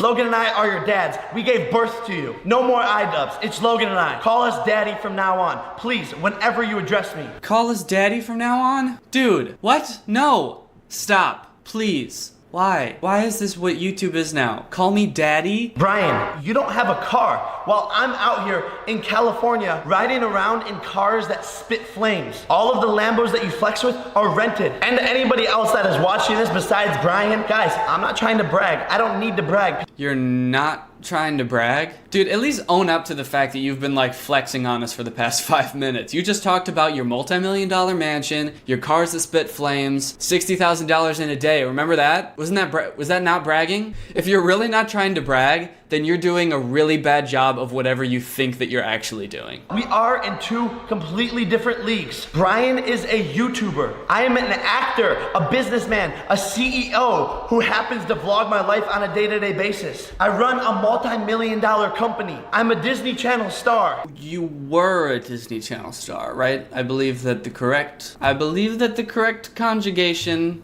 is were, as in past tense of is. And Brian, this is between you and I. We don't need to involve anybody else. So tell your friend Chantel to leave herself out of these reaction videos or whenever you talk about your dad like this. We don't need to involve anybody else, which is why I'm posting it on my YouTube channel with 11 million followers, bitch. But enough with the nonsense, and I'm sorry for wasting anybody's time that did not want to hear that. It is time to create some fire content. Let's flip and go, baby. Guys, look it.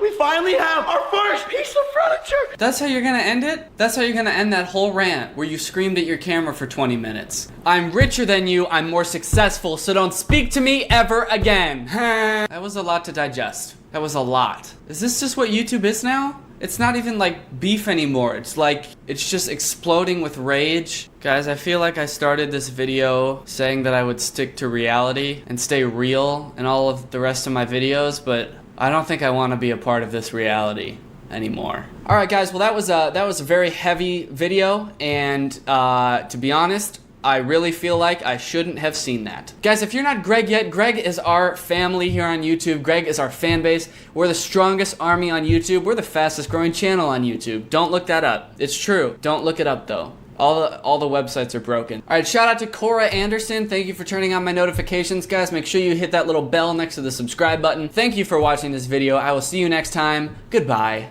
Hey guys, before this video starts, I have a surprise announcement. I am doing a stand-up show on October 9th at Zany's in Rosemont, Illinois. I've done little bits of stand-up here and there over many years, but I've never really gotten into it until this year. At the beginning of the year, I've started going to open mics, doing little sets at other people's shows. I still don't have an hour of material yet because that takes a really long time to build up. I've got like 15 to 20 minutes. So I'm putting together a show with other Chicago comedian friends that I've met while doing this. So if you want to come, have some laughs, experience the Chicago comedy scene, then check out the link in the description. get some tickets, and I'll see you guys there. All right, guys, I'm back with some of the most absurd clickbait on the internet. I had Robert scour the web once again for clickbait that I can't believe anyone actually falls for, quite frankly. I don't know who's clicking on this. The first example that Robert has in here is just Julia Roberts' husband gained 280 pounds and looks disgusting now. I'm looking at this man, I don't even know that he weighs 280 pounds altogether. In fact, Robert included a picture of him. He looks like he weighs as much as me.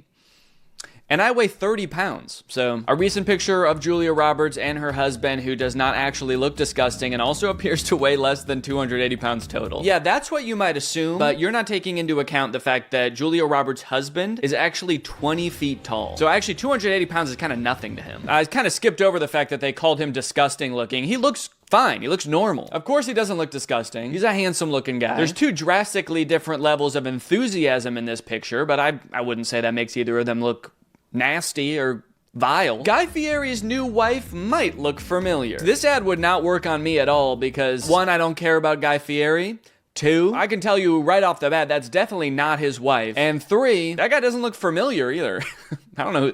Is that Matthew McConaughey? I actually can't. Maybe it is. I can't tell. It's definitely not his wife though. But now I do kind of have the urge to look up what Guy Fieri's new wife actually looks like. Okay, well, Guy Fieri has been married to the same woman since 1995, so I don't think he has a new wife. I guess new in, like, relation to the history of the entire universe, maybe? But maybe I should actually look at what his wife looks like and then decide if she actually does look familiar. Mom? Holy cow, she does look familiar, dude. I guess that ad was just specifically for me. They spent 20 grand on an ad just for me to see that's like, Danny, you might want to see Guy Fieri's new wife. Sandra Bullock's son is all grown and he looks familiar. Okay. Is this like a new ad format? This is like using the phrase "I survived" in a YouTube thumbnail. Saying that somebody looks familiar is a goated clickbait strategy, apparently, for nonsense articles. Is that Keanu Reeves? I feel like that is not Sandra Bullock's son. That's definitely Keanu Reeves. What are they implying? They're probably trying to imply that, like, Sandra Bullock had a kid with Keanu Reeves, so her son, like, grew up and looks just like him or something. For some reason, in my head, the first thing that I thought of was like, they think Keanu Reeves is a time traveler? That's what they're trying to imply. But no, the first one makes a lot more sense. 21 celebs who have grown into horrible looking creatures. Good Lord, that's mean. And maybe I just don't know who celebrities are, and so that's my bad, but this is not good clickbait. I don't even know who this is. So clickbait wouldn't work on me, because I'd be like, someone I never heard of before looks even different than I never knew they did. Don't care. Oh, and Robert was nice enough to include that actually she looks like this now. So not a horrible looking creature at all. Actually, a pretty normal looking creature, if you ask me. 21 stars who have grown into horrible looking creatures. God, dude. Does this work? Does this get people to click on? I guess I need to make my titles and thumbnails meaner to get people to click on them, maybe. Maybe I'm being too nice in my titles and thumbnails. Maybe I should start copying these formats for my own thumbnails. Next video I post is gonna be like, I turned into a horrible looking creature. And it'll be a picture of me on the left, and then on the right, it's just like it's an actual horrible looking creature. It's like a swamp monster, one of those blobfish. And then I could do this one too. It could just be a close-up of my face and the title is Look Familiar? A list of the 15 most peaceful dogs. Honestly, dude, this is a good article. Solid picture, great article. I would click on this. I see nothing wrong with this one, actually. Only thing wrong with this list is that the list is not longer, actually. Show me 30 of the most peaceful dogs. Yo, I didn't even tell Robert that this video was sponsored by Sundays for Dogs, but this is the perfect opportunity to talk about Sundays. Sundays for Dogs. If you prioritize your dog's health, you know that finding a food that they both like and is healthy can be a bit of a challenge. That's why I love Sundays for Dogs. Sundays for Dogs was founded by a vet, Dr. Tori, a seasoned veterinarian and parent who wanted to create a dog brand that prioritizes health over profit. They've got clean ingredients, no synthetics. This is the turkey recipe, and here it says on the bag it's 86% turkey muscle and organs, 9% fruit and vegetables, 5% seeds and grains, and 0% fillers or synthetic. My dogs love Sundays. They gobble it down. They will even accept this as a treat. Like if I want them to do something like go sit on the couch or sit and stay, they're like, we don't need treats, Daddy. We just want this stuff. And I think it's because of how good the ingredients are. Also, it's not all dry and crunchy like kibble. This stuff is air dried, so it has a much more pleasing texture for them to eat, but it also helps preserve the nutrition in the food better. I've looked into other healthy dog foods before, but the ones that require being refrigerated or frozen just seem like a little bit too much of a hassle for me. And this is just as healthy. And there's none of that hassle. You just scoop it like regular dog food. I've even noticed some changes in my dogs after switching them to Sundays. In particular, both of their coats have gotten softer just from switching their dog food, which can happen if you switch them to a healthier food. So if you want to try out Sundays, watch your dog fall in love and witness their transformation, then click the link in the description or use my code GREG40 to get 40% off your first order. That's GREG40 for 40% off your first order. Thank you to Sundays for Dogs for sponsoring this video. Thank you to you guys for checking out Sundays. Now back to the video. You won't believe what these child stars look like now. Whoa, that's crazy. Dewey had a glow up. Well, his name was Dewey, right? Dewey? Is that right, or am I thinking of like Donald Duck's nephews? Dewey from Malcolm in the Middle? Okay, it is Dewey. But I also think Dewey is one of Donald Duck's nephews. Yes, it is. See? Dewey Duck. That'd be crazy if Dewey Duck grew up to look like this. Dewey Duck just grew up and he looks familiar. She was a star. Now she works in Detroit. Who is that? She couldn't have been that big of a star because I don't know who she is. But I guess I'm happy for her that she has a job in Detroit now. That's cool. Detlef Schrempf is no longer an NBA player. Not even close. That name is good enough clickbait on its own. Detlef Schrempf? There's no way that's a real person. If you made an article that was just called "There's a real guy named Detlef Schrempf," that would be enough for me to click on it, honestly. In fact, I need to look this guy up now. Also, I want to figure out what he is besides an NBA player. The Dewey Duck to Detlef Schrempf pipeline. Oh, he's a former professional basketball player, so we can confirm he's not a basketball player anymore. Now we got to figure out how far he is from that. What would be the furthest thing from a professional basketball player? I guess like a head of lettuce or something? It looks like he stopped playing for the NBA in 2001, so of course he's not an NBA player anymore. He's 62 years old. Wow, bro really fell off. I haven't seen him in a single NBA game lately. That's crazy. Now it looks like he mostly just works on his charity, the Detlef Schrempf Foundation. And in 2012, he won the Paul Allen Award for Citizenship, and he raised about $10 million for children charities in the Pacific Northwest, so that's great. Good for him. And is the implication that like after you retire from the NBA, you should at least do something pretty close to being an NBA player, like at least join a professional soccer team or something? Horse keeps hugging pregnant woman. When doctor looks at ultrasound, he calls the police. Calls the police on who? Is he are they implying that the baby's a horse? So then he's calling the police on the horse, or on the, I guess maybe on the woman?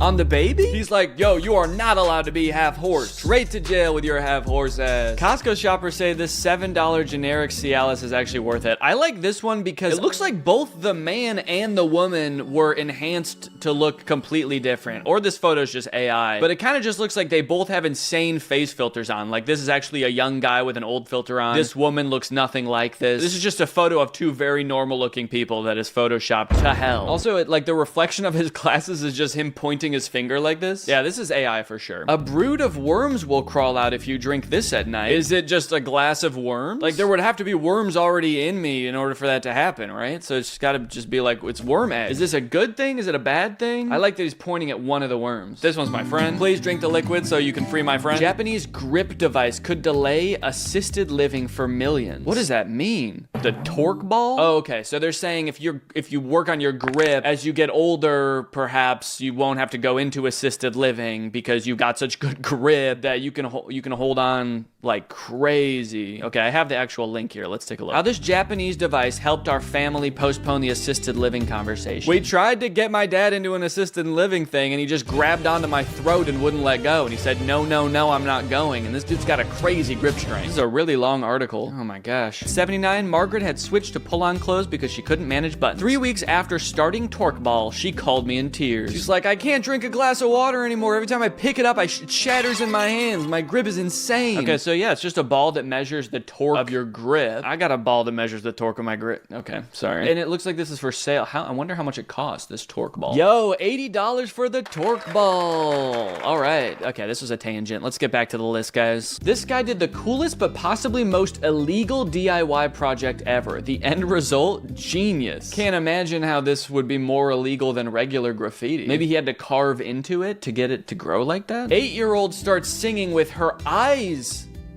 closed. Oh. It's like singing with her eyes. She's like using her eyelids as lips. But when she opens her eyes, my jaw dropped. Oh my God. I was left breathless in seconds. What could have happened when she opened her eyes? She at first had normal eyes, then she closed them. She started singing, and when she opened them, she was possessed. Her eyes were black as night, and her voice was wretched. After she opened her eyes, she was a disgusting creature. How to empty your bowels every morning. Top surgeon explains how. And here's a little picture of what it looks like when you empty your bowels. Anyone else be laying eggs in the morning? That was stupid. Let's think of a different joke. Or not. Extra large headed human species found in China's woodlands. Like fossils, or they actually found this guy? But it looks like we got the link, gang, so let's find out. Homo big heads.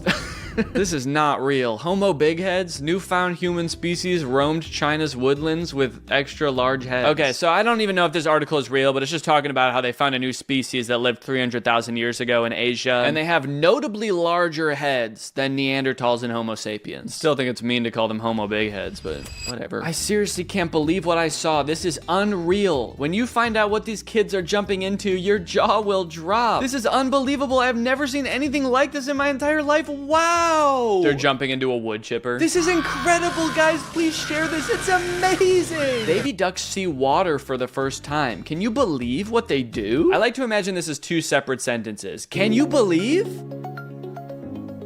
what they do? Just looks like they're drinking. There's no way this is their first time seeing water. They need water to survive. I mean, like, were they just born 9 seconds ago? I guess maybe their first time seeing a large enough body to swim in. I bet they're gonna swim. Maybe these kids are jumping into this tiny bucket of water. A Shane Dawson one, meeting a blind person awkward. So you're telling me you can't even see? That's crazy. This has 14 million views. I do think out of all these, I should copy some of these for my YouTube channel. You won't believe what I'm jumping into. Just a picture of me that says Homo Big Head. 15 most peaceful dogs, and the thumbnail's just a picture of me sleeping. All right, well, thanks for watching this video, guys. I'll see you next time. Bye-bye. All right, guys, it's time to watch another motivational TikTok account, but I think this one's got a pretty interesting twist. This dude's name is William Knight, and I've seen a few of his TikToks, but most of these I'm gonna be blind reacting to, thanks to Robert. He has curated many of these TikToks. This dude seems to be all about motivation, opening your mind, opening your third eye, so to speak. He's all about making you think. To the point where, I gotta say, it's more than just his words that make you think. Let's take a look. Breathe in. Okay. Today's message comes from an old Chinese proverb. If you want happiness for an hour, take a nap. Okay. If you want happiness for a day, go fishing. Cool. If you want happiness for a year, inherit a fortune.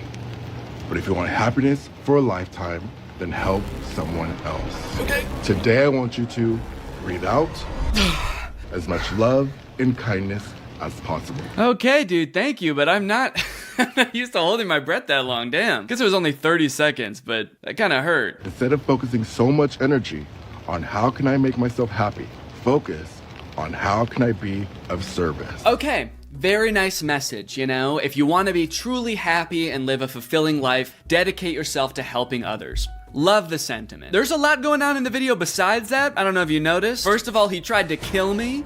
Then we got the outfit. Now, I gotta say, I respect the sort of non sequiturs we got going on here. No single garment in this outfit is related to any other garment. It's actually quite impressive. You've got the 360 Yankees hat, which I've never seen before. And I don't watch a lot of baseball, so I don't know if this is a thing. I have to say, I don't think it is. Maybe there's one special player that wears this hat. You've got the infield, you've got the outfield, and then you've got this guy who is actually on the Yankees, but he's in the outer outfield, which is actually in a forest 300 miles away from the stadium, where these 360-degree brim hats. And the little buckle he added on the hat to make it look kind of like a pilgrim hat, I think is really working in his favor. Then you've got the black leather gloves, the ruffled black shirt, which I'm getting like vampire pirate vibes from, and then his mesmerizing eyes. I can't tell if these are colored contact lenses or if he really just has that beautiful of eyes, but it almost feels like you have to watch this video multiple times to even get the really nice message that he's giving you. No wonder he has such good engagement. This video has almost 300,000 likes. It's because you have to watch this video multiple times to even realize he's saying something. Because for the first half of the video, you're like, what is going on here? Also, what is up with that tree in the background? Is there a face on that tree? Is that a person? Did he manifest somebody into a tree? It's actually a player of the opposing baseball team that the Yankees are playing today. You're allowed to use magic in the outfield, actually, and he was unfortunately not able to defend himself. Okay, another video where the fit is looking redonkulous, and the caption is, there's no such thing as a coincidence. Breathe in. Oh no, okay, all right. A wise man once said, the only way to do great work is to love what you do. If you haven't found it yet, keep looking. Don't settle. Thank you. Is the human soul on fire? Beautiful. So light her up. Can I? You're just standing there. Tell me to breathe. Please tell me to breathe. Okay, goddamn, dude. He was taunting me at the end there, I think. Are you dead yet? I think that my body trying to conserve oxygen actually prevented me from fully listening to what he was saying there. The only way to do great work is what you love. Be passionate about what you do. That's great. And I can tell that William Knight loves what he does. I do truly get the vibe that he is very inspired doing these, wearing the absolute sickest outfits ever in the middle of the forest. Actually, as I felt my body depleting of oxygen and my eyes were rolling back into my head, I noticed how sparkly his shirt is. That is a very nice sparkly shirt. Okay, I'm glad at least the comments are with me. Bro, just let me breathe, I'm gonna die. He was trying to end me. 360 Yankee brim is diabolical. Yeah, I mean, this has gotta be like the final form of a baseball hat. I can't see it getting any more intense than this, aside from becoming a 3D 360 brim, where the brim is a full sphere around your head. That'd be pretty cool. All right, let's keep on going here. There's no such thing as a coincidence. I wonder if that's his catchphrase. There is no such thing as a coincidence. The fact that you're watching this video means you are energetically aligned with me and this message. Well, I would argue that since Robert actually put these videos together and he found this TikTok, William, you must be energetically aligned with Robert, actually. Robert, maybe you should reach out to this guy. Your thoughts create your reality. But you already knew that. Yet, you still live a life that you dread. Excuse me. That is because... Yo! Oh my god! What happened to her? You still live a life that you dread. Excuse me. My guy traumatized her. What did she scream about? At first I was like, oh, he surprised her and that's why she was scared, but she ran up to him from behind. If anything, William should have been scared. What right does she have to run up behind him and then scream at him like he spooked her? And William's not even looking that outlandish today, so you can't blame it on his outfit either. This is pretty tame for him. He's just wearing a turtleneck sweater. Maybe she was so surprised by his hypnotizing eyes, or maybe the energy just radiating off of him like vaporized her or something. My guy actually turned her into a tree with that stare. This actually reminds me, have you guys seen that video of the dude with the curly red hair surprising that woman? And he threw flakes in it. Mommy, you put the stuff down and then you throw this. Sorry. Yeah, this is basically the same video, except the woman who gets scared should actually burst into flames when she sees him, I think. I'm amazed by his composure. The fact that she screams at him, and he just goes back to talking to the camera. Excuse me. That is because... He's like, just another day of people seeing me and screaming violently. That's actually super impressive. Breathe in. I feel like the breathing thing is supposed to be calming. It is a little bit scary to me and kind of triggers my flight or fright. Flight or fright? Did I say flight or fright? You either run away or you get scared. Fight or flight is what it's called. I also kind of feel like I'm being hypnotized. He's getting my body and mind to slow down so he can incept my brain with whatever ideas he wants. Luckily, they seem to be pretty tame ideas. He actually seems to just be a nice guy that is trying to make my life better. But in the wrong hands, this could be truly evil. Okay, what I want you to do is commit voter fraud. I'm gonna need you to register a fake person at the DMV, then get that person's mail set to your address. Breathe in. A wise man once said. Oh no, dude, this video is 1 minute and 8 seconds long. I'm not gonna hold my breath for this whole time. I'm sorry. I'm not. I'm not gonna hold my breath. Go hypnotize someone else. What do we call this here that he does at the beginning of every video? He just glides towards the camera. It's like kind of a millennial pause, but there's another sort of je ne sais quoi built into it. Sort of this demonic poltergeist-esque glide in towards the camera. The possessed millennial pause. Anyway, I'm pretty awkward, guys. As soon as you wake up every single morning, I want you to relax. Don't grab your phone. Don't move. This simple act is reprogramming your subconscious mind because your mind is still in a theta brainwave. Did you just call me a beta? Your mind is still in a beta brainwave. I was not expecting this dude to be like an alpha male. Oh, he said theta. There's theta males now too? Yeah, you got your alpha males, sigma males, beta males, theta brains. What brainwave is my brain supposed to be in? Every morning, I will guide you to your dream reality, reprogramming your subconscious mind. The link is in the bio. Breathe out. Oh my god, dude, that was so long to hold your breath. If anyone out there was holding their breath, I'm sorry that you're dead now. Also, why does he breathe out when he says breathe out? Was he holding his breath for that entire video too? That's amazing. He also looks like he almost forgot to say it there for a sec, which is a terrifying thought. We could have all been holding our breaths forever. Anyway, see you next time. Oh shit, and remember to breathe. Remember to breathe and blink, guys. You need to do that. You just saved 100,000 people's lives. Oh no, this one's got the creepy tree in it again. Are there any comments about this tree? The Brim Reaper, someone called him. Accurate. He did kill that lady. Okay, lots of comments begging him to let them breathe, so this is gonna be another good one. Oh yeah, anyone else notice the tree face? Just me? Okay. Okay. Because I was kind of worried that I was the only person that saw it. Like there was some kind of energetic connection between me and the tree, but I'm glad other people are seeing it too. I am now on a new platform called Snapchat. Send me photos of your cats and dogs. I like that he says I'm posting an app called Snapchat, like most people don't know what Snapchat is. But, you know, to be fair, maybe he doesn't. Maybe he spends a lot of time in this forest. I don't even know if he has a phone. He could just be like recording this video on a tree somehow. I wouldn't doubt him having that sort of ethereal power. And you know what? I don't think I will send him a picture of my dogs. You know, I trust the guy and I think he's giving some nice advice for the most part, but he's gonna try to curse them or something. Or maybe take control of their bodies or something like that, and I can't have that. My dog walking around in a Yankees infinite brim hat? No thank you. It's gonna turn my dog into a boxwood. Always remember who checks in on you when you go quiet. Okay, speaking of dog, he just has a dog all of a sudden. This was the first person to send him a dog on Snapchat. You fell for the trap, dude. When you send him a dog on Snapchat, he can manifest it into his woods. Not your dog anymore, sorry. Always remember who checks in on you when you go quiet. That's love. Dude, this is so true though, because my dogs always check in on me when I go quiet. Today's message. Go back to your childlike perspective. Get excited over the bugs, the planes, and the trees. The more you focus on the little miracles, the more you attract the big ones. Yeah, do you want to address the child and the figures in cloaks? What's going on in this one, man? You know, this is a very interesting character, guys.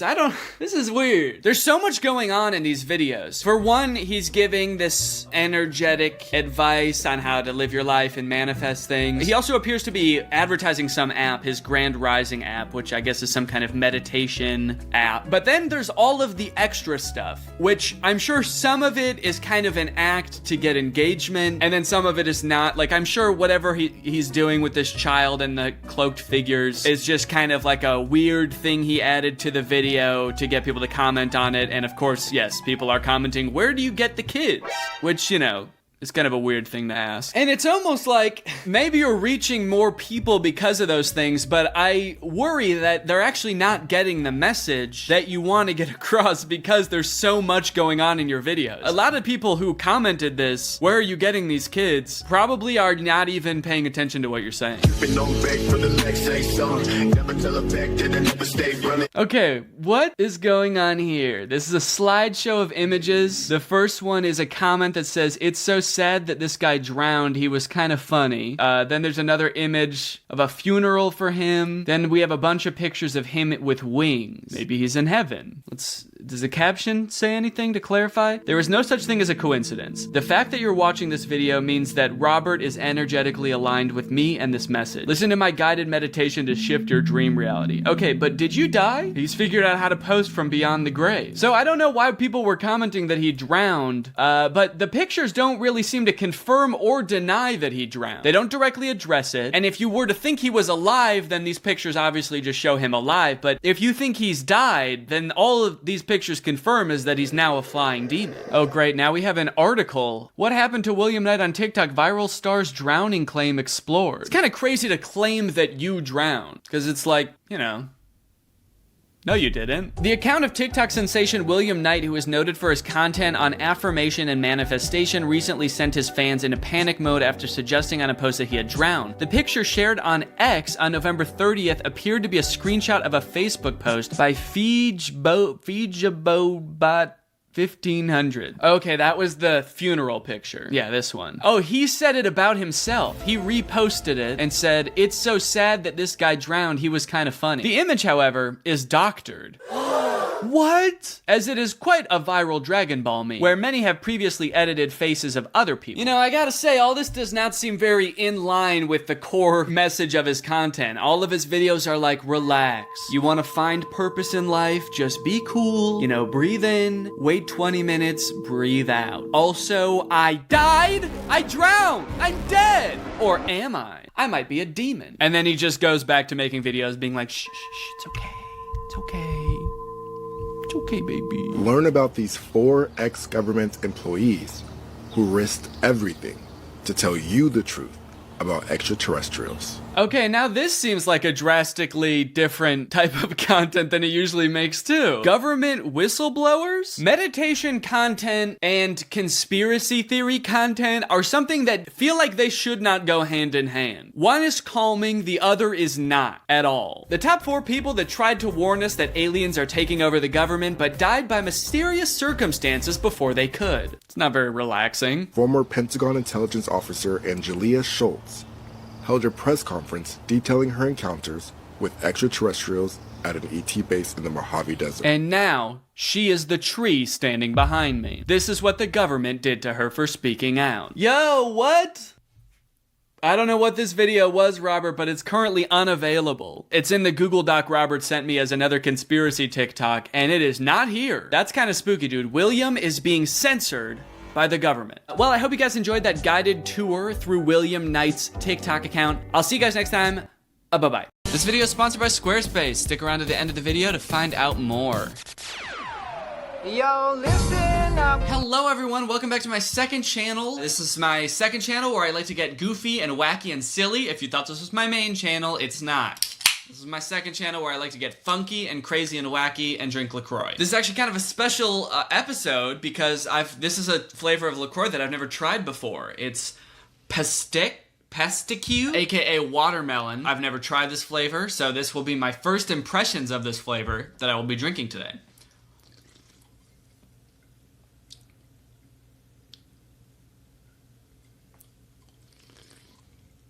Not my favorite flavor. Not the best flavor of LaCroix that I've had. In fact, pretty disappointing, honestly. It kind of tastes like the rind of a watermelon. Like, not the red part, but the, like, green shell. Well, maybe it'll grow on me. Today we're gonna be doing a little Q&A. I had people tweet at me questions. I said specifically ones about being a YouTuber if you want. So hopefully there's some good questions about being a YouTuber, and then just other stuff in general. So let's hop to it. Let's have another sip of this LaCroix, see if it's gotten any better. Nope, hasn't gotten any better. Oh, also, this is part of the new merch. You may have seen other videos where I wear a Daddy Boy shirt. This is a parody of that shirt. I can't sell shirts that say Daddy Boy because that's probably someone else's slogan that was on that shirt. I got it from a thrift store, so I don't really know what Daddy Boy is, but this shirt says Danny Boy. So I can sell this shirt because it's got my own name on it and my own gender. When did you know you have transitioned to someone who just makes videos to an actual YouTuber? Like, what triggered the realization that it's a job? It was probably honestly just the moment that I started doing it full time. I had a job for a while I was doing YouTube, and then the moment I decided to like quit my job and just do YouTube full time because I was making enough from YouTube to treat it like a full-time job, for me at least, that's when it became a job and not just a hobby. I feel like I always tried to treat it like a job because, you know, dress for the job you want, not for the job you have. So I always tried to like work on it as if it were my job. How long are your videos unedited, and could you post an unedited video? An unedited video is usually anywhere between like 40 minutes and an hour and a half. Let's see how long my most recent video about the Joker was before I edited it. 52 minutes was the Joker video. That includes me sitting down and talking, all of the green screen sketches, and then the ad read at the end. So all of that was 52 minutes. One thing I found while I'm editing is that my video will usually turn out to be about a third of the total time that I film. So if I film for an hour, which is 60 minutes, the video usually comes out somewhere like 20 minutes. Most of the time that gets cut out is just me saying the same line over and over, trying to get it to sound right in my head. So as for your second question, can you post an unedited video? Absolutely not. That would be so embarrassing. I think that in one of my old videos on this channel, the one about how I make a video, if you scroll back and find that video, I show some of an unedited video where I'm like saying the same line over and over. And also I go through the whole process of making a video. So if you're interested in that, go check that out. It's on this channel, which is my second channel, where I like to get goofy and wacky and drink like why? Do YouTubers have health insurance? That's a fun question. That is an interesting question. I guess not a lot of people would think about that, but it's kind of a funny coincidence because yesterday I applied for my own health insurance because I just got kicked off my parents' plan because I just turned 26 this month. So, to answer your question, I would assume that most YouTubers do have health insurance, but it's not like because they're YouTubers. We have to get our own health insurance, basically. So I just got it through healthcare.gov. Shout out to Obama. Do you need a following in order to start a YouTube channel? I'm trying to figure out what that means. Do you need to already have subscribers on YouTube to start an account on YouTube? Or like, do you have to be famous somewhere else before you can start a YouTube channel? Yeah, actually, unfortunately, in order to start a YouTube channel, you actually have to have 10,000 followers on Instagram. But as we all know, in order to start an Instagram account, you have to be verified with 100,000 followers on Twitter. And in order to make a Twitter account in the first place, you have to have 1 million followers on TikTok. And in order to even get a TikTok account, you have to be cast on the show Riverdale. So it's really tough to break in, but once you do, it's pretty much smooth sailing from there. So being a YouTuber always sounded fun to me. Is it ever really stressful? Why or why not? Being a YouTuber is definitely really fun at times. It's definitely really rewarding, especially if you post a video that you worked really hard on and it does well and you get a lot of positive feedback on it. Even people that you know in real life are like, hey, that was a really great video. That's like the really rewarding side of it. I would say the stressful parts for me at least is like trying to come up with new ideas. That's usually the most time-consuming part and the part that I still second guess myself about the most. Deadlines can also tend to be pretty stressful. Brand deals usually have pretty hard deadlines that you have to meet. And if you sign up for like to do a brand deal for a specific month or a specific week, then you end up not having a good idea for that week. It can be really stressful trying to like pull something together and get it done really quickly. Have you ever considered drinking LaCroix on your main channel, not your second channel, where you get a little bit goofier and wackier? Are you insane? Drinking LaCroix on my main channel? Are you trying to make me lose all my subscribers? My second channel is where I get goofy and wacky and drink LaCroix. If I tried to pull any of that shit on my main channel, I'd be canceled within the hour. LaCroix is just too wacky for my main channel. You know how serious I am on my main channel. There's no goofing around over there. I think the problem with the watermelon is that LaCroix's whole thing is it has no sweeteners, it doesn't have sugar or even artificial sweeteners. I feel like the taste of watermelon relies so much on the sweetness that when you take that out, it just tastes kind of bitter and nasty. Like lime, the flavor of like a lime LaCroix just kind of tastes like sour, and that's like the good part of a lime. It doesn't really need to rely on sweetness, but I feel like watermelon does, and it's really letting me down. Do you think your location affects your career? Like if you move to another state, would that impact your channel or anything? I don't think so. A lot of people actually assume that I live in California because I'm a YouTuber. They just think that all YouTubers live in LA, but I live in the suburbs of Illinois. So I would think that if it was gonna affect my career, it would have by now, but it hasn't. I used to live in California. We moved in 2018 back to Illinois because this is where my family lives, and I've never really felt like I got that much out of living from LA from like a career standpoint. We just wanted to be closer to our family, so that's why we moved back to Illinois. I don't really feel like it's hindered me that much. It's not like I do collabs that much on my channel, and even when I do collabs, it's usually not with people that even live in California. I don't particularly think that there's one specific location that's like amazing for YouTubers and you have to live there to be a YouTuber. Any fun memories from high school? Oh yeah, actually I've got a lot of good stories from high school. I've got, man, so many good memories. I mean, we used to get into a lot of trouble. We used to have a lot of fun in high school. Man, those were the days, huh? All right, next question. What's your favorite crazy, wacky thing to do on your side channel that's too crazy and wacky for your main channel, other than drink LaCroix? Probably this. What are your political personal opinions on hamsters? Photo for reference. Okay, thank you for the photo. So that's a hamster, huh? Personal and political opinions on hamsters. Personal opinion, I think that they seem like nice little animals. My sister used to actually have a hamster when we were kids, and it seemed pretty chill. As for political opinions, specifically about hamsters, I am far right. Very far right about hamsters. Alt-right, even. This might be too serious, but it's about being a YouTuber. How do collabs work from a monetary point? If all the revenue goes to the one that uploads the video, does that person pay the other one? One for each kind of deal, or is it just for fun? Okay, this is a good question. This is why I wanted people to ask questions about being a YouTuber, because this is something that like most YouTubers don't really even think about. But I've never heard of another YouTuber paying a YouTuber for a collab. It's mostly just like for fun, at least in like my circle of people that I've talked to, and I know personally, I've never heard of anyone paying for a collab like that. So it's usually just for fun. Sometimes there's kind of an agreement, like if we're hanging out together, we'll each do a video if we each have a good idea, but sometimes like each person doesn't have a good idea for a collab anyway, but that's not really for monetary reasons. It's more like if you're in town and you're visiting me, we should get as much content out of it as possible and each make a video. What are the best and worst things about working completely from home and on your own time? The best things are probably everything that you would expect. I don't have to like drive to work every day, so I don't have a commute. I get to set my own hours and do whatever I want. I can set my own deadlines. I'm not really beholden to a boss, so what I post is pretty much my decision. Downsides are kind of all of those things, but the bad version of them. So I don't have to go to an office every day, but that also means that I don't talk to anyone all day. I get to set my own hours, but that also means that I don't have a time that I'm supposed to stop working or start working. So I can sometimes accidentally work too much, and I can sometimes accidentally work too little, and it's because I have no schedule. I also frequently forget what day it is. In fact, before the pandemic, the only way I knew what day it was is when Laura was gone and when she was at home, but now she's home all the time and I don't know what day it is. What do you want to be when you grow up? Spider-Man. Could you give me a senior quote? Yeah, I love coming up with senior quotes. How about something fun like, congrats seniors, we did it. Have a great summer. The person below me will die on March 23rd, 2037. Kind of fun and also kind of ominous. How do you feel about me morphing you with Drew?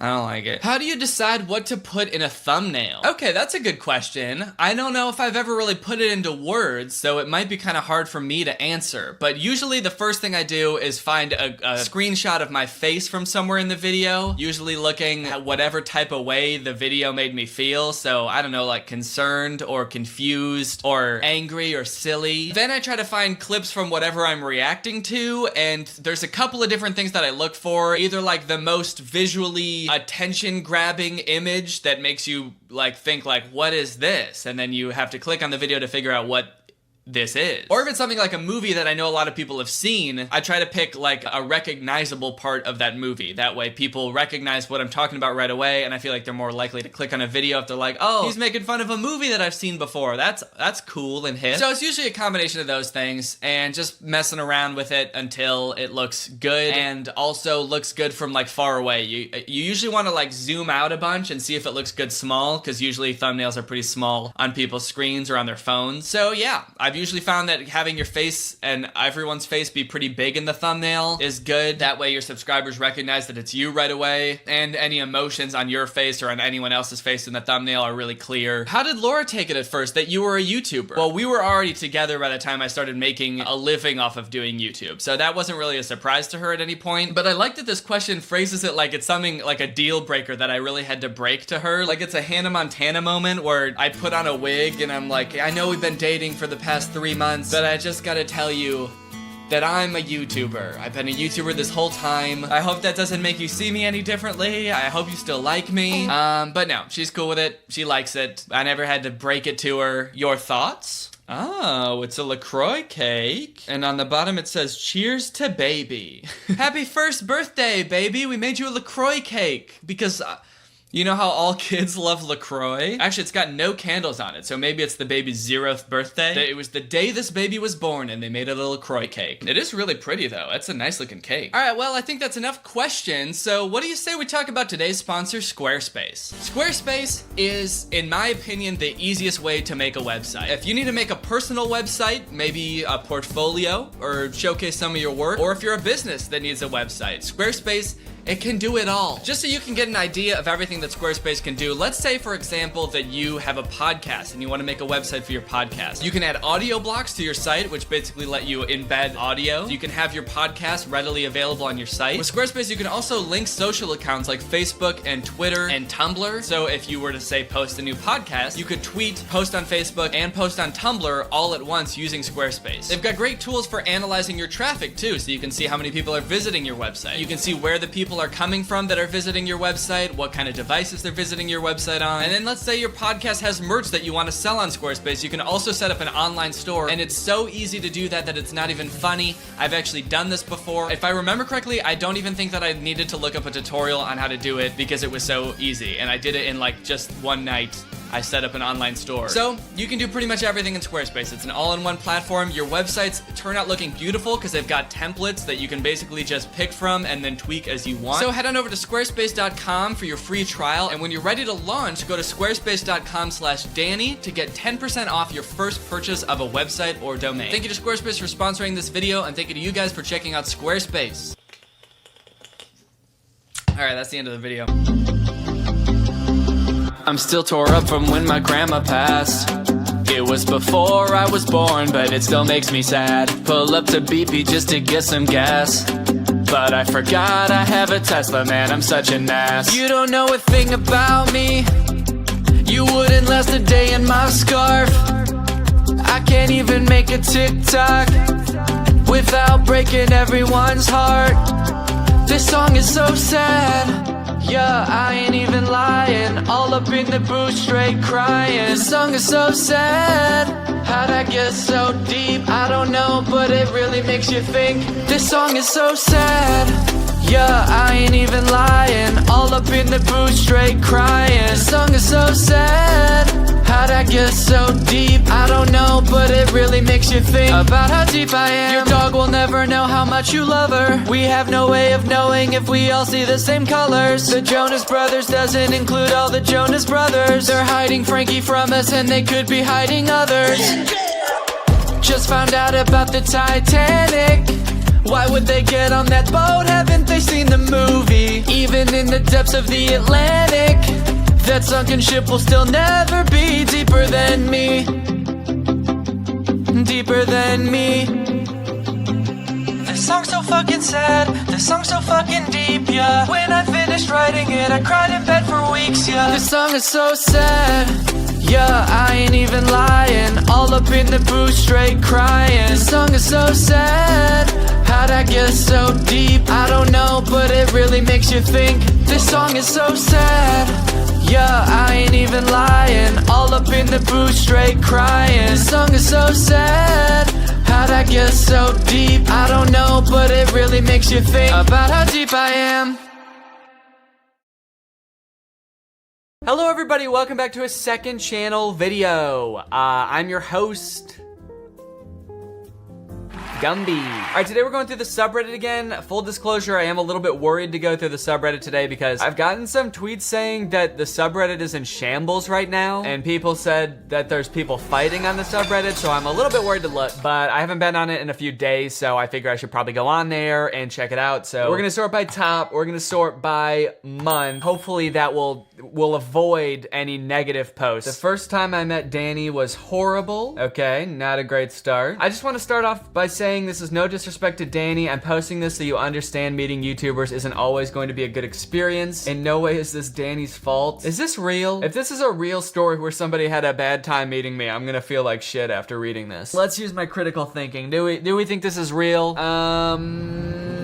Honestly, it does sound kind of real at the beginning, but it has a lot of upvotes and awards. I don't know why it would get awards if someone was just like, I met Danny and he was just kind of awkward, but I don't know, let's check it out. Anyways, here's my story with meeting Danny. So basically, me and my friend work at the Baumhard Theater in Kentucky. Usually we don't work backstage when a show is on, but my manager let us, knowing how much we wanted to see the tour. Me and my friend were just backstage goofing around when I noticed Danny glancing over at us. I don't know what I'm about to do in this story, but I just want to defend myself and say they were backstage goofing around. So, I mean, what would you do personally if you saw this? If this was your tour and you saw two of your fans goofing around backstage, would you not go ballistic on them? Would you not have them booted from the show? I'm just kidding, obviously. I flash him a quick smile and wave. I didn't think much of it until I noticed how angry Danny looked. He then started sprinting at me and screamed, "Get back to work." Okay, so this is fake. He grabbed my shoulders and threw me up into the air onto the stage. Okay, so this is real. He picked me up and started kicking me around like a soccer ball. Curtis and Drew screamed, "Oh no, Danny, not again." Luckily, some considerate Gregs climbed onto the stage and carried me off. Thank God that was fake, dude. If the most upvoted post on my subreddit was someone being like, I met Danny and he was an asshole, that would be the worst day of my life. But luckily, this is fake, all right? Don't believe this. Don't believe this for 1 second, dude. This did happen and I started beating them up, but Curtis and Drew actually joined in and helped. Yo, look at this fan art, dude. This is awesome. This looks just like me. I guess before I got a haircut. I got a haircut just today, so my hair's a little bit shorter. I look naked now. But back when I had long hair, this was me. I look just like Danny. I'm censoring for privacy reasons. Even though you're censoring your face, I'm just gonna come out and say, I don't see it. The arm looks nothing like my arm. This arm hair is like way too dark to be my arm. All right, look at this. So your arm looks nothing like my arm is basically what I'm trying to say. Can we get some more arm doppelgangers in the subreddit? Except not actually though, because I feel like that'll just take over the subreddit if I ask for that. No arms, please. Oh no. My dad watching Danny with other dads. Yeah, I didn't really think about this when I asked people to show their dads on the subreddit. You know, not everybody has a dad, but this is pretty tight, dude. Your dad is kind of swagged out right now. Very cool little case that you got him in. I had a lot of complaints about the last dad with his cable management. This dad, honestly, I'm gonna give him a 10 out of 10. Not gonna lie. You fitted him out pretty well. He's carrying on in luxury. This is actually pretty funny if you don't get sad. Yeah, I'm not sure if I'm if the person who posted this is okay with like laughing about it. I guess they posted this, so I assume that they're cool with it. Yeah, okay. They're responding with jokes about him being cremated, so sorry for your loss at any rate. Very swaggy earn, and 10 out of 10 dad. Danny and Danful. Oh, Danny, Dan NY and Dan FL. The Dan FL is also the Dan Football League. It's like the NFL, but the Dan FL. So you could have made it that as well. But this is nice. This was funnier in my head. Yeah, I mean, it's kind of just like a breathe out of the nose, like a little exhale out of the nose funny. But you know, I appreciate it nonetheless. You could have made Danil, DANIL, and done my home state of Illinois. And then it would have only almost been like Daniel. I feel like that would have been better, honestly. Danny and Dan. And then you could have shown like me in front of the bean or me in front of cornfields. That's pretty much all Illinois is, actually. It's the bean and cornfields. Stupid dream I had. Literally every time Danny is in my dreams, he acts insane. I don't know why. You've dreamt about me multiple times and every time I'm in your dream, I'm insane. Am I the new Hat Man, dude? What the hell? Actually, that'd be pretty sick. I haven't seen any influencers. You know, you see influencers like entering different industries, like Logan Paul's coming out with like a beverage. Mr. Beast has like burgers now. I want to enter like the dream space. Not the dream SMP, but like people's dreams. I want to become a new new recurring character in people's dreams. You got the old hag, you got Hat Man. I want people to start seeing Danny when they have sleep paralysis. Hey guys, LOL, it's me, Danny. So hey, haha, it's me, LOL. So fuck all of you guys, go fucking kill yourselves. I'm literally not even joking. Holy shit. Later on Twitter, hey guys, so and then I'm posting my dick on Twitter? The fuck? Oh, and Curtis is here too. Guys, I don't know what's going on with Danny. He won't answer anybody. He's gone missing. Wasn't the other post that I talked about on here where someone had a dream about me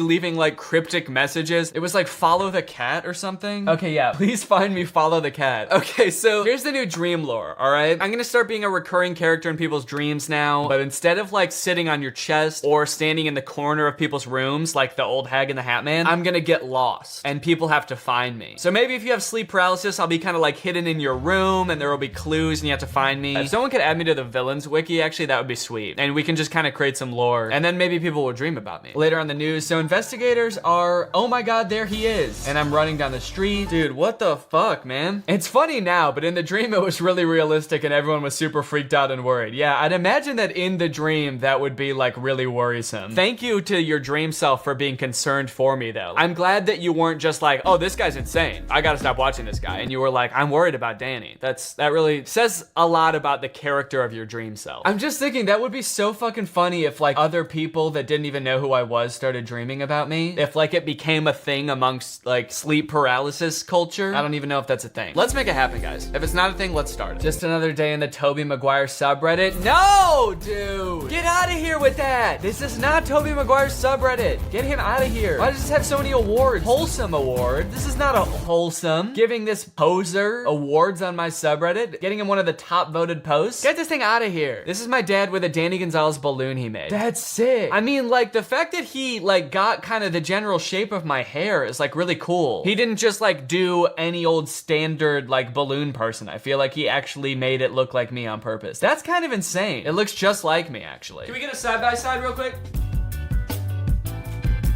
It looks like me. Epic, kind of scary though. Yeah, this is kind of scary. I like that my hands kind of look like hooves or like white coffee beans. It does kind of look like something, and this is no disrespect to your dad because it's very cool, but just being the nature of like kind of looking like a doll, this kind of looks like something that would appear over your bed at 3 in the morning. And thus, I am going to have to also get this added to the villains wiki as the evil counterpart to my sleep paralysis self. This guy will sit on your fucking chest, actually. Luckily, he doesn't weigh that much because he's made out of balloons, but he will sit on you and he is terrifying. Oh no, dude. I already know what this is from this picture. My friend found an article from 2012 that's a cast list for Hello Dolly at Danny's old high school, and he had like a lead role killer dance moves. Dude, I don't even want to watch this, man. I know that it's weird.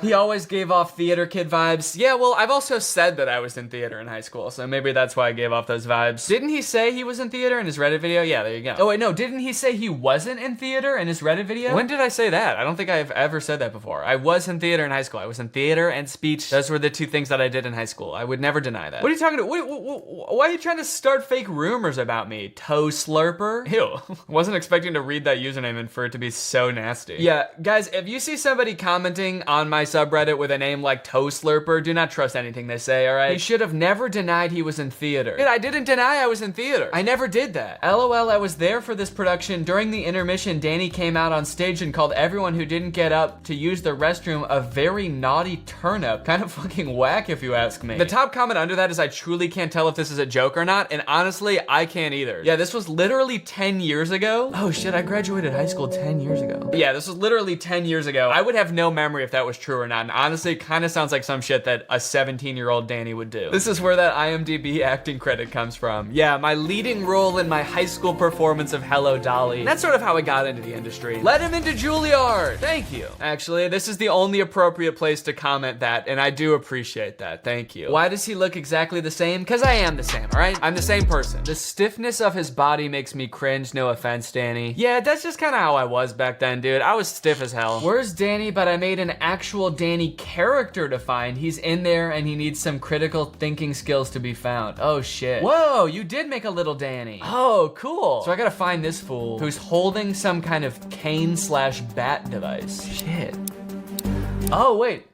Is that me? He's wearing a Greg hoodie. Wait, did I find myself right away? He's holding a cane. I think that is me. Did I literally find myself that fast? Jake, if you're editing this, don't even edit that down. I want them to see how fucking fast I found myself, dude. That is me right there. I've got a cane. I've got a blue hoodie. I feel like I found that in literally like 5 seconds. That was absolutely mental. My critical thinking skills are off the charts. This is insane. I hope that is me though. Otherwise I'm gonna look like an idiot. Because the hair isn't exactly the same. But it's similar. No, that's me. And I'm not gonna spend any more time on it. They're so adorable. Yeah, we are. Look at me, dude. I'm straight up asleep. God damn, that's such a cute picture too. Look at us. 2 little peas in a pod. He looks so drunk. Dude, I'm literally asleep in this picture. Danny, you have to explain this picture. I need an explanation. What's going on here? Honestly, I just took this picture in my room one time and it's been my profile picture for literally like 6 years. Maybe I should get a new profile picture. I don't know. I don't even really do my hair like that anymore. I also like photoshopped this really poorly. I don't know if anyone's ever noticed. I didn't like cut out the background all the way. There's like little parts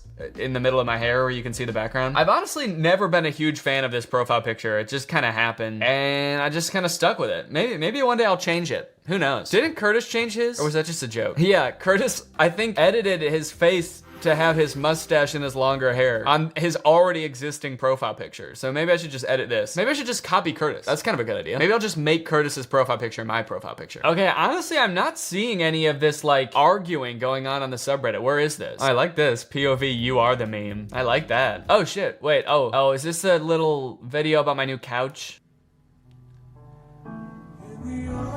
Okay. I guess I'm curious to see what people think about the new couch in the comments. On the last video I posted that had the new couch, people were pretty into it. It's a nice couch. Look at it. Nice leather, very comfortable. I'm sitting back there all the time, dude. When I need to get some work done, I'll go sit back there. It's kind of nice. Now I've got multiple places to sit in here. I feel like it really makes it feel more homey. But I understand I didn't address it or anything. And so people were kind of like, whoa, what the fuck is going on back there? And for your information, I didn't get rid of the IKEA shelf, okay? In fact, I can show you. It's just over there. So here's the couch and it's just right over there, okay? So it's still happy. It's still got stuff on it. Everything's fine. All right, let's see what people are saying about it. In time of political confusion amongst us Gregs, let's lift our heads, join hands, and focus on what really matters. What we've loved, what we've lost, and before we lose anyone else. Dude, what the fuck is going on? Is this person referencing what people were talking about in my Twitter mention? What political confusion amongst Gregs? Very upsetting that the shelf was replaced with no explanation, ceremony, or mention. It just vanished. A ceremony for a shelf? There's no ceremony is necessary, all right? The shelf is happily over there. It's by the window now, all right? It's getting some nice sunlight. I put some guitar stuff on it, so whenever I'm playing my guitar, I'm over there interacting with the shelf, okay? The shelf is fine. Also, it's a shelf.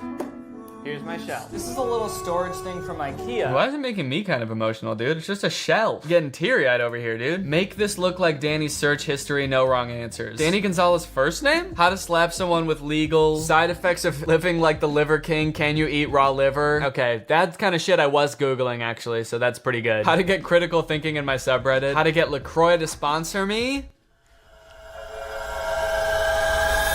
Pretty good. Except now, honestly, I don't even want him to sponsor me anymore. You know what? I'm happy to just drink whatever freaking sparkling water I want. Honestly, I've never felt so free than I do now that I can drink any brand of sparkling water. I can switch it up anytime I want. So this is honestly for the best, all right? I can't be tied down to LaCroix unless they wanted to fork over just a little bit of cash. But, you know, it's fine. How many nipples do rats have? I specifically do remember looking that up when I was filming the rat tattooing video. I was like, I know they have many nipples, but I need to know for sure how many they have. All right, I gotta find wherever this political discourse is. Maybe I gotta go to top within the past week then. That's when I've been getting these DMs. Me returning to the subreddit after 2 days away and everything is fucking crazy. Where's the crazy shit? Oh, we got a dad in here though. My dad bought these cord concealers just for Danny. That's, okay. Honestly, personally, I would prefer the cables to go in the wall, but that's definitely better than whatever this dad had going on. These cables are everywhere. So I'll give you like a 7 out of 10 on the cable management. Pretty good dad though. I'll give him an 8 out of 10. Also, you can get cable runners that are like the same color as the wall so that they blend in a little bit better. So if you don't want to go into the wall, I would at least recommend that. Maybe just paint it or something. Go landlord style and just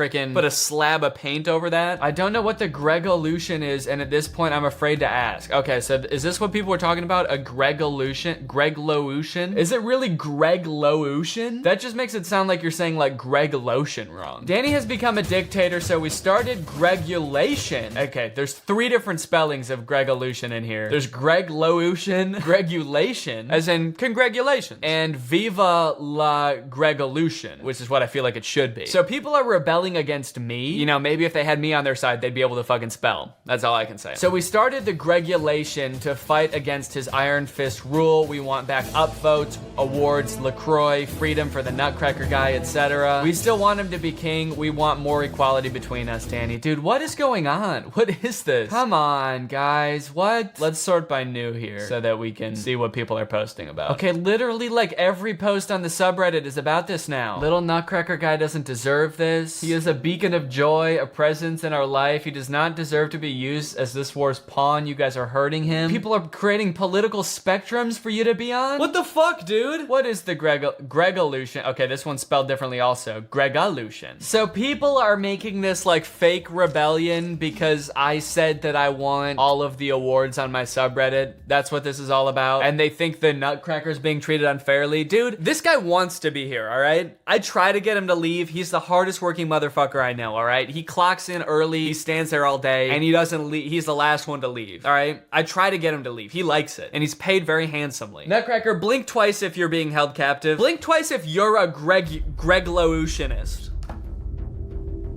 He's fine. In terms of the awards, I understand that, you know what, there is some good content in the subreddit and people should be rewarded for those things. I don't even know how to respond to this. This is so strange. Take the awards. I don't care. I don't need them. I don't need them. Take the awards if you want to. Can we just get the subreddit back to normal, please? I'm a little worried about you guys. Danny, encourage people to think more critically. They do it and gave me fun puzzles. They used too much of their critical thinking skills and started a Gregulution, and then I'm like, oh shit. I guess I really created a monster, didn't I? You guys are too smart now. There's like a whole culture in here that I don't even understand. How am I like out of the loop in my own subreddit, dude? Here's what we're gonna do, okay? I'm making a post on here. It's gonna be called the Gregulation is over. Please stop this nonsense. You can have the awards. I will keep the Nutcracker. He is fine. I promise. Post. All right, well, I guess that fixes that. The rebellion is over. Thank you guys for watching. Goodbye. Hey guys, before this video starts, I have a surprise announcement. I am doing a stand-up show on October 9th at Zany's in Rosemont, Illinois. I've done little bits of stand-up here and there over many years, but I've never really gotten into it until this year. At the beginning of the year, I've started going to open mics, doing little sets at other people's shows. I still don't have an hour of material yet because that takes a really long time to build up. I've got like 15 to 20 minutes. So I'm putting together a show with other Chicago comedian friends that I've met while doing this. So if you want to come, have some laughs, experience the Chicago comedy scene, then check out the link in the description. Get some tickets, and I'll see you guys there. All right, guys, I'm back with some of the most absurd clickbait on the internet. I had Robert scour the web once again for clickbait that I can't believe anyone actually falls for, quite frankly. I don't know who's clicking on this. The first example that Robert has in here is just Julia Roberts' husband gained 280 pounds and looks disgusting now. I'm looking at this man. I don't even know that he weighs 280 pounds altogether. In fact, Robert included a picture of him. He looks like he weighs as much as me.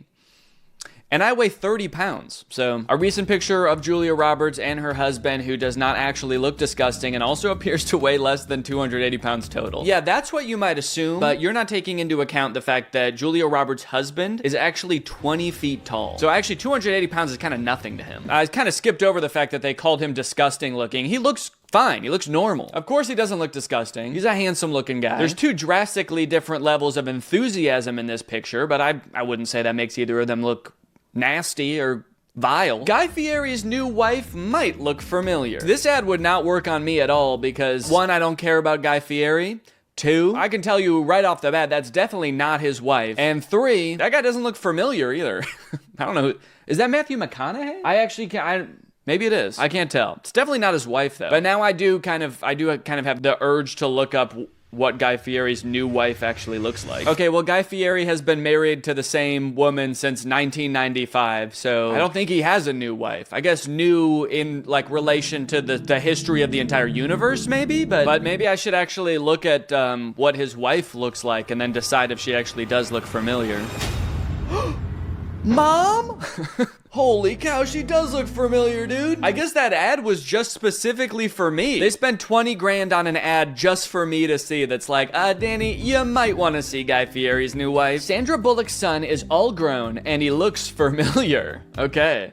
Is this like a new ad format? This is like using the phrase "I survived" in a YouTube thumbnail. Saying that somebody looks familiar is a goated clickbait strategy, apparently, for nonsense articles. Is that Keanu Reeves? I feel like that is not Sandra Bullock's son. That's definitely Keanu Reeves. What are they implying? They're probably trying to imply that, like, Sandra Bullock had a kid with Keanu Reeves, so her son, like, grew up and looks just like him or something. For some reason, in my head, the first thing that I thought of was like, they think Keanu Reeves is a time traveler? That's what they're trying to imply. But no, the first one makes a lot more sense. 21 celebs who have grown into horrible looking creatures. Good Lord, that's mean. And maybe I just don't know who celebrities are, and so that's my bad, but this is not good clickbait. I don't even know who this is. So clickbait wouldn't work on me, because I'd be like, someone I never heard of before looks even different than I never knew they did.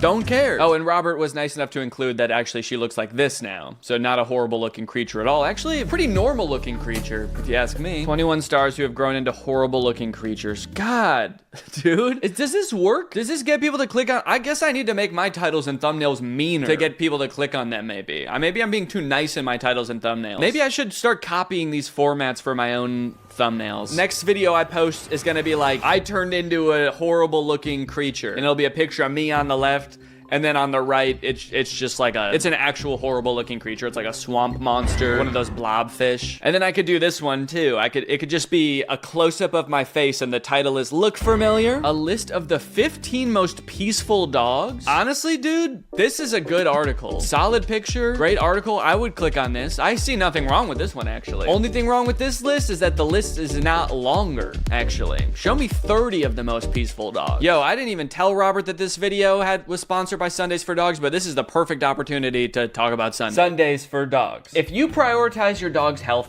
you know that finding a food that they both like and is healthy can be a bit of a challenge. That's why I love Sundays for Dogs. Sundays for Dogs was founded by a vet, Dr. Tori, a seasoned veterinarian and parent who wanted to create a dog brand that prioritizes health over profit. They've got clean ingredients, no synthetics. This is the turkey recipe, and here it says on the bag it's 86% turkey muscle and organs, 9% fruit and vegetables, 5% seeds and grains, and 0% fillers or synthetics. My dogs love Sundays. They gobble it down. They will even accept this as a treat. Like if I want them to do something like go sit on the couch or sit and stay, they're like, we don't need treats, Daddy. We just want this stuff. And I think it's because of how good the ingredients are. Also, it's not all dry and crunchy like kibble. This stuff is air dried, so it has a much more pleasing texture for them to eat, but it also helps preserve the nutrition in the food better. I've looked into other healthy dog foods before, but the ones that require being refrigerated or frozen just seem like a little bit too much of a hassle for me. And this is just as healthy, and there's none of that hassle. You just scoop it like regular dog food. I've even noticed some changes in my dogs after switching them to Sundays. In particular, both of their coats have gotten softer just from switching their dog food, which can happen if you switch them to a healthier food. So if you want to try out Sundays, watch your dog fall in love and witness their transformation, then click the link in the description or use my code GREG40 to get 40% off your first order. That's GREG40 for 40% off your first order. Thank you to Sundays for Dogs for sponsoring this video. Thank you to you guys for checking out Sundays. Now back to the video. You won't believe what these child stars look like now. Whoa, that's crazy. Dewey had a glow up. Well, his name was Dewey, right? Dewey? Is that right, or am I thinking of like Donald Duck's nephews? Dewey from Malcolm in the Middle? Okay, it is Dewey. But I also think Dewey is one of Donald Duck's nephews. Yes, it is. See? Dewey Duck. That'd be crazy if Dewey Duck grew up to look like this. Dewey Duck just grew up and he looks familiar. She was a star. Now she works in Detroit. Who is that? She couldn't have been that big of a star because I don't know who she is, but I guess I'm happy for her that she has a job in Detroit now. That's cool. Detlef Schrempf is no longer an NBA player. Not even close. That name is good enough clickbait on its own. Detlef Schrempf? There's no way that's a real person. If you made an article that was just called "There's a real guy named Detlef Schrempf," that would be enough for me to click on it, honestly. In fact, I need to look this guy up now. Also, I want to figure out what he is besides an NBA player. The Dewey Duck to Detlef Schrempf pipeline. Oh, he's a former professional basketball player, so we can confirm he's not a basketball player anymore. Now we got to figure out how far he is from that. What would be the furthest thing from a professional basketball player? Like I guess like a head of lettuce or something? It looks like he stopped playing for the NBA in 2001, so of course he's not an NBA player anymore. He's 62 years old. Wow, bro really fell off. I haven't seen him in a single NBA game lately. That's crazy. Now it looks like he mostly just works on his charity, the Detlef Schrempf Foundation. And in 2012, he won the Paul Allen Award for Citizenship, and he raised about $10 million for children charities in the Pacific Northwest, so that's great. Good for him. And is the implication that, like, after you retire from the NBA, you should at least do something pretty close to being an NBA player, like at least join a professional soccer team or something? Horse keeps hugging pregnant woman. When doctor looks at ultrasound, he calls the police. Calls the police on who? Is he are they implying that the baby's a horse? So then he's calling the police on the horse, or on the, I guess maybe on the woman? On the baby? He's like, yo, you are not allowed to be half horse. Straight to jail with your half horse ass. Costco shoppers say this $7 generic Cialis is actually worth it. I like this one because it looks like both the man and the woman were enhanced to look completely different. Or this photo's just AI. But it kind of just looks like they both have insane face filters on. Like, this is actually a young guy with an old filter on. This woman looks nothing like this. This is just a photo of two very normal looking people that is photoshopped to hell. Also, like, the reflection of his glasses is just him pointing his finger like this. Yeah, this is AI for sure. A brood of worms will crawl out if you drink this at night. Is it just a glass of worms? Like, there would have to be worms already in me in order for that to happen, right? So it's gotta just be like, it's worm egg. Is this a good thing? Is it a bad thing? I like that he's pointing at one of the worms. This one's my friend. Please drink the liquid so you can free my friend. Japanese grip device could delay assisted living for millions. What does that mean? The torque ball? Oh, okay. So they're saying if you work on your grip, as you get older, perhaps you won't have to go into assisted living because you got such good grip that you can hold on like crazy. Okay, I have the actual link here. Let's take a look. How this Japanese device helped our family postpone the assisted living conversation. We tried to get my dad into an assisted living thing and he just grabbed onto my throat and wouldn't let go. And he said, no, I'm not going. And this dude's got a crazy grip strength. This is a really long article. Oh my gosh. 79, Margaret had switched to pull-on clothes because she couldn't manage buttons. 3 weeks after starting Torque Ball, she called me in tears. She's like, I can't drink a glass of water anymore. Every time I pick it up, it shatters in my hands. My grip is insane. Okay, so yeah, it's just a ball that measures the torque of your grip. I got a ball that measures the torque of my grip. Okay, sorry. And it looks like this is for sale. I wonder how much it costs, this torque ball. Yo, $80 for the torque ball. All right. Okay, this was a tangent. Let's get back to the list, guys. This guy did the coolest but possibly most illegal DIY project ever. The end result, genius. Can't imagine how this would be more illegal than regular graffiti. Maybe he had to carve into it to get it to grow like that? 8-year-old starts singing with her eyes closed. Oh. It's like singing with her eyes. She's like using her eyelids as lips. But when she opens her eyes, my jaw dropped. Oh my God. I was left breathless in seconds. What could have happened when she opened her eyes? She at first had normal eyes, then she closed them. She started singing, and when she opened them, she was possessed. Her eyes were black as night, and her voice was wretched. After she opened her eyes, she was a disgusting creature. How to empty your bowels every morning. Top surgeon explains how. And here's a little picture of what it looks like when you empty your bowels. Anyone else be laying eggs in the morning? That was stupid. Let's think of a different joke. Or not. Extra large headed human species found in China's woodland. Like fossils, or they actually found this guy? But it looks like we got the link, gang, so let's find out. Homo big heads. This is not real. Homo big heads, newfound human species roamed China's woodlands with extra large heads. Okay, so I don't even know if this article is real, but it's just talking about how they found a new species that lived 300,000 years ago in Asia, and they have notably larger heads than Neanderthals and Homo sapiens. Still think it's mean to call them Homo big heads, but whatever. I seriously can't believe what I saw. This is unreal. When you find out what these kids are jumping into, your jaw will drop. This is unbelievable. I've never seen anything like this in my entire life. Wow. Wow! They're jumping into a wood chipper. This is incredible, guys. Please share this. It's amazing. Baby ducks see water for the first time. Can you believe what they do? I like to imagine this as two separate sentences. Can you believe what they do? Just looks like they're drinking. There's no way this is their first time seeing water. They need water to survive. I mean, like, were they just born 9 seconds ago? I guess maybe their first time seeing a large enough body to swim in. I bet they're gonna swim. Maybe these kids are jumping into this tiny bucket of water. A Shane Dawson one, meeting a blind person awkward. So you're telling me you can't even see? That's crazy this has 14 million views. I do think out of all these, I should copy some of these for my YouTube channel. You won't believe what I'm jumping into. Just a picture of me that says homo big head. 15 most peaceful dogs, and the thumbnail's just a picture of me sleeping. All right, well, thanks for watching this video, guys. I'll see you next time. Bye-bye. Hey, Brandon. What's up, Greg, and welcome back to another episode of Getting That Coin. I think you and I both know that there comes a time in everyone's life where you decide, you know what? I think I want to be rich now. I think I'm about done being poor. I would like to be rich. I would like to be rich beyond my wildest dreams now. And also, I am a man. I want to be rich, and I am a man. I think everyone pretty much can relate to those things. Which is why I'm so glad that these Instagram accounts exist. Ones like Investing Alpha, Business, Investing, Finance, Male Soul, The Villain Skull, obviously the #1 motivational page, and Bad Boy Quotes, the #1 epic motivational page. These accounts kind of all fall into this genre of like motivational posts about being a boss ass dude, being a big boss man, a big boss boy.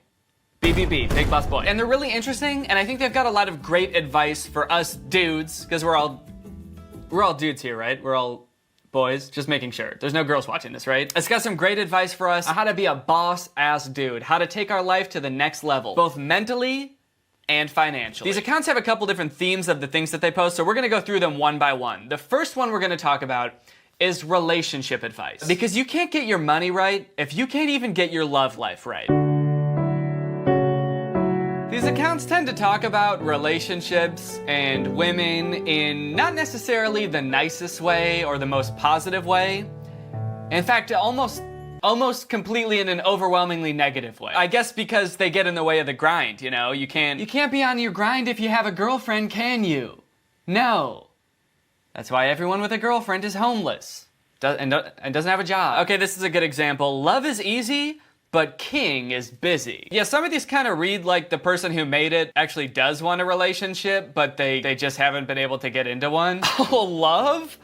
Oh, that old thing? Yeah, that's easy, dude. Please, I used to love all the time back in the day, and I was good at it, and I could do that. I could do a love with my eyes closed and my hands tied behind my back. But that was before I was on my grind, and unfortunately for you, the king is busy now. Being alone has a power very few can handle.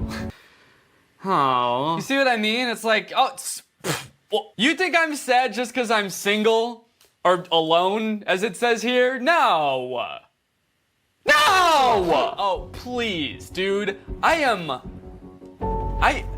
am so powerful. You couldn't last a day in my shoes, all right? The amount of power I wield is inconceivable. You would crumble underneath its weight. I'm more than just single, bitch. I'm alone. Totally. No friends, no family, no girlfriend. The people in your life can't have power over you if you have no people in your life. That's why I've isolated myself. Every girl is a top gamer when it comes to playing with feelings. Damn, that's kind of sad. This guy has clearly had his heart broken. Very recently, he has not gotten over it yet. But do you see what I mean about these pages not exactly being like pro-women? Like they seem to be of the mindset that every girl just wants to distract you from your work and ruin your life emotionally. That's why you never talk to a woman. Oh, your crush texted you? Don't respond. A woman coworker comes up to you and tells you that your report was supposed to be done yesterday and you're making your entire team look bad? Do not engage. 1 minute you're talking about work, and the next you're showing up to your niece's funeral high on horse tranquilizer. Why? Women. Be like a villain. Never chase a girl. Yeah, be like a villain. They don't chase girls. Be like Ted Bundy. Boobs doesn't attract me anymore. This makes it seem like a parody account. Is this real? Why is it a picture of the Joker? And also, what does he mean anymore? Yeah, that's right. I used to like boobs, I really did. But then I did a little something called work, and making money, and being the Joker. And guess what? Yep, you guessed it. I'm more of an ass guy now. If you don't come from a rich family, then a rich family must come from you. Huh? How did we go from stop chasing girls, no relationships, boobies bad, to, you know what, you should start a family. You should find a really nice girl and have a family with her. Like right now. Do that now. Okay, so far, our steps to getting rich, relationship-wise, are stay alone forever, never even look at a woman, because she will emotionally destroy you, meet a nice girl and have 4 kids together, and profit. I'm so confused. Like, most of these are making the case that if, like, you're an idiot for trying to make money and have a relationship at the same time, as if you can't do the 2 things at once. As if, like, a relationship is this huge distraction. If that was the case, wouldn't most billionaires be single? But, like, every billionaire I can think of is either married or in a relationship, or at least was in a relationship when they became extremely rich. Bill Gates is married, Jeff Bezos was married, Elon Musk is, I believe, dating a cyborg, but that still counts. I just feel like that's such a weird piece of advice for them to really cling to. Like, you can't make money if you're dating a woman. All right, guys, that's enough talking about relationships. I think we've got that covered. Now it's time to talk about our minds. We gotta get into the millionaire mindset. Oh, nice, another Joker one. If you're good at something, never do it for free. Why is the Joker giving us advice about how to pull us up from our bootstraps? I don't know if y'all have seen the movie The Joker that just came out like a year ago, but I feel like it was very far from like a movie about an entrepreneur. It was, it's actually kind of the opposite. Also, what kind of, I mean, if you're good at something, never do it for free? Ever? Wow, honey, you really outdid yourself with this steak. Oh. Thank you. You really like it? Absolutely. You're a good cook. Wow, that's crazy. That'll be $200. What? Yeah, for the steak? I'm a professional chef now. What are you talking about? Since when? Since just now. Now fork over the cash, or unfortunately I will have to ask for the steak back, all right? I'm not getting stiffed twice in one day. You did this to someone else today. Ha! Yeah, I wish that was the same situation. Today when I was walking home from work, I saw a 9-year-old kid getting bullied by some teens. I stepped in and told them to stop, but they ended up beating the shit out of me instead. For so long, in fact, that they actually got tired eventually and left. Turns out I was so good at being a human shield that you know your boy had to charge the kid. Wow, that's really fucked up. Yeah, tell me about it. Little twerp, little bitch didn't pay up. No, I mean you're being an asshole. You know what? Guys, get in here. Come on in. What? Hey, look, it's that dude we beat up earlier. No! Yeah, what a fucking loser. Hey, I hope you have $200 on you. What? Why? Because we're really good at kicking your ass. No! Oh, fuck! Okay, a lot of these ones with like the skulls in them or the Joker in them are from this account called The Villain Skull. I guess they just really like how intense the skulls look in the picture. It's really weird how aggressive they look. But every time I look at one of these, I feel like I should be screaming the caption just because of how the picture looks. I don't have a plan B! It's do or die! Oh, so that's how you set yourself up for a good financial future. By not having any sort of backup plan. It's do or die. I will become rich from my very first idea, my very first business idea, or I will perish. Confidence is... Confidence is the first thing people see in my eyes. Yep. Confidence. That's what I'm getting here. That's what I see in these eyes. What's going on, everyone? I'm the richest motherfucker you'll ever meet. Sure, I might scare people off sometimes, but you know what? It's just because I'm so confident. They can see it in my eyes, and my smile, and the way that I just scream and cackle down the street at night. Confidence, baby. Sometimes when you give a fuck, that fuck fucks you up. Guys, in order to dominate in life and truly become the best big boss baby that you are meant to be, you have to start not giving a fuck about anything. Because sometimes that fuck can fuck you up. That makes sense, actually. I'm pretty sure I've heard motivational speakers say that before. Because success isn't just some accomplishment that you reach, it's a state of mind, okay? And if you want to achieve this state of mind, if you want to take your business to the next level, then you have to rewire your brain. Okay, you've got to stop caring about the numbers. You've got to stop caring about what other people might think. You have to stop caring about what I'm saying right now. Wait, he wants us to stop caring about what he's saying? Wait, yeah, I'm confused. You have to stop caring about food, about water, about breathing. What is he doing? Is he just listing everything? Wait, holy shit, is he? Jimmy John's Turkey Club. Mitt Romney. Okay, yeah, he definitely is. Elbow grease. Beeswax. SpongeBob. Harry Potter and the Prisoner of Azkaban. Hey, excuse me. Wait, where did he go? Hello? You have to stop caring about existing. What the fuck? Listen, bitch! Before you start messing with me, you should know that I don't play games. I win them. God, so aggressive. Starting it off with, listen, bitch! Also, just this picture. It's like some kind of Day of the Dead businessman ascending into the heavens with smoke shooting out of his head. He's like unleashing godly powers while he's saying, listen, bitch! Actually, you know what? He's probably alone. This is probably the power that they were talking about before. Once you become truly alone, this is what you turn into. You turn into this floral skull monster, and you have the ability to float. You're just like roaming around town, going to business conventions, like.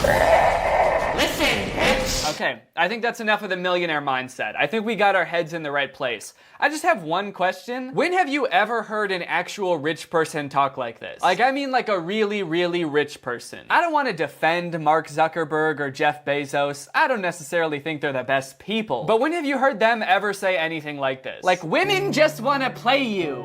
They want to play you like a video game and step all over you and shit on you.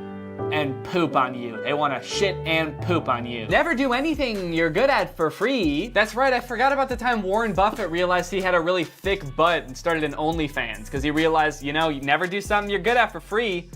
Nobody's seeing that fat cake for free. All right, the time has finally come. We got our relationships right. We got our mind right. Now let's actually get into making some cash. I found this video from this dude named Jason Capital. He's kind of like a motivational speaker. He does seminars about how to grow your business, how to make more money, how to make connections and stuff like that. So let's check out what advice he's got. It says, if you want to be a millionaire, watch this. Watch this. This is gonna be fucking crazy. This is gonna be wild. The easiest, fastest way to reset your financial thermostat is to 1, stop hanging with broke people, and 2, start hanging with people who have more money than you. Raise your hand if you know at least like 5 of your friends, not you know, but 5 of your friends are millionaires. A couple of you. So 90% in this room, nah. How many of you want to be millionaires? 100% wants to be millionaires, only 10% hangs out with a lot of millionaires. Okay, I get it. In order to reset my financial thermostat, which is something that I do want, I have to start hanging out with millionaires. How? Dear Jay-Z, I'm coming over for dinner tonight. This is not up for debate. We're friends now, best friends, and I would do anything for you.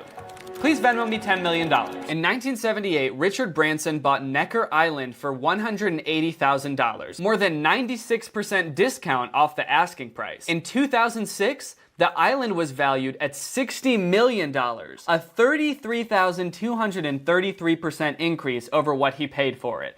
What an investment! Okay, shit, finally some practical advice that we can actually use. I finally understand how to get rich. All we have to do is this. What was it again? Buy an island? Easy. I just have to somehow get an insane 96% discount on an island and still pay $180,000 for it. And then all I have to do after that is wait 20 years. And then, just like that, I'm rich, bitch. Well, guys, I think it's safe to say that we're basically rich now. But what do we do now? We've got all this money. What are we supposed to do with it? Well, luckily, while these accounts aren't necessarily geared towards showing you the rich life, they do occasionally post some motivation, some things that you have to look forward to once you make it. Hi, I have a boyfriend. He works for me. Hi, handsome. Okay. So now that we're the bosses, the big boss boys, all the women will come crawling to us. Fuck! We don't want women crawling to us, do we? What the fuck? This is gonna throw off our grind. All of these are such toxic ways of looking at girls. It's like, hey, if you're a really shitty dude and you don't take care of yourself, don't worry. Someday when you have a lot of money, That's all girls care about, so they'll be crawling all over you. Women, like, all they want is a rich guy, and they'll leave their boyfriends to be with anyone that is above their boyfriend in the hierarchy of the workplace. Oh, fuck, my boyfriend's boss? Shit. My boyfriend's manager at Staples about to make me act up. Okay, but if we can't have the girls, at least we can have the cars. Let's check this out. What an awesome invention. You know what I've always hated about normal car keys? How you just press it one time and the door unlocks. This just makes so much more sense. It makes so much sense that you would have to tap, let's see, 1, 2, 3, 4, 5, 6, 7, 8, 9 times to open your car door. And once you unlock your car, then you get to go on Instagram or YouTube or you get a call from Elon Musk. Well, guys, I'm pretty proud of what we accomplished today. I think it's safe to say we're all filthy stinking rich. It's just weird that these accounts exist in the first place without any kind of name attached to them and so many people follow them. Because it's like, if you're gonna take advice about how to get rich, wouldn't you want to take the advice from someone who has done that? And a lot of it's just such simple advice too. Like, they literally never tell you how to actually, like, take any steps towards building wealth. It's all just like, you gotta break up with your girlfriend, and the grind never stops. And never do anything for free. Doesn't make me feel good. But you know what it does make me feel? Rich. Anyway, speaking of all that, it's time to talk about our sponsor, HelloFresh. So, you want to learn about HelloFresh, huh?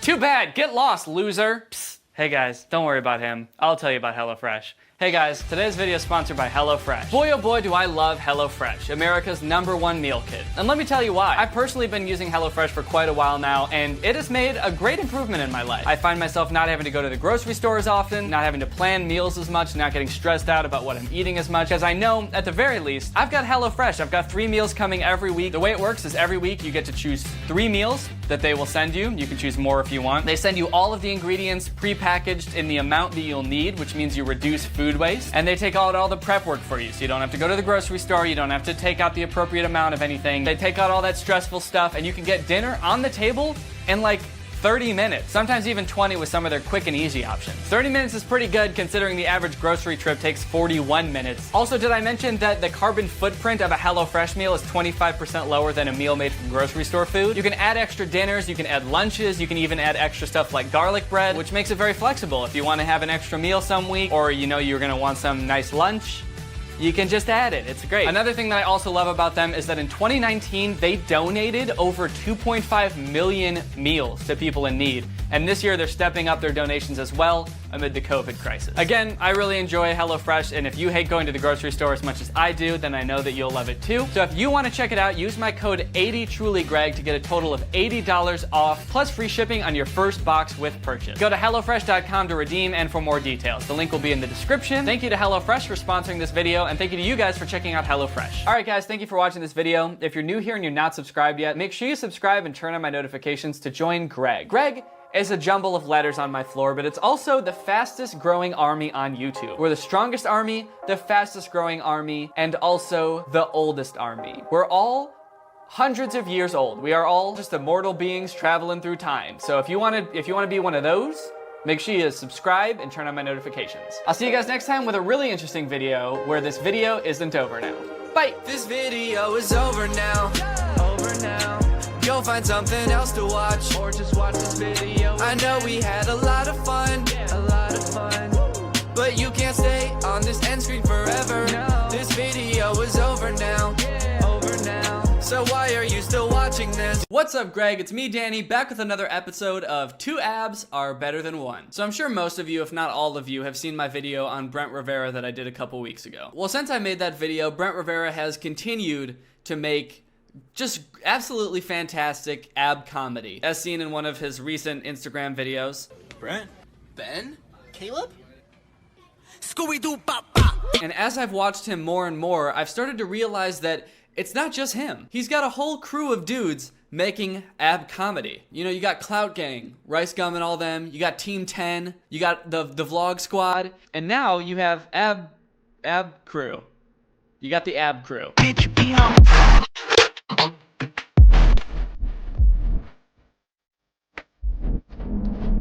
If you think I'm over-exaggerating, the Kids' Choice Awards were this past weekend, and look what some of them wore to the Kids' Choice Awards for kids. They're showing off their abs for the Kids' Choice Awards. So I think two of the most interesting members of the ab crew are Alan and Alex Stokes. They're twins. I mentioned them a little bit in my video about Brent Rivera, something about them dressing exactly the same in every single fucking video for some reason. Now, I don't want to sound like I'm discriminating, but I think we can all agree that twins are kind of creepy sometimes. Sometimes. Not always. Like, if you're a twin and you're your own person, you're an individual, that's great. But if you, like, lean into being a twin a little bit too hard and you start dressing the same and talking in sync and just posting pictures of you guys staring into the camera with blank expressions on your face, it starts to get a little bit creepy. I think the video I started the Brent Rivera video with was this like fake candid video where his sister walks in on him dancing after he just gets out of the shower. Fake candid videos seems to be a running theme amongst this crew, as seen in this video. First off, look at that thumbnail. I mean, how could you not be enticed to watch this with that rock hard body in the thumbnail? I mean, what's more enticing than that? Nothing. All right, guys, smile for the picture. No!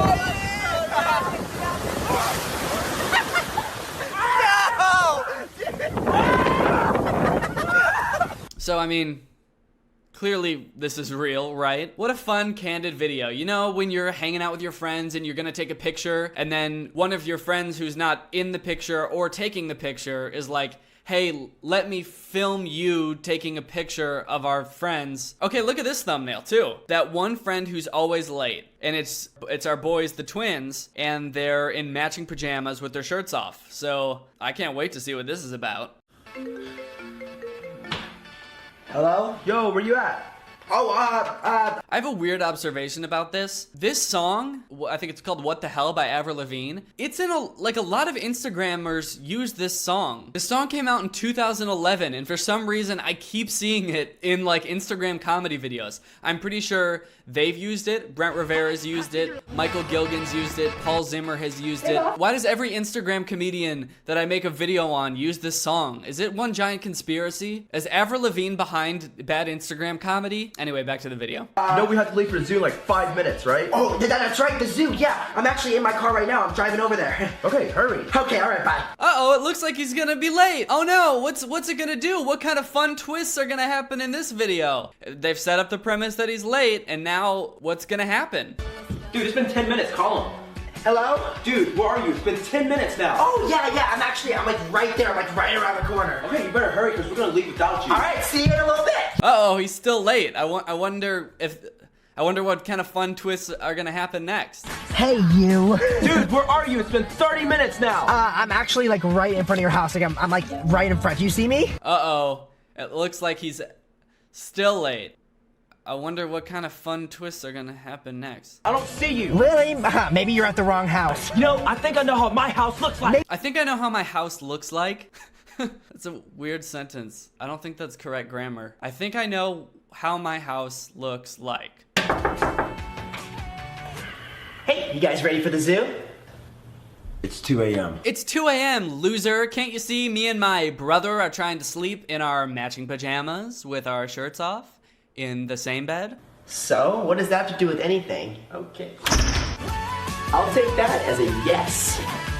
Oh man, Brent, when are you gonna get a clue, man? They don't want to go to the zoo with you anymore. I'd really like to be in the room while they come up with the ideas for these videos. Like, do they start from the basis that they have to be shirtless and then build the idea around that? Or do they just try to cram being shirtless into pre-existing video ideas? Like, do they come up with a really funny idea and then they're like, well, oh fuck, I can't think of how to fit me being shirtless into this video. I guess let's just throw it out and just do what best friends do in the car again for the 7th time. Ooh, twins can sense when the other one is in trouble. Now this one, the thumbnails, he's not shirtless, so I don't know if this is gonna be very good, because I only like videos of shirtless twins, so I'm not really sure what they were thinking here, but let's go ahead and check it out anyway.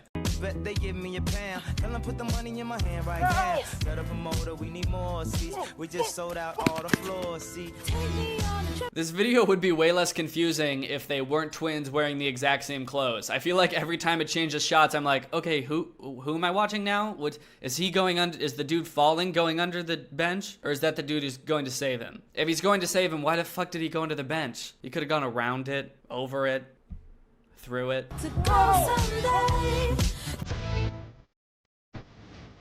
The monkey bar? You don't need to go on the monkey bars.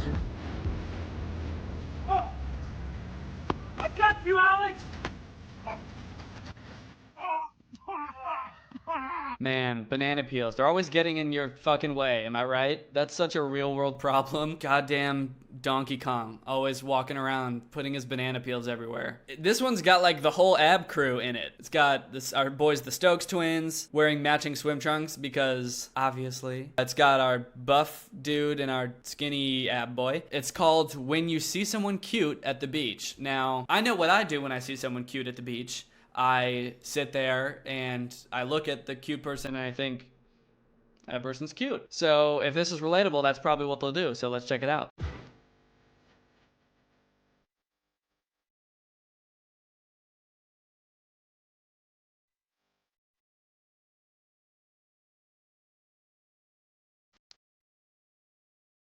I don't think I've ever seen a group of friends where one of them notices a cute girl from across the room and he's like, hey, look at that cute girl. Let's all go and slowly walk towards her while we just stare her down. I think usually just one person will go, the person who wants to talk to the girl. I think it's probably rather intimidating to see this group of clones, a buff dude and a skinny dude walking towards you very slowly and aggressively.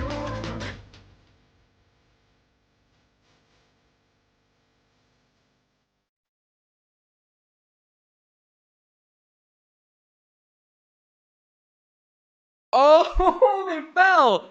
Oh my god! There's no way they have a chance with that girl now. Girls don't date boys who fall. Girls don't give a shit about boys who fall. I can tell you that right now. You know how many times I was rejected because I fell? Probably over 100, honestly. This video is pretty good. I have to rate it a 9 out of 10 because there were no monkey bars, but other than that, this video was fantastic. You know what I wonder? I wonder if you have to have abs to be friends with these kids. Like, let's say they meet someone new at a party, they start texting, they really hit it off, they hang out a couple times, a couple months go by, they become really good friends, and they decide, hey, maybe it's time we should start letting this guy be in some of our videos. He's really funny. I feel like he would add a lot to the videos. Do they have to like lift up his shirt and make sure that everything like checks out down there before they can let him in the videos? Or like one of the dudes who's already in the group falls behind on his workout regimen a little bit and starts to gain a little bit of a belly. They have like an intervention to like sit him down and be like, so we have to talk about your performance lately. You know this is the ab crew, right? So if you don't get your shit together, we're cutting you out of the vids, all right? So that's their Instagram videos. Their pictures are pretty creepy too, these twins. They do this thing in a lot of their pictures where they just stare blankly into the camera, kind of like Paul Zimmer does. Like, why not just smile or something? They look like farmers from the 1900s when it used to take like 10 minutes to take a picture, so they didn't want to smile for that long, so they would just sort of like, they all took pictures like look at this picture. Never a dull moment with my twin. Really? Because you look pretty fucking bored. You're in the most beautiful place I've ever seen. You're wearing matching swimsuits, you're twins, and you're on his shoulders, and you literally could not look less bored. You're just like, this is fine. Our mom says we should smile more in our pictures, so here you go. They're not smiling. They're not even smiling. Is this what they think smiling is? He's like kind of smirking, and the other one is not even trying. Is it a joke? I can't tell if they're joking or not, or if they really, does he really think that that's a smile? Oh, and this one, always room for one more. They've always got room for one more identical twin to dress the exact same way and stare into the camera with a blank ass stare. Actually, wait, always room for one more. What does that mean? Does that mean they're looking for a third twin to be in their videos and their pictures and could this be my big break? I really never thought of myself as a Stokes boy, but I mean, do I even have what it takes? I mean, I do look pretty dead in the eyes, but I don't have a six-pack. There is something about their content that I want to get in on this. Okay, I don't really see anywhere to submit a video or anything like that. I'm not even sure if that's really what they're asking for, but I can't pass up an opportunity like this. I mean, this could be huge for me. Alex, Alan, and Danny. I'd fit right in. All right, I gotta make an audition tape or something. I gotta audition to be a part of these boys. What's up, dude? Yo, what's up, man? Check out that. That's it for this video. As always, if you're not part of Greg yet, make sure you hit that subscribe button and turn on notifications. For some reason, my last video didn't go out to all my subscribers. I kept getting tweets that it wasn't in people's subscription boxes. That's never happened to me before. I'm not really sure why it happened. But if you actually want to get notified when I post videos, if you hit the notification button, you'll always get notified. We're the strongest army on the internet. We're not like the Jake Paulers, where they just say we're a strong army. We actually are an army, all right? There is a mandatory draft. We have nuclear warheads, tanks, uniforms, you name it. So if that sounds fun to you, hit that subscribe button. If you want to pick up your Greg merch, by the way, it's at DannyGonzalez.store. There's a link in the description. You can get this hoodie, that hoodie, this hoodie. Thank you, Lauren, for turning on my notifications. You are truly Greg. I'll see you guys next time with a really, really, really, really, really good video. Bye. Hey, who here watches our YouTube videos? If you have seen our YouTube videos, then you know that we're not afraid to roast some internet stars from time to time when they're doing when they're doing something they shouldn't be doing, like exploiting their children for money so they don't have to get a real job. Or pretending they'll go to jail if you don't buy their merch. Yeah. Or performing a cringy live show just for a quick cash grab. Stuff like that. Yeah, stuff like that. So we thought, hey, if we're gonna do a live show, why not take all these flaming hot roasts to the stage? Oh yeah! Explained this little idea to our lawyer, and he told us that if we show someone else's video on the screen, they could sue us. Yeah, he was like, hell no, guys, don't do that. But we still wanted to roast someone, so we were racking our brains trying to figure out how do we roast someone who isn't a real person. And then it hit us. We could make someone up and roast the shit out of them. Yeah. You guys want to see us roast a made-up person? Good, because we're doing it anyway. Guys, meet Justin Chad. Oh, boo! Boo, stinky. Boo. Stinky. Guys, Justin has 4 million followers on Instagram, and he's the world's biggest douchebag. But most importantly, he's not real. Yeah, Justin may look like any other human being, living his human life no differently than either you or I, but that actually couldn't be further from the truth. And that's because he's just a bunch of facial features and body parts that we found on Google Images and photoshopped together to make it look like one person. But just because Justin Chad isn't a real person, doesn't mean he doesn't do some really messed up things. Oh, and it definitely doesn't mean that we can't rip him to shreds. That's right. Fact number 1, Justin's favorite activity is punching dogs. Of course it is. Boo!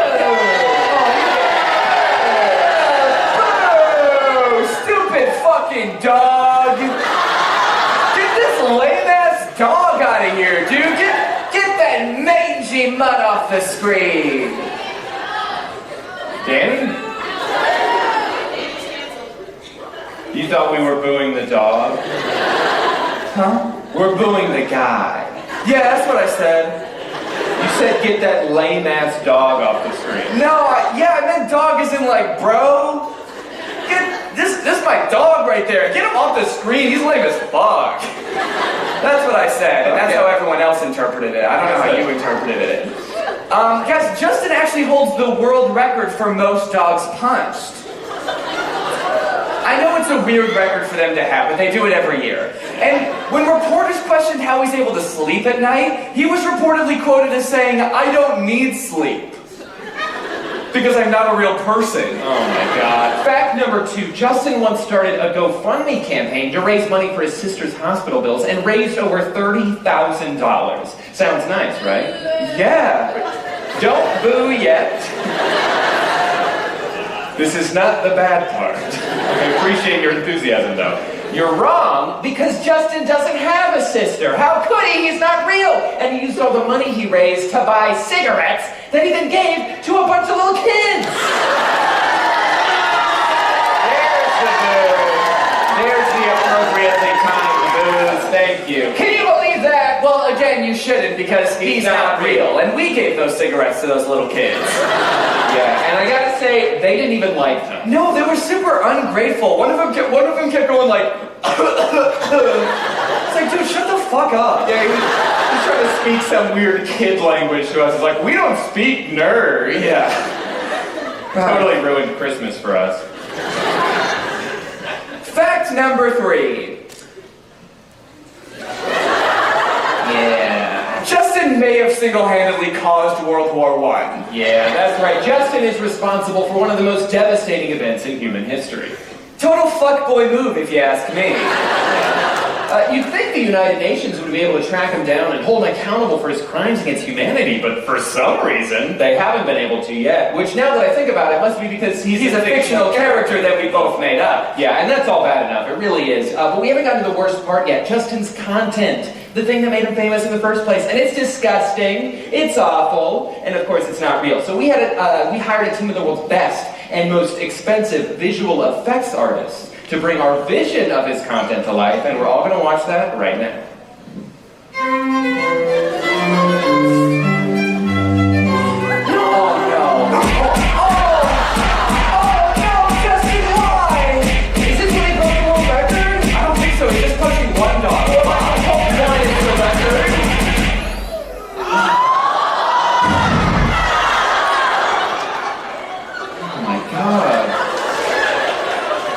Gonna say what we're all thinking. Justin sucks. Yeah. Also, I feel like we spent way too much money on that animation. Yeah, I'm starting to think we got ripped off. Yeah, how much did we spend on that? It was like half the tour budget. What? Yeah. So that's like $30? Shit. Damn, that's way too much money. But you know what, guys? One thing is for absolute certain. That's right. If we ever saw this dude in real life, which we won't because we couldn't, I know exactly what we would do.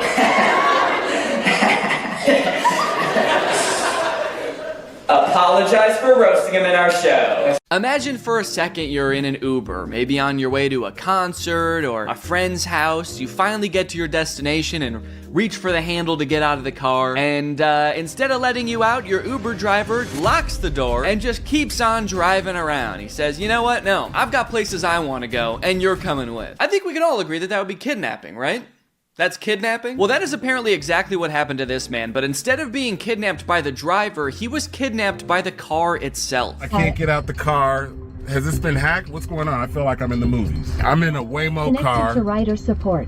This call may be recorded for quality assurance. This car is just going in circles. Driverless car, going around in circles. I guess he's trying to call customer support, and he feels like he's in the movie. Feel like I'm in the movie. I don't know exactly what genre of movie he's referring to. I don't know the genre of movie where guy gets stuck in car driving around in circles in a parking lot. I also feel like that phrase is usually only used when something really cool and incredible is happening. Like, holy shit, I feel like I'm in the movies right now. Last night was a movie, you know? This is the movie. Last night was a hellish film. My driverless car just locked me in a parking lot for 3 hours. I almost died of a heat stroke. Sure. This car is just going in circles. Hi there, Mike. This is Gab. I'm calling from Waymo Support. I'm just calling because I received a notification that your car might be experiencing some routing issue. Yeah, what would make you think that exactly? What would make you think his car is experiencing some issue? Is it the fact that he's sitting in the backseat yelling, and also you are customer support and he reached out to you? See, that's gotta be a bad job, doing customer support for driverless vehicles. That's got to be dealing with people at their absolute lowest. Like 99% of those calls have got to be like, hey, your car is kidnapping me. I'm literally trapped inside a vehicle traveling 90 miles per hour down the highway. Am I gonna die? If you have your app pulled up, I need you to tap My Trip in the lower left corner of your app.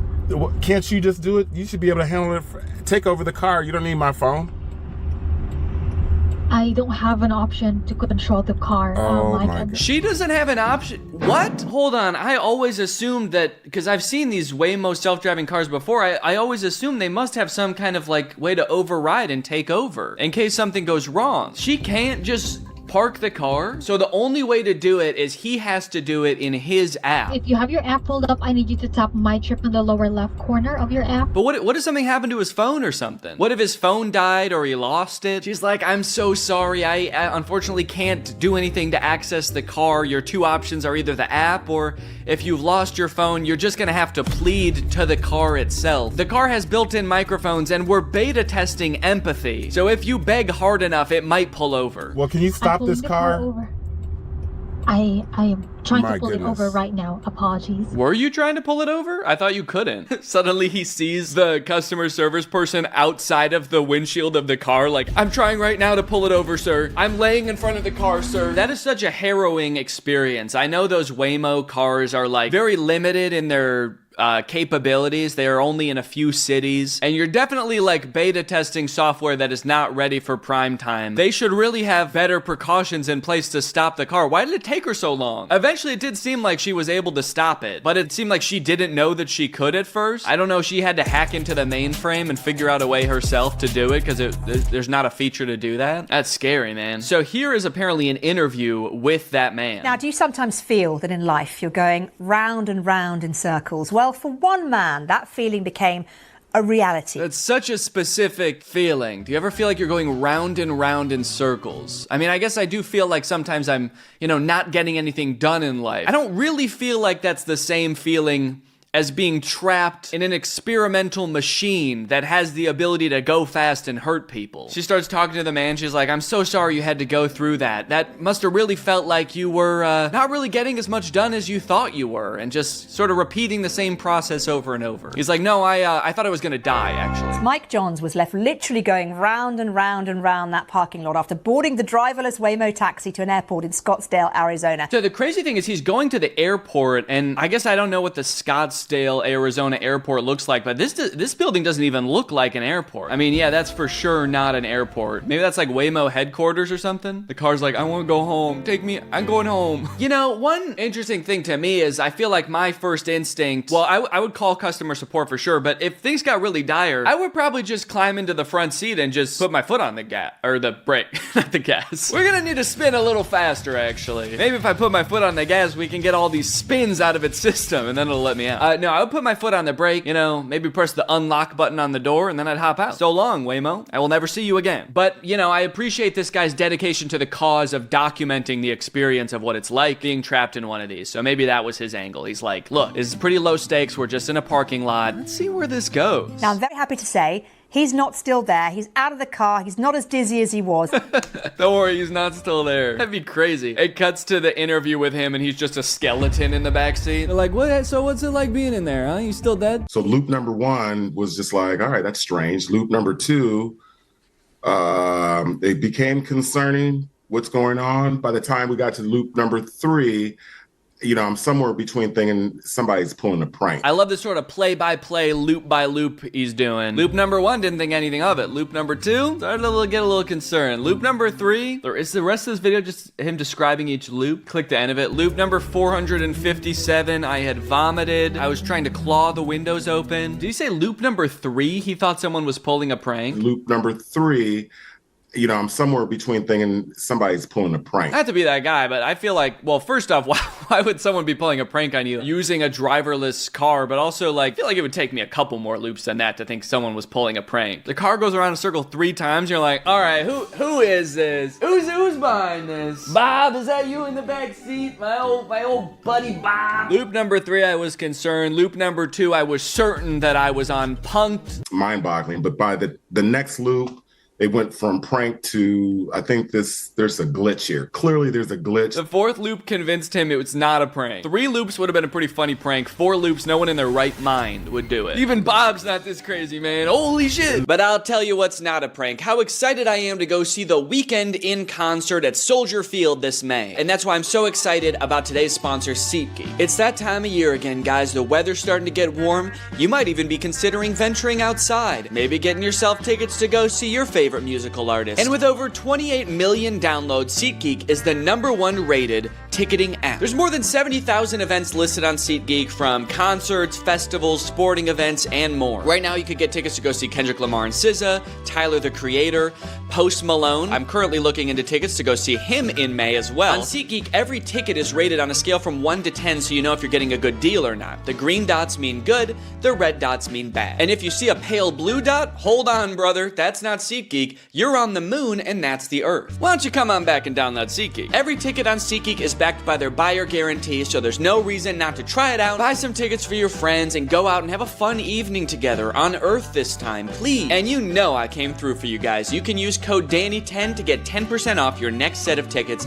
from SeatGeek. That's 10% off tickets with promo code DANNY10. Make sure you click the link in the description to download the app and have the promo code automatically added to your account. That way you can use it later. Thank you, SeatGeek, for sponsoring this video. Thank you to you guys for checking out SeatGeek. Now let's get back to the video. The voice came on, and when the voice came on, they knew that there was a problem and was working with me to try to fix it. Oh, so did he not actually even contact customer support? Maybe they called him because they got a little bloop on the radar, noticing that one of their cars was going haywire? Clearly there's a glitch that's happening.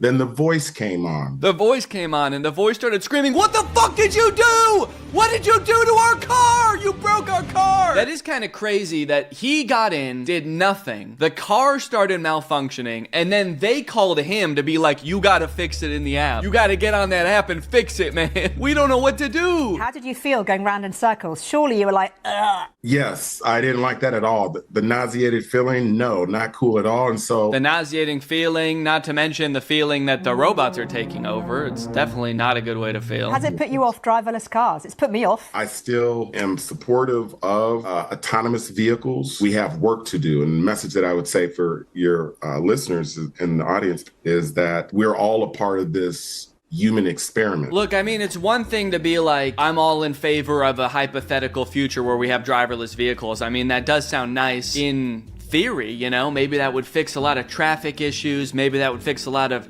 car accident issues in some far off future. Also, you know, public transit fixes all of those issues too. But if we're focused on cars and we want to do car mode, in theory, that would be great, you know, but it's another thing to be like, okay, now we need people to test it. We don't know if it works yet. Will you get in there and take it for a spin? Maybe 2 or 3. So yeah, I don't know where the threshold is of like a technology that is useful enough to, you know, inconvenience / maim people in the meantime while we're getting the technology ready. It's tough to say where that threshold really lies. A tech bro got trapped in a self-driving car that wouldn't stop circling a parking lot. Mike Jones is an LA-based tech entrepreneur whose own website says he is focused on the humanizing technology into everyday life in the future of work. Okay, that's a crazy sentence. I don't know what that meant. Does that even make sense? He's focused on the humanizing technology into everyday life in the future of work. Okay, so I can't tell if that means he likes self-driving cars or not. Pointing out the fact that he's a tech bro in the title is kind of interesting. It does almost make it sound like victim blaming. They're like, this tech bro got what he asked for, basically. Careful what you wish for, tech bro. Man designing dystopian future gets dystopian future. It's like, okay, he didn't design the car, man. He doesn't even work on that kind of stuff. He focuses on humanizing technology into the everyday life in the future of work. If that sentence looked a little wonky to you, it did. It's because it comes from a larger paragraph that feels like it was written by AI. Got it. Mike, an AI enthusiast, was basically kidnapped by a Waymo driverless car as it was driving him to the airport. Okay, so now I'm understanding the mocking tone a little bit more. They're like, this guy who loves AI'd a little bit too close to the sun. Yeah, the car, I guess, basically did drive him into the everyday life in the future of work. This past, sorry? What is this ad? Forever Spin. I'm getting an ad for a spinning top? I gotta click on this dumbass ad. What is this? What the fuck is this? Quality spinning tops. Okay, yeah, it is. It for sure is just a spinning top.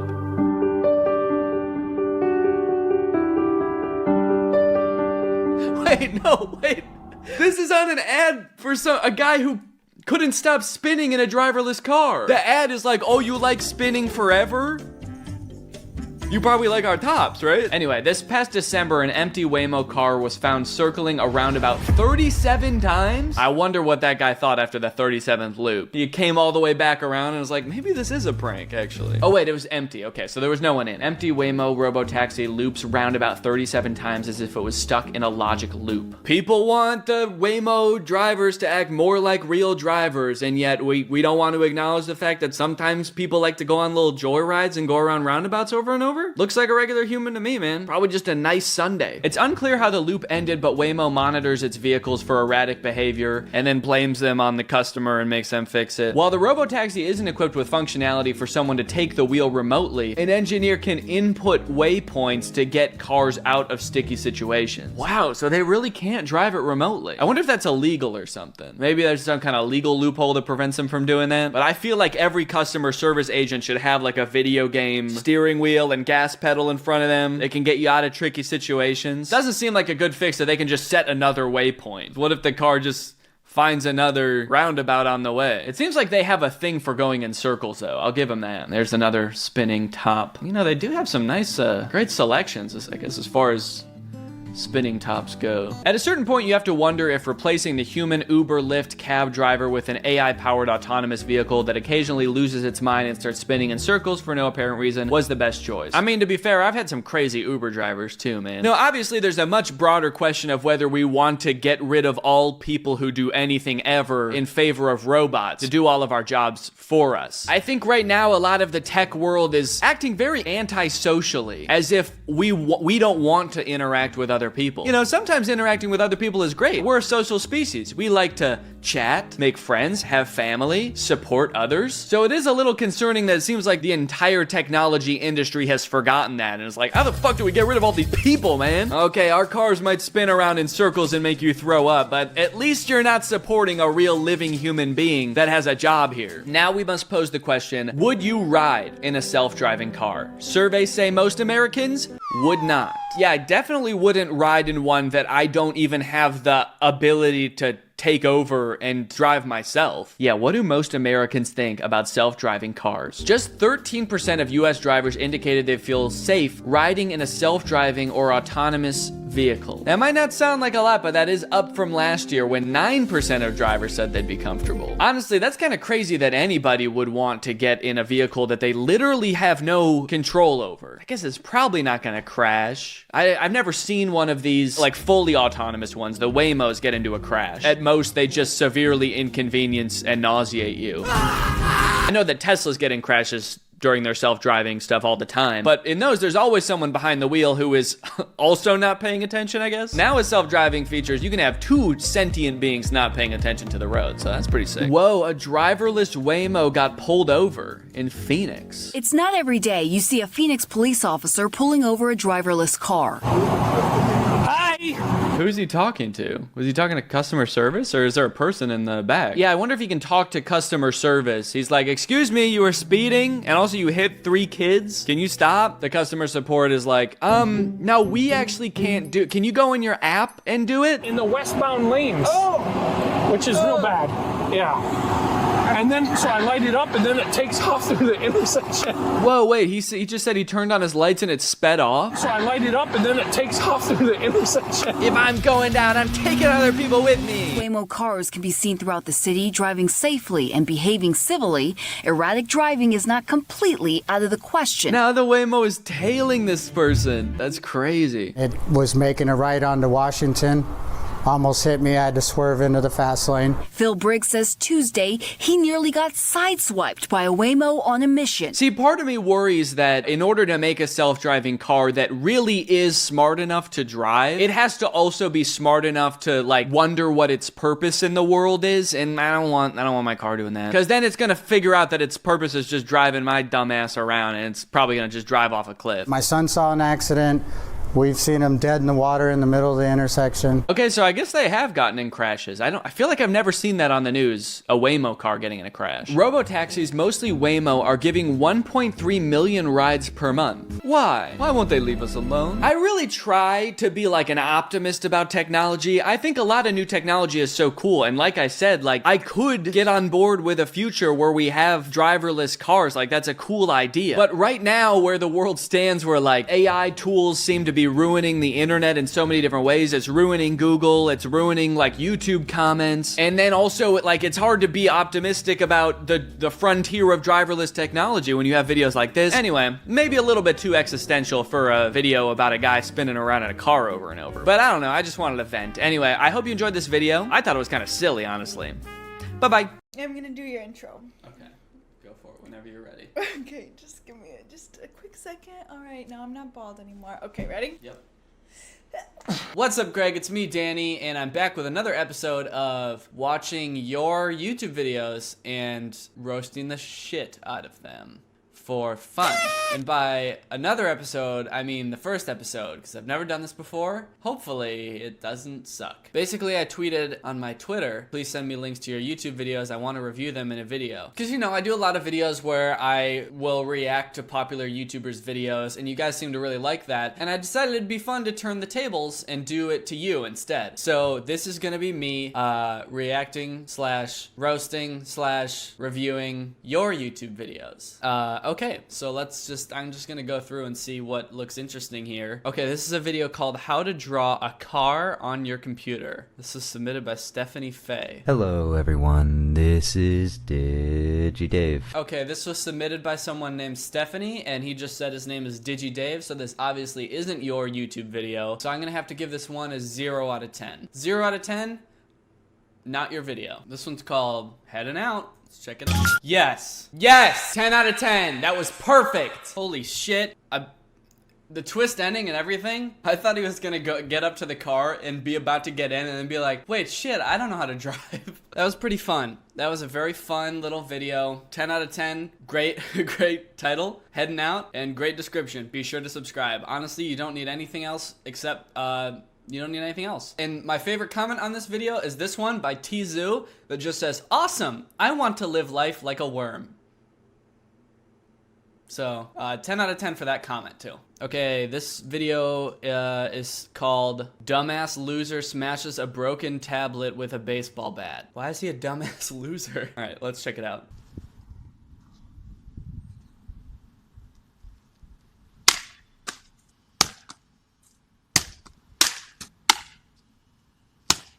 I like how you opened it up so you could smash the insides.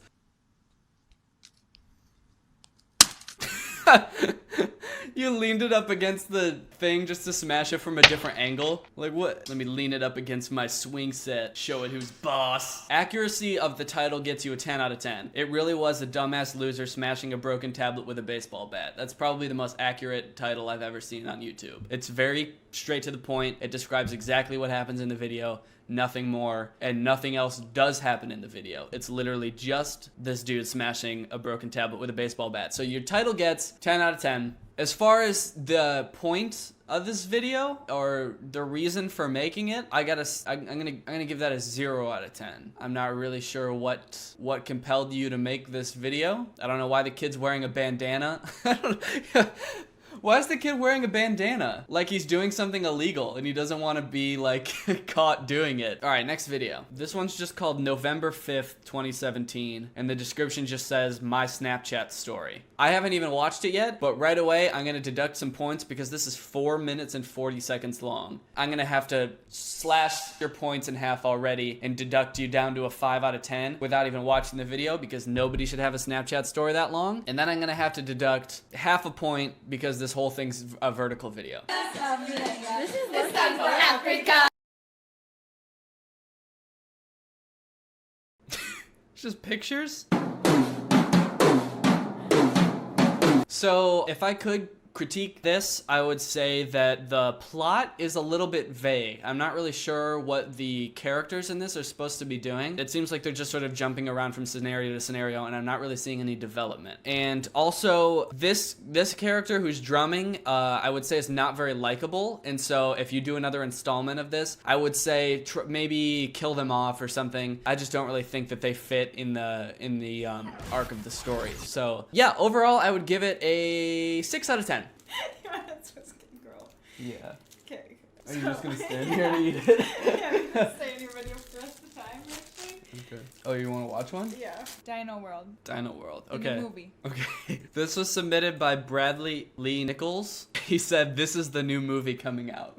The only one. Dino World. Yeah, you know the new movie that's supposed to be coming out? This is it. Mhm. It's 59 seconds long, so get ready. And it's got 12 views.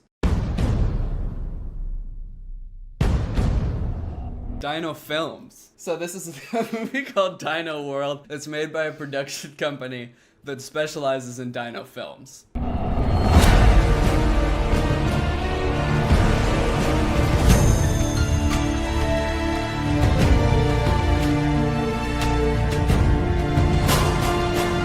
Okay. I gotta say, like, I want to see it. Like, I'm in. I'm in. This is the new movie coming out. I'm in for it. They have to fight for their lives. Okay, keep going, keep going. It's got Bane from Batman. You'll have to fight. You're gonna have to fight, dude. Alright. You know, it's nice to see Bane still making movies. I know. Yeah. Ever since they Killed him. They killed him. I thought he wasn't gonna get any more roles, but here he is.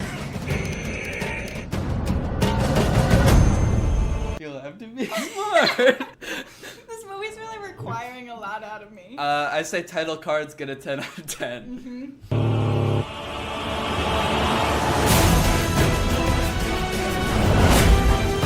Wait, Blue? Is that a person? I think it's the dinosaur. Is the question for Blue? It's the trailer is asking the dinosaur, "Are you fit for survival?" Oh my god. Hang on. That special effect of the dinosaur just slightly opening his mouth, 10 out of 10. Amazing. Dude, I thought that the dinosaurs were all trying to kill Bane, but this is like a plot twist right here. This summer, find out. When is this movie coming out? Uh-oh. Well, the trailer was released in September, so we gotta wait all the way until the summer. I don't know if I can wait. This is amazing. 10 out of 10. I will watch this. I will pay money to see the whole thing. iMovie and Dino Films present a Dino Films production association with iMovie. Edited by me, production designer, me, director of photography, me, casting by me, music by iTunes, costume designer, me, executive producer, me, written by me, directed by me, costume designer. What costumes? You think the dinosaurs are gonna change? Oh, maybe they'll be wearing little top hats at some point in the movie or something. We can only hope. Okay, I would say title cards 10 out of 10. Bane being in movies again, 10 out of 10. Yes. Plot 10 out of 10 from what I can tell. Yeah. The only thing I would give a negative review to would be the release date. Please release it sooner. I don't think we can wait. I don't think you could possibly release it soon enough. I'm itching. I'm itchy. Please, so release date, I'm gonna have to give that a negative 12. Negative 12. Negative 12. I can't wait. I do have one question. Is the child's name Dino? If so, 10 out of 10 name. Oh, the actual kid? Yeah. No, this channel's called Random Stuff and Things. Actually, he's a squirrel. Okay. Well, good for him. Well, that makes everything that much more impressive. All right. Good show. Okay. Okay, bye. Okay, this one's called Death Apartment. Hey babe, I'm home.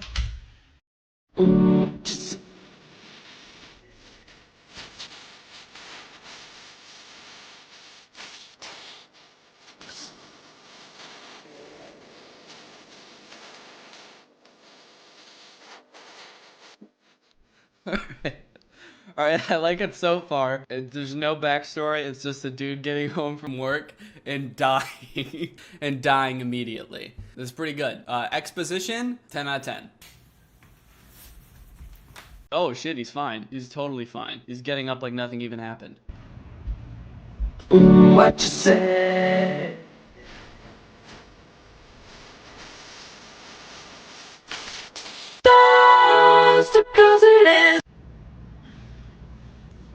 Now he's fine again. Totally fine. What you say? That you only meant.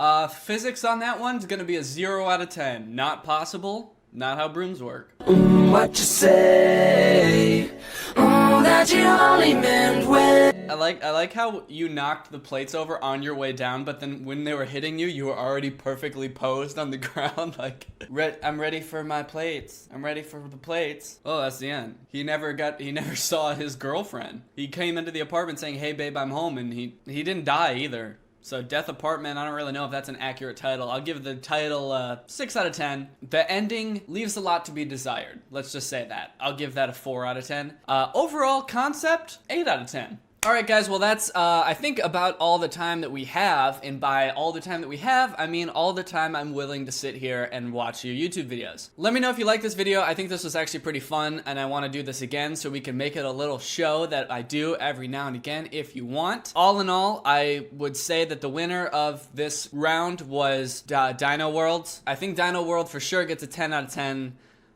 Out of 10. Thank you for turning on my notifications, Ariana. You are truly Greg. I'll be back soon with another video. Thanks for watching. Bye.